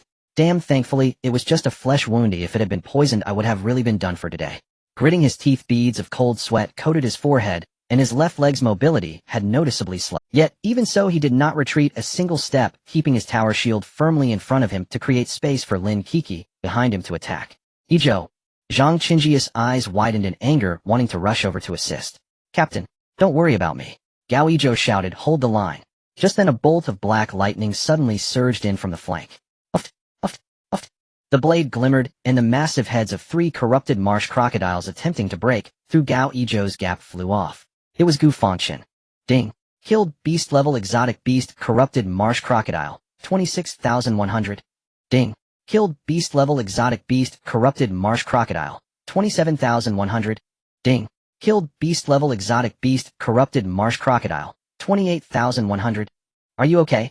Gu Fangchen arrived beside Gao Ijo, glancing at the wound on his leg with a slight frown. The line was tight earlier. I didn't have the chance to block that arrow for you. I'm fine, good brother. I don't blame you. Gao Ijo grinned, struggling to stand up and retrieving a roll of bandages from his tactical backpack. He quickly wrapped the bandages around the wound, his movements swift and practiced. I'm fine. All good. Just a small wound. I can still fight for 300 more rounds. Gu Fangchen nodded, refraining from saying more. He knew this was not the time for idle chatter. He then surveyed the surroundings, his brow furrowing tightly. The battle situation had completely collapsed. The few friendly fire incidents from Wang Wu's team, seemingly insignificant, had precisely disrupted their once relatively stable defensive formation. Gao Ijo was injured, creating a gap in their frontal defense. Zhang Qingyu and Sheng Yi were distracted by their anger, their blood energy depleting further, and with their mentality disrupted, their offensive was clearly not as fierce as before. The remaining team members had long been caught in their own battles, entangled by the endlessly surging wave of beasts, their stamina rapidly depleting. At this moment, a roar far more terrifying and oppressive than all previous beast roars erupted suddenly from behind them. Everyone turned back in shock, their pupils constricting. Before them, at the entrance of the ruins stained blood-red by the setting sun, 3 enormous pressures, far larger and more terrifying than the surrounding beast-level exotic beasts, approached like 3 moving mountains. On the far left there was a colossal creature 3 times the size of an ordinary corrupted marsh crocodile, dripping with lethal toxic slime. Swamp Crocodile King. In the middle was a similarly gigantic 2-headed fierce wolf. 2-headed Wind Demon Wolf King. On the far right was a massive lizard covered in armor as hard as obsidian, its back lined with sinister bone. Giant Rock Lizard King. 3 genuine mid-tier king-level exotic beasts. Whichever one, it was, its aura surpassed that of the iron-skinned Rhino King slain by Gu Fangchen. Behind them a 4th wave of dark beasts followed closely, completely sealing off their last retreat. Offing looked at the 3 massive creatures, exuding a sense of destruction. The color drained from his face, and he nearly dropped his Gauss rifle. Despair. Endless despair like icy seawater instantly overwhelmed everyone present, with 3 waves of beasts blocking the front, and 3 kings charging together from behind. This was no longer a bitter struggle, it was a certain death trap. Damn it, he'll fight them to the end. Zhang Qingji's eyes turned red, resembling a madman, as the energy and blood within him erupted without reservation, preparing for a final desperate struggle. However, just as everyone was plunged into despair, Gu Fangchen slowly closed his eyes. Perfect breakthrough, king-level exotic beasts, 25. Only 3 more to go. He felt the vast energy and blood within him had reached its peak, but could no longer advance an inch. An incredibly crazy yet clear thought surged in his mind. If I want to win, if I want to survive, the only way is to do it here. Immediately. Right now. Breakthrough. Forge a perfect Dao foundation of upper-grade second. Thinking of this, Gu Fangchen slowly opened his eyes. In his pitch-black gaze, all despair and fear were swept away, leaving only a calm madness as deep as an abyss. He turned his head to look at Zhang Qingyu and Sheng Yi, who were ready to fight desperately, and his voice, though not loud, clearly overshadowed the roars of beasts around them. Captain Zhang, Captain, Sheng, help me with something. Zhang Qingyu was taken aback and turned to look at him, asking what. Gu Fangchen's gaze slowly fell upon the 3 king-level beasts, exuding an aura of destruction in the distance. We are going to take down those 3 kings. The air seemed to freeze at that moment. Zhang Qingyu and Sheng Yi stared at Gu Fangchen in a daze, doubting whether they were hallucinating from blood loss. You? What did you say? Sheng Yi's voice trembled. After having slain 2 rock-armored giant lizards, he continued, take them down. 3 heads. How can we fight them when they stand together? He looked at Gu Fangchen as if he were a madman. Brother Gu, I know you're fierce, but those are 3 mid-stage king-level beasts. And their strength is not weak. Don't talk about our current state. Even at our peak with both our teams combined, it would be a miracle to take down 2 of them standing together. It's not about killing them together. Gu Fangchen shook his head, his eyes glinting with a hunter's sharpness. It's about finding a way to separate them and kill them one by one. You 2 along with me will form a hunting team. The rest will form a defensive line, not seeking to kill, but to delay, responsible for diverting and restraining the other 2 kings to buy us time. Then we will quickly take down the isolated king. After that we will return to the defense line and take down the remaining two one by one. Hearing this plan, Zhang Qingyu immediately refused without a second thought. He pointed to the monstrous tide of beasts surging around them and the already injured teammates, his expression extremely serious. No way. If the three of us go hunting the kings, what will happen to them? They are just latest-stage first-tier warriors. The beast tide alone could shred them apart. That's right, Brother Gu. This plan is too risky. Xing Yi also hurriedly advised. Just then a calm voice came from behind them. Let's do it this way. Everyone turned around in shock. Gao Yizhou was leaning on a tower shield, limping towards them. His usually stern face was filled with an undeniable determination. Listen to Xiao Gu. He gazed at the two captains, slowly exhaling a breath of turbid air, the corners of his mouth curling into a self-mocking arc. After all, we are already dancing on the edge of death. It's worth a gamble. There's still a chance of survival. Not gambling means certain death. Gao Yizhou's words struck everyone like a heavy hammer. Yes. If we are to die anyway, why not take it? I agree. Lin Kiki was the first to step forward. She tightened her grip on the dual blades, her golden eyes burning with unprecedented battle intent. I trust Xiao Gu. We agree too. Xiaoya A Feng and the sniper also unhesitatingly chose to support. They had all witnessed Gu Fangchen create miracles with their own eyes. In the end, Zhang Qingyu and Cheng Yi exchanged glances, seeing the same determination in each other's eyes. All right. Zhang Qingyu slammed his thigh, his eyes bursting with a bloodthirsty light. Damn it. Let's go crazy with you this one time. Speak up, how do we fight? Cheng Yi asked in a deep voice. Gu Fangchen's eyes flashed with approval. He wasted no time, his mind raced, instantly devising a strategy that could be deemed perfect. That swamp crocodile king is the slowest, poses the least threat. Let's take it down first. His finger precisely pointed to the rear of the battlefield. Gao Yizhou, A Feng, Lin Kiki, Xiaoya. You four will form a frontal defensive line centered around the Hummer, not seeking to kill, just to delay. Hold back the impact of the three paths of beast tide. At the same time, do your utmost to restrain the two-headed wind demon wolf king and the giant rock lizard king. Hearing this task, Gao Yizhou and the others turned pale. For first-tier warriors, holding back an endless tide of beasts while also restraining two kings. Though fear gripped their hearts, they showed no hesitation, shouting in unison yes. Then Gu Fangchen's gaze turned to the sniper of the Blood Wolf squad. Sniper. Gu Fangchen's voice was steady and powerful. Immediately find a high vantage point. Your task is not to kill, but to suppress. Use your sniper rifle to accurately strike the lead beast in the tide, while covering the flanks of the defensive line, focusing on those two kings, targeting their eyes and joints to relieve pressure on the defense team. The sniper, upon hearing this, his eyes lit up, nodded heavily to Gu Fangchen without hesitation. Then with a flash of movement, he shot out his grappling gun and swiftly climbed towards a dilapidated high-rise in the distance like a nimble monkey. Captain Zhang, Captain Cheng. Gu Fangchen's gaze finally fell on the two second-tier powerhouses. The three of us will form a hunting team. Target Swamp Crocodile King. We must strike decisively. Good. Zhang Qingyu and Cheng Yi shouted in unison. Moved. At the command, the 8 people instantly transformed into 2 torrents. Roar. Gao Yizhou and the others had just retreated to the side of the Hummer when the giant rock lizard king roared forward. Its massive body suddenly shrank, transforming into a giant rock ball, violently crashing into the defense line. Hold the line. Gao Yizhou roared, slamming the tower shield heavily on the ground, bracing himself against the terrifying blow. His entire body shook from the impact, his arms numb, his palms split. At the same time, the two-headed wind demon wolf king also launched an attack, unleashing blue-white wind blades like a torrential storm towards Lin Kiki and Xiaoya. The two transformed into phantoms, narrowly weaving through the gaps in the attacks, their dual blades continuously leaving shallow wounds on the wolf king to draw its ire. Bang!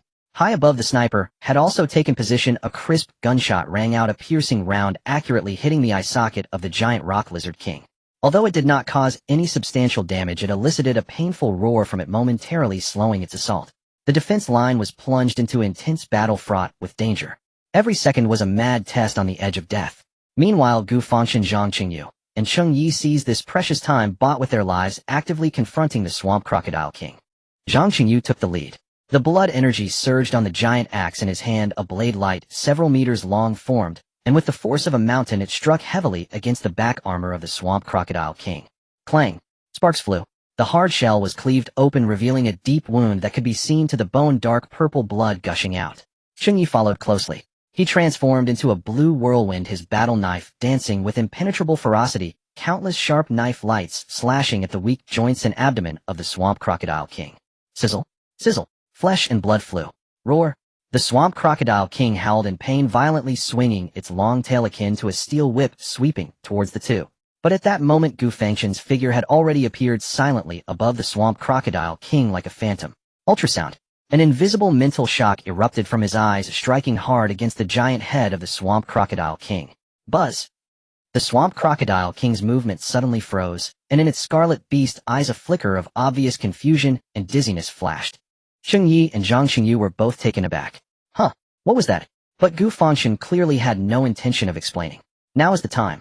The massive wound created by the two second-tier powerhouses coupled with this momentary dizziness constituted a once-in-a-lifetime killing opportunity. Die! Gu Fangchen's eyes flashed with cold light. The black-scaled battle knife in his hand transformed into a black lightning that tore through space, precisely entering through the massive wound opened by Zhang Xingyu. PFF. The blade pierced through the heart. The vast body of the swamp crocodile king convulsed violently twice, its scarlet beast eyes dimming rapidly. Finally, with a boom, it crashed heavily to the ground, completely silent. Ding. Killed, king-level beast swamp crocodile king 11. Loot successful. Congratulations to the host for acquiring the swamp crocodile king's racial core talent corrosive blood. Corrosive blood active talent. After you learn to externalize blood energy, you can choose to activate it, causing continuous corrosive damage with your blade light. No cooldown. Perfect breakthrough, king-level beast 315. Staring at the panel, Gu Fangchen froze. Releasing his chi and blood outward can inflict continuous corrosive damage. In other words, it requires second rank to use. Very well. He did not overthink it, and prepared to return to reinforce the defensive line. At that moment, three razor-sharp whistling cracks tore the air, bursting forth without warning from the shadows of distant ruined high-rises. Three jet-black crossbow bolts, their tips shimmering with a ghostly blue poison, formed a pin formation that sealed off every avenue of evasion, aimed straight for his head, heart, and dantian. Gu, watch out. Zhang Qingji's eyes strained. He lunged to assist, but it was already too late. The ambushers were the Pancher squad. They had been waiting for the single moment when Gu Fangchen's spirit would slacken. The three lethal poison bolts were already about to pierce him through. Yet no panic flickered across Gu Fangchen's face. A cold, mocking glint passed through his ink-black eyes. Finally willing to show yourselves, he thought. His chi scent detection had long since fixed those rats hiding on high.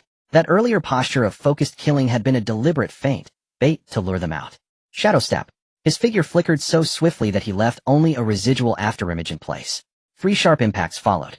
The 3 poisoned bolts pierced the afterimage without hindrance, burying themselves deep into the ground behind him and corroding 3 sizzling black hollows.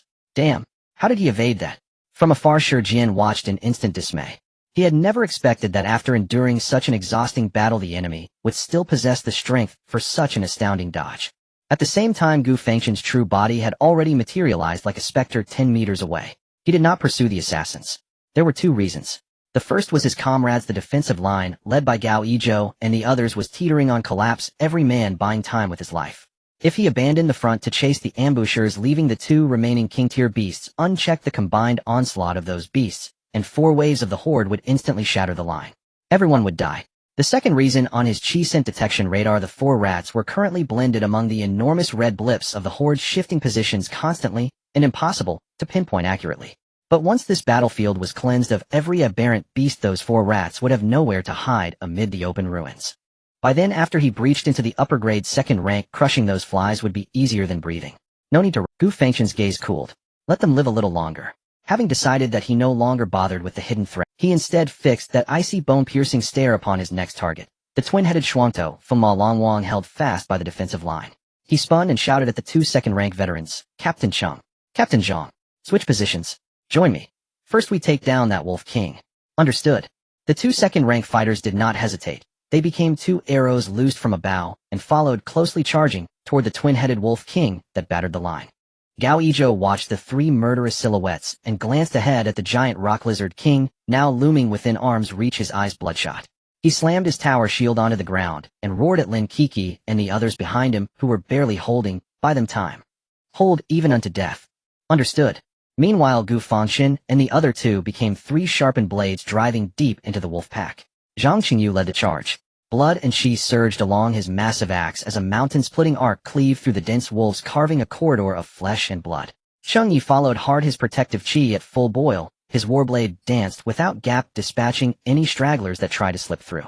Gu Fangchen followed behind them, his fearsome composite warbow unfurling once more. His arrows flew like lightning, picking off beasts that tried to flank them.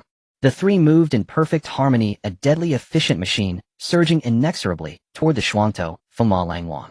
With less than 50 meters between them and the Wolf King, 3 fresh whistling cracks split the air. Once again, 3 poisoned bolts sheared and barbed tore the air at a more malicious angle, aiming for Zhang Qingji's back, knees, and neck as he full-bore charged. Zhang, watch out. Cheng Ye's eyes nearly popped. Zhang Qingyu was at full output. His old strength spent, his new energy yet to bloom. He simply could not guard in time. At that split second, a black silhouette slid like a phantom to stand behind him. Gu Fangchen again. Faster than the attack, he used his back as a shield, and took the 3 fatal bolts meant for Zhang Qingyu. 3 crisp metallic rings rang out. The poison bolts that could pierce steel struck his shadow leopard cat combat suit, and only threw off 3 blinding sparks, not even leaving a scorch mark. Shi Jian and his 3 companions felt their minds shrivel on the spot. What the hell? Wasn't that suit C grade? Since when did its quality become so good? You bastard. Zhang Qingyu cursed under his breath, but he refused to let rage steal his reason. Once calm returned, he poured every scrap of fury into the Wolf King before him. A thunderous roar exploded from the twin-headed Wolf King. It evidently sensed the 3 ants were a threat, and both maws gaped wide. The left head spat dozens of cyan wind blades. The right head hurled a white ice orb the size of a huge. Wind and ice struck in concert, sealing off every avenue of advance. Old Wolf. Understood. Cheng Yi roared, and pushed his protective chi to the limit, refusing to dodge. He met the onslaught heated like a bulwark, buying Zhang Qingyu and Gu Fangchen the precious half-second they needed. The wind blades screeched as they struck his chi, his protective field visibly thinned and dimmed under the unrelenting grind. Now, Zhang Qingyu and Gu Fangchen moved left and right, slipping past the lethal ice orb. Their axe and warblade flared with blinding radiance in perfect sync. Just as they were about to strike, a cruel sneer flashed in Shi Jian's eyes from the high ruins. Fire! Whiz, whiz, whiz. This time it was not 3 bolts, but 12 unleashed from 4 directions like an inescapable net, descending upon Gu Fangchen and Zhang Qingyu together. The angles and the timing were designed to butcher the 2 of them alongside the Wolf King. Damn it! Zhang Qingji's eyes bulged. He tried to guard, but his reserves were spent, and he could not change course. Gu Fangchen, however, clicked his tongue coldly and activated 2 active talents at once. Ultrasonic Wave. Tyrant's Wrath. An invisible mental shock fused with the roar of an ancient tyrant detonated through the air. A dull hum shook the already attacking Shuangtou Fema Langwang. Both heads staggered, briefly stunned. Dark red Kai flames on Gu Fangchen's body surged violently. He did not guard, but poured that savage force into his black-scaled warblade.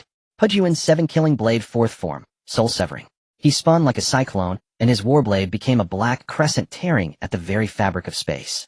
That stroke not only severed the 2 stunned heads of the Wolf King, it, with barbaric force, cleaved through the 12 poisoned bolts fired from every direction. Clang. Shattered. 1 stroke, 3 kills. Thud. 2 enormous wolf heads tumbled to the ground, mingled with a rain of shattered arrows. Ding. King-tier beast slain. Shuangtou Fema Langwang, twin-headed Wind Demon Wolf King, 11. Loot successful. Congratulations, host. Acquired Shuangtou Fema Langwang, core racial talent, Wind Affinity. Wind Affinity passive talent. Permanently increases the host's attack speed. Perfect breakthrough. King-tier beasts, 415. Gu Fangchen ignored the few rats. His scarlet eyes, burning with dark red flames, turned towards the last king-level alien beast on the battlefield. It was the giant rock lizard king, which was forcing Gao Yizhou and the others into a retreat. Captain Zhang. Captain Cheng. Gu Fangchen's voice was cold and calm. The last one. Kill it, and we can go home. Good. The 2 second-tier powerhouses, already ignited by frustration and anger, roared in unison upon hearing this. The 3 no longer held back, transforming into 3 arrows shot from the bow, arranged in a triangular formation, charging towards the massive creature. Roar! The giant rock lizard king clearly sensed the 3 deadly threats. It abruptly abandoned the easy prey before it, instead locking its gaze on Gu Fangchen, who was charging in the lead, with its molten lava-like, beastly eyes. Then its enormous body suddenly contracted, transforming into a giant rolling stone ball, covered with menacing bone spurs, charging towards him with the force of a collapsing mountain. Zhang Qingji's expression changed. Be careful. This guy's defense is stronger than that of the Rhino King. Yet there was no hint of fear on Gu Fangchen's face. He took a deep breath, his leg muscles instantly bulging to their limits. Manticore charge. Boom. At that moment his form transformed into a human-shaped siege cannon, his speed skyrocketing again. He actively met the rock war chariot, capable of crushing everything hidden. A needle against the wheat. Using violence to counter violence. Boom. A deafening sound enough to make mountains tremble erupted. The violent shockwave, like a Category 12 hurricane, blew away all the beast corpses around. Zhang Qingyu and Cheng Yi were knocked back repeatedly. The defenders at the distant front line and the alien beasts were also tossed about by this force. In the center of the collision, the massive rock ball was forcibly stopped in place. Moreover, on its indestructible rocky armor, enormous cracks resembling spider webs radiated out from the point of impact. As the dust settled, Gu Fangchen's figure emerged. He knelt on one knee, arms crossed protectively in front of him, and the road beneath him had turned to powder, forming a deep pit several meters in diameter. He had faced the full force of a mid-level king-class alien beast with his own strength. Although blood trickled from the corner of his mouth, his scarlet eyes burned with a terrifying brightness. Captain Zhang! Captain Cheng!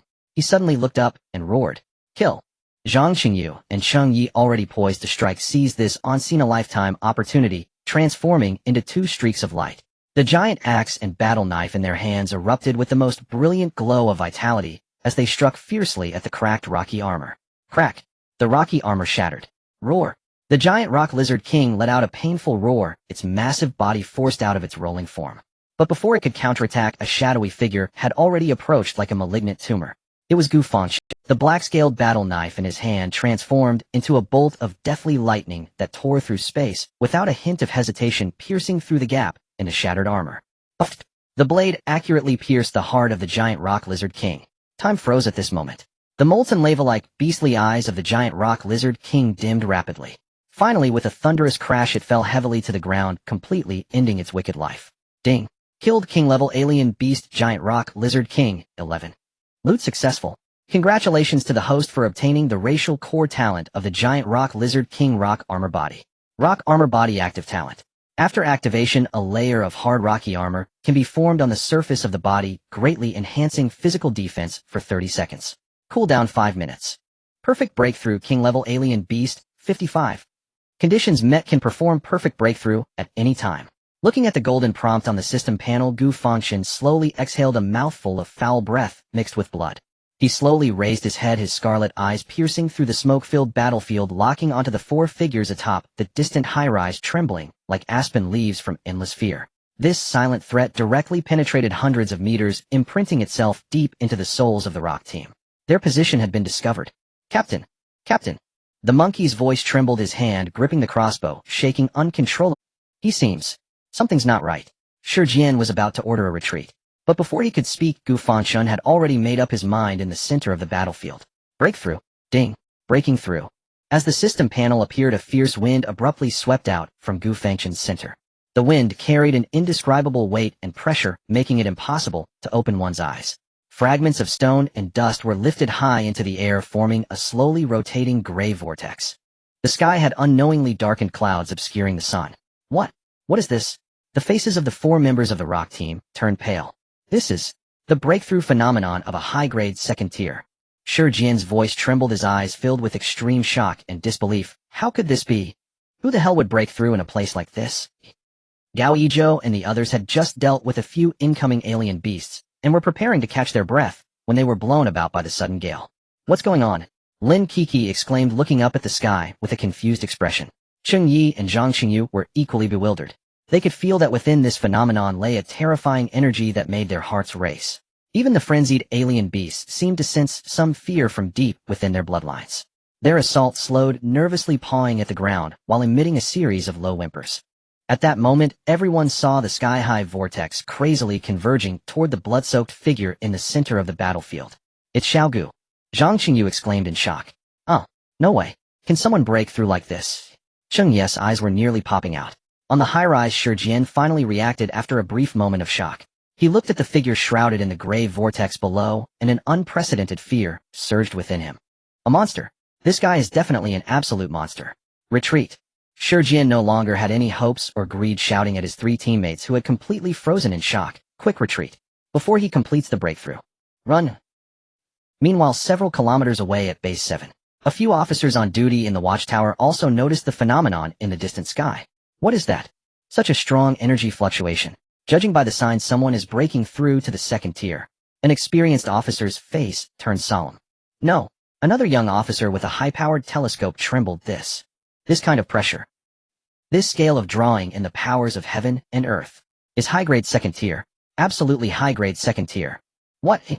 In the highest command tower of Base 7, a middle-aged man with a dignified demeanor bearing the rank of a 9th-level officer stood with hands clasped behind his back, gazing out of the enormous floor-to-ceiling window. His gaze pierced through tens of kilometers, accurately landing on the soaring gray vortex. Rarely did ripples appear in his calm eyes. The breakthrough phenomenon of high-grade second tier. He muttered to himself, his voice steady and powerful. Interesting, how long has it been since our base 7 in this barren war zone has seen such good seedlings? Check it out. He casually instructed the air. I need to know who he is. Yes. A respectful voice came from the shadow behind him. Meanwhile, on the other side of the ruined city, several kilometers away, Wang Wu was leading his eagle team, speeding through the buildings with a smug smile on his face. But at that moment, an indescribable, terrifying pressure suddenly came from behind. The sky darkened at a visible speed. At the same time, the wind whipped up dust, as if the apocalypse had descended. Captain! Captain! What is that? The yellow-haired member of the team turned around in horror, instantly terrified to the point that his voice trembled. Wang Wu turned around sharply, his pupils constricting. He stared at the gray vortex connecting heaven and earth in the distance, his proud smile instantly freezing, replaced by sheer horror. It's a breakthrough phenomenon. The kind that only appears during a high-grade breakthrough. It's high-grade second tier. High-grade second tier. His alluring female teammate also shrieked in shock. Who would choose to break through in a place like this? The yellow-haired member's face turned extremely ugly. He recalled the direction they had just left, stammering. That direction seems to be where Zhang Qingyu and the others. Impossible. Wang Wu categorically denied without a second thought, his tone filled with disdain and contempt. How many years have Zhang Qingyu and Chengyi been stuck at mid-second tier? It can't be them. As for the others, he snorted, sneering, they're just a bunch of latest-stage first-tier wastes, even less likely. Humph. Wang Wu scoffed. Then, without looking back, he continued towards the mission target with several others.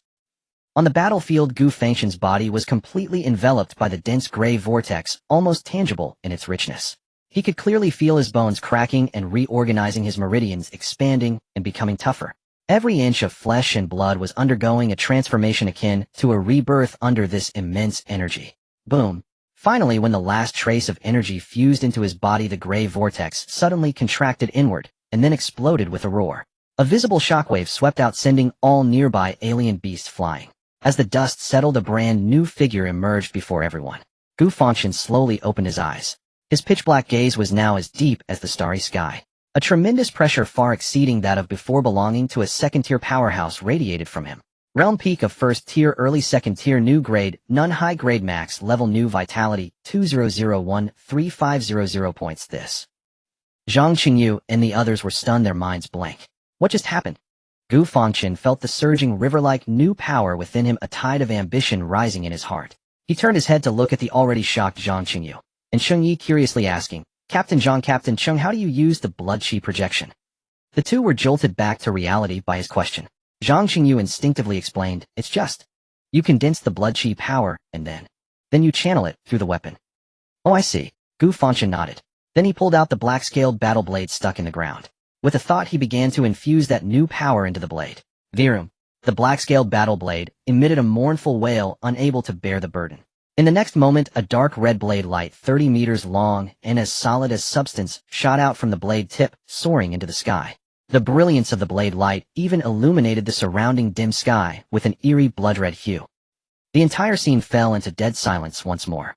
Everyone stared dumbfounded at the terrifying blade light that pierced the heavens, their minds completely blank. Let's not even talk about why Gu Fangchen could suddenly break through to the upper second tier while standing.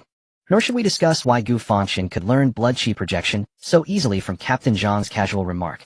Just the fact that this blade light was 10 times longer than what an ordinary second-tier martial artist could achieve was enough to leave the 7 of them dumbfounded. Zhang Qingyu and Cheng Yi looked at Gu Fangchen's 30-meter-long terrifying blade light, then at their own little toothpick that could only be condensed to 3 or 4 meters long with all their might. A deep sense of helplessness and defeat surged within them. They exchanged glances, each seeing the same bitterness reflected in the other's eyes. Wait, buddy. Zhang Qingyi's voice trembled. How can his be so much bigger than ours? Is this the difference between upper and middle tier? As everyone was still immersed in this world-altering shock, 4 members of the Pillar team, fleeing in the distance, instinctively turned to look. Just a glance sent chills down their spines. That 30-meter blood-red blade light, like a sword of Damocles hanging over their heads, emanated a destructive aura that made their souls tremble. Shit. The rearguard Iron Bull felt his legs go weak, almost losing control. He shouted with all his might, his voice cracking, run. Run? Damn it. Don't look back. Whatever you do, don't look back. Captain Shijian's scalp was on fire, his guts churning. He no longer held any illusions with only one thought left in his mind. Escape. Get the hell away. As far away from this monster as possible. But in the center of the battlefield, Gu Fangchen didn't spare them a glance. His deep-set eyes calmly scanned the chaotic scene ahead, still filled with an overwhelming number of beasts despite the demise of the three kings. Then he slowly raised his head and, addressing the utterly petrified teammates calmly, said, "Everyone get down." Zhang Qingyu and the others were taken aback at his words. But out of absolute trust in Gu Fangchen, they almost instantly fell to the ground, pressing their bodies tightly against the earth. Just as they hit the ground, Gu Fangchen moved. He gripped the blade with both hands, slowly positioning the terrifying 30-meter blade light horizontally across his chest. The black-scaled battle blade, unable to withstand the immense energy far exceeding its grade, began to emit a mournful wail, fine cracks spreading wildly across its surface. But Gu Fangchen seemed oblivious, his calm eyes flashing with a cold determination. He fully infused the knife intent of the fourth strike of the Breaking Army 7 kill blade, Soul Sever, into this earth-shattering strike. Then, aimed at the dense tide of beasts before him, he struck down with the blade. There was no earth-shattering explosion, no deafening roar. The world seemed to be muted in that moment. A pure red-black crescent-shaped energy blade, as if capable of swallowing all light, silently detached from the blade tip, sweeping through the torrent, formed by thousands of beasts. Wherever the black crescent passed, time seemed to freeze. All the movements of the beasts abruptly halted. Whether fleeing or roaring, they resembled sculptures frozen in an instant. Then sizzle. A sound so faint it was almost inaudible. The bodies of the thousands of beasts were sliced in half at the waist. The cut was smooth as a mirror, not a drop of blood splattering out. Their upper halves retained their last moments of life, while the lower halves, having lost support, collapsed to the ground. Silence. After 3 seconds of silence. Crack. The black-scaled battle blade in his hand, having accomplished this earth-shattering strike, finally reached its limit, shattering into countless iron shards. Then, rumble. Boiling hot blood and shattered innards erupted like a flood from the thousands of severed. The entire abandoned city area was drenched in a rainstorm of flesh and blood. One strike. Cleared the field. Ding. Killed beast-level creature rotting swamp crocodile, 100,100 plunder successful. Ding. Killed beast-level creature two-headed wind demon wolf, 100,100 plunder successful. Ding. Killed beast-level creature stone armored giant lizard, 100,100 plunder successful. Ding. Ding. Ding. Summarizing. Plunder successful. Total kills 1038 beast-level creatures, 3 types of creatures, total plundered blood chi value, 5,190. Plunder successful. Congratulations host, you have obtained the core talent of the rotting swamp crocodile breath. Plunder successful. Congratulations host, you have obtained the core talent of the two-headed wind demon wolf double. Plunder successful. Congratulations host, you have obtained the core talent of the stone armored giant lizard earth power. A series of system notifications as dense as raindrops flooded his mind. A torrent of immense and pure energy surged into his limbs and bones like rivers converging into the sea. Then his blood chi value began to rise at a terrifyingly visible speed. Before him a translucent blue panel flickered wildly. Blood chi value 20013500. This number barely lingered for less than a tenth of a second. In the next moment it surged upwards like a rocket, defying all reason. 2,500. 3,000. 3,500. Boom. It broke through an invisible barrier. Realm early second tier, mid second tier new. Blood chi value 35006,000, but this was only the beginning. The torrent of energy showed no signs of diminishing, instead it surged even more ferociously. Per thousand. 5,000. 6,000. Another roar emanated from the depths of his soul. Realm mid second tier, late second tier, new. The rise in blood chi value finally began to slow. 6,500. 7,000. 7,191. Gu Fangchen slowly opened his eyes. His gaze remained calm, but those deep-set eyes seemed to harbor a vast ocean of stars. He could clearly feel an unprecedented close connection with this world. Every breath he took could stir the energy particles around him. This is the power of the upper second tier. Host Gu Fangchen, realm early second tier, late second tier, new blood chi value 7191, 51, 99,999, grade upper tier. Talent new breath of the swamp active double strike active earth power passive. Breath of the swamp active talent. Once activated, the host will continuously emit an invisible corrosive aura that causes sustained defensive weakening effects on enemies entering the range. No cooldown. Double strike active talent. Within 0.5 seconds after any attack hits the target, an additional follow-up attack can be launched that ignores defense, dealing 30 of the original attack's damage.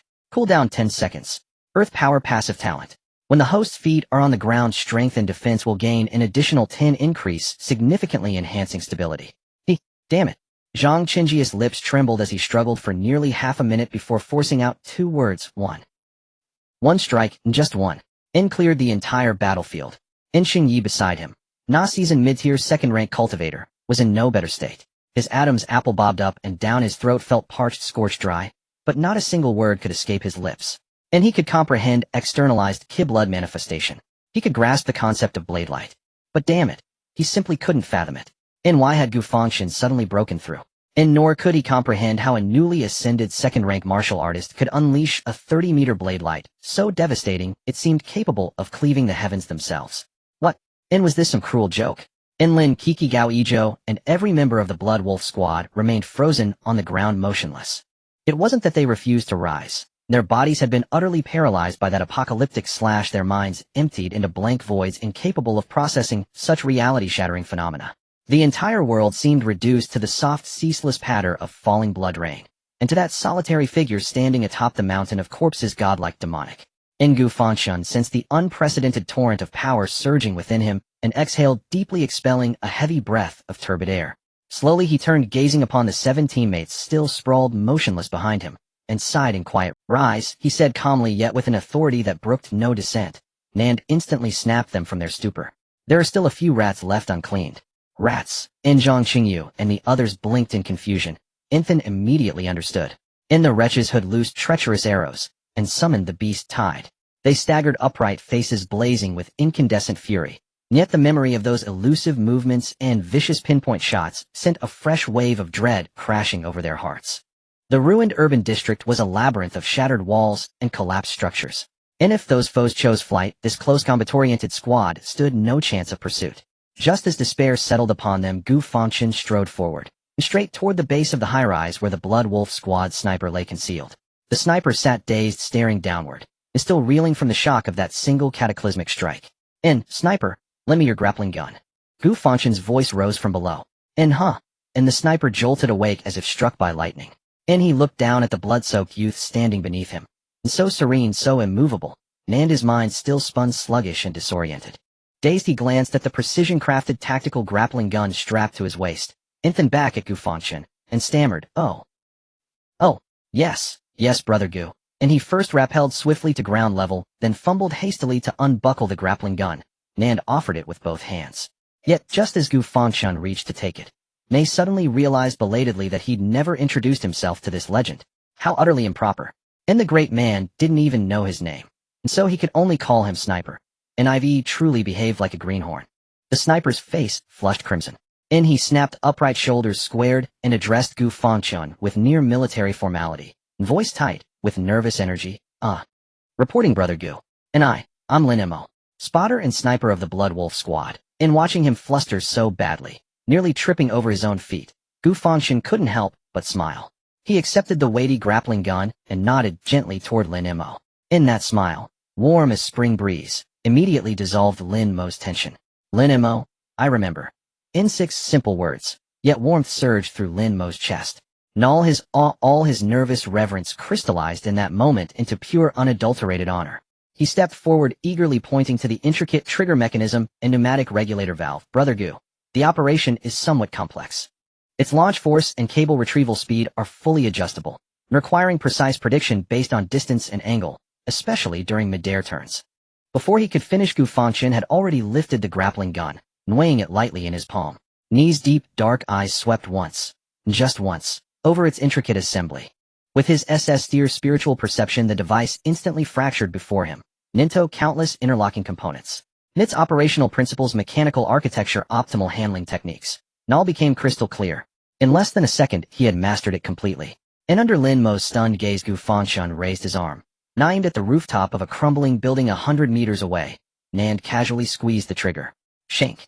Na's soft hiss escaped the muzzle as compressed gas jetted forth, and alloy hook blazed like silver lightning, tracing a flawless parabola. Nand bit perfectly into the rooftop's edge. Then Gu Fangchen flicked his wrist, activating the retraction sequence. Whoosh, and the motor roared to life.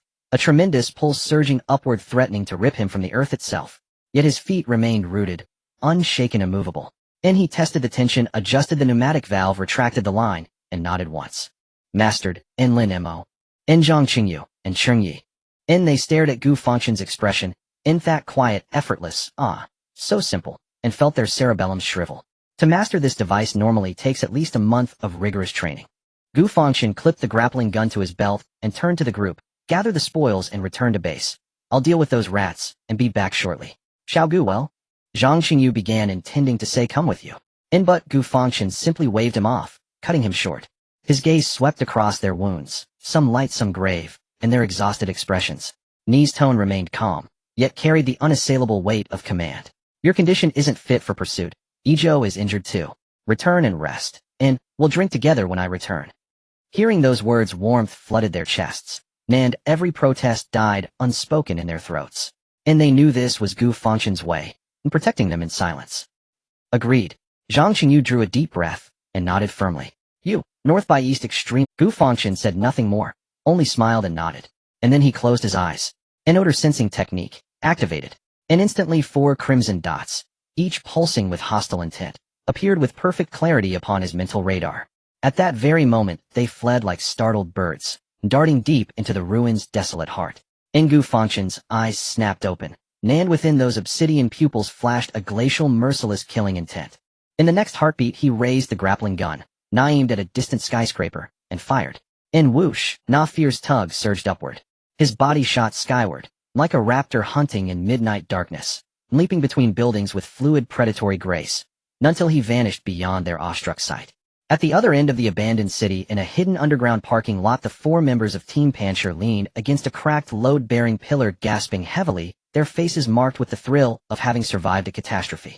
The monkey's voice trembled, fearfully glancing around, terrified that the demonic figure would suddenly emerge from some corner. Captain! Captain! We should have shaken them off, right? Captain Shi Jin's complexion was equally grim. Leaning against the wall, his chest heaved violently. The fierce look in his eyes had long been replaced by boundless fear. He did not respond to his subordinate's words, but trembling took out an encrypted satellite phone from his pocket and dialed the number he least wanted to contact. The phone rang for a long time before being answered. Hello. Zhao Tianha's voice, tinged with impatience and laziness, came through the receiver. How did it go? What about that kid's head? Upon hearing this voice, Shi Jin felt an uncontrollable surge of anger rise to his head. Yet he forcibly suppressed the rage and fear within him, his voice hoarse as he said, Zhao, young master. The mission has failed. Failed. On the other end of the line, Zhao Tianha's voice instantly turned cold. Shi Jin, I've already transferred the deposit to you. I only asked you to kill a rookie, and you tell me you failed. Are you messing with me? No, it's not like that. Young Master Zhao, let me explain. Shi Jin's voice turned sharp with agitation. The information you provided was completely wrong. That kid is not even human.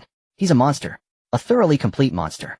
He seemed to want to vent all his fears, shouting incoherently. He single-handedly slaughtered the entire beast, and there were 3 king-level beasts. In less than 10 minutes. All were killed by him alone. No, wait. It wasn't all him. But it was close. The main point is, he broke through. Right in front of us suddenly. It was sudden. He broke through from peak 1st tier to high 2nd tier. Then with his blood energy released the blade light he formed. That blade light was over 30 meters long. Then he slashed again. Just one slash. It killed the remaining 1,000 or so beasts instantly. Killed them instantly. Shi Jin was left stunned. But he had conveyed the general situation to Zhao Tianhao. On the other end of the line, there was a dead silence. Zhao Tianhao listened to Shi Jin's frenzied roaring and incoherent speech, completely dumbfounded. What the hell? A single person slaughtered a beast's nest. Killed 3 king-level beasts in less than 10 minutes. One slash killed over 1,000 beasts. Broke through to high 2nd tier on the spot. A blade light over 30 meters long. Zhao Tianha's brow furrowed tightly, his face filled with absurdity and confusion. Shi Jin, has your brain been gnawed on by beasts? What nonsense are you talking about? If you failed the mission, just say so. There's no need to fabricate such absurd lies to deceive me, right? Do you think I'm a fool? I'm not talking nonsense. I'm not lying to you. Everything I'm saying is true. Shi Jin shouted desperately, young master, Zhao, we can't take on this job. We'll refund your money. Before he could finish his sentence, a sharp sound like the scythe of death cutting through the air suddenly rang out from the entrance of the parking lot. The bodies of Shi Jin and the others froze suddenly. They mechanically turned their heads inch by inch toward the direction of the sound. At the entrance of the parking lot stood a tall figure, quietly observing them. The moonlight spilled down from behind him, casting a long shadow. In his hand, he held a grappling gun that was still faintly humming. His dark eyes, like 2 burning ghostly flames, remained fixed on them. He's here. Shi Jian's satellite phone slipped from his hand with a clatter and fell to the ground. On the other end of the line, Zhao Tianhao only heard hurried panting and Shi Jian's murmurs filled with endless, "Who is here?" Zhao Tianhao instinctively inquired. But what responded to him was a cold, piercing voice. "Come out, there's no need to hide." Shi Jian and the others trembled all over as if they had been sentenced to death. They exchanged glances, seeing boundless fear and despair in each other's eyes. Ultimately, it was Shi Jian who first lowered his weapon, raised his hands high, and stepped out from the shadow of the We surrender. The other three, seeing this, followed suit, trembling as they stepped out, hands raised above their heads, not daring to breathe a word. Gu Fangchen's gaze calmly swept over the faces of the four. He glanced at the satellite phone still on the ground, then looked at the leading Shi Jian, having already formed a judgment in his mind. Gu Fangchen's gaze calmly swept over the faces of the four. He glanced at the satellite phone still on the ground, then looked at the leading Shi Jian. Ants. Gu Fangchen internally gave the coldest judgment. "Brother, spare me." The small and thin man, named Monkey, couldn't bear the oppressive silence any longer. His knees buckled, and with a thud he knelt on the ground, tears streaming down his face. "We're just doing a job for money. Before he could finish, a black lightning bolt suddenly shot out from Gu Fangchen's side, piercing through the air. It was the poison dagger. The black-scaled sword had shattered. At this moment, this poison blade obtained from the enemy became his only weapon. Gu Fangchen whipped out the dagger, releasing his blood energy to condense the blade light. Then, with a horizontal slash, a blade light several dozen meters long flashed by. PFF, PFF, PFF. 3 perfectly synchronized sounds. The expressions of Monkey, Allen, and Timiu, filled with pleading and terror, instantly froze on their faces. A thin line of blood appeared at their necks simultaneously. Following that, 3 intact heads soared into the air, tracing 3 blood-red parabolas before rolling aside. Thud, thud, thud. 3 headless corpses fell to the ground with a crash. Instant kill. Then, crack. The poison dagger, which was never designed to withstand such violent force, finally reached its limit after delivering this fatal blow, shattering into dust. Shi Jian stared blankly at the bloody scene before him, looking at the 3 companions' corpses still oozing blood, his mind a complete blank. He didn't even see how the opponent made their move. In the next second, an endless fear washed over him like a cold tide, completely submerging him. He let out a shrill scream that sounded inhuman and turned to flee. On the other end of the phone, Zhao Tianhao, hearing the sudden scream, became anxious, pulling at his hair. Hello, Shi Jian. What happened? Speak up." Shi Jian had no time to respond to him. He simply lifted his foot and ran. But as soon as he took a step, a shadow appeared before him like a ghost. Gu Fangchen was without any close combat weapons. Therefore he calmly raised his fist. One punch, and he struck out. Bang! Shi Jian felt an irresistible, immense force slam into his face. In the next moment, his entire body was instantly knocked backwards, crashing violently into the load-bearing pillar behind him, leaving spiderweb-like cracks in the hard concrete. Immediately he tasted blood in his mouth, and several teeth mixed with blood flew out.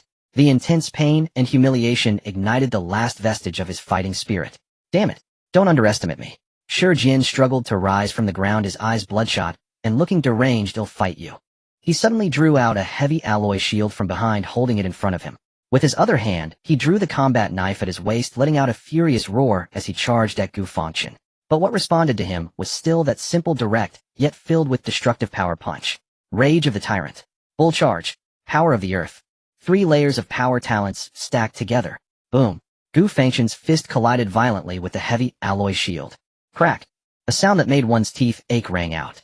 The grade alloy shield, strong enough to withstand attacks from king-level beasts, was as fragile as glass before Gu Fangchen, who was at the late stage of the second tier. At the moment of collision, it began to crack from the center point, exploding into pieces. Countless metal shards shot out like shrapnel, leaving the surrounding walls riddled with holes. Shi Jian was completely dumbfounded. He stared blankly at the half of the shield handle left in his hand, his mind a complete blank. Before he could react, a large hand, like an iron claw, grabbed the blade of his combat knife. Unyielding as a mountain. Rock armor body. A faint layer of rocky luster appeared on Gu Fangchen's palm. Shi Jian instinctively tried to pull back the knife, but found it was as if the combat knife was welded in place, not moving an inch. He, not willing to accept defeat, gripped the knife handle, exerting all his strength to press down fiercely, trying to cut through the opponent's palm with the sharp blade. But the blade, sharp enough to cut through steel bars, could not even leave a white mark on the palm of the other party. Shi Jian, what the hell? Is this even human? Shi Jian completely broke down. He looked at Gu Fangchen's excessively calm face, feeling a chill run from his tailbone to the crown of his head. The combat knife in his hand was crushed into a twist under Gu Fangchen's terrifying strength. Finally, it turned into a pile of powder, exploding violently. Thud! Shi Jian was so frightened that his legs went weak, collapsing to the ground, all traces of ferocity and madness gone, replaced by endless fear. He crawled backward using his hands and feet, letting out a nonsensical wail. Don't kill me. I will say anything. Please. Spare my life. His wail was only halfway through. A foot without mercy kicked him in the face. Bang. Shi Jian's nose broke with a crack. His entire body kicked back, hitting the ground, and bouncing up again, with blood gushing from his nose, instantly covering his face. On the other end of the phone, Zhao Tianhao listened to the continuous screams and muffled sounds, completely dumbfounded. What on earth happened? Shi Jian, for God's sake, say something. Damn. Just then the chaotic sounds came to an abrupt halt. A hand picked up the satellite phone from the ground. Gu Fangchen, with a calm expression, placed the phone to his ear. He looked down at Shi Jian, who lay on the ground like a dead dog, and asked slowly in a calm, emotionless tone, "Who sent you?" Shi Jian trembled all over. His survival instinct made him dare not hide anything, and he shouted hoarsely, It's the Zhao family from the west of Magic City. Zhao Tianhao. It was Zhao Tianhao who sent us. Oh. Gu Fangchen tilted his head, his tone revealing no hint of joy or anger. Where's the evidence? There is. Of course there is evidence. Shi Jian seemed to have grasped the last straw for survival, nodding repeatedly, his voice filled with pleading. Contract, deposit, transfer records, call recordings. I have all the backups. As long as you spare my life, I will get them for you immediately. All right. Gu Fangchen nodded. Then he returned the phone to his ear and slowly addressed the still raging Zhao Tianhao on the other end. Zhao Tianhao, congratulations. Your Zhao family is going to perish. Get ready for a military tribunal. The roar of Zhao Tianhao on the other end of the phone came to an abrupt halt, replaced by a thick confusion and disbelief. What nonsense are you talking about? Who are you? Gu Fangchen did not give him another chance to explain. He casually threw the phone on the ground. Then he raised his foot and stomped heavily down. Bang! The sturdy satellite phone under his foot, infused with blood energy, shattered like a fragile cookie, exploding into a pile of sparking parts. Dozens of kilometers away in a private villa, Zhao Tianhao felt a piercing shriek by his ear, nearly bursting his eardrum. Then, only the busy tone of do remained. He stared blankly at the phone in his hand, his face filled with confusion. What happened? The Zhao family is going to perish. Military tribunal. He frowned, then sneered disdainfully. A waste of a person trying to play tricks. He didn't take this threat seriously at all. In his view, this was just that kid Gu Fangchen's impotent rage before dying. However, what he did not know was that Gu Fangchen's words about the Zhao family perishing and facing a military tribunal were never a joke. In the Dragon Nation, there are numerous special regulations concerning martial artists. One such regulation is the Protection Act for high-grade martial artists. Any martial artist who has ascended through a perfect breakthrough will be regarded as the most valuable strategic resource of the Dragon Nation. They are the backbone of humanity's resistance against alien beasts, the hope for the future. Their files will be classified as top secret, receiving significant protection and cultivation from the military. Therefore, any assassination, framing, or malicious suppression against high-grade martial artists will be treated with utmost severity.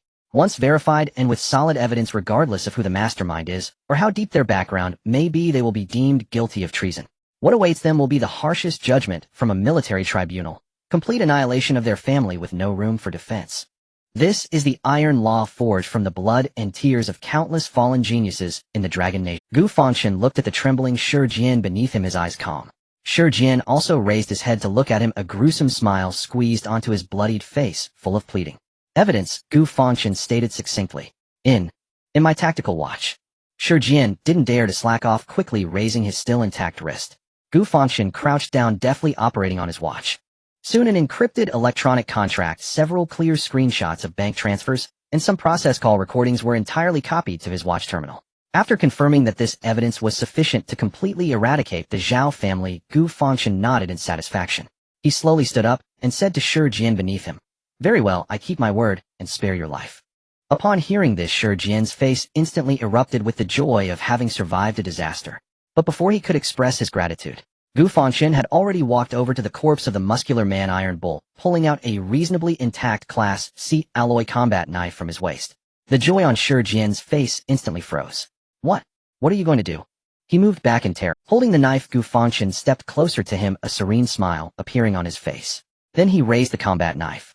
Swish, swish, swish, swish. For clean and swift flashes of the knife sliced through the air. Shi Jian's shriek, more horrifying than any human sound, echoed throughout the underground parking lot. His limbs were severed at the roots. After doing all this, Gu Fangchen did not spare him another glance. He walked over to the three headless corpses. With practiced ease, he looted their tactical backpacks, weapons, and all valuables, packing them up to take away. Even the smallest mosquito is still meat. Moreover, this was the entire wealth of 3 second-grade martial artists. Finally, he lifted Shi Jian, who had already fainted from excruciating pain and blood loss, by the torso like dragging a dead dog. Whoosh! A grappling gun shot out, and he lifted this important witness, soaring upwards to leave the parking lot. But at that very moment, he suddenly raised his head, and his eyes, which had just regained their calm, narrowed sharply. In the direction of the Magic City base, dozens of kilometers away. Above the pitch-black sky, a dazzling golden glow suddenly lit up without warning. The glow was magnificent and divine, yet carried a terrifying pressure that transcended all, causing one's soul to tremble in fear. Within the golden light, a vividly lifelike, giant fire phoenix phantom slowly unfurled, its magnificent wings letting out a clear and melodious phoenix cry towards the heavens. That cry seemed to penetrate the barriers of time and space, resonating clearly in Gu Fangchen's ears, causing the blood and qi within him to surge and boil. This pressure was 100-fold more terrifying and vast than the anomaly he triggered during his recent breakthrough to high-grade second grade. It was a higher-level leap of life. Gu Fangchen's mind shook violently. Someone had broken through to high-grade fourth grade. Meanwhile, 5 minutes earlier, in the central area of the abandoned city, beneath the half-collapsed clock, the thunderous roars of beasts and the clashing of weapons had long since ceased, replaced by a strange and busy silence.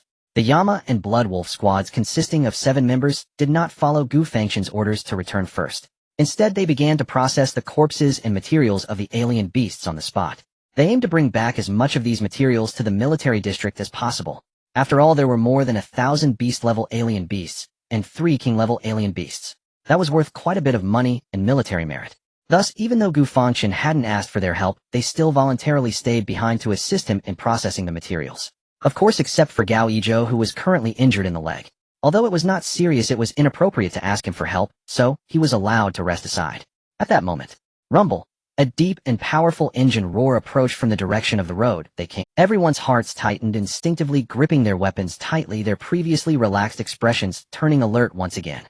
Soon 3 entirely black, ominous-looking heavy armored troop carriers like 3 steel beasts kicked up clouds of dust and roared towards them. Finally, they screeched to a halt 100 meters away from the ruins of the clock tower. Click, click. The doors opened, and over a dozen fully armed elite soldiers, exuding a bloodthirsty aura, jumped down in unison, quickly establishing a perimeter.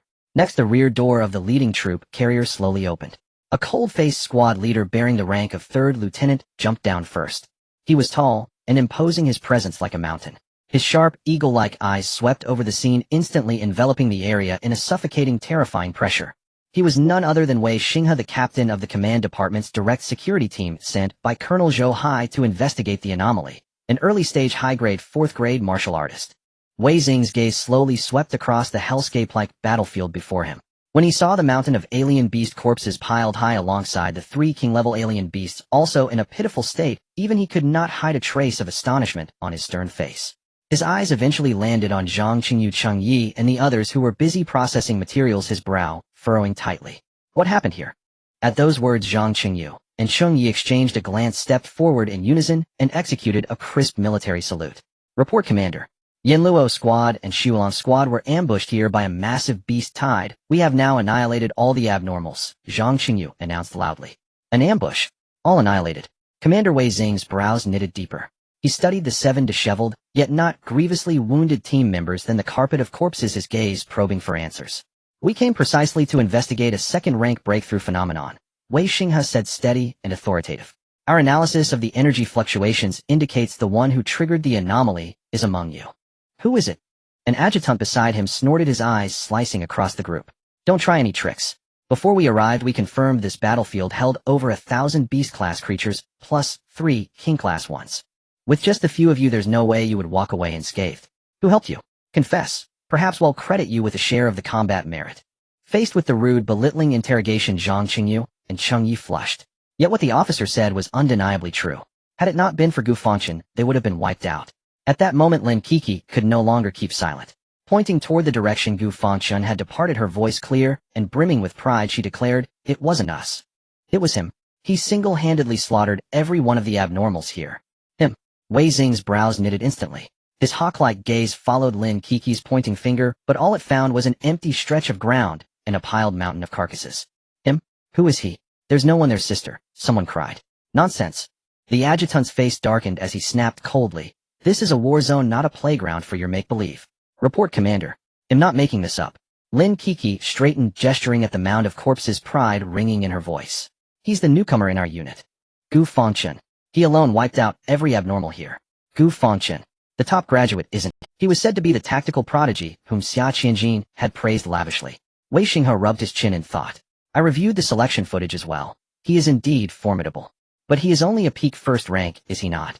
How could he possibly trigger an upper-grade second-rank phenomenon? Lin Kiki rattled off the events at a breathless pace. At that moment, after joining Captain Cheng and Captain Zhang to slay 3 king-class beasts, he broke through on the spot, ascending from peak first rank to upper-grade second rank.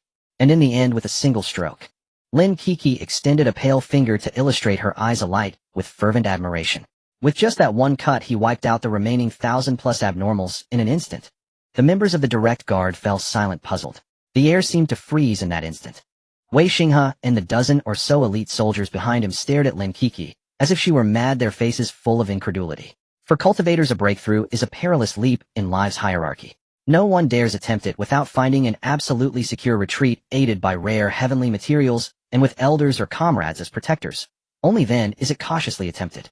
Even an unseen-a-century martial prodigy like Xia Qianjin was secluded in the Modu base city, preparing to challenge 4th rank. They had heard of Gu Fangchen's renown and admitted he was formidable. But on the battlefield, a last-moment breakthrough. And an upper-grade second rank at that. Are you exaggerating? She is telling the truth. Seeing their disbelief, Cheng Yi stepped forward, his tone grave, and recounted everything that had just transpired word for word rapidly. From Gu Fangchen's lone incursion into the beast lair to the emergence of the 3 kings, to his live breakthrough, and the final single stroke that cleared the field. The adjutant was incensed with derisive laughter. He stepped forward and said with a sneer, Hey, stop. Old Cheng, even your boasting has— We know Gu Fangchen is impressive, and that Xia Qianjin admires him. But a battlefield breakthrough, an upper-grade second rank, condense a 30-meter blade chi and annihilate over 1,000 abnormals in an instant. Do you know what you're saying? Why not say he punched apart Gaia while you're at it? Enough. Wei Xing's expression darkened. Watching these people whom he regarded as fabricating tales to seize credit and link themselves to the beast tide, he felt profound disappointment. I will ask one last time, what is the truth? His voice was icy and full of unchallengeable authority. If I hear one more lie, you will all be treated as having falsified a military report. Under the terrifying pressure of a 4th-rank warrior, Zhang Qingyu, Cheng Yi, and the others paled, their legs going weak, and even breathing becoming difficult. Even so, they did not recant. Report, Commander. Zhang Qingyu bellowed against the crushing pressure. Every word we said is true. That's right. Cheng Yi ground his teeth and said in a low voice, Commander. It was Gu Fangchen acting alone. Obstinate fools. A flash of icy killing intent passed through Wei Xing's eyes. Just as he was about to order, these false reporters, detained a tech operative responsible for surveying the scene, came rushing up his face as if had seen a ghost. Report, Commander. The scene investigation results are in. Speak. The tech swallowed hard, his voice trembling. The carcasses of these beast-class creatures indeed were all severed at the waist by the same strike. The cuts are as smooth as a mirror. They were slain instantly by an overwhelmingly domineering blade, chi. He paused, then added a remark that made everyone's scalp tingle. Moreover, according to our analysis of the residual energy fluctuations at the scene, the attacker's aura indeed belonged to a newly broken through second-rank cultivator. Very pure, very domineering. It perfectly matches the energy fluctuations that triggered the earlier heaven and earth anomaly. A deathly silence blanketed the place. Wei Xinghe and the dozen elite soldiers behind him froze, their expressions locked. The adjutant's face turned a sullen hue as he pointed at the tech, stammering, It's impossible. This is utterly impossible. How could it be? How could anyone break through in the midst of battle, and as a second-rank cultivator with one strike instantly fell over 1,000 beasts? Are we in a play? Wei Xing's body jolted. He fixed his stare on the tech, then looked again at the uniformly lined carcasses in the distance. On the face, usually so stern, for the first time extreme shock and disbelief surfaced. The tech's report aligned perfectly with that seemingly preposterous tale. Could it be that the one who triggered the breakthrough phenomenon was truly Gu Fangchen? He slowly turned his head and fixed his gaze on Zhang Qingyu and the others again, his voice parched. Gu Fangchen, where is he now? Before Zhang Qingyu could answer, a clear, high-pitched cry. A clear, soaring phoenix cry rang out from the distant horizon without warning. Everyone trembled and instinctively turned toward the sound. From the direction of Modu Base City, the ink-black firmament unexpectedly blossomed into an utterly dazzling swath of golden radiance. Within the golden light, a vivid phantom of a colossal fire phoenix formed of pure energy slowly unfurled its resplendent wings and threw its head back to issue a clarion cry that split the heavens. Wei Xing's body convulsed. Staring at the fire phoenix spanning the sky, his voice trembled. This is a breakthrough phenomenon of upper-grade 4th rank. It's Xia Qianjin.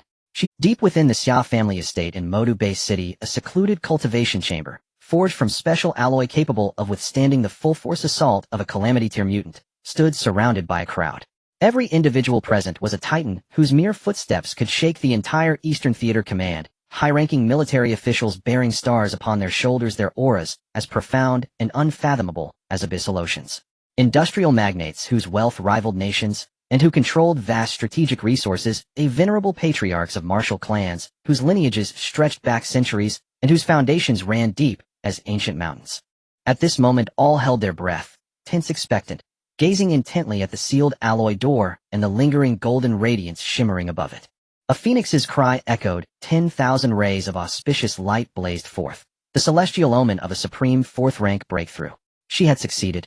With a low groan of metal, the 100-ton alloy door slid slowly open under the weight of dozens of... A figure clad in crimson stepped forth with unhurried grace, still wearing that form-fitting combat suit, still bearing that serene, peerless visage. Yet Xia Liuli's entire aura had undergone a metamorphosis so profound it defied description.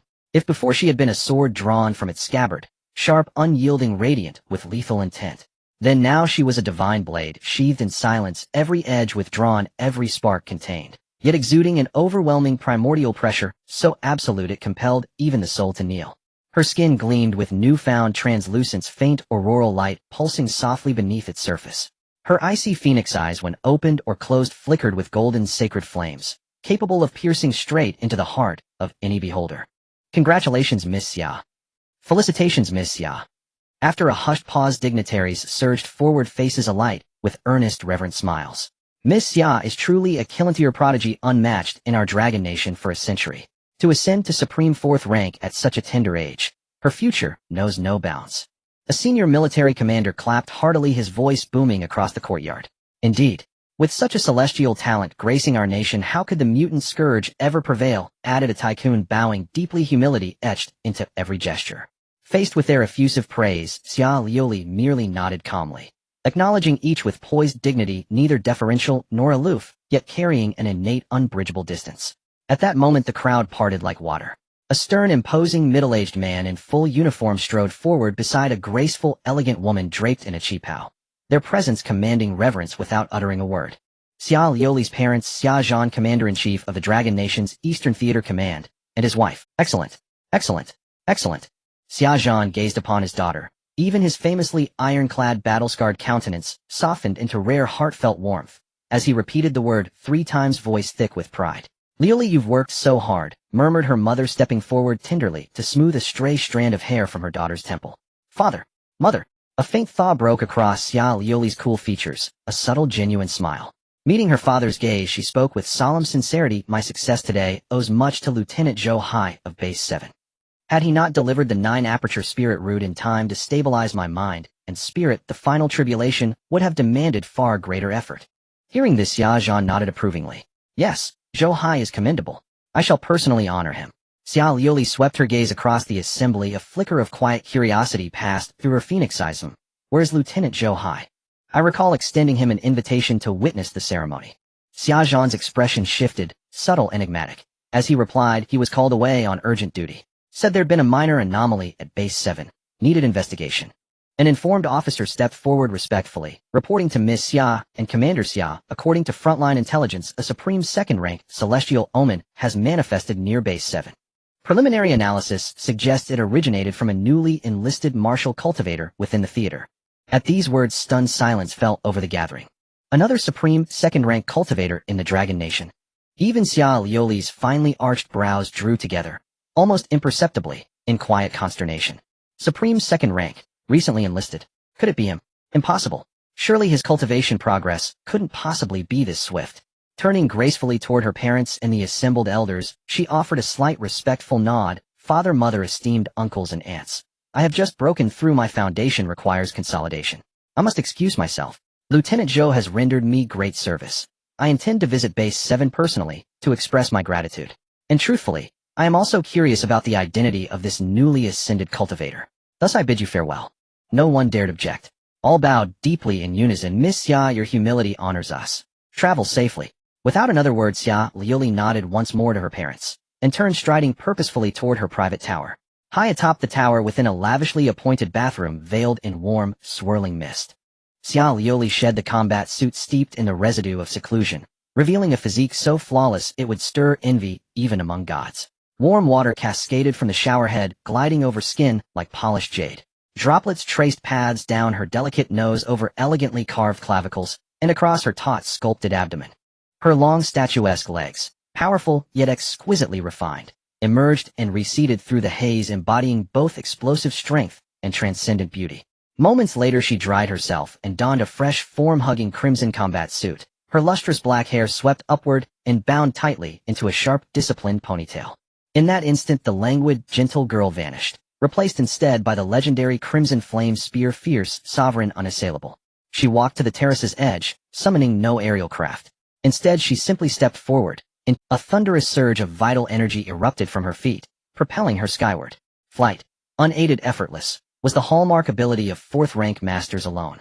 In a flash she became a streak of incandescent red light, piercing the heavens, vanishing beyond the horizon. Below, every witness in the estate gasped in awe, eyes blazing with pure reverence and fervent adoration. Within minutes, Xia Liuli's silhouette reappeared high above base 7. She descended gently to the base entrance. It's Miss Xia. Heavens, Miss Xia is here. After initial shock, guards erupted into thunderous, jubilant cheers. Every soldier stood transfixed, gazing upon her as though she were a living deity, snapping crisp, flawless salutes in unison. Miss Xia. Facing their fervor, even Xia Liuli's cool demeanor softened, just slightly, into a warm, gracious smile. Raising her hand in return, her clear, resonant voice carried across the grounds, comrades, you have labored tirelessly. Fighting for the Dragon Nation, we feel no fatigue, came the resounding reply. Well said. Truly excellent. Xia Liuli nodded approvingly. One day I hope each of you will soar through the skies as I do. With that she turned and strode inward without pause. May I ask, where might I find Lieutenant Zhou Hai? Miss Xia, please wait a moment. I will inform the command immediately. A guard bowed deeply, his voice brimming with excitement, and instantly relayed the message via internal comms. Moments later, a civilian officer bearing the rank of second lieutenant hurried over at a brisk pace, his face alight with profound reverence. Miss Xia, we are deeply honored by your presence, and profoundly regret our delayed welcome. Lieutenant Colonel Zhou is currently in the tactical analysis room atop the command tower. Allow me to escort you there at once. Xia Liuli nodded silently and followed the lieutenant through heavily guarded corridors into the nerve center of Base 7. Along the way, every officer and soldier who caught sight of her froze mid-stride, snapped to attention, and saluted, eyes ablaze with unadulterated awe and fervent devotion. Soon they arrived before a massive office forged from specialized alloy. The lieutenant halted at the door and respectfully swung it open. Miss Xia, please enter. Xia Liuli stepped inside, and at once beheld a figure standing before a colossal holographic terrain map. His back turned to her. He appeared to be in his 40s or early 50s, tall, broad-shouldered, and commanding in his impeccably tailored second lieutenant uniform. At that moment he rested one hand beneath his chin, while the other held an aging smartphone absorbed in its screen. Xia Liuli cleared her throat softly. Zhou Hai's frame jolted as if roused from deep slumber. He hastily stowed the phone and turned around. Upon seeing her, the stern authority etched upon his face dissolved into genuine astonishment, then softened into warm, heartfelt amusement. What brings you here, little one? His voice was steady and resonant, yet laced with the tender indulgence reserved only for kin. You've succeeded in your breakthrough, I. Xia Liuli nodded, and a faint thawing smile graced her otherwise serene features, like ice yielding to spring's first light. She settled casually onto a nearby sofa, her posture relaxed, stripped entirely of the glacial aloofness she so often projected before strangers. Busy? She asked lightly. Not at all. Not at all, Zhou Hai chuckled, waving a dismissive hand before stepping to the water dispenser to pour her a cup of warm water and handing it to her. What matter could possibly outweigh the concerns of Miss Xia herself? He sat across from her on the sofa, studying her increasingly unfathomable aura with undisguised admiration and quiet wonder. Outstanding. Your foundation is rock solid, your energy harmonious and complete, utterly free of artifice. No wonder you're old Xiao's daughter. Truly the pupil surpasses the master. Xia Liuli accepted the cup and took a delicate sip before cutting straight to the point. Uncle Zhou, thank you for the 9-apertured spirit root. I won't forget this debt. Are you still so formal with me? Zhou Hai feigned indignation, shooting her a mock stern glance. That relic gathers dust in my possession anyway. Only in the hands of a true genius like you can it fulfill its highest purpose. He paused, his tone shifting to solemn gravity, reaching the 4th tier upper grade. This threshold has thwarted countless heroes across millennia. To cross it at your age alone secures your name in history. Your father must be overjoyed. Probably hasn't slept for 3 days straight. Xia Liuli smiled faintly. Indeed, he just mentioned drafting a dedicated page for me in the clan genealogy. Truly. Zhou Hai blinked startled. Just teasing, she replied with a light wave of her hand. They exchanged knowing smiles. Then her gaze drifted toward the smartphone Zhou Hai had left on the desk, and deliberately changed the subject. I noticed you were quite absorbed in your phone just now, Uncle Zhou. Has something difficult arisen on the front line? At the question, Zhou Hai's expression shifted, his smile faltering, replaced by something far more complex. He glanced at Xia Liuli, eyes shimmering with incredulous wonder, and a hint of exasperated bemusement. Difficult? Not exactly. Rather, our base 7 appears to have spawned a monster. A monster? A delicate eyebrow arched. If Zhou Hai, a commander hardened by decades of crisis, used such a word, the subject must be extraordinary beyond measure. Precisely, a monster. Zhou Hai nodded emphatically, his expression turning grave and intense. He did not reach for the phone, but instead drew upon his formidable memory to recount. An hour ago, Captain Wei Xinghe, whom I dispatched to investigate anomalous phenomena in the derelict urban sector, sent back an urgent report. His voice dropped low, each word striking like thunder. The Yanluo and Bloodwolf squads were ambushed in Blackstone Mine, surrounded by fur-beast swarms and 3 sovereignty aberrants. They faced certain annihilation. Xia Liuli's gaze sharpened imperceptibly. And then, ere she asked, Zhou Hai drew a slow breath, his eyes gleaming with disbelief. Then a newcomer, freshly selected into the Yanluo squad, stepped forward. Xia Liuli's movement stilled. Yanluo squad. Zhang Qingyu. A newcomer. Gu Fangchen. Was it truly him? Her pupils contracted sharply, but she held her tongue, allowing Zhou Hai to continue unprompted. According to Captain Wei's summary, pieced together from Zhang Qingyu and Cheng Yi, what follows sounds like yet the report claims this newcomer single-handedly eradicated an entire beast nest of over 300 aberrants, including 1 sovereigntier. Then alongside both squad captains he slew 3 sovereigntier beasts within 10 minutes. Xia Liuli's slender fingers tightened instinctively around her cup. But that wasn't even the most astonishing part, Zhou Hai murmured with a wry, incredulous shake of his head. The most astonishing part came next. He broke through on the battlefield itself, ascending to upper grade 2nd tier. Xia Liuli felt her mind go utterly blank, as though struck by a bolt of lightning from a cloudless sky. She sat frozen, breath suspended. Battlefield breakthrough. An upper grade. Impossible. For martial cultivators, breakthroughs demanded absolute mental stillness. Any agitation risked chi reversal, explosive rupture, death. To transcend amidst slaughter and chaos was nearly unthinkable. No, not nearly. It was fundamentally impossible. Before she could absorb the shock, Zhou Hai's voice returned. Soft, dazed, almost dreamlike. Satellite River also reported that upon completing his breakthrough the youth manifested a blade light 30 meters long. Then 1 strike. Zhou Hai raised a single finger, his eyes wide with incomprehension. Just 1 slash, and every last one of the remaining 1,000 beast-tier aberrants was annihilated. And the person in question, you know him well. He is the very Gu Fangchen you once mentioned. Silence. Absolute, suffocating silence filled the analysis room. It really is him. Listening to the words around her, Xia Liuli was completely lost in thought. She questioned herself. Even when she was at the early stage of the 2nd rank, she could never achieve such terrifying and unreasonable accomplishments. This is no longer a genius. This is a prodigy. Gu Fangchen. Could he be in existence even more monstrous than I? That explains why he was able to lead me forward and slay the Shadow Leopard. If what Major Zhou said is true, he indeed possesses a remarkable talent for combat. Then perhaps a trace of unprecedented seriousness and anticipation flickered in Xia Liuli's cold phoenix eyes. Perhaps in the near future, on the vast and perilous battlefield overseas, he could truly prove to be of great use. He might even become a key figure fighting alongside me. At this thought, an inexplicable emotion quietly took root in her heart, unnoticed even by herself. Just then, bang, bang, bang. A series of urgent and powerful knocks resounded at the door. Zhou Hai frowned and said sternly, "Come in." The office door was pushed open and a soldier hurried in, standing at attention with a nervous expression, saluting. "Report, Major." "What is it?" Flustered and disheveled, how uncouth. A flicker of displeasure crossed Zhou Hai's face. "This is the highest command center of the base. Who dares intrude without his orders?" "Report."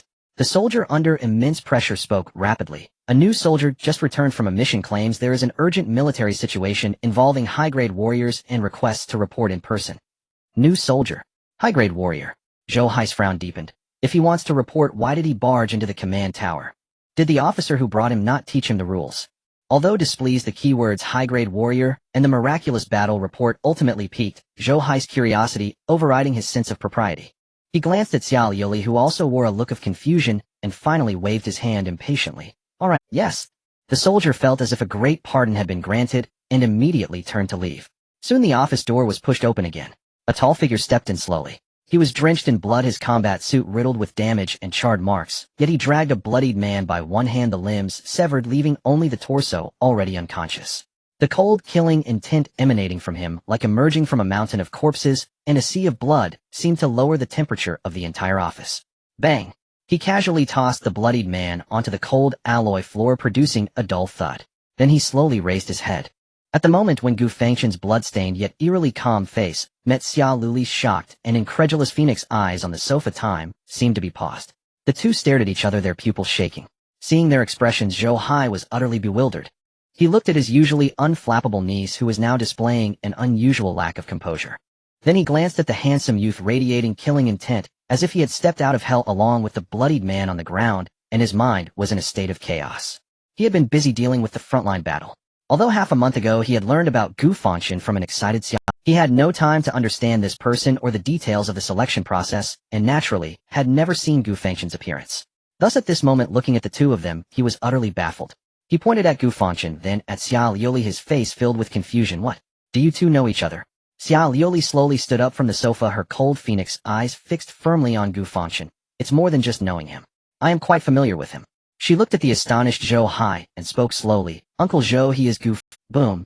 Zhou Hai felt as if his brain had been struck by a thunderbolt, his entire being jolted upright from the sofa. What? Is he really the Gu Fangchen? He stared intently at the young man before him, his once stern face now filled with extreme shock. All his previous impatience vanished without a trace in that moment, replaced by a joy and excitement akin to discovering a rare treasure. He rushed to Gu Fangchen's side in a few strides, disregarding any semblance of the major's authority, gripping Gu Fangchen's shoulders tightly, his voice trembling with excitement. Good lad. Good lad. Quickly, tell me, what exactly happened? Faced with the sudden enthusiasm of the base commander, Gu Fangchen felt a bit confused but maintained his calm. He nodded slightly to Zhou Hai and Xiao Liuli, performing a standard military salute. Report, officer. Report, Miss Xia. I am Gu Fangchen, a member of the Yama team, here to report on military matters. He pointed at the bloodied man still twitching on the ground and succinctly stated, this person is the leader of the bounty hunter organization Panshi Shijian. He and his team ambushed us in the Haishi mining area, triggering a beast tide intending to silence us. All the evidence is in my watch terminal. Gu Fangchen's report was extremely coherent. Zhou Hai and Xiao Liuli listened, their expressions in. At that moment, Gu Fangchen looked at Zhou Hai and continued in that eerily calm tone, adding, furthermore, report, officer. In the recent battle, I was fortunate. By sheer luck, I broke through to the high-grade second rank. The air seemed to be sucked out in an instant. Xiao Liuli and Zhou Hai. Is this even human language? Do you know what the words high-grade second rank mean to the entire Long country? Do you know how many geniuses have poured their families' resources and invested half their lives in pursuit of those 4 words, only to end up explosively dying? You call this luck? You call this sheer luck? Moreover, breaking through in battle. Are you serious? Zhou Hai's lips trembled. He pointed at Gu Fangchen, wanting to say something, but found his throat as dry as if he had been wandering in the desert for 3 days and nights, unable to utter a single word. Xiao Liuli's beautiful eyes widened in shock. For the first time, a look of incredulity appeared on her eternally frozen, stunning face. Before they could recover from this shocking revelation that overturned their understanding, Gu Fangchen seemed to feel their disbelief. With that thought, he slowly raised his right fist. With a single thought, a visible condensed force of dark red blood essence suddenly burst forth from the edge of his fist. The power was pure and domineering, filled with a destructive aura that slightly distorted the surrounding air. The overwhelming pressure belonging to a top-tier second-grade powerhouse instantly filled the entire analysis room. It truly was a top-tier second-grade. Moreover, it was a perfectly solid foundation with an aura that was harmonious and flawless. Zhou Hai and Xiao Liuli were completely dumbfounded. Although Zhou Hai was also a peak top-tier 4th-grade warrior, he had seen countless talented prodigies. But he could be 100% certain that neither he nor those prodigies could match the terrifying level of blood essence refinement displayed by this young man at the 2nd-grade level. Xiao Liuli's mind was also shaken. She could also conclude that Gu Fangchen's foundation at this moment was at least as strong as her own back in the day. You. Zhou Hai swallowed hard, his voice hoarse as he asked, how on earth did you manage to do this? How could you break through on the battlefield? This was the aspect that truly overturned their understanding. Faced with the probing and shocked gazes of the two fourth-grade powerhouses, Gu Fangchen slowly retracted the blood essence from his fist. He knew that this question was unavoidable. The matter of the system could not be exposed. But what if he phrased it differently? Gu Fangchen's mind raced. What if he disguised the abilities of the system as a previously unheard of special physique that could enhance blood essence through the killing of exotic beasts? Then with the military's help, the speed at which he could obtain experience packs would be exponentially faster than going. This was a tremendous opportunity. As for the risks, there were almost none. Moreover, top-tier warriors were already rare, so having a slightly special physique seemed reasonable. Furthermore, these two before him, one was the base commander, and the other the daughter of the commander-in-chief, both standing at the pinnacle of power in the Dragon Country, possessing insights and vision far beyond ordinary people. Revealing a part of his talent to gain the maximum support from the military district was a deal that guaranteed profit. It wasn't as though he was shouting about having a system on the streets for all to hear. Packaging some information and leaking it to high-ranking individuals of this level in exchange for greater benefits seemed entirely plausible. There was nothing to hide. With this thought, Gu Fangchen had already made his decision. He glanced at Xia Luli, revealing a hint of appropriate gratitude and reminiscence, and slowly spoke, "In truth, I don't quite understand what exactly is happening. Everything started from when I teamed up with young Lady Xia to kill that shadow leopard. After that, young Lady Xia saw that my physique was special with blocked blood essence, and gifted me a book titled Rock Solid Body Refining Technique." Xia Luli subconsciously nodded. It was indeed true. Gu Fangchen continued, "Later, when I arrived at the shelter, I was assigned to the kitchen. Every day, there were numerous exotic beast corpses transported back from the front lines that needed to be processed. With nothing to do, I casually attempted to practice that body refining technique. Then I discovered something quite strange." Gu Fangchen displayed a hint of confusion on his face. "Every time I personally slaughtered those exotic beasts, I felt an inexplicable warm current surge into my body, making me feel at ease, and the originally blocked meridians seemed to open up a bit. Later, during the practical assessment of the selection competition, I accidentally discovered that as long as I personally killed exotic beasts, I could absorb a pure blood essence power from them directly used to enhance my own cultivation. Moreover," Gu Fangchen looked at the two, throwing out the final bombshell, "this absorption seems to also help me break through the barriers of realms. So during the earlier battle, after I killed 3 king-level exotic beasts, I suddenly felt that power within me reaching a critical point, and then I naturally broke through." His words were half-truths, both real and fabricated. He explained the sudden increase in his cultivation and the mysterious phenomenon of breaking through, attributing it all to a seemingly absurd, yet somehow reasonable special physique, and the remarkable efficacy of the technique. Most importantly, he only mentioned the aspects of absorbing blood essence and aiding breakthroughs. He said nothing about the core capability of the system, plundering talent. This was his greatest trump card. There was no need, nor could he afford to expose everything. After all, the 6 words "killing exotic beasts can make one stronger" were already shocking enough. Indeed, after hearing Gu Fangchen's fantastical explanation, Zhou Hai and Xia Luli felt their minds completely halt in thought. After a long while, Zhou Hai seemed to slowly awaken from a bizarre dream. He looked at Gu Fangchen, his eyes accustomed to mountains of corpses and seas of blood, filled with extreme shock and incomprehensible confusion. Killing exotic beasts could make one stronger. Unheard of, unseen. This had completely transcended all his understandings of martial arts in this world. If what he said was true, then this young man before him was an ultimate trump card for the Dragon Country, capable of infinite growth and potentially changing the course of future battles. They could win against the Sakura Country. They could really win. With this thought, Zhou Hai's heart, which had long been as solid as rock, couldn't help but beat wildly. He took a deep breath, forcibly suppressing the raging waves in his heart, his gaze becoming unprecedentedly serious and fervent. "Although I have never heard of this physique."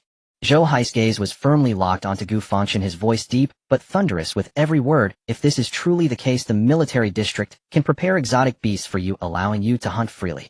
What type of exotic beasts do you need?" Zhou Hai unconsciously switched to more respectful language. At these words, an unprecedented brilliance burst forth from Gu Fangchen's eyes. He had been waiting for this sentence. This was a great opportunity to break through to the 3rd grade. His mind instantly sank into the system panel. Blood essence value 71919999 points. Health points 71919999. 2,808 points are needed to reach the peak of the 2nd stage. Previously defeating the Ironhide Rhino King provided 200 health points. This means that a 2nd stage early level king beast can provide about 200 health points. Thus, at least 15 king level beasts are needed to fully fill the health points and reach the peak of the 2nd stage. And after reaching the peak, Gu Fangchen's gaze fell on the brand new breakthrough task. Perfect breakthrough, 3rd stage, defeat catastrophic beasts, 15. How is there already one? Could it be that the shadow leopard they defeated together with Xia Liuli is counted in? So the system records historical achievements. That's fine. Then let's ask for more.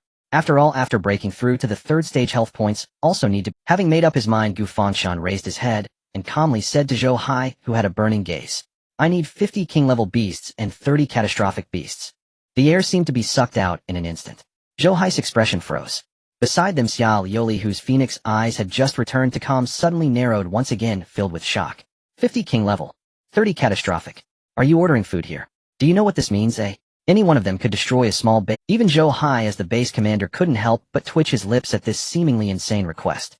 So many. He fell into deep thought. After a long time, he slowly exhaled a breath of turbid air, his gaze towards Gu Fangchen increasingly complex. King-level beasts are manageable. Some live specimens are captured every year in the nearby battle zones for research. I can use my authority to help you mobilize them from various research labs. As for catastrophic beasts, Zhou Hai's brows furrowed tightly. These are too dangerous, and capturing them alive is extremely difficult. In the entire eastern battle zone, there are no more than 5 living specimens. He pondered for a moment, then clenched his teeth, making a decision. But don't worry. I will personally report this to Commander Xia. With your talent and potential, I believe that the higher-ups will spare no effort to meet your requirements. However, this will take time. At the earliest, within 2 hours, I can mobilize 30 king-level beasts along with 5 catastrophic beasts. Is that acceptable? Hearing this, Gu Fangchen sighed inwardly. As expected, it wasn't that simple. He initially thought he could make a bold request and gain a lot. But it seems he was overthinking it. That's normal. Beasts of catastrophic level can easily destroy a small town. These creatures are too difficult to capture alive. Most are directly killed. Most of the research is done on corpses, and there are too few studies on live specimens. It seems that capturing beasts of catastrophic level or higher won't be that easy. No, it's even hard to encounter them. Forget it. One step at a time. At least today should be able to break through to the third stage. With his speed of improvement, it was already fast enough. If he kept complaining, and someone found out, it would be easy to get beaten. Thinking this, Gu Fangchen nodded. Okay, thank you, Commander. Hearing this, Zhou Hai's face showed a warm smile again. He pointed to the sofa beside him, his tone filled with appreciation for talent. Fangchen, please sit down. Don't stand, I'm afraid you'll get tired. As he spoke, he personally turned around, preparing to make a cup of tea for Gu Fangchen. But as soon as he took a step, a cold voice abruptly rang out behind him. Wait. It was Xia Liuli. Both Zhou Hai and Gu Fangchen turned back in surprise. They saw Xia Liuli slowly standing up from the sofa. She did not look at them. Her cold phoenix eyes were fixed on the bloodied man on the ground, who was still twitching and bare. What's his situation? You just said he wanted to kill you. Killing a top-tier martial artist is a heinous crime. Hearing this, Gu Fangchen wasted no words. He lifted his leg and delivered a swift kick directly to Shi Jian's face. Ouch! Shi Jian let out a painful scream, jolted from his coma by the intense pain. Immediately, Gu Fangchen pulled up evidence that had long been copied from his tactical watch and projected it onto the holographic screen in the analysis room.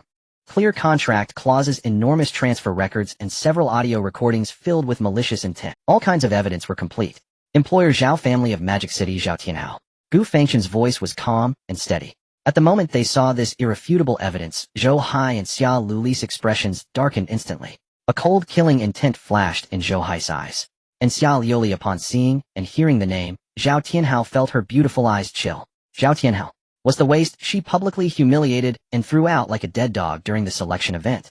This waste, who didn't dare to seek revenge against her, actually set his sights on Gu Fangchen. Looking for death. Xia Liuli's aura instantly turned cold, making the temperature in the entire office seem to drop a few degrees.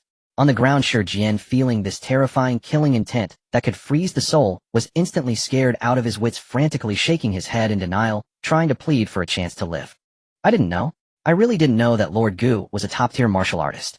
If I had known even with 100 times the courage, I wouldn't have dared to take this task. Spare me. Miss Xia, spare me. Xia Liuli, however, was too lazy to listen to his nonsense. Whoosh. With a clear dragon's roar, the familiar red spear appeared in her hand. With a flick of her wrist, the red spear shot forth like a dragon. Swish. The unbreakable spear tip pierced straight through Shi Jian's brow, exiting through the back of his head, nailing him firmly to the alloy floor. Shi Jian's expression froze instantly, his eyes filled only with endless fear and disbelief. Xia Liuli looked at Gu Fangchen and slowly asked, what's the point of keeping someone like him? Gu Fangchen looked at the twitching corpse with some helplessness and shrugged. I thought it was good to keep someone as evidence. I was afraid that without a background no one would believe me. Xia Liuli, upon hearing this, revealed a trace of imperceptible softness in her cold phoenix eyes. She put away the spear, walked in front of Gu Fangchen, and said in a tone that brooked no argument, from now on, just kill. From today on, kill whoever you want. After killing, just let me know. I and the Dragon Kingdom are your greatest back. Whoever dares to touch you, I will deal with them. Hearing this, Gu Fangchen blinked, thinking he had misheard. Yet Xia Liuli spoke with utmost seriousness, and there was no hint of jest in her beautiful eyes. She continued, let's go. Now accompany me to annihilate the Zhao family. Upon hearing this, Zhou Hai glanced at the irrefutable evidence displayed on the screen, then looked at the body on the ground that was still oozing blood, a cold glint of killing intent flashing in his eyes. He looked at Gu Fangchen and Xia Liuli, and said in a deep voice, just right, you will destroy the Zhao family, and by the time you return the exotic beast should also have arrived. Upon hearing this, Gu Fangchen nodded towards the two. No problem, let's go. Seeing his agreement, Xia Liuli said. She turned to Zhou Hai and gave a slight nod. Uncle Zhou, we are leaving now. Zhou Hai looked at the two, a golden boy and jade girl, and revealed a meaningful smile, nodding, go ahead, be careful on the way. Xia Liuli did not respond further, simply telling Gu Fangchen, let's go. She then turned and walked directly towards the exclusive passage leading to the helipad on the top floor of the command tower. The few Qi Yan guards who had been waiting in the exclusive passage immediately followed suit, moving in perfect unison, without a hint of human warmth. When they saw Gu Fangchen following behind Xia Liuli, expressions of surprise flashed across their faces. How did he end up here? The head of the guard team, Chen Feng, stepped forward and whispered, Miss Xia, why is he? He is coming with us to the Zhao family in Modu. Xia Liuli's concise response was filled with an undeniable authority. Understood. Chen Feng immediately closed his mouth, daring not to ask further, instead casting a more suspicious gaze at the blood-soaked youth. On the helipad, a completely black, sleek hummingbird-armed helicopter was already roaring, poised for takeoff. This was a private aircraft ready to take Xia Liuli back at any moment. The two entered the cabin side by side. Virum. The cabin door closed, and the outside noise was instantly cut off, leaving only the roar of the engine and the whistling of the airflow. It was Gu Fangchen's first time on a helicopter. He awkwardly found his seat, first observing the complex 5-point safety belt. After getting a rough understanding, he prepared to buckle himself in. Just as he picked up the buckle, a pale, slender hand reached over and naturally took the safety belt from his hand. Xia Liuli leaned down, skillfully looping the safety belt around his shoulder, and with a click secured it perfectly. After finishing this, she sat upright again, all set. With that, Xia Liuli began to fasten her own safety belt. Only after confirming that Miss Xia's belt was also secured did the helicopter suddenly ascend, sharply transforming into a black flash as it sped towards the direction of the Modu base city. Looking at the quickly retreating ruins outside the window, Xia Liuli suddenly spoke, her tone calm. When we come back this time, it's also time for me to apply for a floating skateboard for you. Otherwise it would be too inconvenient for you. Upon hearing this, Gu Fangchen felt a stir in his heart and nodded. Turning his head, he looked through the porthole at the buildings below, which seemed as tiny as ants, and a surge of emotions welled up within him. A floating skateboard. Once upon a time, he was that ordinary person hiding in a cheap rental house, watching those martial artists stepping on flowing light darting between buildings like the wind. At that time his eyes were filled with shock and envy. He had never imagined that one day he would also qualify to soar through the skies. Who would have thought? Now all of this would become a reality. Gu Fangchen couldn't help but feel a sense of emotion. Meanwhile, tens of kilometers away in a private manor in an opulent basement adorned with precious swords, waste. A bunch of waste. Zhao Tianhao suddenly slammed the satellite phone in his hand onto the ground, shattering the expensive device into pieces. His chest heaved violently, and his handsome face, still showing signs of bruising, twisted in anger. Damn it. 100 million in deposit. And I hired this bunch of useless trash. He paced back and forth, disdainfully cursing. They even claim to be second-tier top quality. 30-meter blade radiance. Keep lying to me. A piece of trash born from poverty who got lucky and became a top scorer really thinks, do you think I'm a fool? Do you think I'm easy to deceive? The Zhao family is going to perish. Go screw yourself. The Dragon Kingdom might perish, but the Zhao family might not even go down. Zhao Tianhao had no faith in Shi Jin's nonsense. To him, it was merely a clumsy lie concocted to shirk responsibility after failure. However, there was one thing he couldn't fathom. What gave that kid the audacity to be so arrogant? He had sent people to investigate thoroughly.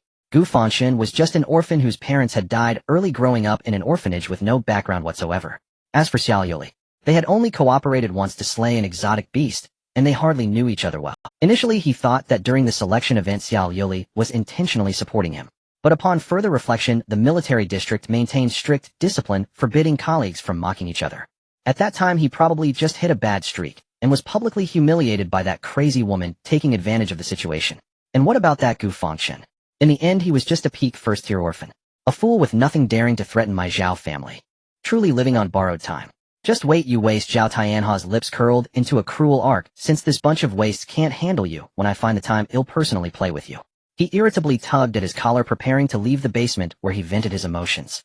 He hid here to avoid being discovered by his family about his hiring someone to kill. Not that he was afraid of punishment. The Zhao family wouldn't be angered over a newcomer without a background. However, if his family found out, he would surely be subjected to a long lecture. He was too lazy to explain and too lazy to listen. Thinking this, he turned and stepped up the stairs to the first floor. But just as he stepped on the last step and pushed open the heavy soundproof door, his footsteps suddenly halted. The whole person seemed as if under a spell, frozen in place. At the exit of the basement, a middle-aged man dressed in a black tang suit resembling him by 70% stood there quietly with his hands behind his back, emanating an aura of authority and composure. His gaze was as calm as an ancient well, quietly watching him. That terrifying presence, which was intimidating without needing to be angry, seemed to freeze the air around them. The gloom on Zhao Tianha's face vanished in an instant, replaced by a mix of respect and barely perceptible fear. Dad! The gloom on Zhao Tianha's face vanished in an instant, replaced by a sense of respect laced with barely perceptible fear. Dad, why are you here? The visitor was none other than Zhao Tianha's father, the leader of the Zhao group in Magic City, Zhao Wuji. Zhao Wuji did not respond immediately. His sharp eyes, reminiscent of a hawk's, simply gazed at his son, and the terrifying aura of authority he exuded seemed to freeze the air around them. He spoke slowly, his voice not loud, but carrying an undeniable weight of authority. Where have you been? Do you know your family has been looking for you for a long time? Zhao Tianha's heart sank, and he instinctively lowered his head. Before he could open his mouth, Zhao Wuji continued, also, I just reviewed the financial report. Why is there suddenly a 3 billion yuan shortfall in the family accounts? You'd better give me a reasonable explanation. Hearing this figure, Zhao Tianha's face turned pale. He knew that this matter could not be hidden. In front of his father, who possessed extraordinary means, any lie would seem utterly pathetic. He took a deep breath, deciding to abandon all pretense, gritting his teeth as he vented all his resentment and unwillingness. Dad, it's all because of that guy named Gu Fangchen.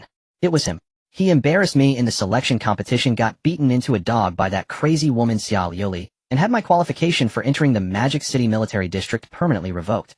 I can't swallow this humiliation. So, I hired someone to deal with him. Zhao Tianha's voice brimmed with hatred of the 3 billion. 1 billion was used as a deposit to buy his life. The remaining 2 billion is still in my bank account. Upon hearing this, Zhao Wuji's brow furrowed slightly, barely perceptible. A surge of unnamed anger welled up in his heart. But what truly angered him was not the fact that his son had secretly taken 3 billion. What enraged him was that the military in Magic City had shown such disregard for the Zhao family. Publicly humiliating his son was tantamount to humiliating the Zhao family itself. Therefore, he did not feel angry at his son's actions. Instead, he felt somewhat gratified. This was a display of blood and guts. When bullied, one must strike back, isn't it? Moreover, it was precisely because of this Gu Fangchen that his meticulously laid plans over the years were completely disrupted. Zhao Wuji's expression turned icy in an instant. Everyone knew that the Zhao family was wealthy beyond compare, unmatched in wealth throughout the Dragon Country. Yet when it came to power, they always seemed to fall short by a half step. The military was the domain he had always wanted to infiltrate, but had no means to do so. This selection competition was supposed to be the most critical part of his plan. He had spent countless resources to pave the way for Zhao Tianhao. As long as he could successfully join an elite team with the financial backing of the Zhao family, Zhao Tianhao would be able to quickly establish himself in the military and continue to rise. In less than 3 years, the Zhao family could truly extend its reach into the core of power in the Dragon Country. But now all of this had been completely ruined by this poor kid named Gu Fangchen. What he destroyed was not just Zhao Tianha's future, but also the grand blueprint that Zhao Wuji had plotted for his family over the past decade. Thinking of this, a cold, killing intent flashed in Zhao Wuji's eyes. But on his face he remained as calm as a deep well. He looked at his son, who was blinded by anger, and slowly spoke, and then, did the person die? No. No. Zhao Tianha's face grew even uglier. He recounted the nonsensical ravings of Shi Jian over the phone word for word. The person I sent to kill him said that the kid is a monster. He broke through on the battlefield and became a top-tier second rank with a blade's aura over 30 meters long, killing over 1,000 beasts in one strike. Zhao Tianhao felt increasingly absurd as he spoke, nearly doubting himself. Dad, I think that guy just failed the mission and made up such a ridiculous excuse to fool me. Indeed. Zhao Wuji listened, his expression one of disbelief. He waved his hand, showing a hint of impatience. Nonsense. You believe such ghost stories? Breakthrough in the heat of battle. Top-tier second rank. A 30-meter blade, aura. Is he writing a novel? Enough. Zhao Wuji clearly did not want to waste more time on this topic. I'll handle this matter. You come with me to the reception room. We have guests at home. After saying that, he turned and walked upstairs. Zhao Tianhao, though unwilling, had no choice but to follow. As the two walked down the corridor, Zhao Wuji suddenly spoke, You can't go to Base 7 for now. However, I have used my connections to help you contact a second lieutenant in Shanting City. He agreed to let you join the frontline garrison in Qiantang City as a specially recruited soldier. Zhao Tianha's brows furrowed instantly, his face filled with reluctance. Dad, I won't go. It's unfamiliar territory. How could he leave Magic City so meekly when that way's Gu Fangchen was still alive? Moreover, he had grown up in Magic City, all his social circles were around here. Going to Qian'an would be like entering a completely strange environment. Who would want that? You have no say in this. Zhao Wuji's tone was firm. Looking at his son's unwilling expression, he seemed to feel a bit of compassion and softened his tone. You might feel lonely going alone. But what if someone goes with you? Zhao Tianhao paused, not yet understanding the implication of his father's words. Just then a clear and melodious laughter like that of a yellow oriole suddenly came from the study ahead. Uncle Zhao, you're back. At the sound, Zhao Tianhao trembled violently. The eyes that had been filled with resentment and bitterness were instantly swept away by boundless joy and a fierce heat. He quickened his pace without thinking, and in a few strides burst into the study beside him. On the study's leather sofa sat a maiden in a white dress, her temperament gentle and enchanting, her beauty exquisite. She held a cup of red tea and watched him with a smiling warmth. Tianhao, you're back. Sure. Shiyu. Zhao Tianha's breath caught, and his voice stammered. You. What? The girl before him was his fiancée, Su Shiyu, the heiress of the Su family, one of Modus' 4 great I heard from Uncle that you haven't been feeling well, so I came to see you. Su Shiyu set down her cup and stepped forward, her moist eyes full of concern. I am fine. Zhao Tianhao looked at that face that could make any man surrender. At that moment, all his worries and resentments seemed to dissolve into thin air. Standing to one side, Zhao Wuji had taken everything in. He stepped forward, patted Zhao Tianha's shoulder with a smile, and said, I just mentioned to Shiyu that you were going to Qiantang City to gain some experience. Zhao Wuji looked at his son with a trace of mischief in his eyes. Shiyu said she happens to want to go to Qiantang to clear her mind and is willing to accompany you. Really? Zhao Tianha's eyes lit up immediately. Su Shiyu's cheeks flushed. She nodded shyly, her voice soft as a whisper. Wonderful. Zhao Tianhao could no longer contain his joy. He seized Su Shiyu's delicate hand and cried with excitement, Qiantang City is great. Qiantang City is beautiful. Its mountains and waters are serene, perfect for clearing the mind. Father, when do we leave? Tomorrow. No. Let's go now? Seeing his son's complete reversal, Zhao Wuji's face broke into a knowing smile. Enough of that, come with me to the reception hall. Many people have arrived today, almost the entire Zhao clan is here. Inside Zhao Manor's reception hall, the gilded chamber was already alive with voices and clinking glass. Dozens of core members and collateral elites of the Zhao family had gathered, all clad in suits and radiating the confident bearing of those long accustomed to privilege. At the place of honor sat a young man in a crisply pressed officer's uniform. He was Second Lieutenant Lu Feng from the Qiantang City frontline garrison. At this moment, the subjects of conversation were the 2 celestial anomalies that had shaken the entire mode. Did you hear? Just now the Xia family's daughter successfully broke through to the 4th rank, and not just any 4th rank, but an upper-grade 4th rank. The omen of a flame phoenix's cry could be seen clearly from dozens of kilometers away. An elder of the Zhao family stroked his beard in astonishment. Upper-grade 4th rank at 18. TSK. With such a Qilin daughter, the Xia family will secure an unassailable position for 100 years. Not only the Xia family. Did you not notice another omen near the 7th base? Its scale was smaller, but the pressure it gave off was unmistakably upper-grade 2nd rank. I wonder which household's prodigy has appeared. The assembly buzzed with talk, their words full of awe and longing for talent and greatness. Lu Feng smiled and raised his glass, flattering the Zhao elders. Gentlemen, as you say, Modu breeds talent. Many outstanding people spring from here. But in my view, no matter how brilliant a talent, they cannot compare to the deep foundation of the Zhao family. Though my nephew Tianhao met some setbacks in the selection, his roots are solid, and he has the Zhao family's full backing. His future achievements need not be inferior to that Xia family's daughter. Those words made everyone beam and nod in agreement. At that moment, the reception hall doors began to open. Zhao Wuji entered with his hands behind his back, followed by Zhao Tianhao and Su Shiyu. The 3 became the instant center of attention. The family head has arrived. Young Master Tianhao and Miss Su are also here. Truly a match of talent and beauty made in heaven. Greetings, family head. Greetings, young master. Flattery rose in an endless stream. Zhao Wuji waved his hand for silence, and then led the 2 to take their places at the main table. The Zhao kin filled the hall, the atmosphere warm and convivial. As they chatted, the topic soon shifted to Zhao Tian. I think it is good that Tianhao goes to Qiantang. A middle-aged man with a face resembling Zhao Wuji raised his cup and said with a smile, this shallow pond of Modu cannot contain a true dragon. A stint in Qiantang to gain experience will be good, and it will pave the way for him to take over the family business in the future. Third uncle speaks truly. A younger collateral cousin chimed in obsequiously. What is that 7th base selection but a mere formality? Even if he did not go with the Zhao family's might, getting into any A squad in Longhua would be a single word from us. Heads nodded and praise for Zhao Tianhao flowed freely. Confess for that Gu Fangchen he is nothing but a lucky poor boy.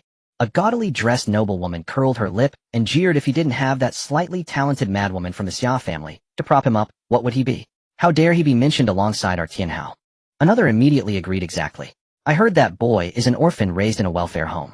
Such a fatherless, motherless bastard. What future could he possibly have? He reeks of poverty from the bone and does not know his place. For a time the reception hall was filled with denunciations of Gu Fangchen, as if tearing him down could wipe away the humiliation Zhao Tianhao suffered at the selection. Beside him, Su Shiyu poured tea for Zhao Tianhao with a gentle voice like a feather. Tianhao, don't listen to them. I believe you simply disdain to stoop to that sort of person.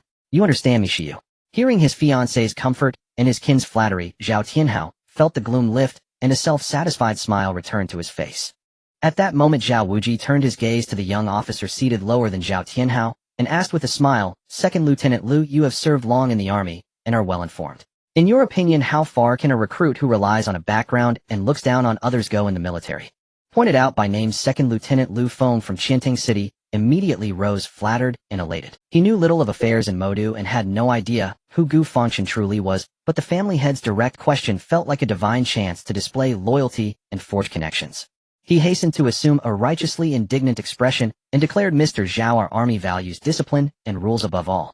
I have seen many troublemakers who, boasting a bit of talent, look down on officers and veterans. Such men, no matter how brilliant at first, are doomed not to last. True strength arises from years of military merit and networks, not from fleeting luck. Young people with a little talent who forget their name are a common sight. Young Master Tianha's status is noble. That Gu Fangchen is but a commoner who dared to offend the young master. He is clearly ill-mannered. Rest assured, when you reach Qiantang, I will see to it that you are placed properly. As for such undisciplined rubbish, he will pay in due time. Those words delighted Zhao Tianhao. He imagined Gu Fangchen kneeling before him and begging, and he laughed heartily as he raised his cup to drink with Liu Feng. But at that moment, a thunderous explosion rocked the room. A terrifying detonation enough to make the entire villa tremble came without warning from the reception hall's entry. The heavy hall doors, carved from centuries-old golden nanmu and weighing hundreds of jeans, suddenly split apart amidst the stunned stares of the Zhao family. Countless wood chips mixed with a savage gust swept inward, scattering the fine wines and dishes on the tables into disarray. Everyone present was aghast. The smiles froze on every face as all eyes turned in unison toward the doorway, expressions written with shock and rage. Who goes there? How dare you? Do you know where this is, eh? Amid their furious stares, a tall figure stood silhouetted in the ruined doorframe. He wore a crisp military uniform and the glinting insignia of a 6th-class private on his shoulder. His handsome face was ice-cold, utterly devoid of feeling. His jet-black eyes were like two bottomless chasms sweeping over the hall with calm detachment. For many of the Zhaokin, seeing that the intruder was merely an obscure young private, their astonishment instantly flared into deadly anger. What kind of brat is this? A mere private dares to storm my Zhao estate. Are you out of your mind? Do you want to die? Men seize him. But at the main table, Zhao Tianha's face, which had still worn a smug smile moments ago, suddenly drained of all color when he saw the intruder. His hand sent the wine cup crashing to the floor, shattering it to pieces.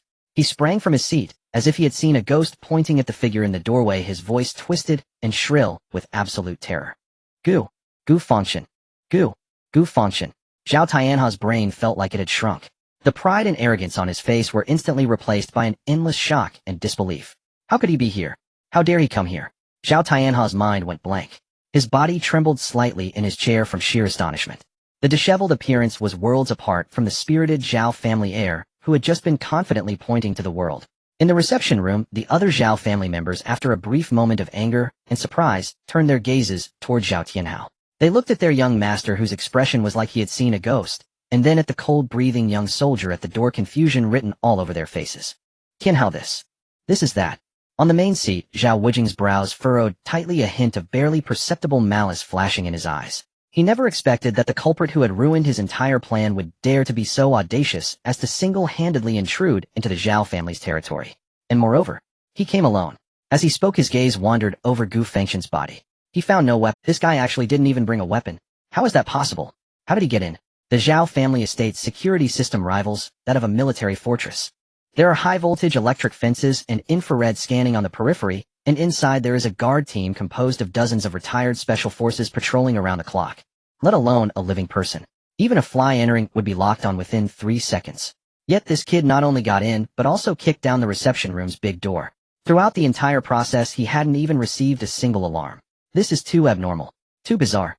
Just as everyone was in disbelief, Gu Fangchen moved. He ignored everyone, simply stepping forward and walking calmly into the opulent and lavish reception. His hands were clasped behind his back and his eyes slowly scanned the room. He looked over the Zhao family members with faces full of astonishment, over the grim-faced Zhao Wujing in the main seat, and over the terrified Zhao Tianhao. In an instant, those Zhao family members who had originally shouted to capture him involuntarily swallowed their saliva and lowered their heads. Everyone appeared to be subdued by an invisible aura, and for a moment no one dared to step forward to stop him. That posture, that aura, how could it resemble that of an intruder? It was as if a sovereign was surveying his own territory. This indifferent demeanor ignited the fury of all the Zhao family members present. Presumptuous. Finally, a middle-aged man who seemed to be a relative of Zhao Tianhao was the first to snap out of his shock. He slammed the table, pointing at Gu Fangchen, and shouted sternly, "What are you doing here? Do you even know where you dare to intrude into my Zhao family's estate and even destroy my entrance? I see you must be tired of living. Are you here to seek death?" "Exactly." Another flamboyantly dressed noblewoman joined in, her voice sharp and piercing. "Where did this wild seed come from? You don't even understand the rules. Where are the security guards? Are the security guards we employ in the Zhao family just eating dry rice? Hurry and drag this ignorant thing out and break his legs." For a time the crowd was furious and curses erupted one after another. Although they didn't know how Gu Fangchen got in their minds. A poor kid dressed in ordinary military uniform with the lowest rank of private before the financially powerful Zhao family was no different from an ant that could be crushed at will. And Zhao Tianhao, after the initial shock, finally regained his composure. "That's right. What am I afraid of? This is my home. This is the Zhao family's territory. Even if he is strong, can he single-handedly overturn the entire Zhao family? Not to mention, he didn't even bring a weapon." Thinking of this, Zhao Tianhao's fear was instantly replaced by endless anger and humiliation. He looked at Gu Fangchen, who appeared calm and composed as if everything was under his control, and felt a surge of fury rise to his head. "Ha ha! Ha ha!" Zhao Tianhao pointed at Gu Fangchen, bursting into a fit of morbid laughter. "Gu Fangchen, oh Gu Fangchen, should I say you are foolish, or should I say you are stupid?"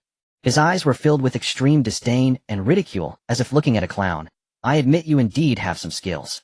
You got a stroke of luck allowing Xiao Yoli to eliminate me early, so you took the top spot in the absence of my selection match and made a bit of a name for yourself. But you wouldn't really think that with this meager strength you could flaunt your power before the Zhao family, right?" In Zhao Tianhao's view, Gu Fangchen was just a poor fool who had stumbled upon luck.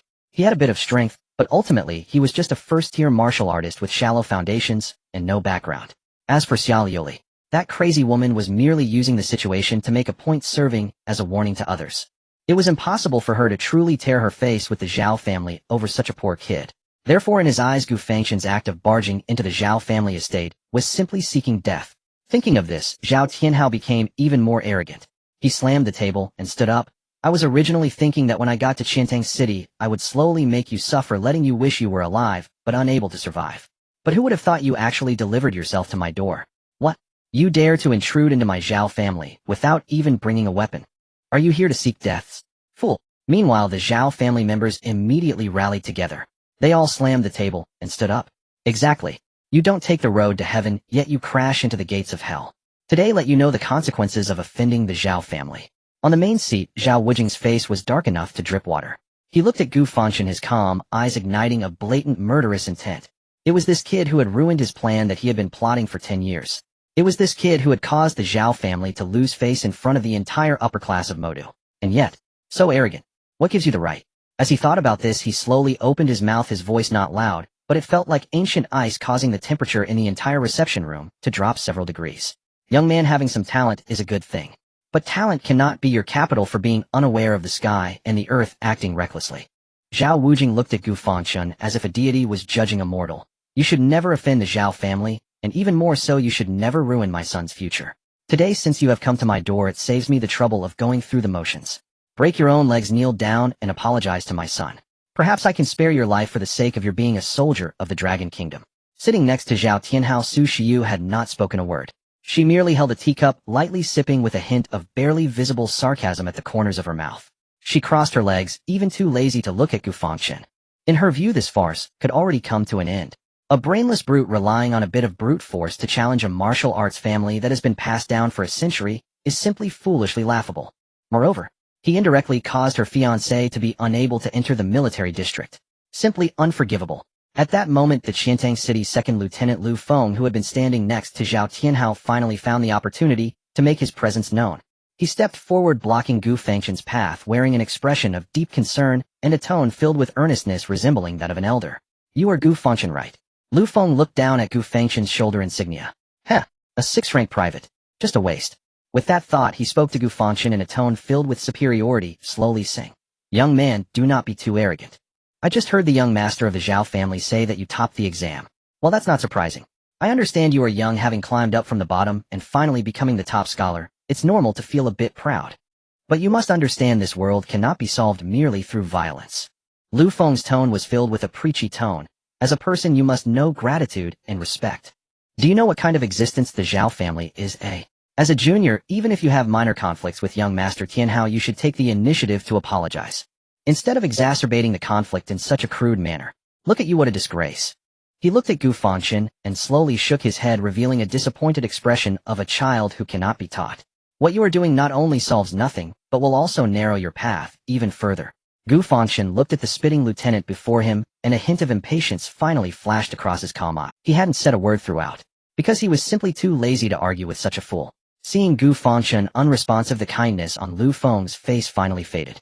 His expression darkened, and his tone became stern. "What? Not speaking? Do you think what I'm saying is unreasonable? Let me tell you. I am teaching you how to be a person. This is for your own good. You really don't understand. You need to kneel and apologize to Zhao and young Master Tianhao right now, and I can pretend nothing happened. Otherwise." A cold glimmer flashed in Lu Feng's eyes. "Don't blame me as a senior for not giving you face and personally breaking your legs for the Zhao family. Letting you suffer the consequences." He stepped forward, and the aura of a 3rd-rank early-stage warrior erupted with a thunderous force. A powerful sense of oppression enveloped Gu Fangchen. "I will give you one last chance." Lu Feng's voice thundered in the reception room. "Kneel. Apologize." He was already prepared to act. In his view, as a lieutenant from Qiantang City and a senior personally taking action to discipline a rookie from Modu was reasonable. No one could say a word of dissent. This would not only earn the Zhao family a huge favor, but would also showcase his own authority. It was a win-win situation. Zhao Tianhao and Zhao Wujing watched this scene with satisfied smiles, as if they could already see Gu Fangchen kneeling in despair. In the reception room, the other members of the Zhao family were whispering to each other, their faces filled with schadenfreude. "Let's see how this kid can still be arrogant. A wild child without parents dares to act wild on our Zhao family's territory. Serves him right. Offending young Master Tianhao should have such consequences. Lu Feng must not show mercy. It would be best to cripple him directly." The previously mocking glamorous lady couldn't help but cover her mouth with a handkerchief, letting out a gleeful laugh, her eyes filled with malicious delight as she looked at Gu Fangchen. On the sofa, Su Shiyu remained seated calmly, but a hint of barely perceptible delight and coldness flashed in her watery big eyes. An ignorant commoner should taste the bitter fruit of clashing with a noble family. Faced with this ultimatum and the overwhelming pressure from a 3rd-rank strongman, all the Zhao family members instinctively straightened their backs, their faces showing schadenfreude. However, there was not a trace of fear or panic on Gu Fangchen's face. He didn't even bother to lift his eyelids, simply looking at the spitting lieutenant in front of him, slowly saying, "I did not come here to listen to your nonsense." He paused, his gaze sweeping across the room. Finally, it landed on the dark-faced Zhao Wujing in the main seat. "I am just here to inform you. The Zhao family is finished." The air seemed to freeze at that moment. In the entire reception room, one could hear a pin drop. The sarcasm and schadenfreude on all Zhao family members' faces instantly froze, as if someone had grabbed their throats. They stared blankly at the calm-faced young man, doubting whether they were experiencing auditory hallucinations. Even Zhao Wujing in the main seat, whose eyes were as calm as a deep well, showed a hint of bewilderment. After a brief silence, someone couldn't hold it in and laughed first.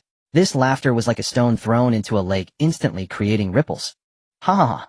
Ha ha. I'm dying of laughter. I'm really going to die laughing. This kid. Is his brain broken or something?" Unrestrained laughter erupted like a volcanic eruption, instantly igniting the entire reception room. Zhao Tianhao laughed the loudest. He pointed at Gu Fangchen, tears almost coming from laughter bent over laughing. "What do you mean by on orders? Whose orders? Damn. Did you hit your head during the selection match? A person comes to my Zhao family and says he wants to destroy us. You think you are someone important, like the commander of Long Kingdom?" The glamorous lady beside him laughed even more, her voice sharp and piercing. "Oh my, you really scared me. A wild child without parents dares to speak so boldly. What gives you the confidence? Master, listen to this kid. Is he out of his mind?" Zhao Tianhao's 3rd uncle stroked his beard and shook his head with a laugh at Zhao Wujing. Even Su Shiyu, who had been maintaining an elegant posture on the sofa, couldn't help but gently cover her mouth with a handkerchief.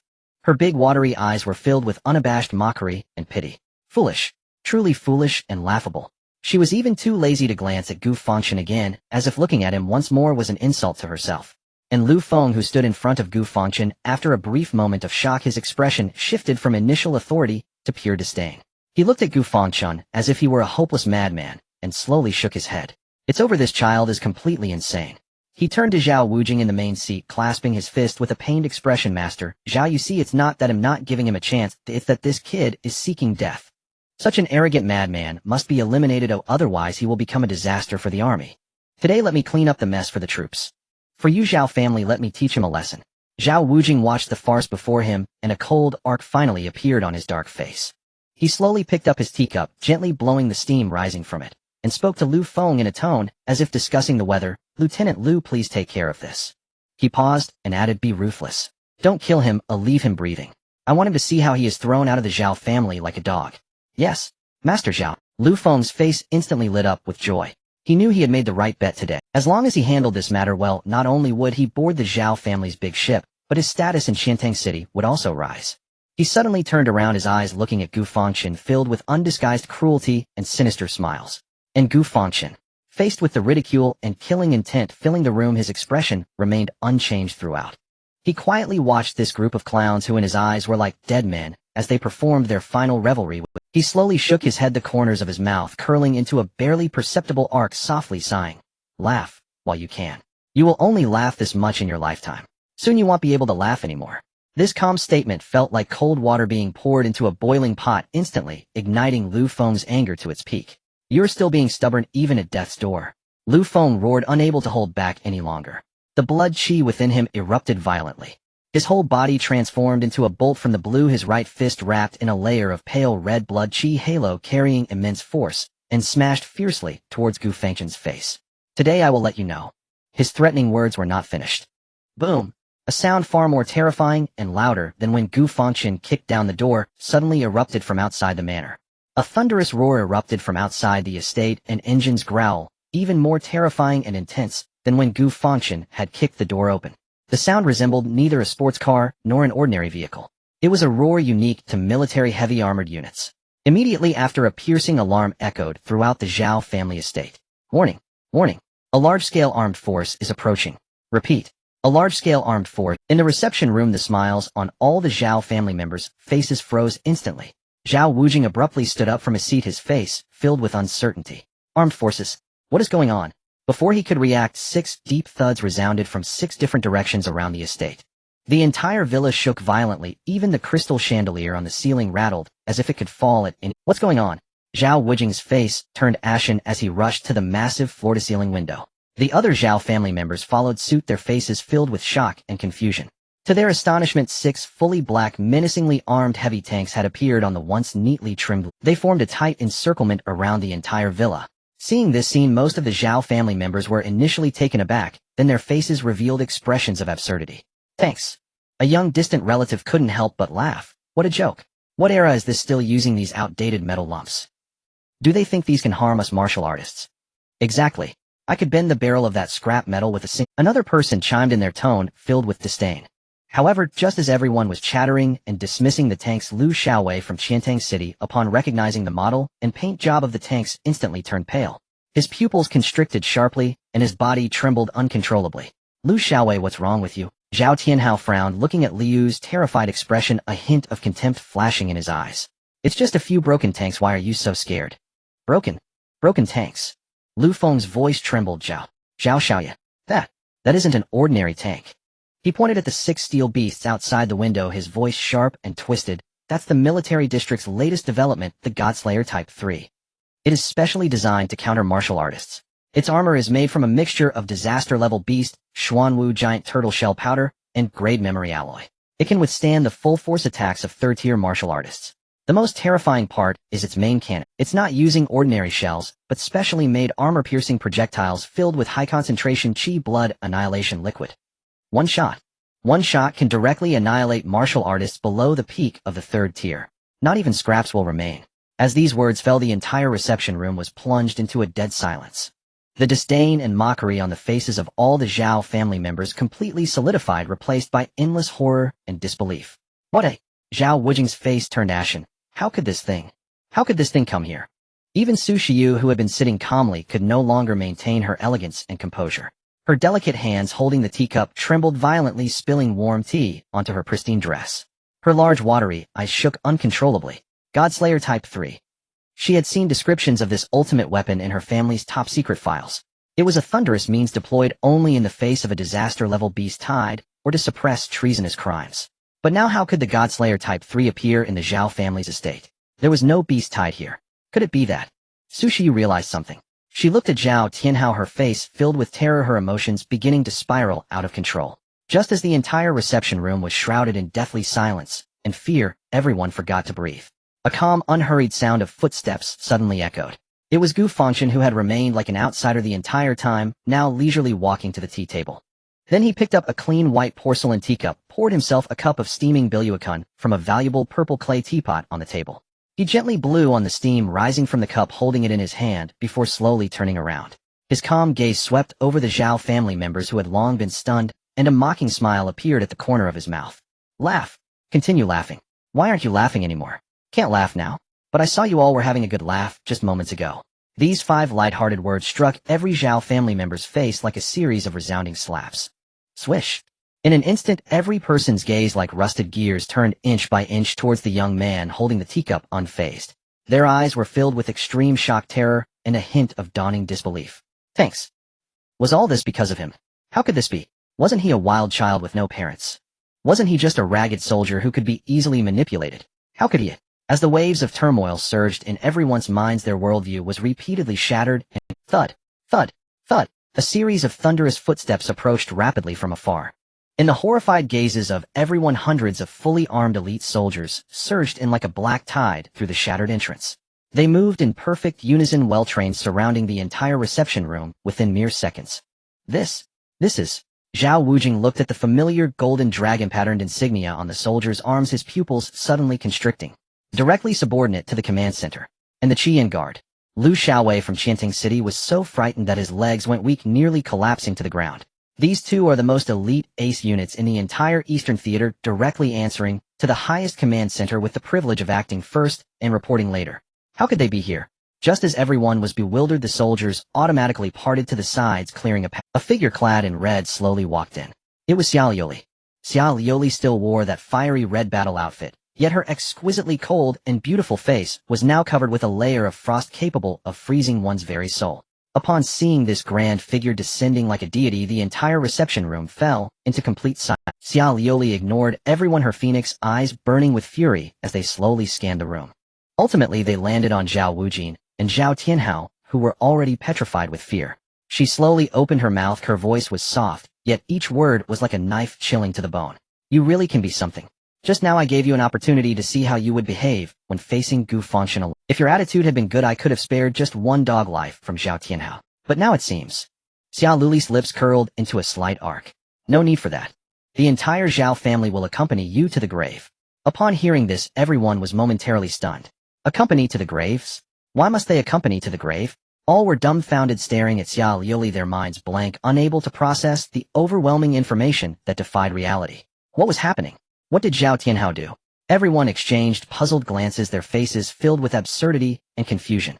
Could it be? Was it because he had secretly cursed Xia Liuli a few times earlier, and she heard him?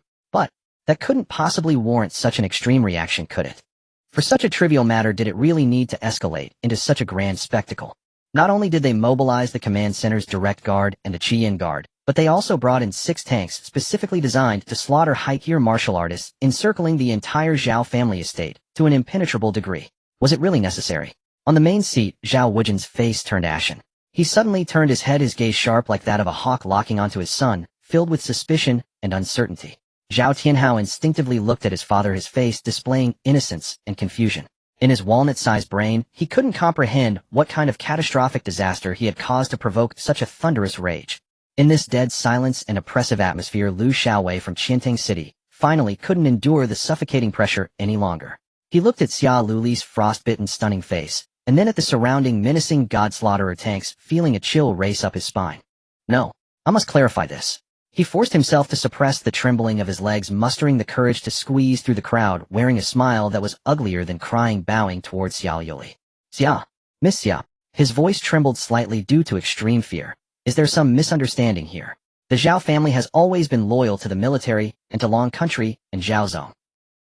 Before he could finish his sentence, Xia Luli's fiery phoenix eyes slowly turned like two invisible swords swiftly landing on him. Lu Feng felt his entire body stiffen, as if being watched by an ancient ferocious beast. Even his breathing stopped. You were quite arrogant just now, weren't you? Xia Liuli slowly spoke, her voice soft, yet chilling, causing the temperature in the entire reception room to drop several degrees. Lu Feng's face turned pale, and his mind went blank. Arrogant? When was I arrogant? Xia Liuli did not give him a chance to think, stepping forward with her long legs one step at a time, towering over him. Early stage of the third tier, quite impressive, huh? You want to fight Gu Fangchen? You want to teach the younger generation a lesson?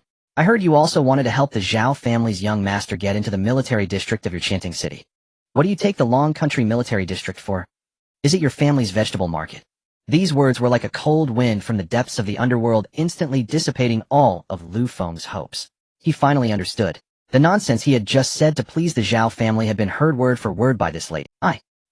Lu Feng's lips trembled as he tried to explain, but found himself unable to utter it. Beans of cold sweat rolled down his forehead like raindrops, instantly soaking his collar. His legs turned to jelly, unable to bear the terror emanating from the depths of his soul, and he began to retreat uncontrollably, like a quail stripped of its bones, trying to distance himself from this source of death. No, it's not like that. Miss Xia, please let me explain. I was just joking. As he retreated, he frantically waved his hands, his face filled with sheer panic.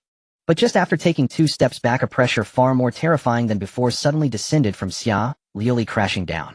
Boom! Lu Feng felt as if a mountain of 10,000 feet was pressing down on his shoulders.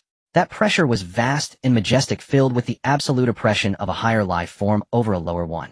The blood and energy within him felt as weak as a flickering candle in the wind, instantly suppressed to the point of immobility. This was the strength of a 4th-tier martial artist. Just the casual release of pressure could render all 3rd-tier and below martial artists utterly incapable of resistance, like lambs awaiting slaughter. Thud! Lu Feng could no longer support himself, his knees crashing heavily against the cold ground, the hard marble tiles cracking in response. He was forced to kneel, his entire body prostrated, unable to lift his head, even slightly.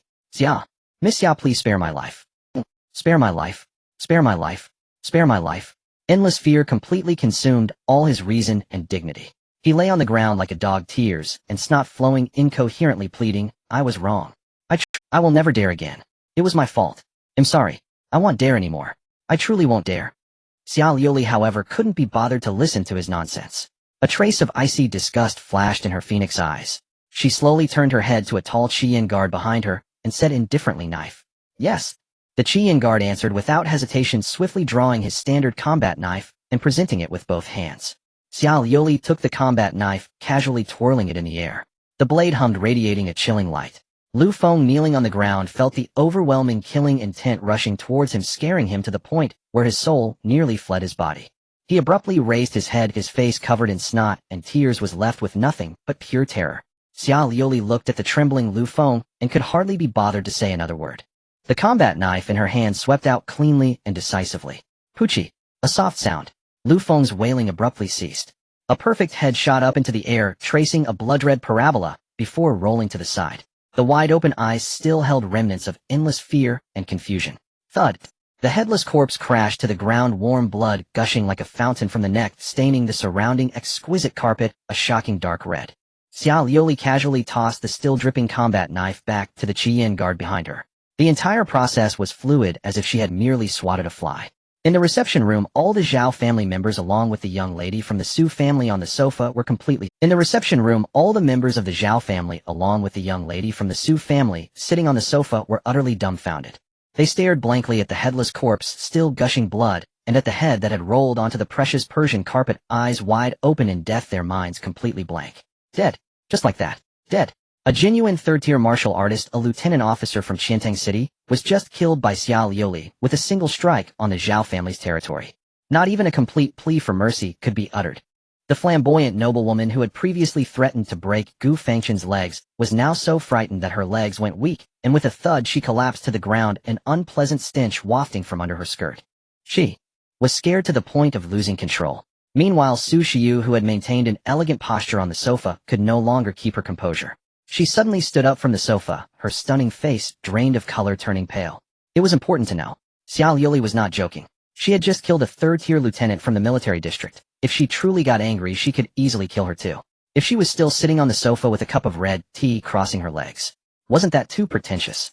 Wasn't that asking for trouble? Just now she was merely putting on airs in front of her fiancé and his family, maintaining a ladylike image.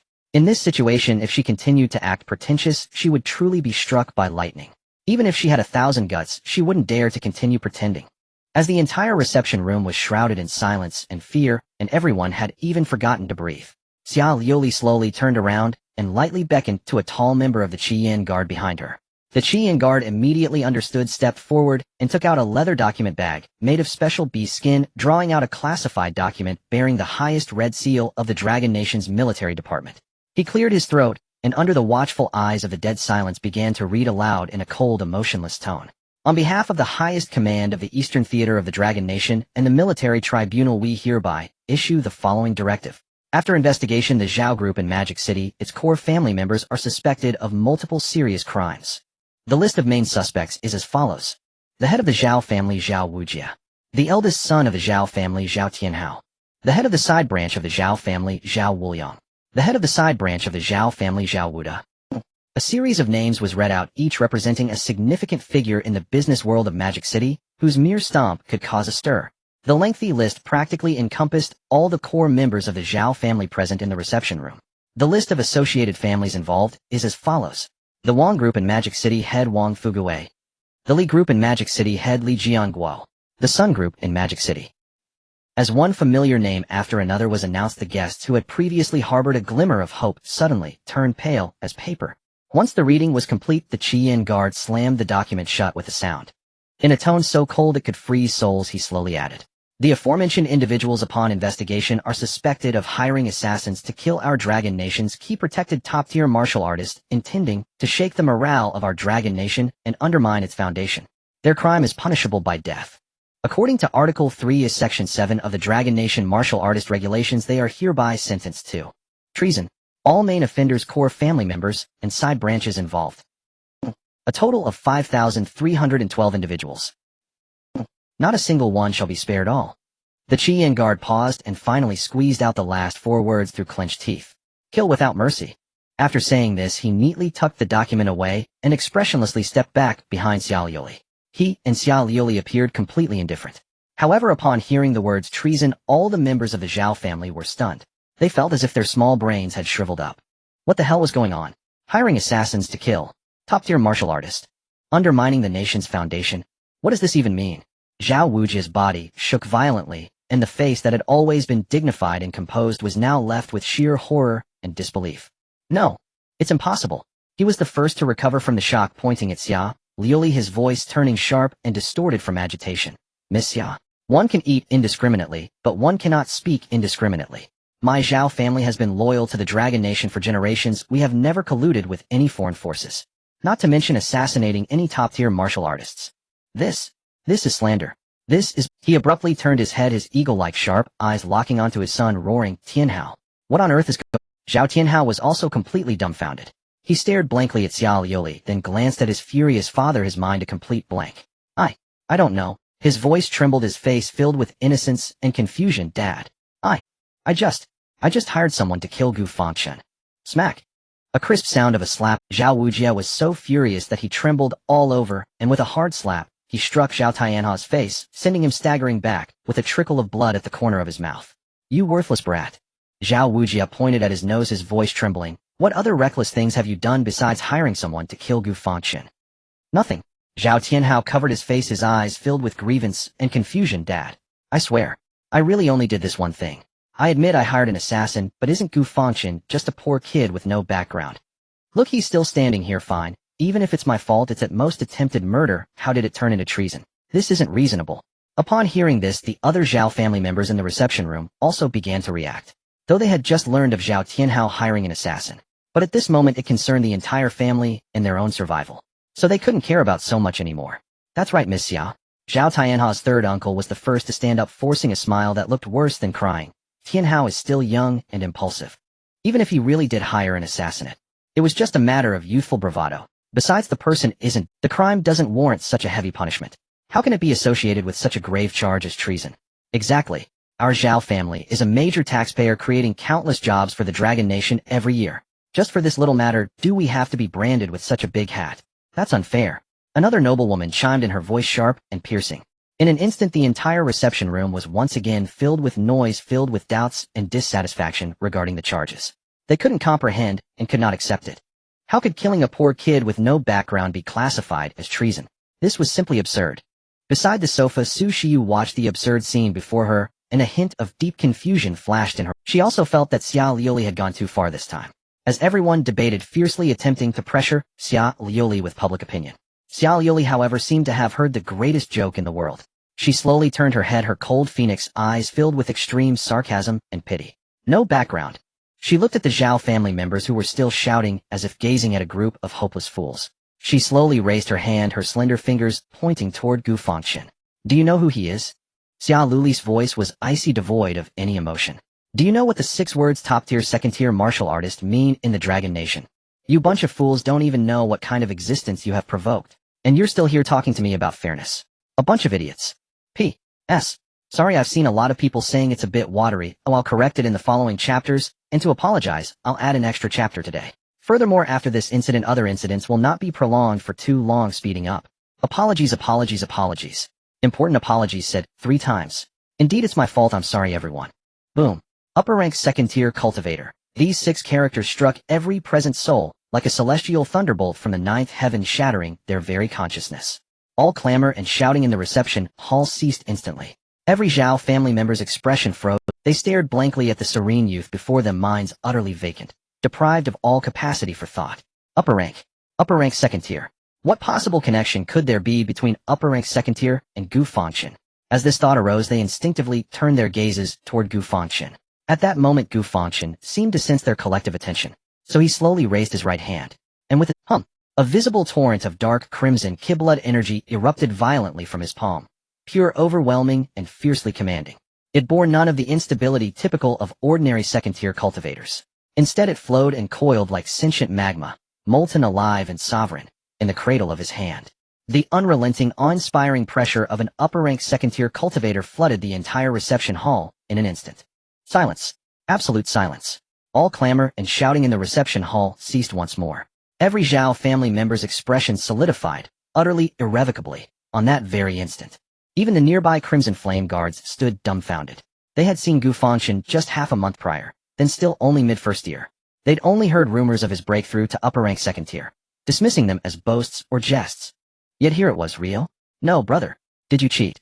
All eyes remained locked upon the surging Ki-blood in Gu Fangchen's palm, minds emptied, thoughts extinguished. Upper-rank second tier. Such dense, palpable Ki-blood. Truly upper-rank second tier. In that instant, a notion so terrifying it shook their very souls bloomed virally within each mind. That upper-rank second tier breakthrough omen which had sent shockwaves across the entire demon capital. That enigmatic figure they'd casually dismissed as some unknown young master. Was it truly, Gu Fangchen? Every mind in the hall ceased all function. No, impossible. Zhao Wuliang, the third uncle of Zhao Tianhao, collapsed backward onto his chair, legs buckling beneath him. His formerly ruddy face now drained, bone-white lips trembling with whispered words. Assassinating an upper-rank cultivator is a capital crime. Ruined, utterly ruined. The flamboyant noblewoman fainted outright, overwhelmed by a revelation capable of shattering one's entire worldview. The rest of the Zhao clan stood paralyzed, faces ashen, bodies trembling uncontrollably, barely able to remain upright. And Zhao Tianhao, upon seeing that dark crimson Ki-blood swirling in Gu Fangchen's palm, felt as though struck by lightning.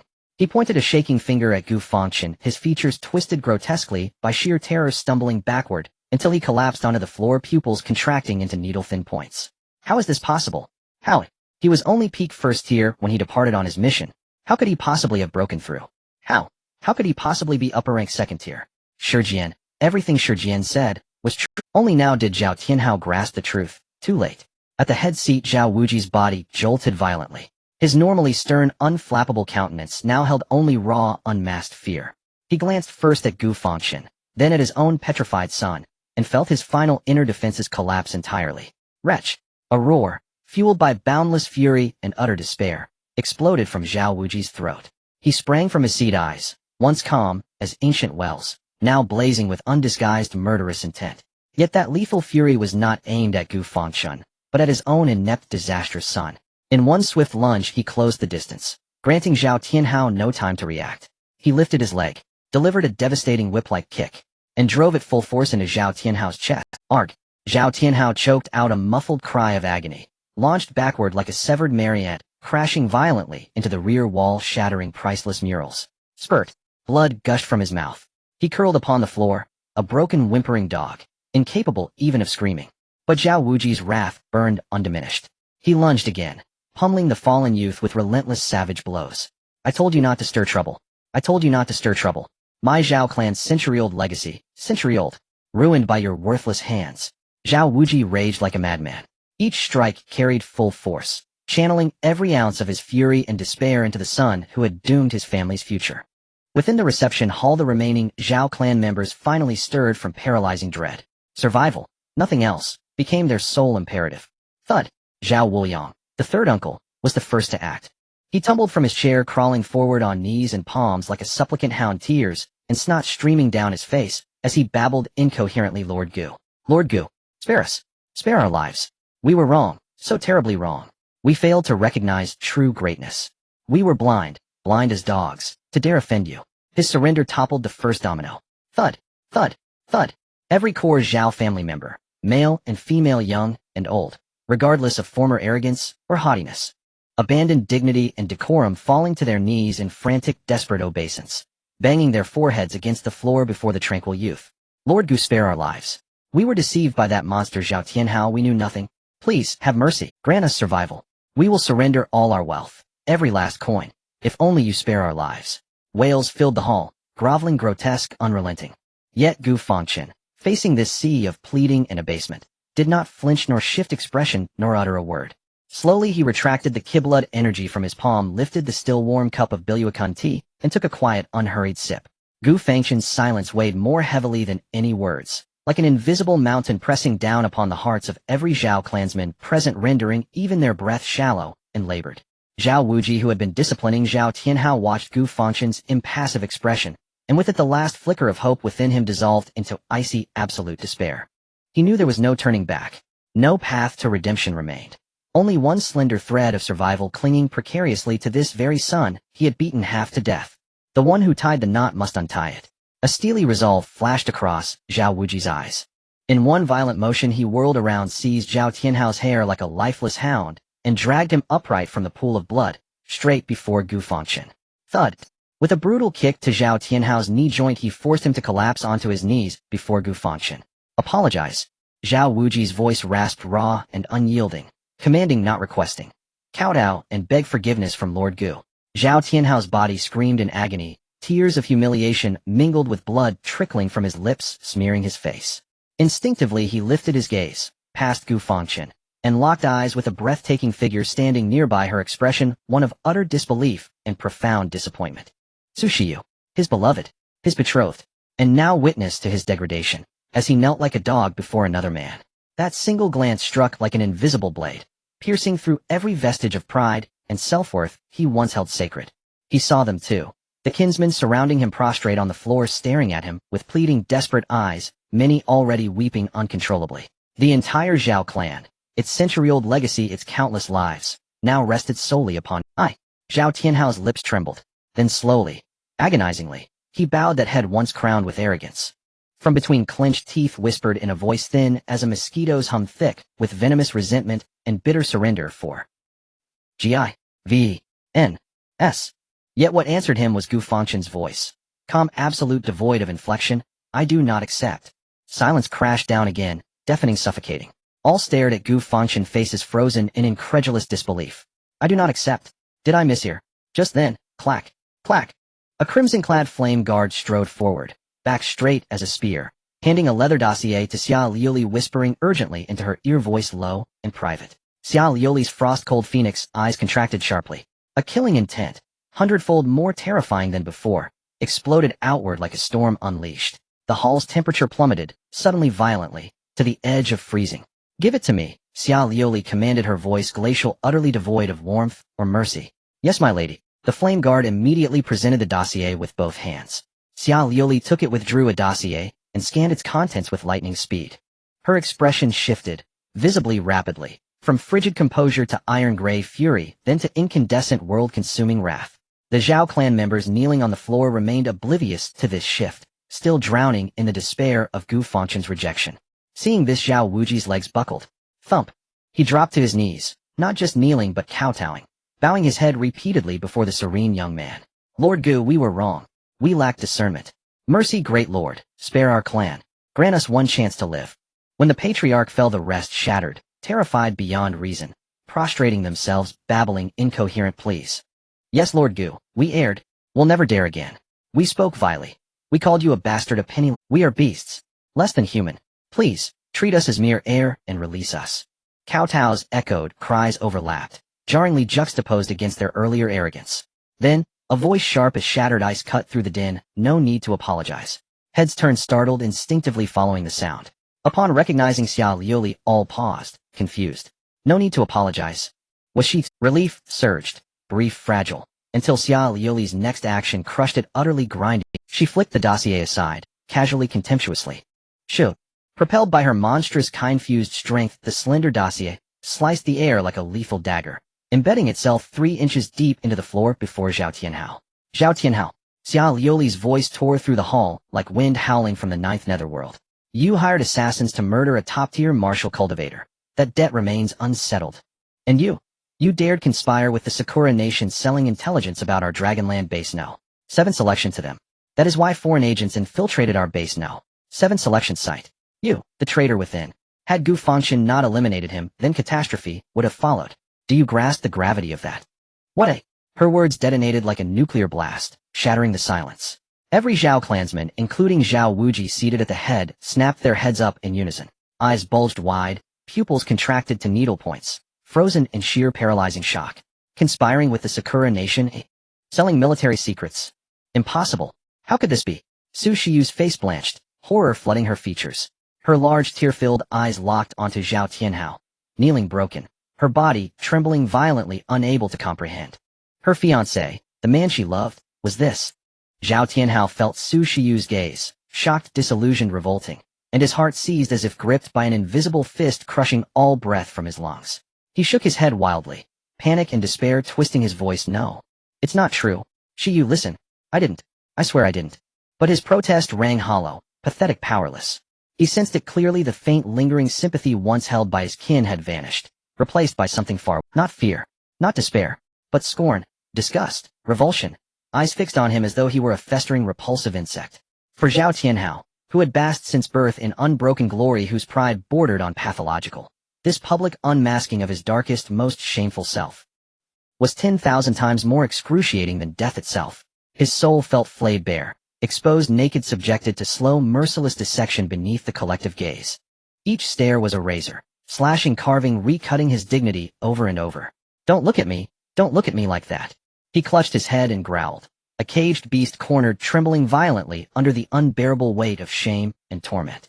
Beside him, Zhao Wuji watched his son's grotesque collapse, heard Xia Liuli's words cold as death's decree, and the world spun vision dimming to black. All rage, terror, defiance, shattered, consumed, transmuted into bottomless despair and murderous intent. He could endure no longer. He lunged, seized Zhao Tianhao's collar, his bloodshot eyes locking onto his son's with feral intensity. In the name of heaven, did you do? What did you do? Zhao Tianhao trembled under his father's seemingly predatory gaze. Yet he instinctively turned his attention to Su Shiyu, who was not far away. He saw his beloved fiancée looking at him with a gaze he had never encountered before. That gaze was devoid of the usual tenderness and admiration. Only deep disappointment remained. That glance pierced Zhao Tianhao's heart like a toxic thorn striking at its most vulnerable spot. At that moment, his morbid pride overshadowed all his fears. He couldn't speak. He absolutely could not admit in front of Shiyu that he had done something unworthy of even a dog or a pig. I didn't do anything. Zhao Tianhao stammered, pointing at Xia Liuli, shouting fiercely, I did nothing. It's all her. She's the one who falsely accused me. Are you still going to deny it? Zhao Wujia was enraged by his shameless demeanor and could no longer contain his exploding fury. He raised his fist infused with the overwhelming vitality of a third-tier warrior and mercilessly smashed it into Zhao Tianhao's face. Bang! With a dull thud, Zhao Tianhao's nose broke with a crack, sending him flying backwards, spitting out a mouthful of blood mixed with 2 broken teeth.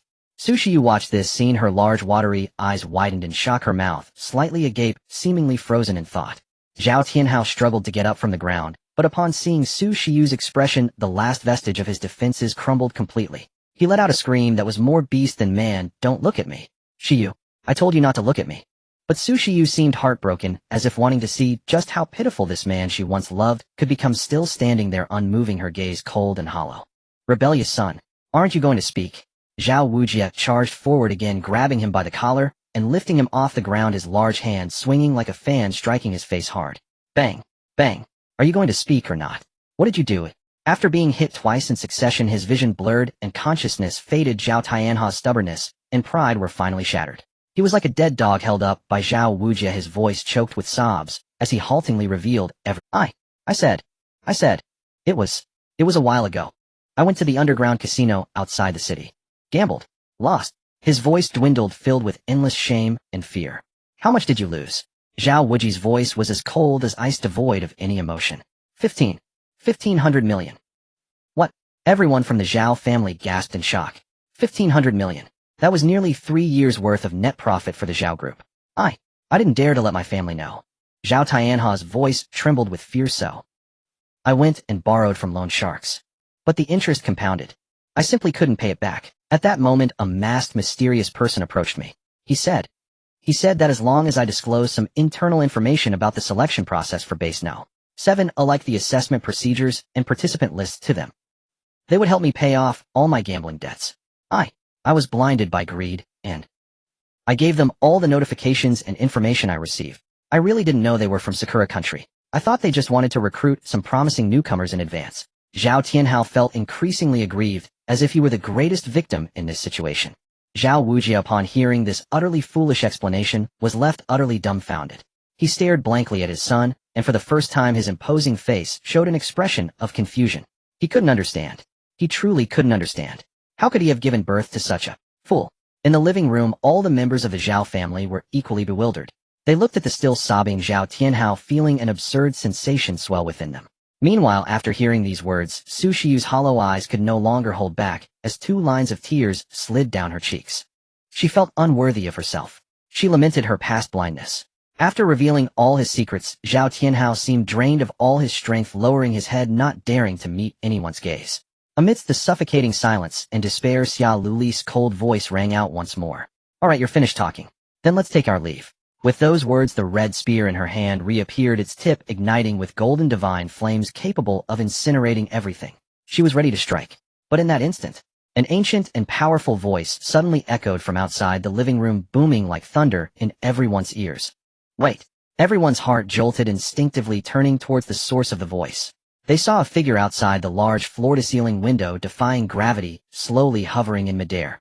The newcomer was an old man with white hair and beard, clad in a gray robe, his face gaunt. His eyes sparkled with brilliance, emitting a pressure far more terrifying and vast than anyone present. A mid-tier, 4th-tier powerhouse. Ancestor. It's the ancestor.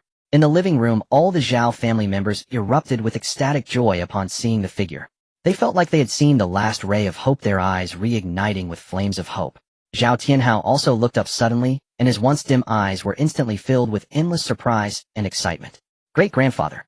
The newcomer was none other than Zhao Wuyo, the Zhao family's unwavering pillar, who had been in seclusion for many years and had long since turned a blind eye to worldly affairs. From the time Zhao Tianhao was a child, Zhao Wuyo had showered him with affection, treating him like a precious gem.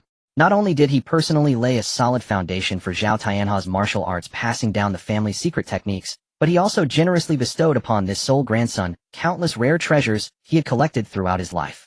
It could be said that Zhao Tianha's arrogant personality was inextricably linked to the doting of this ancestor. In Zhao Tianha's heart, his great-grandfather was a god who could accomplish anything. As long as his grandfather intervened, even the gravest calamity could be resolved with ease. At this moment, seeing that familiar and imposing figure, all of Zhao Tianha's fears and despair were instantly dispelled. He seemed to revert back to the proud young master of the Zhao family, a sly smile of triumph spreading across. He could almost envision the scene of Xia Lu Li and Gu Fangchen trembling in fear and kneeling in submission beneath the terrifying pressure of his grandfather's mid-level 4th-stage aura. In the reception hall, all the members of the Zhao family turned their gazes towards Xia Lu Li, their eyes filled with anticipation. Perhaps they wouldn't have to die. The ancestor had stepped in. Wonderful. At the same time, upon seeing the ancestor appear, Xia Lu Li's beautiful brows indeed knitted together slightly, as if she were pondering something. It's promising. Absolutely promising. The Zhao family members smiled inwardly. The ancestor had been a renowned mid-level fourth-stage powerhouse for many years, a significant figure throughout the Magic City. Even Xia Luli wouldn't completely disregard the ancestor, would she? Just as hope ignited in everyone's hearts, Zhao Wuyo in midair slowly spoke. His murky yet sharp gaze fell upon Xia Luli, his voice old yet imbued with an undeniable authority. Little girl from the Xia family, this old man is aware that it was Tianhao, this rebellious grandson, who was in the wrong first. But on account of my thin face, could you perhaps show mercy and spare the others of my Zhao family? He paused, his tone shifting as a glint of ruthlessness flashed in his eyes. As for Tianhao, I will personally take action to cripple his meridians, making him. Before he could finish his sentence, Xia Luli's icy piercing voice interrupted him directly. What kind of face do you have? Fire. She suddenly waved her hand, issuing an immediate order. Boom, boom, boom, boom, boom, boom. Outside the Zhao family estate, the 6 God-Slayer tanks, which had already locked onto their targets, unleashed a devastating light from their cannon mouths. 6 specially made armor-piercing shells filled with high-concentration blood chi annihilation liquid trailing crimson tails surged forth like 6 roaring fire dragons, blocking all of Zhao Wei's escape routes without exception. No. The authority and confidence on Zhao Wei's face were instantly replaced by boundless terror. He wished to flee, but the speed of those 6 shells had already surpassed the speed of sound. He tried to defend himself, but 6 shells capable of obliterating peak third-stage warriors fired simultaneously could hardly be withstood by a mid-level fourth-stage cultivator like him. The God-Slayer tank alone was enough to pose a lethal threat to a third-stage warrior. And with 6 firing in unison, the crossfire they created could instantly obliterate an unsuspecting peak fourth-stage powerhouse. A killing blow. Boom. A terrifying roar that could make the entire sky pale. Zhao Wei's aged form, unable to even let out a scream, was instantly engulfed by those 6 pillars of destructive light. In the next moment, bang! A violent shockwave like a 12th-degree hurricane burst forth from the center of the explosion. The heavy bulletproof, floor-to-ceiling windows of the reception hall were as fragile as paper in the face of this world-destroying force, shattering into countless sparkling fragments with a loud crash. The destructive shockwave mixed with glass shards surged inward wildly. Fortunately, Zhao Wuyo had been hovering 100 meters away in the air, still some distance from the villa. Moreover, the Qi-In guards behind Xia Luli had activated their full-blood Qi powers the moment the explosion occurred, forming a massive protective barrier outside the house, absorbing most of the impact. Otherwise, just the residual waves of the explosion would have been enough to level this luxurious villa along with everyone inside. Even so, the entire reception hall was still left in utter disarray, tables and chairs overturned, cups and dishes shattered, as if it had just undergone an apocalyptic catastrophe. And that ancestor of the Zhao family, Zhao Wuyo. He was truly unfortunate. His flesh, bones, and even soul were instantly evaporated and annihilated under the terrifying blood chi annihilation shell. He was directly blasted into a puddle of blood mist scattered across the ground of the reception hall. Not even a complete corpse remained. In that moment, the ecstatic hopes on the faces of all the Zhao family members froze completely. They stared blankly at the distorted air outside the window caused by the explosion, looking at the ancestor who had been like a god in their hearts. Just like that, he was sent to reincarnation on the spot. Their minds were blank. Hope was shattered. The last glimmer of salvation was mercilessly blasted into dust. At this moment, all the Zhao family members finally understood. Xia Luli was not joking. She genuinely intended to annihilate the entire Zhao family. Thud. Zhao Wujing could no longer support himself, collapsing heavily to the ground littered with glass shards. The face that had always been dignified and steady lost all traces of pride and confidence, leaving only endless despair and dejection. Yet he had not given up. For the last bloodline of his family, he was willing to abandon all dignity. He raised his head, his eyes that had once been sharp as an eagle now filled with pleading and humility. Xia Qianjin, my Zhao family. My Zhao family has always been good citizens, donating to Dragon Nation for education, building bridges and roads, never doing anything detrimental to the country. All of this was caused solely by my rebellious grandson. It has nothing to do with the others of my Zhao family. He pointed to the family members behind him who were already terrified, his voice breaking as he pleaded. They are innocent. They know nothing. I beg you to show mercy on account of my Zhao family's previous minor contributions. He pointed at Zhao Tianhao, who was already scared to the point of losing control, gritting his teeth, a glint of ruthlessness flashing in his eyes. I am willing to personally cripple him. Cripple all of his cultivation, expel him from the family, and let him become a waste left to fend for himself. I only ask you to leave my Zhao family with a trace of bloodline. Leave us a way out. After speaking, he heavily bowed his head against the cold ground, producing a dull sound. Bang! Bang! The Zhao family members behind him seeing this also seemed to awaken from a dream, one by one rolling and crawling to their knees, frantically bowing to Xia Luli and Gu Fangchen, their cries echoing throughout the reception hall. Yes, Miss Xia. Lord Gu. We are innocent. I have an 80-year-old mother above me and a 3-year-old child below me who needs care. I cannot die. I beg you. We are willing to give up all our family assets. We are willing to go to the front lines to work like oxen and horses. We only ask you to spare our lives. In an instant, the entire reception hall was filled with the sounds of wailing and disgraceful pleas. Yet faced with this chorus of cries and supplications, a beautiful, yet cruel smile gradually emerged on Xia Luli's cold, exquisite face. She smiled, then slowly spoke. Are you trying to play moral coercion with me? Sorry. I don't fall for that kind of trick. These light and airy words fell like a bucket of ice water, instantly extinguishing the flicker of hope that had just ignited in the hearts of the Zhao family. They knelt dazedly on the ground, their faces frozen in expressions of pleading and sorrow replaced by a sea of confusion and incomprehension. Xia Luli looked at their bewildered faces, and the mockery at the corner of her mouth deepened. She stepped forward with her long legs, one step at a time, approaching the still kowtowing Zhao Wuji, looking down at him from above, her voice cold as ice. Isn't Zhao Tianhao the one you all pampered into this? Zhao Wuji's body suddenly stiffened, instinctively wanting to deny it. But Xia Luli gave him no chance to speak. Do you not remember the face you had just before I appeared? One by one you surrounded him, flattering him, elevating him to the status of a true dragon among men, extolling his meager abilities to the heavens. You thought his arrogance was confidence. You believed his bullying was power. Xia Luli's gaze slowly swept across the room over the Zhao family members whose faces had long turned ashen, her voice growing colder. You treated him as the hope for your family's future, pouring all your resources into him. You raised him to be an unruly and ungrateful waste. Xia Luli's eyes flashed with undisguised disdain. After learning that your grandson committed a treasonous act that could destroy your clan, your first reaction was not to cleanse your ranks and uphold justice, but instead to come here using your seniority to request favor from me. Heh, Xia Luli scoffed. It's easy to imagine how Zhao Tianhao, this waste, has been spoiled by you unscrupulous people. Her gaze finally settled on Zhao Wuji. That look was as if she were gazing at an irredeemable piece of trash. And you, Zhao Wuji, as the head of the family, as a father, if you do not teach your child, it is your fault. You failed to manage your son, allowing him to step deeper into the abyss, ultimately causing this catastrophe. Do you truly bear no responsibility?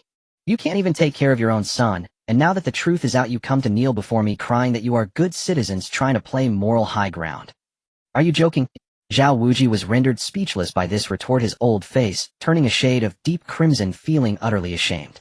Xia Luli showed no signs of stopping. She slowly paced, her voice echoing in the spacious reception room. And you say your Zhao family are good citizens. Fine, even if you are good citizens, there are laws in the Dragon Kingdom. Her voice suddenly rose, filled with an undeniable authority. If every criminal family in the Dragon Kingdom were let off simply because they had done a few good deeds in the past, then what would be the cost of crime? If I forgive your Zhao family today, then next time, when the Li family, Lin family, or Chun family commit the same crime, should I forgive them as well? If that's the case, where is the dignity of the Dragon Kingdom's laws? Where is the ironclad discipline of the military? Are you joking with me? When you commit a crime, you must admit it. When you are punished, stand at attention.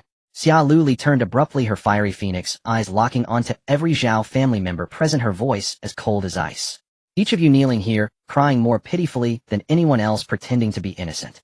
But have you lost your mind? Do you not remember how you treated Gu Fangchen just half an hour ago? You were all arrogant and overbearing, looking down on others, throwing around terms like commoners, poor boy, and bastard. Your high and mighty expressions were crystal clear to me. People like you are even worthy of calling yourselves good citizens. Have you overly beautified yourselves? You are not good citizens at all. You are merely a group of selfish, oppressive, degenerate scum. All of you are accomplices.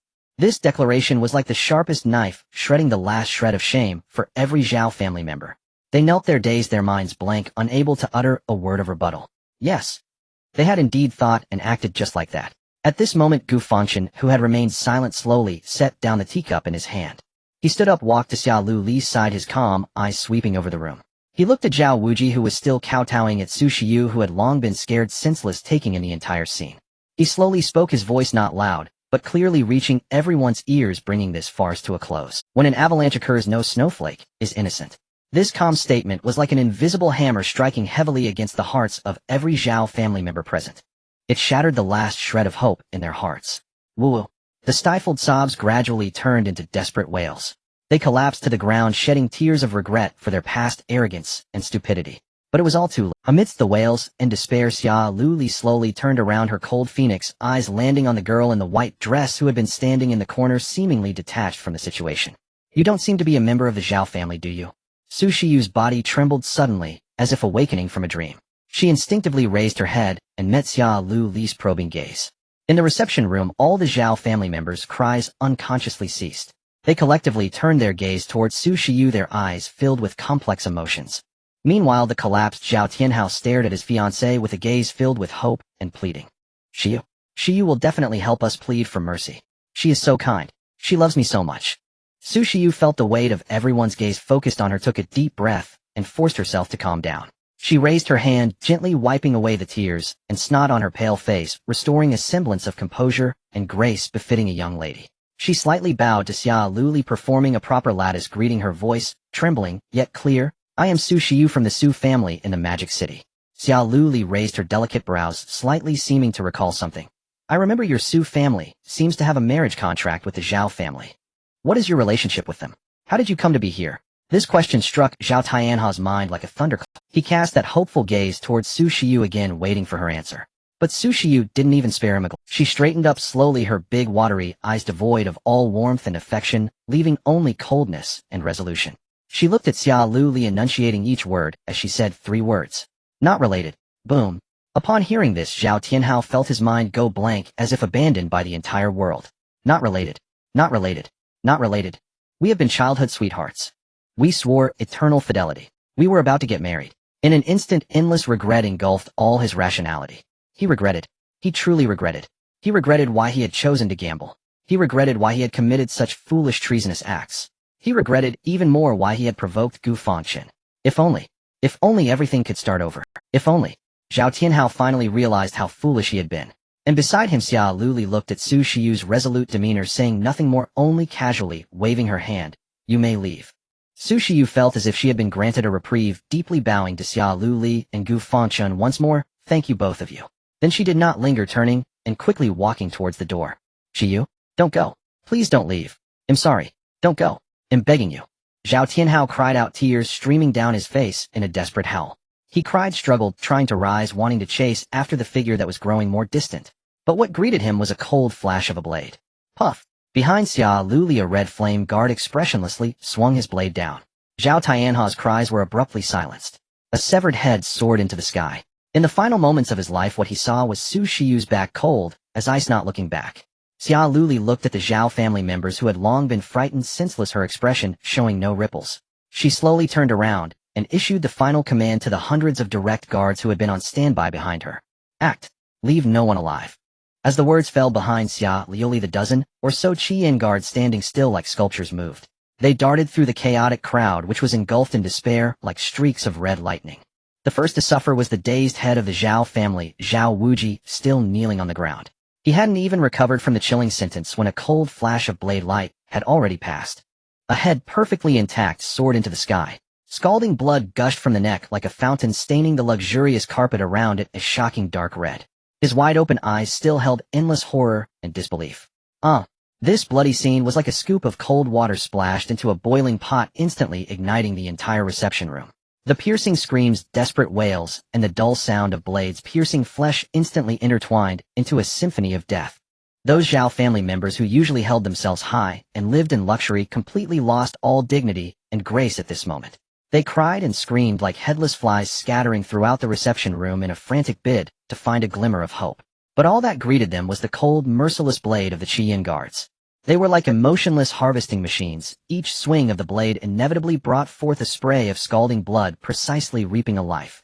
The seductive noblewoman who had previously boasted about breaking Gu Fangchen's legs had just gotten up from the ground and hadn't even taken 2 steps before being caught up by a Qian guard and decapitated with a single strike. The exquisitely made-up head rolled onto the ground, its expression forever frozen in a state of utmost terror. Zhao Tianhao's third uncle Zhao Wuliang had just intended to mobilize his qi and blood to resist, but his meager strength was as fragile as that of a newborn in front of the Qian guards. With a flash of the blade, he was cleaved in half. The upper half of his body crawled painfully on the ground, making hissing sounds, while the lower half had long been trampled into a pulp. The entire reception room had been utterly transformed into a hell on earth. Severed limbs and remains flew everywhere, and the blood mingled with the wails of despair. Meanwhile, Gu Fangchen and Xia Liuli stood like bystanders quietly in the center of the sea of bodies and blood. Xia Liuli's coldly beautiful face showed no ripples, as if she had merely crushed a bothersome nest of ants. Gu Fangchen even took the time to leisurely finish the last sip of warm Biluakan tea in his cup. His gaze was calm as he looked at the upper-class people who had revealed their ugly sides in the face of death, with not a shred of compassion in his heart. Finally, when the last Zhao family member let out a desperate wail pierced through the heart and nailed to the wall, the entire reception room fell silent. In the air lingered the nauseating stench of blood and the still warm corpses. Blood flowed like rivers and corpses lay everywhere in the reception room. "Report to Miss Xia." The head of the guard Shinfeng walked to Xia Liuli, sheathed his blade, and bowed expressionlessly. "The target has been completely eliminated with not a single survivor." Xia Liuli nodded calmly. "You all go and eliminate the remaining collateral family members as well." Shinfeng nodded and turned to leave. Seeing this, Xia Liuli slowly turned and looked at Gu Fangchen. "Let's go." "All right." Gu Fangchen set down the teacup in his hand and nodded. The two walked side by side, stepping over the sea of corpses and blood, exiting the lavish hall, now completely shrouded in death. The door behind them was silently closed by the Qiyan guards, isolating them from the overwhelming stench of blood and wails. In front of them was the long and luxurious corridor of the Zhao family estate, covered with expensive carpets, forming a stark contrast to the slaughterhouse behind. However, after just 2 steps, a white figure made them stop in unison. It was Su Shiyu. She hadn't gone far, but stood at the end of the corridor, dazed and lost, with moonlight streaming through the glass window of the dome, making her look incredibly lonely. Her delicate face was pale, and her luxurious dress was stained with dust and blood. In her big, watery eyes, the calmness and elegance from before had vanished, leaving only a deep sense of fear and reverence. Upon seeing the two emerge, her body trembled violently like a frightened deer, but she still mustered her last bit of courage and hurriedly approached. In the slightly surprised gaze of Gu Fangchen and Xia Liuli, she arrived before Gu Fangchen and with a thud knelt heavily on both knees. "Gu, Lord Gu." She raised her tear-stained beautiful face, her voice thick with nasal tone and a crying pitch. Before Shiyu was blind to the situation and spoke many offensive words. "I beg you, my lord, to have a generous heart and not to hold a grudge against a mere woman." Saying this, she trembled and presented a crystal-clear ring high above her head. The ring emitted a faint spatial fluctuation. "A storage ring." Gu Fangchen's eyes narrowed. Seeing this, Su Shiyu continued, This is one of the treasures of the Su family, that Sanhai ring. Inside there are 10 cubic meters of space. Though not large, it is a token of goodwill from my Su family. Shiyu knows her sins are deep and does not dare to hope for your forgiveness. I only seek to use this item to alleviate a trace of your anger. I hope you will show mercy and spare the Su family. P.S. I believed in some teaching bloggers' evil advice to stretch an event as much as possible, aiming for at least 30,000 words. At that time, the event had already been fully written. The first half was completed and posted. To avoid breaking continuity, I could only grit my teeth and release the second half. So no more to say my fault. I apologize to all my brothers and sisters. From now on, the rhythm will remain consistent with the first 80 chapters.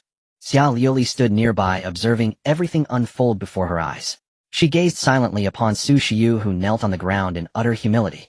Her gaze then shifted to Gu Fangchen beside her, awaiting his decision. Gu Fangchen's eyes swept once over the storage ring, its faint spatial fluctuations shimmering subtly, and his resolve crystallized instantly.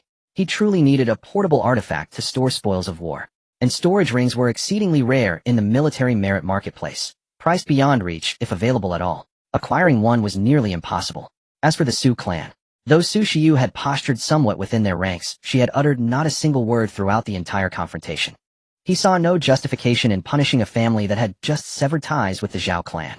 To slaughter the Su clan outright would risk provoking far more dangerous retribution, the younger generation slain only for elders to rise in vengeance. Such escalation would spiral endlessly. Enough. With that thought, he reached out and gently took the ring from Su Shiyu's trembling fingers. I accept the item.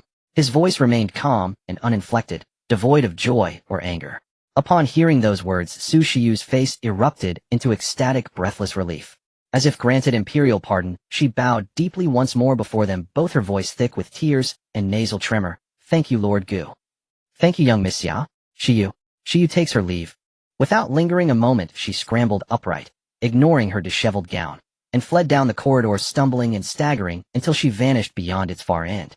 Xia Liuli watched her frantic retreat, then turned back to Gu Fangchen, who was intently examining the ring in his palm. You don't know how to use this, do you? Gu Fangchen nodded. The Su clan built their fortune crafting these. Their storage rings differ fundamentally from ordinary market variants. Xia Lioli extended a slender finger and tapped a nearly imperceptible protrusion on the ring's inner band. See this tiny hook? Prick your fingertip with it, let a drop of blood fall upon the surface, and the ring will recognize its master. She paused, then added, precisely because of this soul-binding function, Su Clan rings command prices over 3 times higher than standard models. Even the most basic ones cost well over 100 million. A flicker of surprise crossed Gu Fangchen's eyes, but no hesitation followed. He lifted the ring and lightly drew the minuscule hook across his fingertip. A single crimson droplet welled forth and fell precisely onto the crystal surface of the band.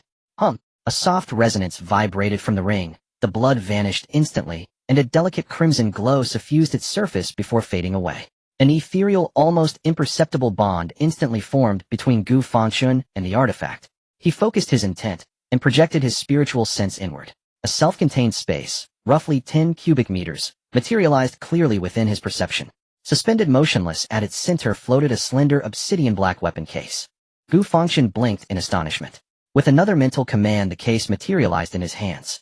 A crisp metallic click echoed as its lid sprang open. Inside lay a thick layer of black velvet. Resting upon it was a long blade, narrow, sleek, and black as midnight ink. The moment Xia Lioli laid eyes on the sword, her pupils contracted sharply, her expression frozen in stunned disbelief. Nightfall. It is nightfall.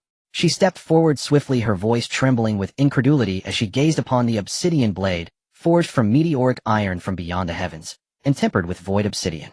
Unbreakable, capable of devouring life force and severing souls themselves. A non-standard divine weapon ranked near attire. Her gaze locked onto Gu Fangchen. Complex, layered, unreadable, yet this blade demands extraordinary life force reserves from its wielder. At minimum, 3rd rank cultivation is required merely to activate it. 4th rank to unleash its full might. Su Shiyu surrendered this to you. Truly, she was terrified into self-mutilation, offering her most prized possession to buy survival. As she spoke, her eyes lingered on Gu Fangchen, only then realizing he had stood unarmed the entire time. A subtle flicker of confusion passed through Xia Lioli's cool phoenix eyes. She suddenly asked, by the way, why are you unarmed? Where is your black scale battle blade? Gu Fangchen did not answer immediately. Instead, he lifted the pitch-black nightfall from its case and executed a fluid, effortless flourish. Its weight was substantial, accompanied by an odd viscous drag in motion. Indeed, as Xia Lioli had said, only cultivators at 3rd rank or above could begin to wield it effectively. With that thought, he withdrew both blade and case back into the storage ring, and replied calmly, it shattered. Shattered? How? Xia Lioli pressed. A crank standard issue battle blade should withstand even a king-tier aberration without fracturing so easily. Gu Fangchen paused briefly, then answered matter-of-factly, it broke during blade light projection. Seems my life force exceeded its tolerance threshold. Xia Lioli offered no further comment, merely nodded. Though such a claim would sound like fantasy to others, to her it resonated with perfect, unsettling logic. Her gaze swept across the opulent hall, now stained dark with blood, and lingered upon priceless antiques and ornate decor. By regulation, all assets belonging to the Zhao clan must be confiscated and transferred to state custody.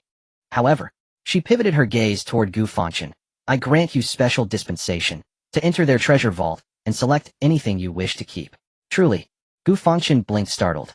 Truly, Xia Lioli affirmed without hesitation, holding his gaze steadily. This privilege is granted solely on your account. Before he could react, a soft yet firm hand seized his wrist. Let's go, don't dawdle. If we delay, the logistics division may strip the vault bare.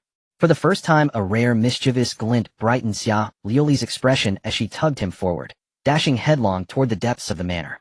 Behind them, several members of the Crimson Flame Guard stared after their young mistress, and the young man she dragged along, exchanging stunned, speechless glances. One junior guard edged close to Captain Chun Feng, whispering dreamily, Captain, doesn't it feel like young Miss Xia and Lord Gu suit each other perfectly? Captain Chun Feng sighed, shaking his head in weary resignation. Recalling Yi Liang of the Yi clan, who had recently proposed marriage to the Xia family, he quickly hushed the guard. Silence. Focus on securing the scene. At his command, all fell quiet, composing themselves, resuming duty without another word. Xia Lioli pulled Gu Fangchen's wrist, traversing through the luxurious, yet hellish, Zhao family manor. Along the way, many logistical personnel were busy attending to their tasks.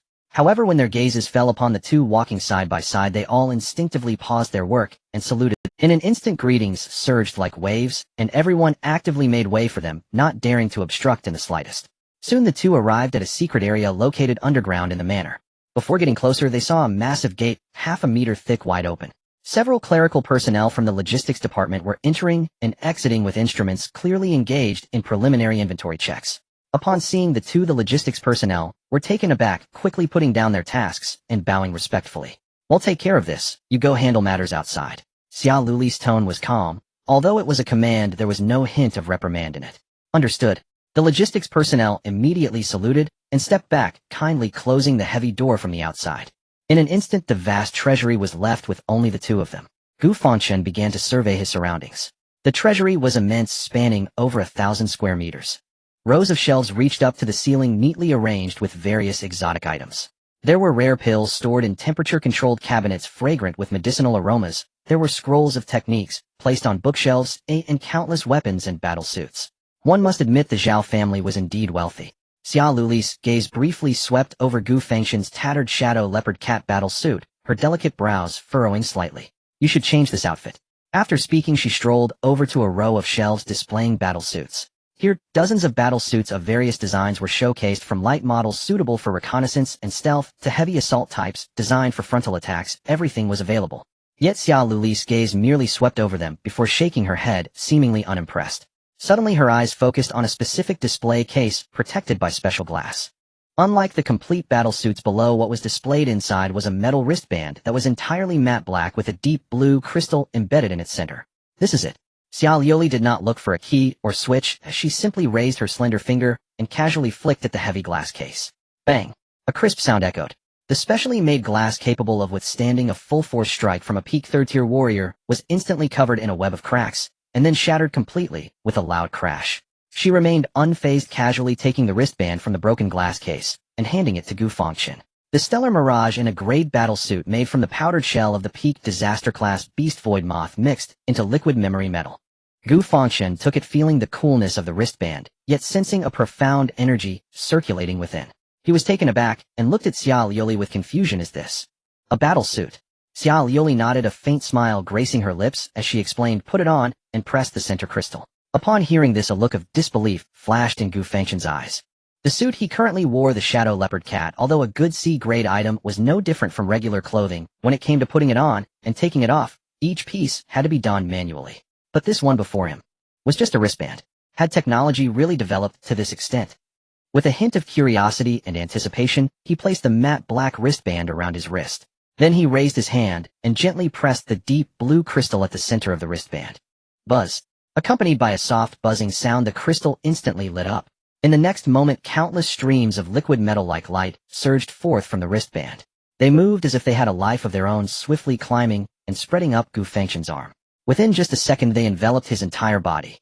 Then those liquid streams of light instantly solidified, transforming into a sleek battle suit that was entirely matte black and perfectly fitted to the contours of his body.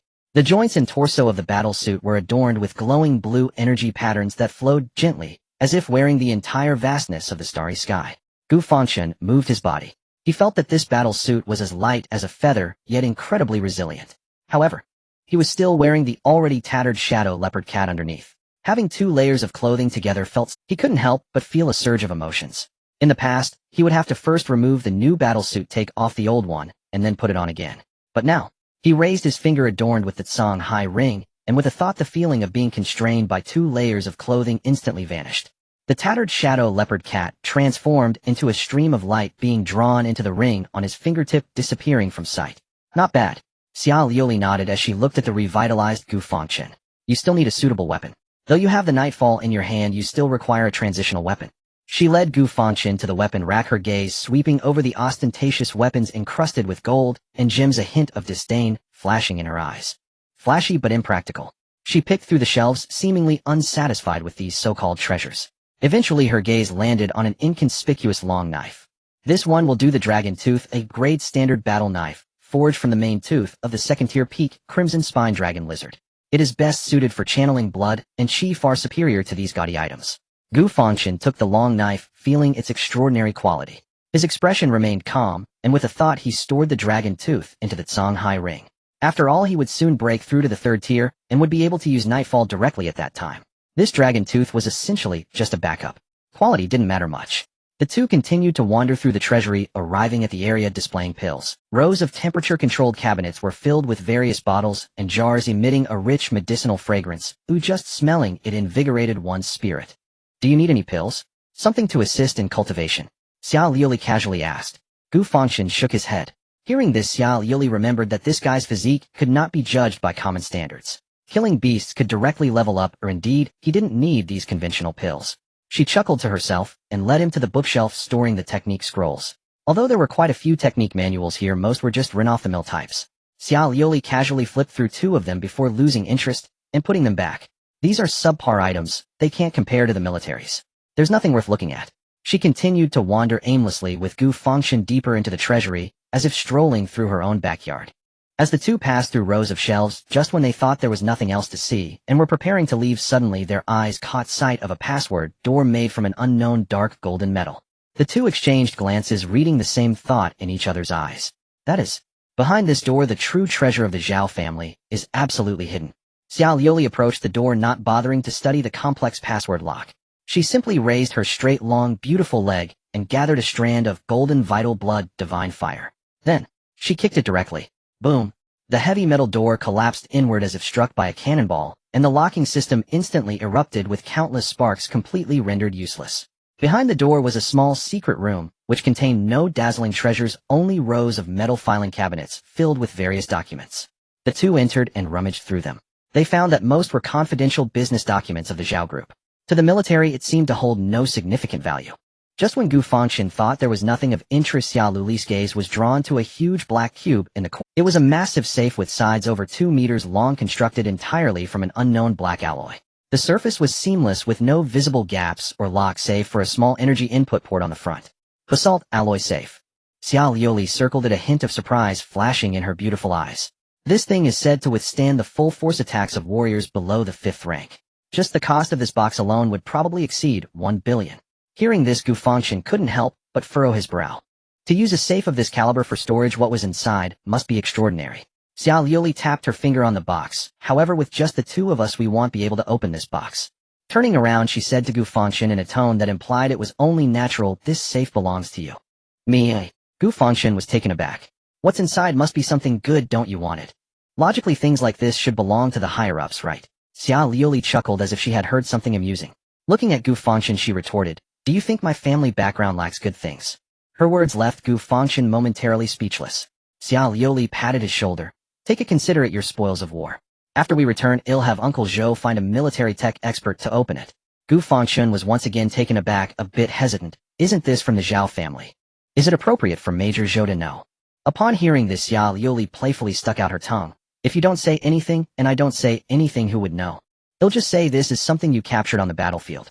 What can they do to me? She paused, her tone becoming more serious. Besides, Uncle Zhou isn't that kind of person. Right now you're a trump card for our dragon country. What's wrong with giving you a little special treatment? Why be afraid? Hearing this, Gu Fangchen no longer felt coy, a warm feeling passing through his heart. He solemnly nodded to Xiao Liuli. Thank you. With that, he waved his hand and directly stored this massive object into the Songhai ring. At that moment, oh, Xiao Liuli raised an eyebrow, naturally linking her arm with Gu Fangchen's, a hint of mischievousness in her bright phoenix eyes. I didn't expect you would actually say thank you. Looking at your previous look as if everyone owed you 8 million, I thought I would never hear you say those 2 words in this lifetime. Gu Fangchen glanced at her helplessly. We weren't familiar back then, having only met a couple of times. It's quite normal to be a bit aloof, right? That's true. Xiao Liuli nodded thoughtfully, yet she showed no sign of loosening her grip on his arm. The 2 of them wandered around the treasury again, confirming that there was nothing else of note before they finally walked out. Xiao Liuli instructed the logistics personnel waiting outside in a calm tone. This is up to you now, be sure to check thoroughly. Any omissions will be dealt with by military law. Yes, young Miss Xia. After that, she pulled Gu Fangchen, and under the awe-filled gazes of the logistics personnel, they returned to the villa in the estate. At this moment, the villa inside and out had been completely cleaned. All the corpses were packed into special body bags, and the air was filled with a pungent smell of disinfectant. The captain of the guard, Shen Feng, quickly stepped forward, saluted Xiao Liuli with a straight face, and reported, Report, Miss, the estate has been completely cleared. Additionally, according to your previous orders, the purge operation against all individuals and families on the list has also been initiated simultaneously. Xiao Liuli nodded, saying nothing further. She slowly raised her head looking at the resplendent estate, symbolizing the Zhao family's century of glory, a hint of cold determination flashing in her clear phoenix eyes. Have all the supplies inside been cleared out? She asked calmly. Report, miss, Chen Feng immediately replied. The supplies in the main residence have been completely counted and loaded by the logistics department 10 minutes ago. Very good. Xia Liuli was very satisfied. She commanded Chen Feng, notify all brothers still inside to withdraw immediately. Yes. Chen Feng did not hesitate at all, and immediately issued the evacuation order through the communicator. Soon the last batch of soldiers responsible for clearing the area orderly withdrew from the estate, regrouping at a distance. At this moment, the vast Zhao family estate had completely transformed into a lavish tomb devoid of any human presence. Xia Liuli looked at the empty building before her and slowly raised her hand. Transmit my orders. Fire. Yes. A glint of excitement flashed in Chen Feng's eyes as he straightened up and issued the final command through the communicator. Units 1 to 6 of the Godslayer take note. Target Zhao family main residence. Fire. The moment the words fell, the cannon muzzles of 6 Godslayer tanks erupted with devastating light. Then, boom, boom, boom, boom, boom, boom. 6 specially made armor-piercing shells instantly trailing crimson flames roared like 6 fire dragons violently striking the resplendent villa from different angles. Boom. In an instant, the luxurious building costing billions and constructed from countless precious materials became as fragile as a sandcastle before this earth-shattering force. The sturdy load-bearing walls were instantly torn apart, the opulent dome collapsed with a crash, and countless precious artworks and furniture were reduced to powder in the moment of the explosion.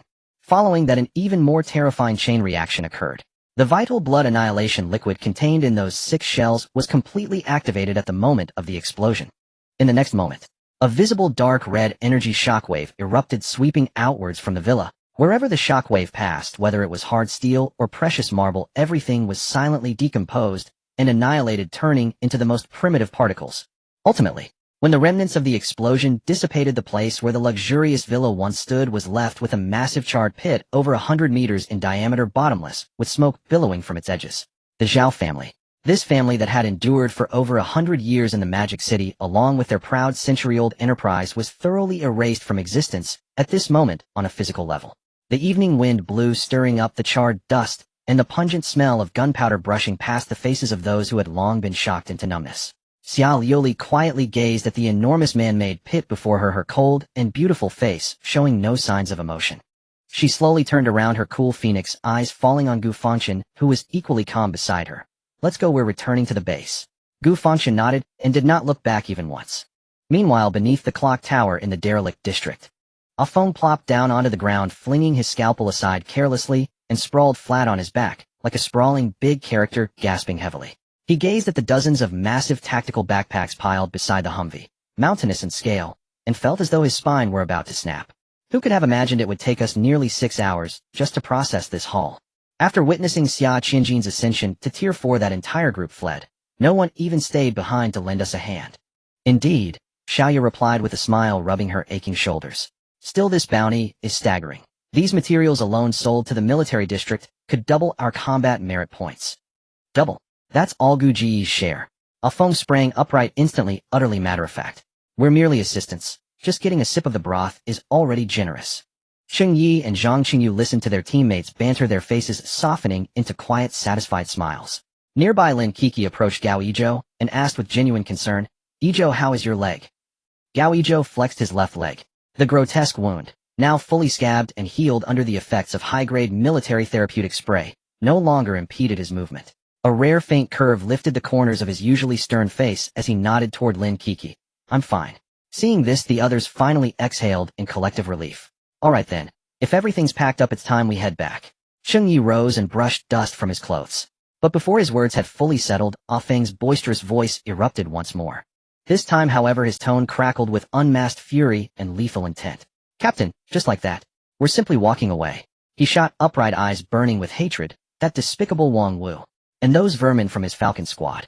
Will we truly let this stand?" Had they not fired treacherous shots from behind, Yizhou wouldn't have been wounded at all.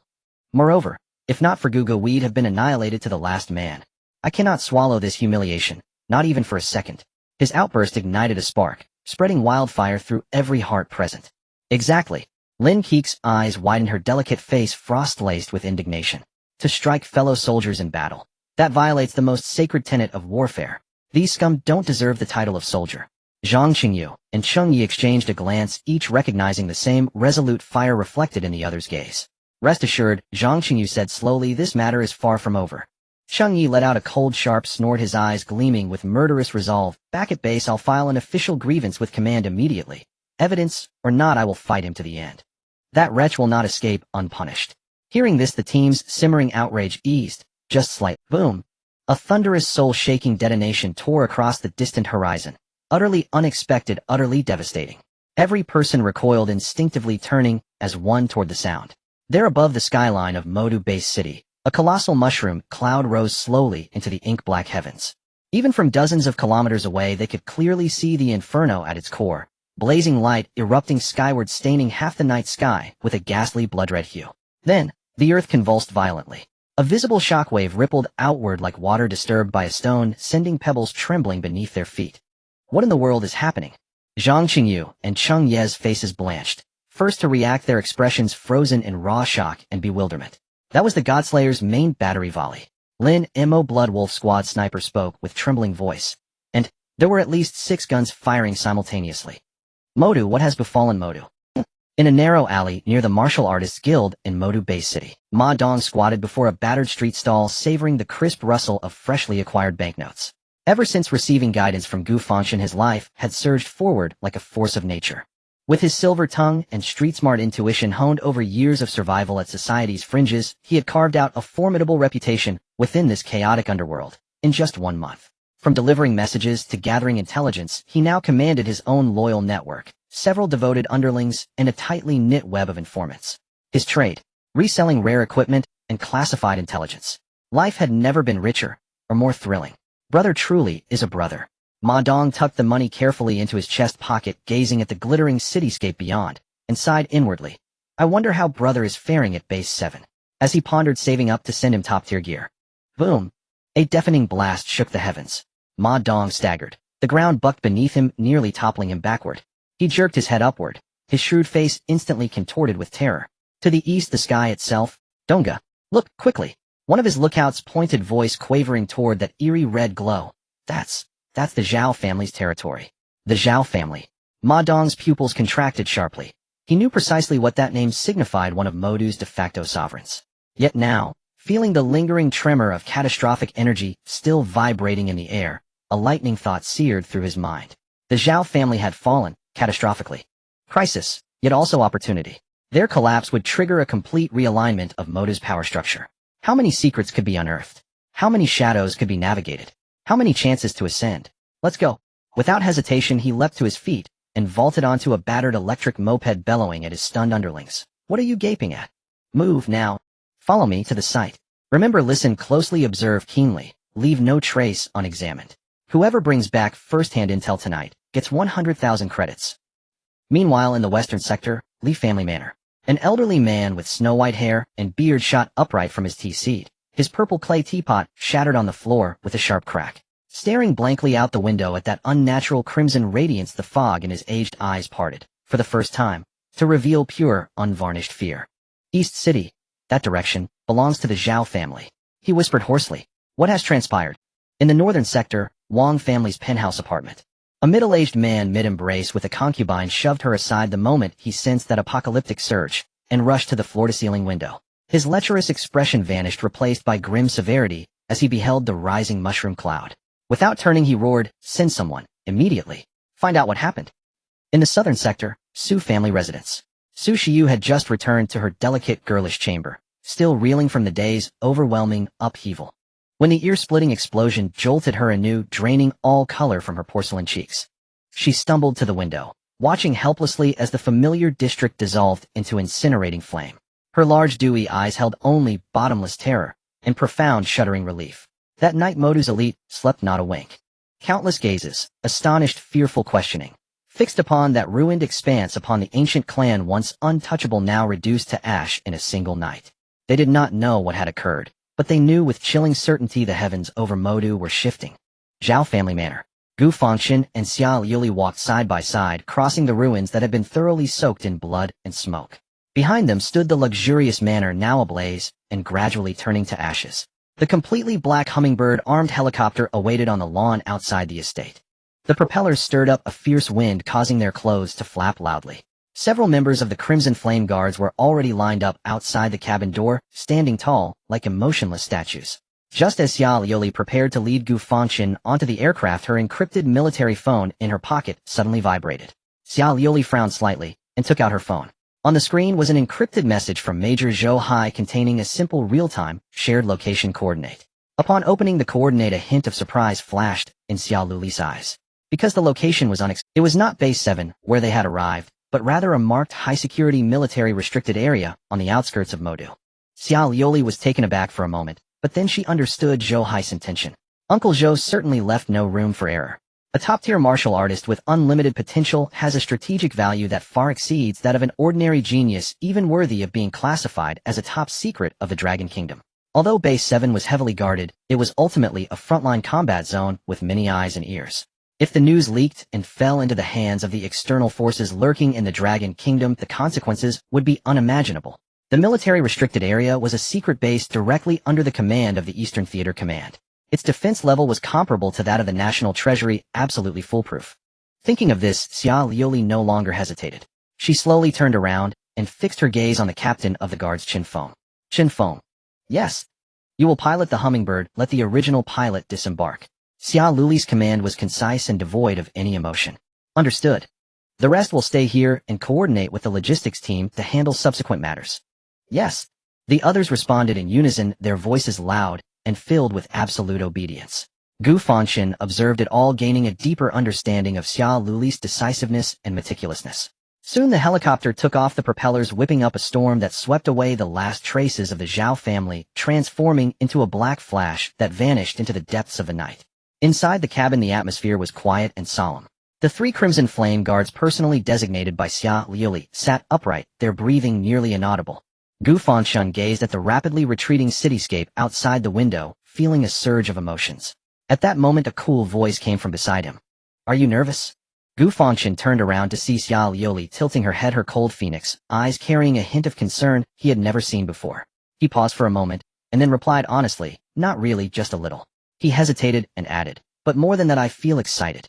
Upon hearing this, a rare faint smile crossed Xia Liuli's eternally frosty face.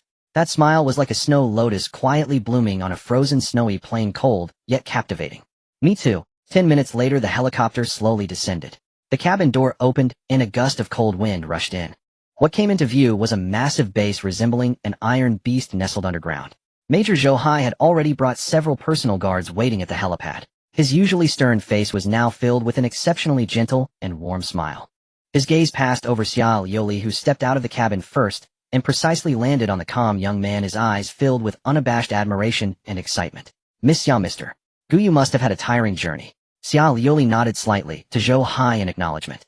Gu Fangchen followed closely, his expression calm, and also nodded to the base commander.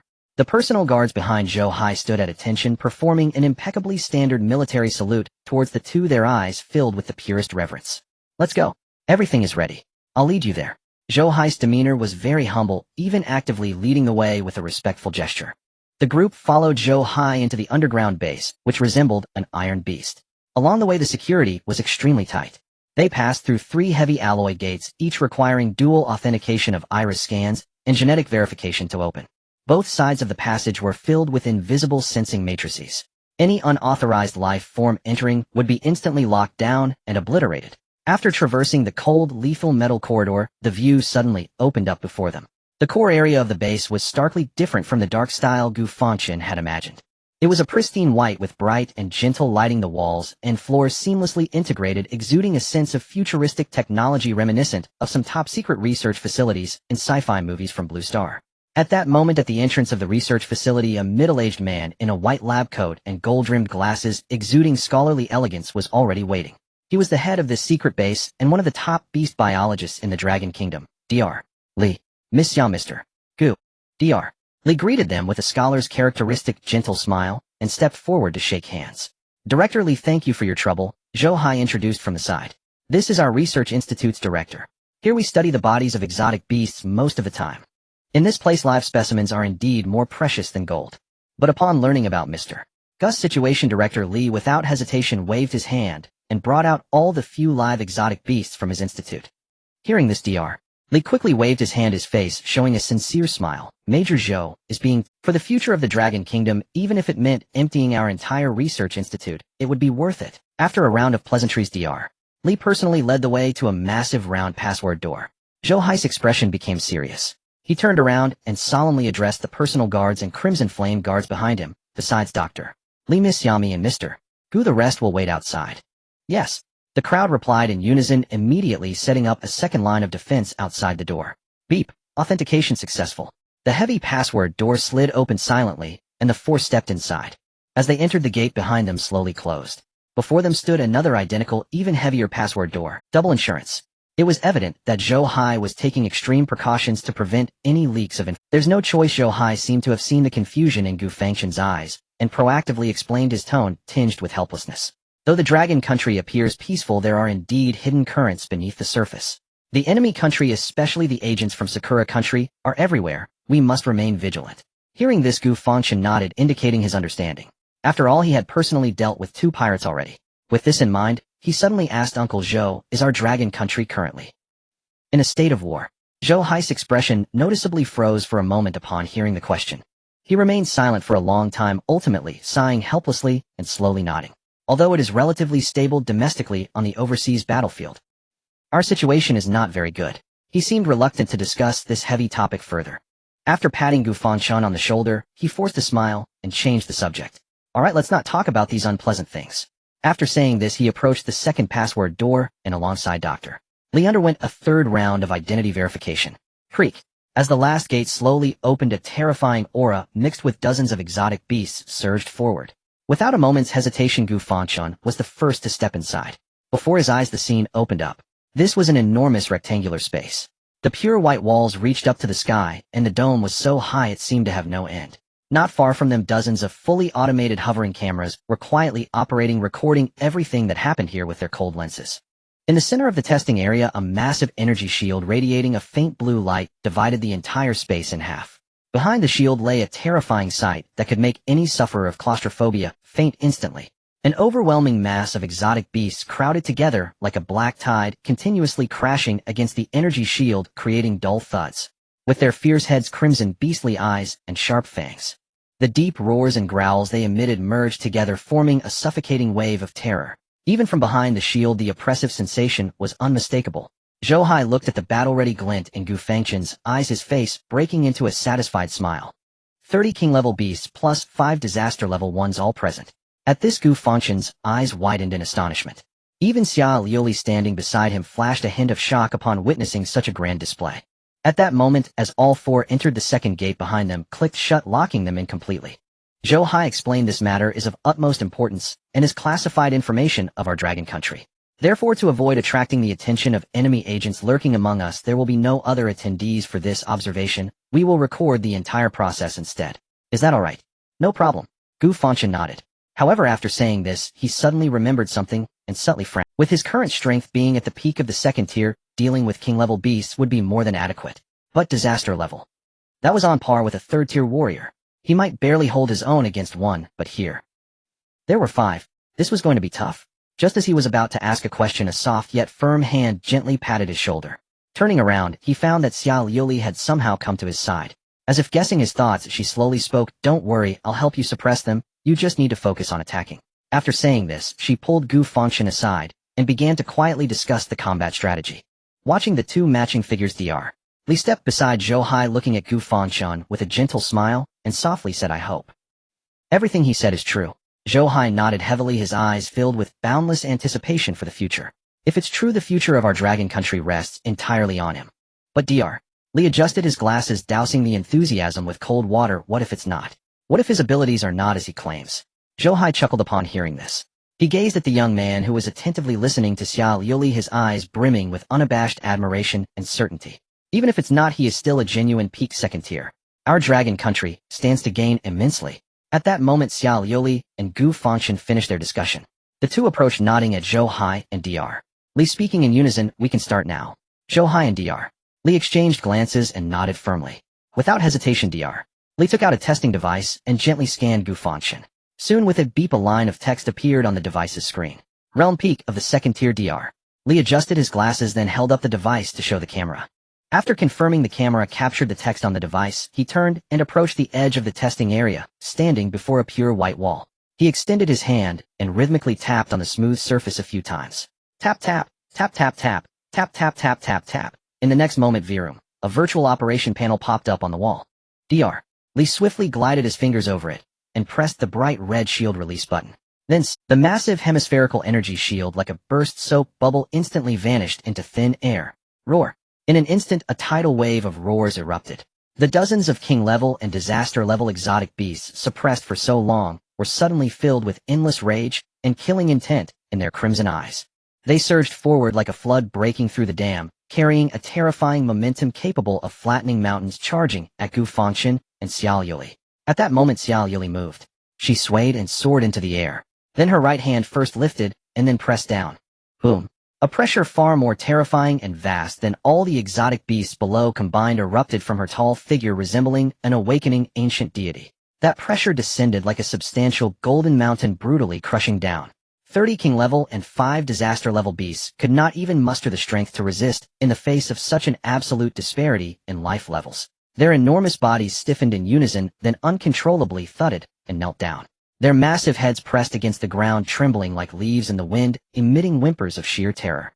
Xiao Yuli hovered in midair like a queen looking down upon all beings. She slowly lowered her head, her cold phoenix eyes landing on Gu Fangchen below. It's your turn. Gu Fangchen nodded. With a thought-the class standard battle knife, Dragon Tooth, swish. A clear sound of the blade rang as the knife was unsheathed. He then took a deep breath, pouring the magnificent vital energy of a peak second-tier warrior into the blade, without reservation. Virum. The black dragon tooth, battle knife, emitted a mournful cry under the immense strain. The next moment, a terrifying blade aura 30 meters long, solid, and shimmering with dark red light instantly extended from the blade tip, illuminating the entire pure white space in a demonic blood hue. The air seemed to freeze at that moment. Zhouhai Dr. Li, and even Xia Liuli hovering in midair all froze in their movements simultaneously. They gazed at the terrifying blade aura that pierced through the heavens. Their minds ceased to think. The descriptions in the report are ultimately just cold words. When witnessing the 30-meter blade aura capable of tearing apart the skies, the shock that stems from the depths of the soul is beyond any language to describe. In an instant, the three stood frozen in place. Gu Fangchen paid no heed to their astonishment. His gaze slowly swept over the king-level exotic beasts beside him, rendered immobile by the immense pressure. He discovered that these 30 king-level exotic beasts could be roughly categorized into 5 types with 6 of each. Unfortunately, there were not many varieties. Otherwise, he could have gained more attributes. However, he did not dwell on it. Gripping the blade with both hands, he positioned the terrifying 30-meter blade aura horizontally against his chest. Buzz. Accompanied by the overwhelming force of his vitality surging, the blade aura became increasingly solid, emanating a destructive aura that trembled the entire space.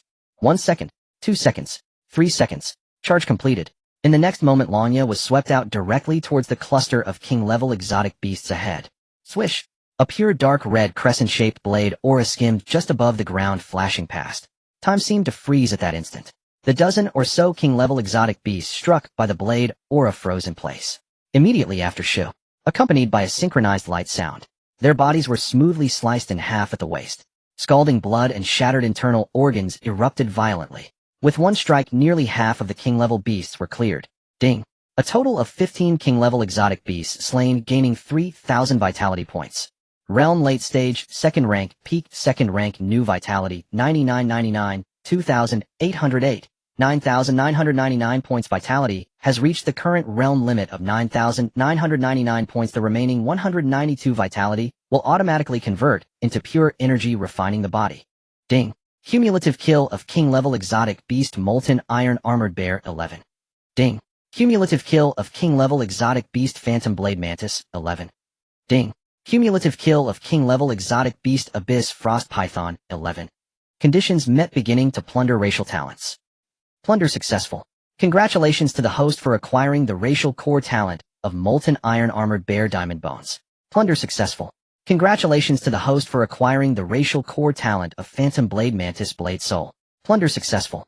Congratulations to the host for acquiring the racial core talent of Abyss Frost Python Glacial Aura. Diamond Bones passive talent. Permanently enhances the density and hardness of the host's bones, making them indestructible, greatly improving impact resistance and the stability of the body structure. Blade's sole passive talent. Permanently increases the host's attack speed when using bladed weapons, making your sword technique swifter. Glacial Aura active talent. When activated, a slowing aura with a radius of 10 meters forms around the host, causing a continuous frost slowing effect on enemies entering the range. Gu Fangchen stood still, feeling the boiling vitality within him surging like a river, a satisfied smile unconsciously curling at the corners of his mouth. Unprecedentedly powerful. Just then hurried and chaotic footsteps approached from behind. Zhou and Dr. Li, their faces still showing traces of lingering shock, rushed over. They looked at Gu Fangchen, their expressions filled with extreme complexity. How is it? Zhou's voice trembled slightly with excitement. Does it work? Dr. Li adjusted his gold-rimmed glasses, his usually calm and rational eyes now filled with pure curiosity and anticipation of a scientist toward the unknown. Yes, it works. Gu Fangchen nodded, turning around and speaking in a flat tone as if he were discussing the weather, revealing a statement that would shake the entire Dragon Kingdom. I am now at the peak of the second rank. The air seemed to freeze at that moment. The expressions on Zhou and Dr. Li's faces instantly froze. They stared blankly at Gu Fangchen, their minds blank, completely losing the ability to think. Second rank. From late stage second rank to peak second rank. Just from that one strike. This. Dr. Li was the first to react, flusteredly pulling out the testing instrument from his pocket again, stumbling towards Gu Fangchen. His hands trembled violently with extreme excitement, and after several attempts he finally managed to aim the instrument at Gu Fangchen. Beep. Accompanied by a light sound, a line of brand new golden text clearly emerged on the instrument screen. Realm peak second rank. Upon seeing this line of text, Dr. Li's body jolted. It was as if all his strength had been drained. His legs went weak, nearly collapsing to the ground. He stared intensely at the text on the screen, then glanced at the calm-looking youth before him, his eyes filled with endless fervor. It is true. His voice trembled, his lips quivered, and he started to shout incoherently, Heaven bless our Dragon Kingdom. Heaven bless our Dragon Kingdom. He shouted excitedly, trembling all over as he pointed the device at the nearby camera. It is true. Really? Ha! Meanwhile, Zhou was completely dumbfounded upon seeing the result. He looked at Gu Fangchen, his usually dignified and steady face now filled with endless shock and disbelief. He felt his heart was about to leap out of his chest. In midair, Xia Luli's usually calm phoenix eyes also stirred up a tempest. At that moment, Dr. Li's wild laughter abruptly ceased. He suddenly turned his head, his eyes filled with bloodshot excitement, fixed intensely on Gu Fangchen, as if looking at a world-shattering treasure. Quick! He stepped forward in a rush, gripping Gu Fangchen's arm tightly, his voice sharpened and distorted with excitement. Strike, while the iron is hot. Kill those disaster-level exotic beasts. Show me if you really can. Can really break through. He was so agitated that he spoke incoherently, nearly going mad, and in his haste, even bit his tongue, mispronouncing the word breakthrough.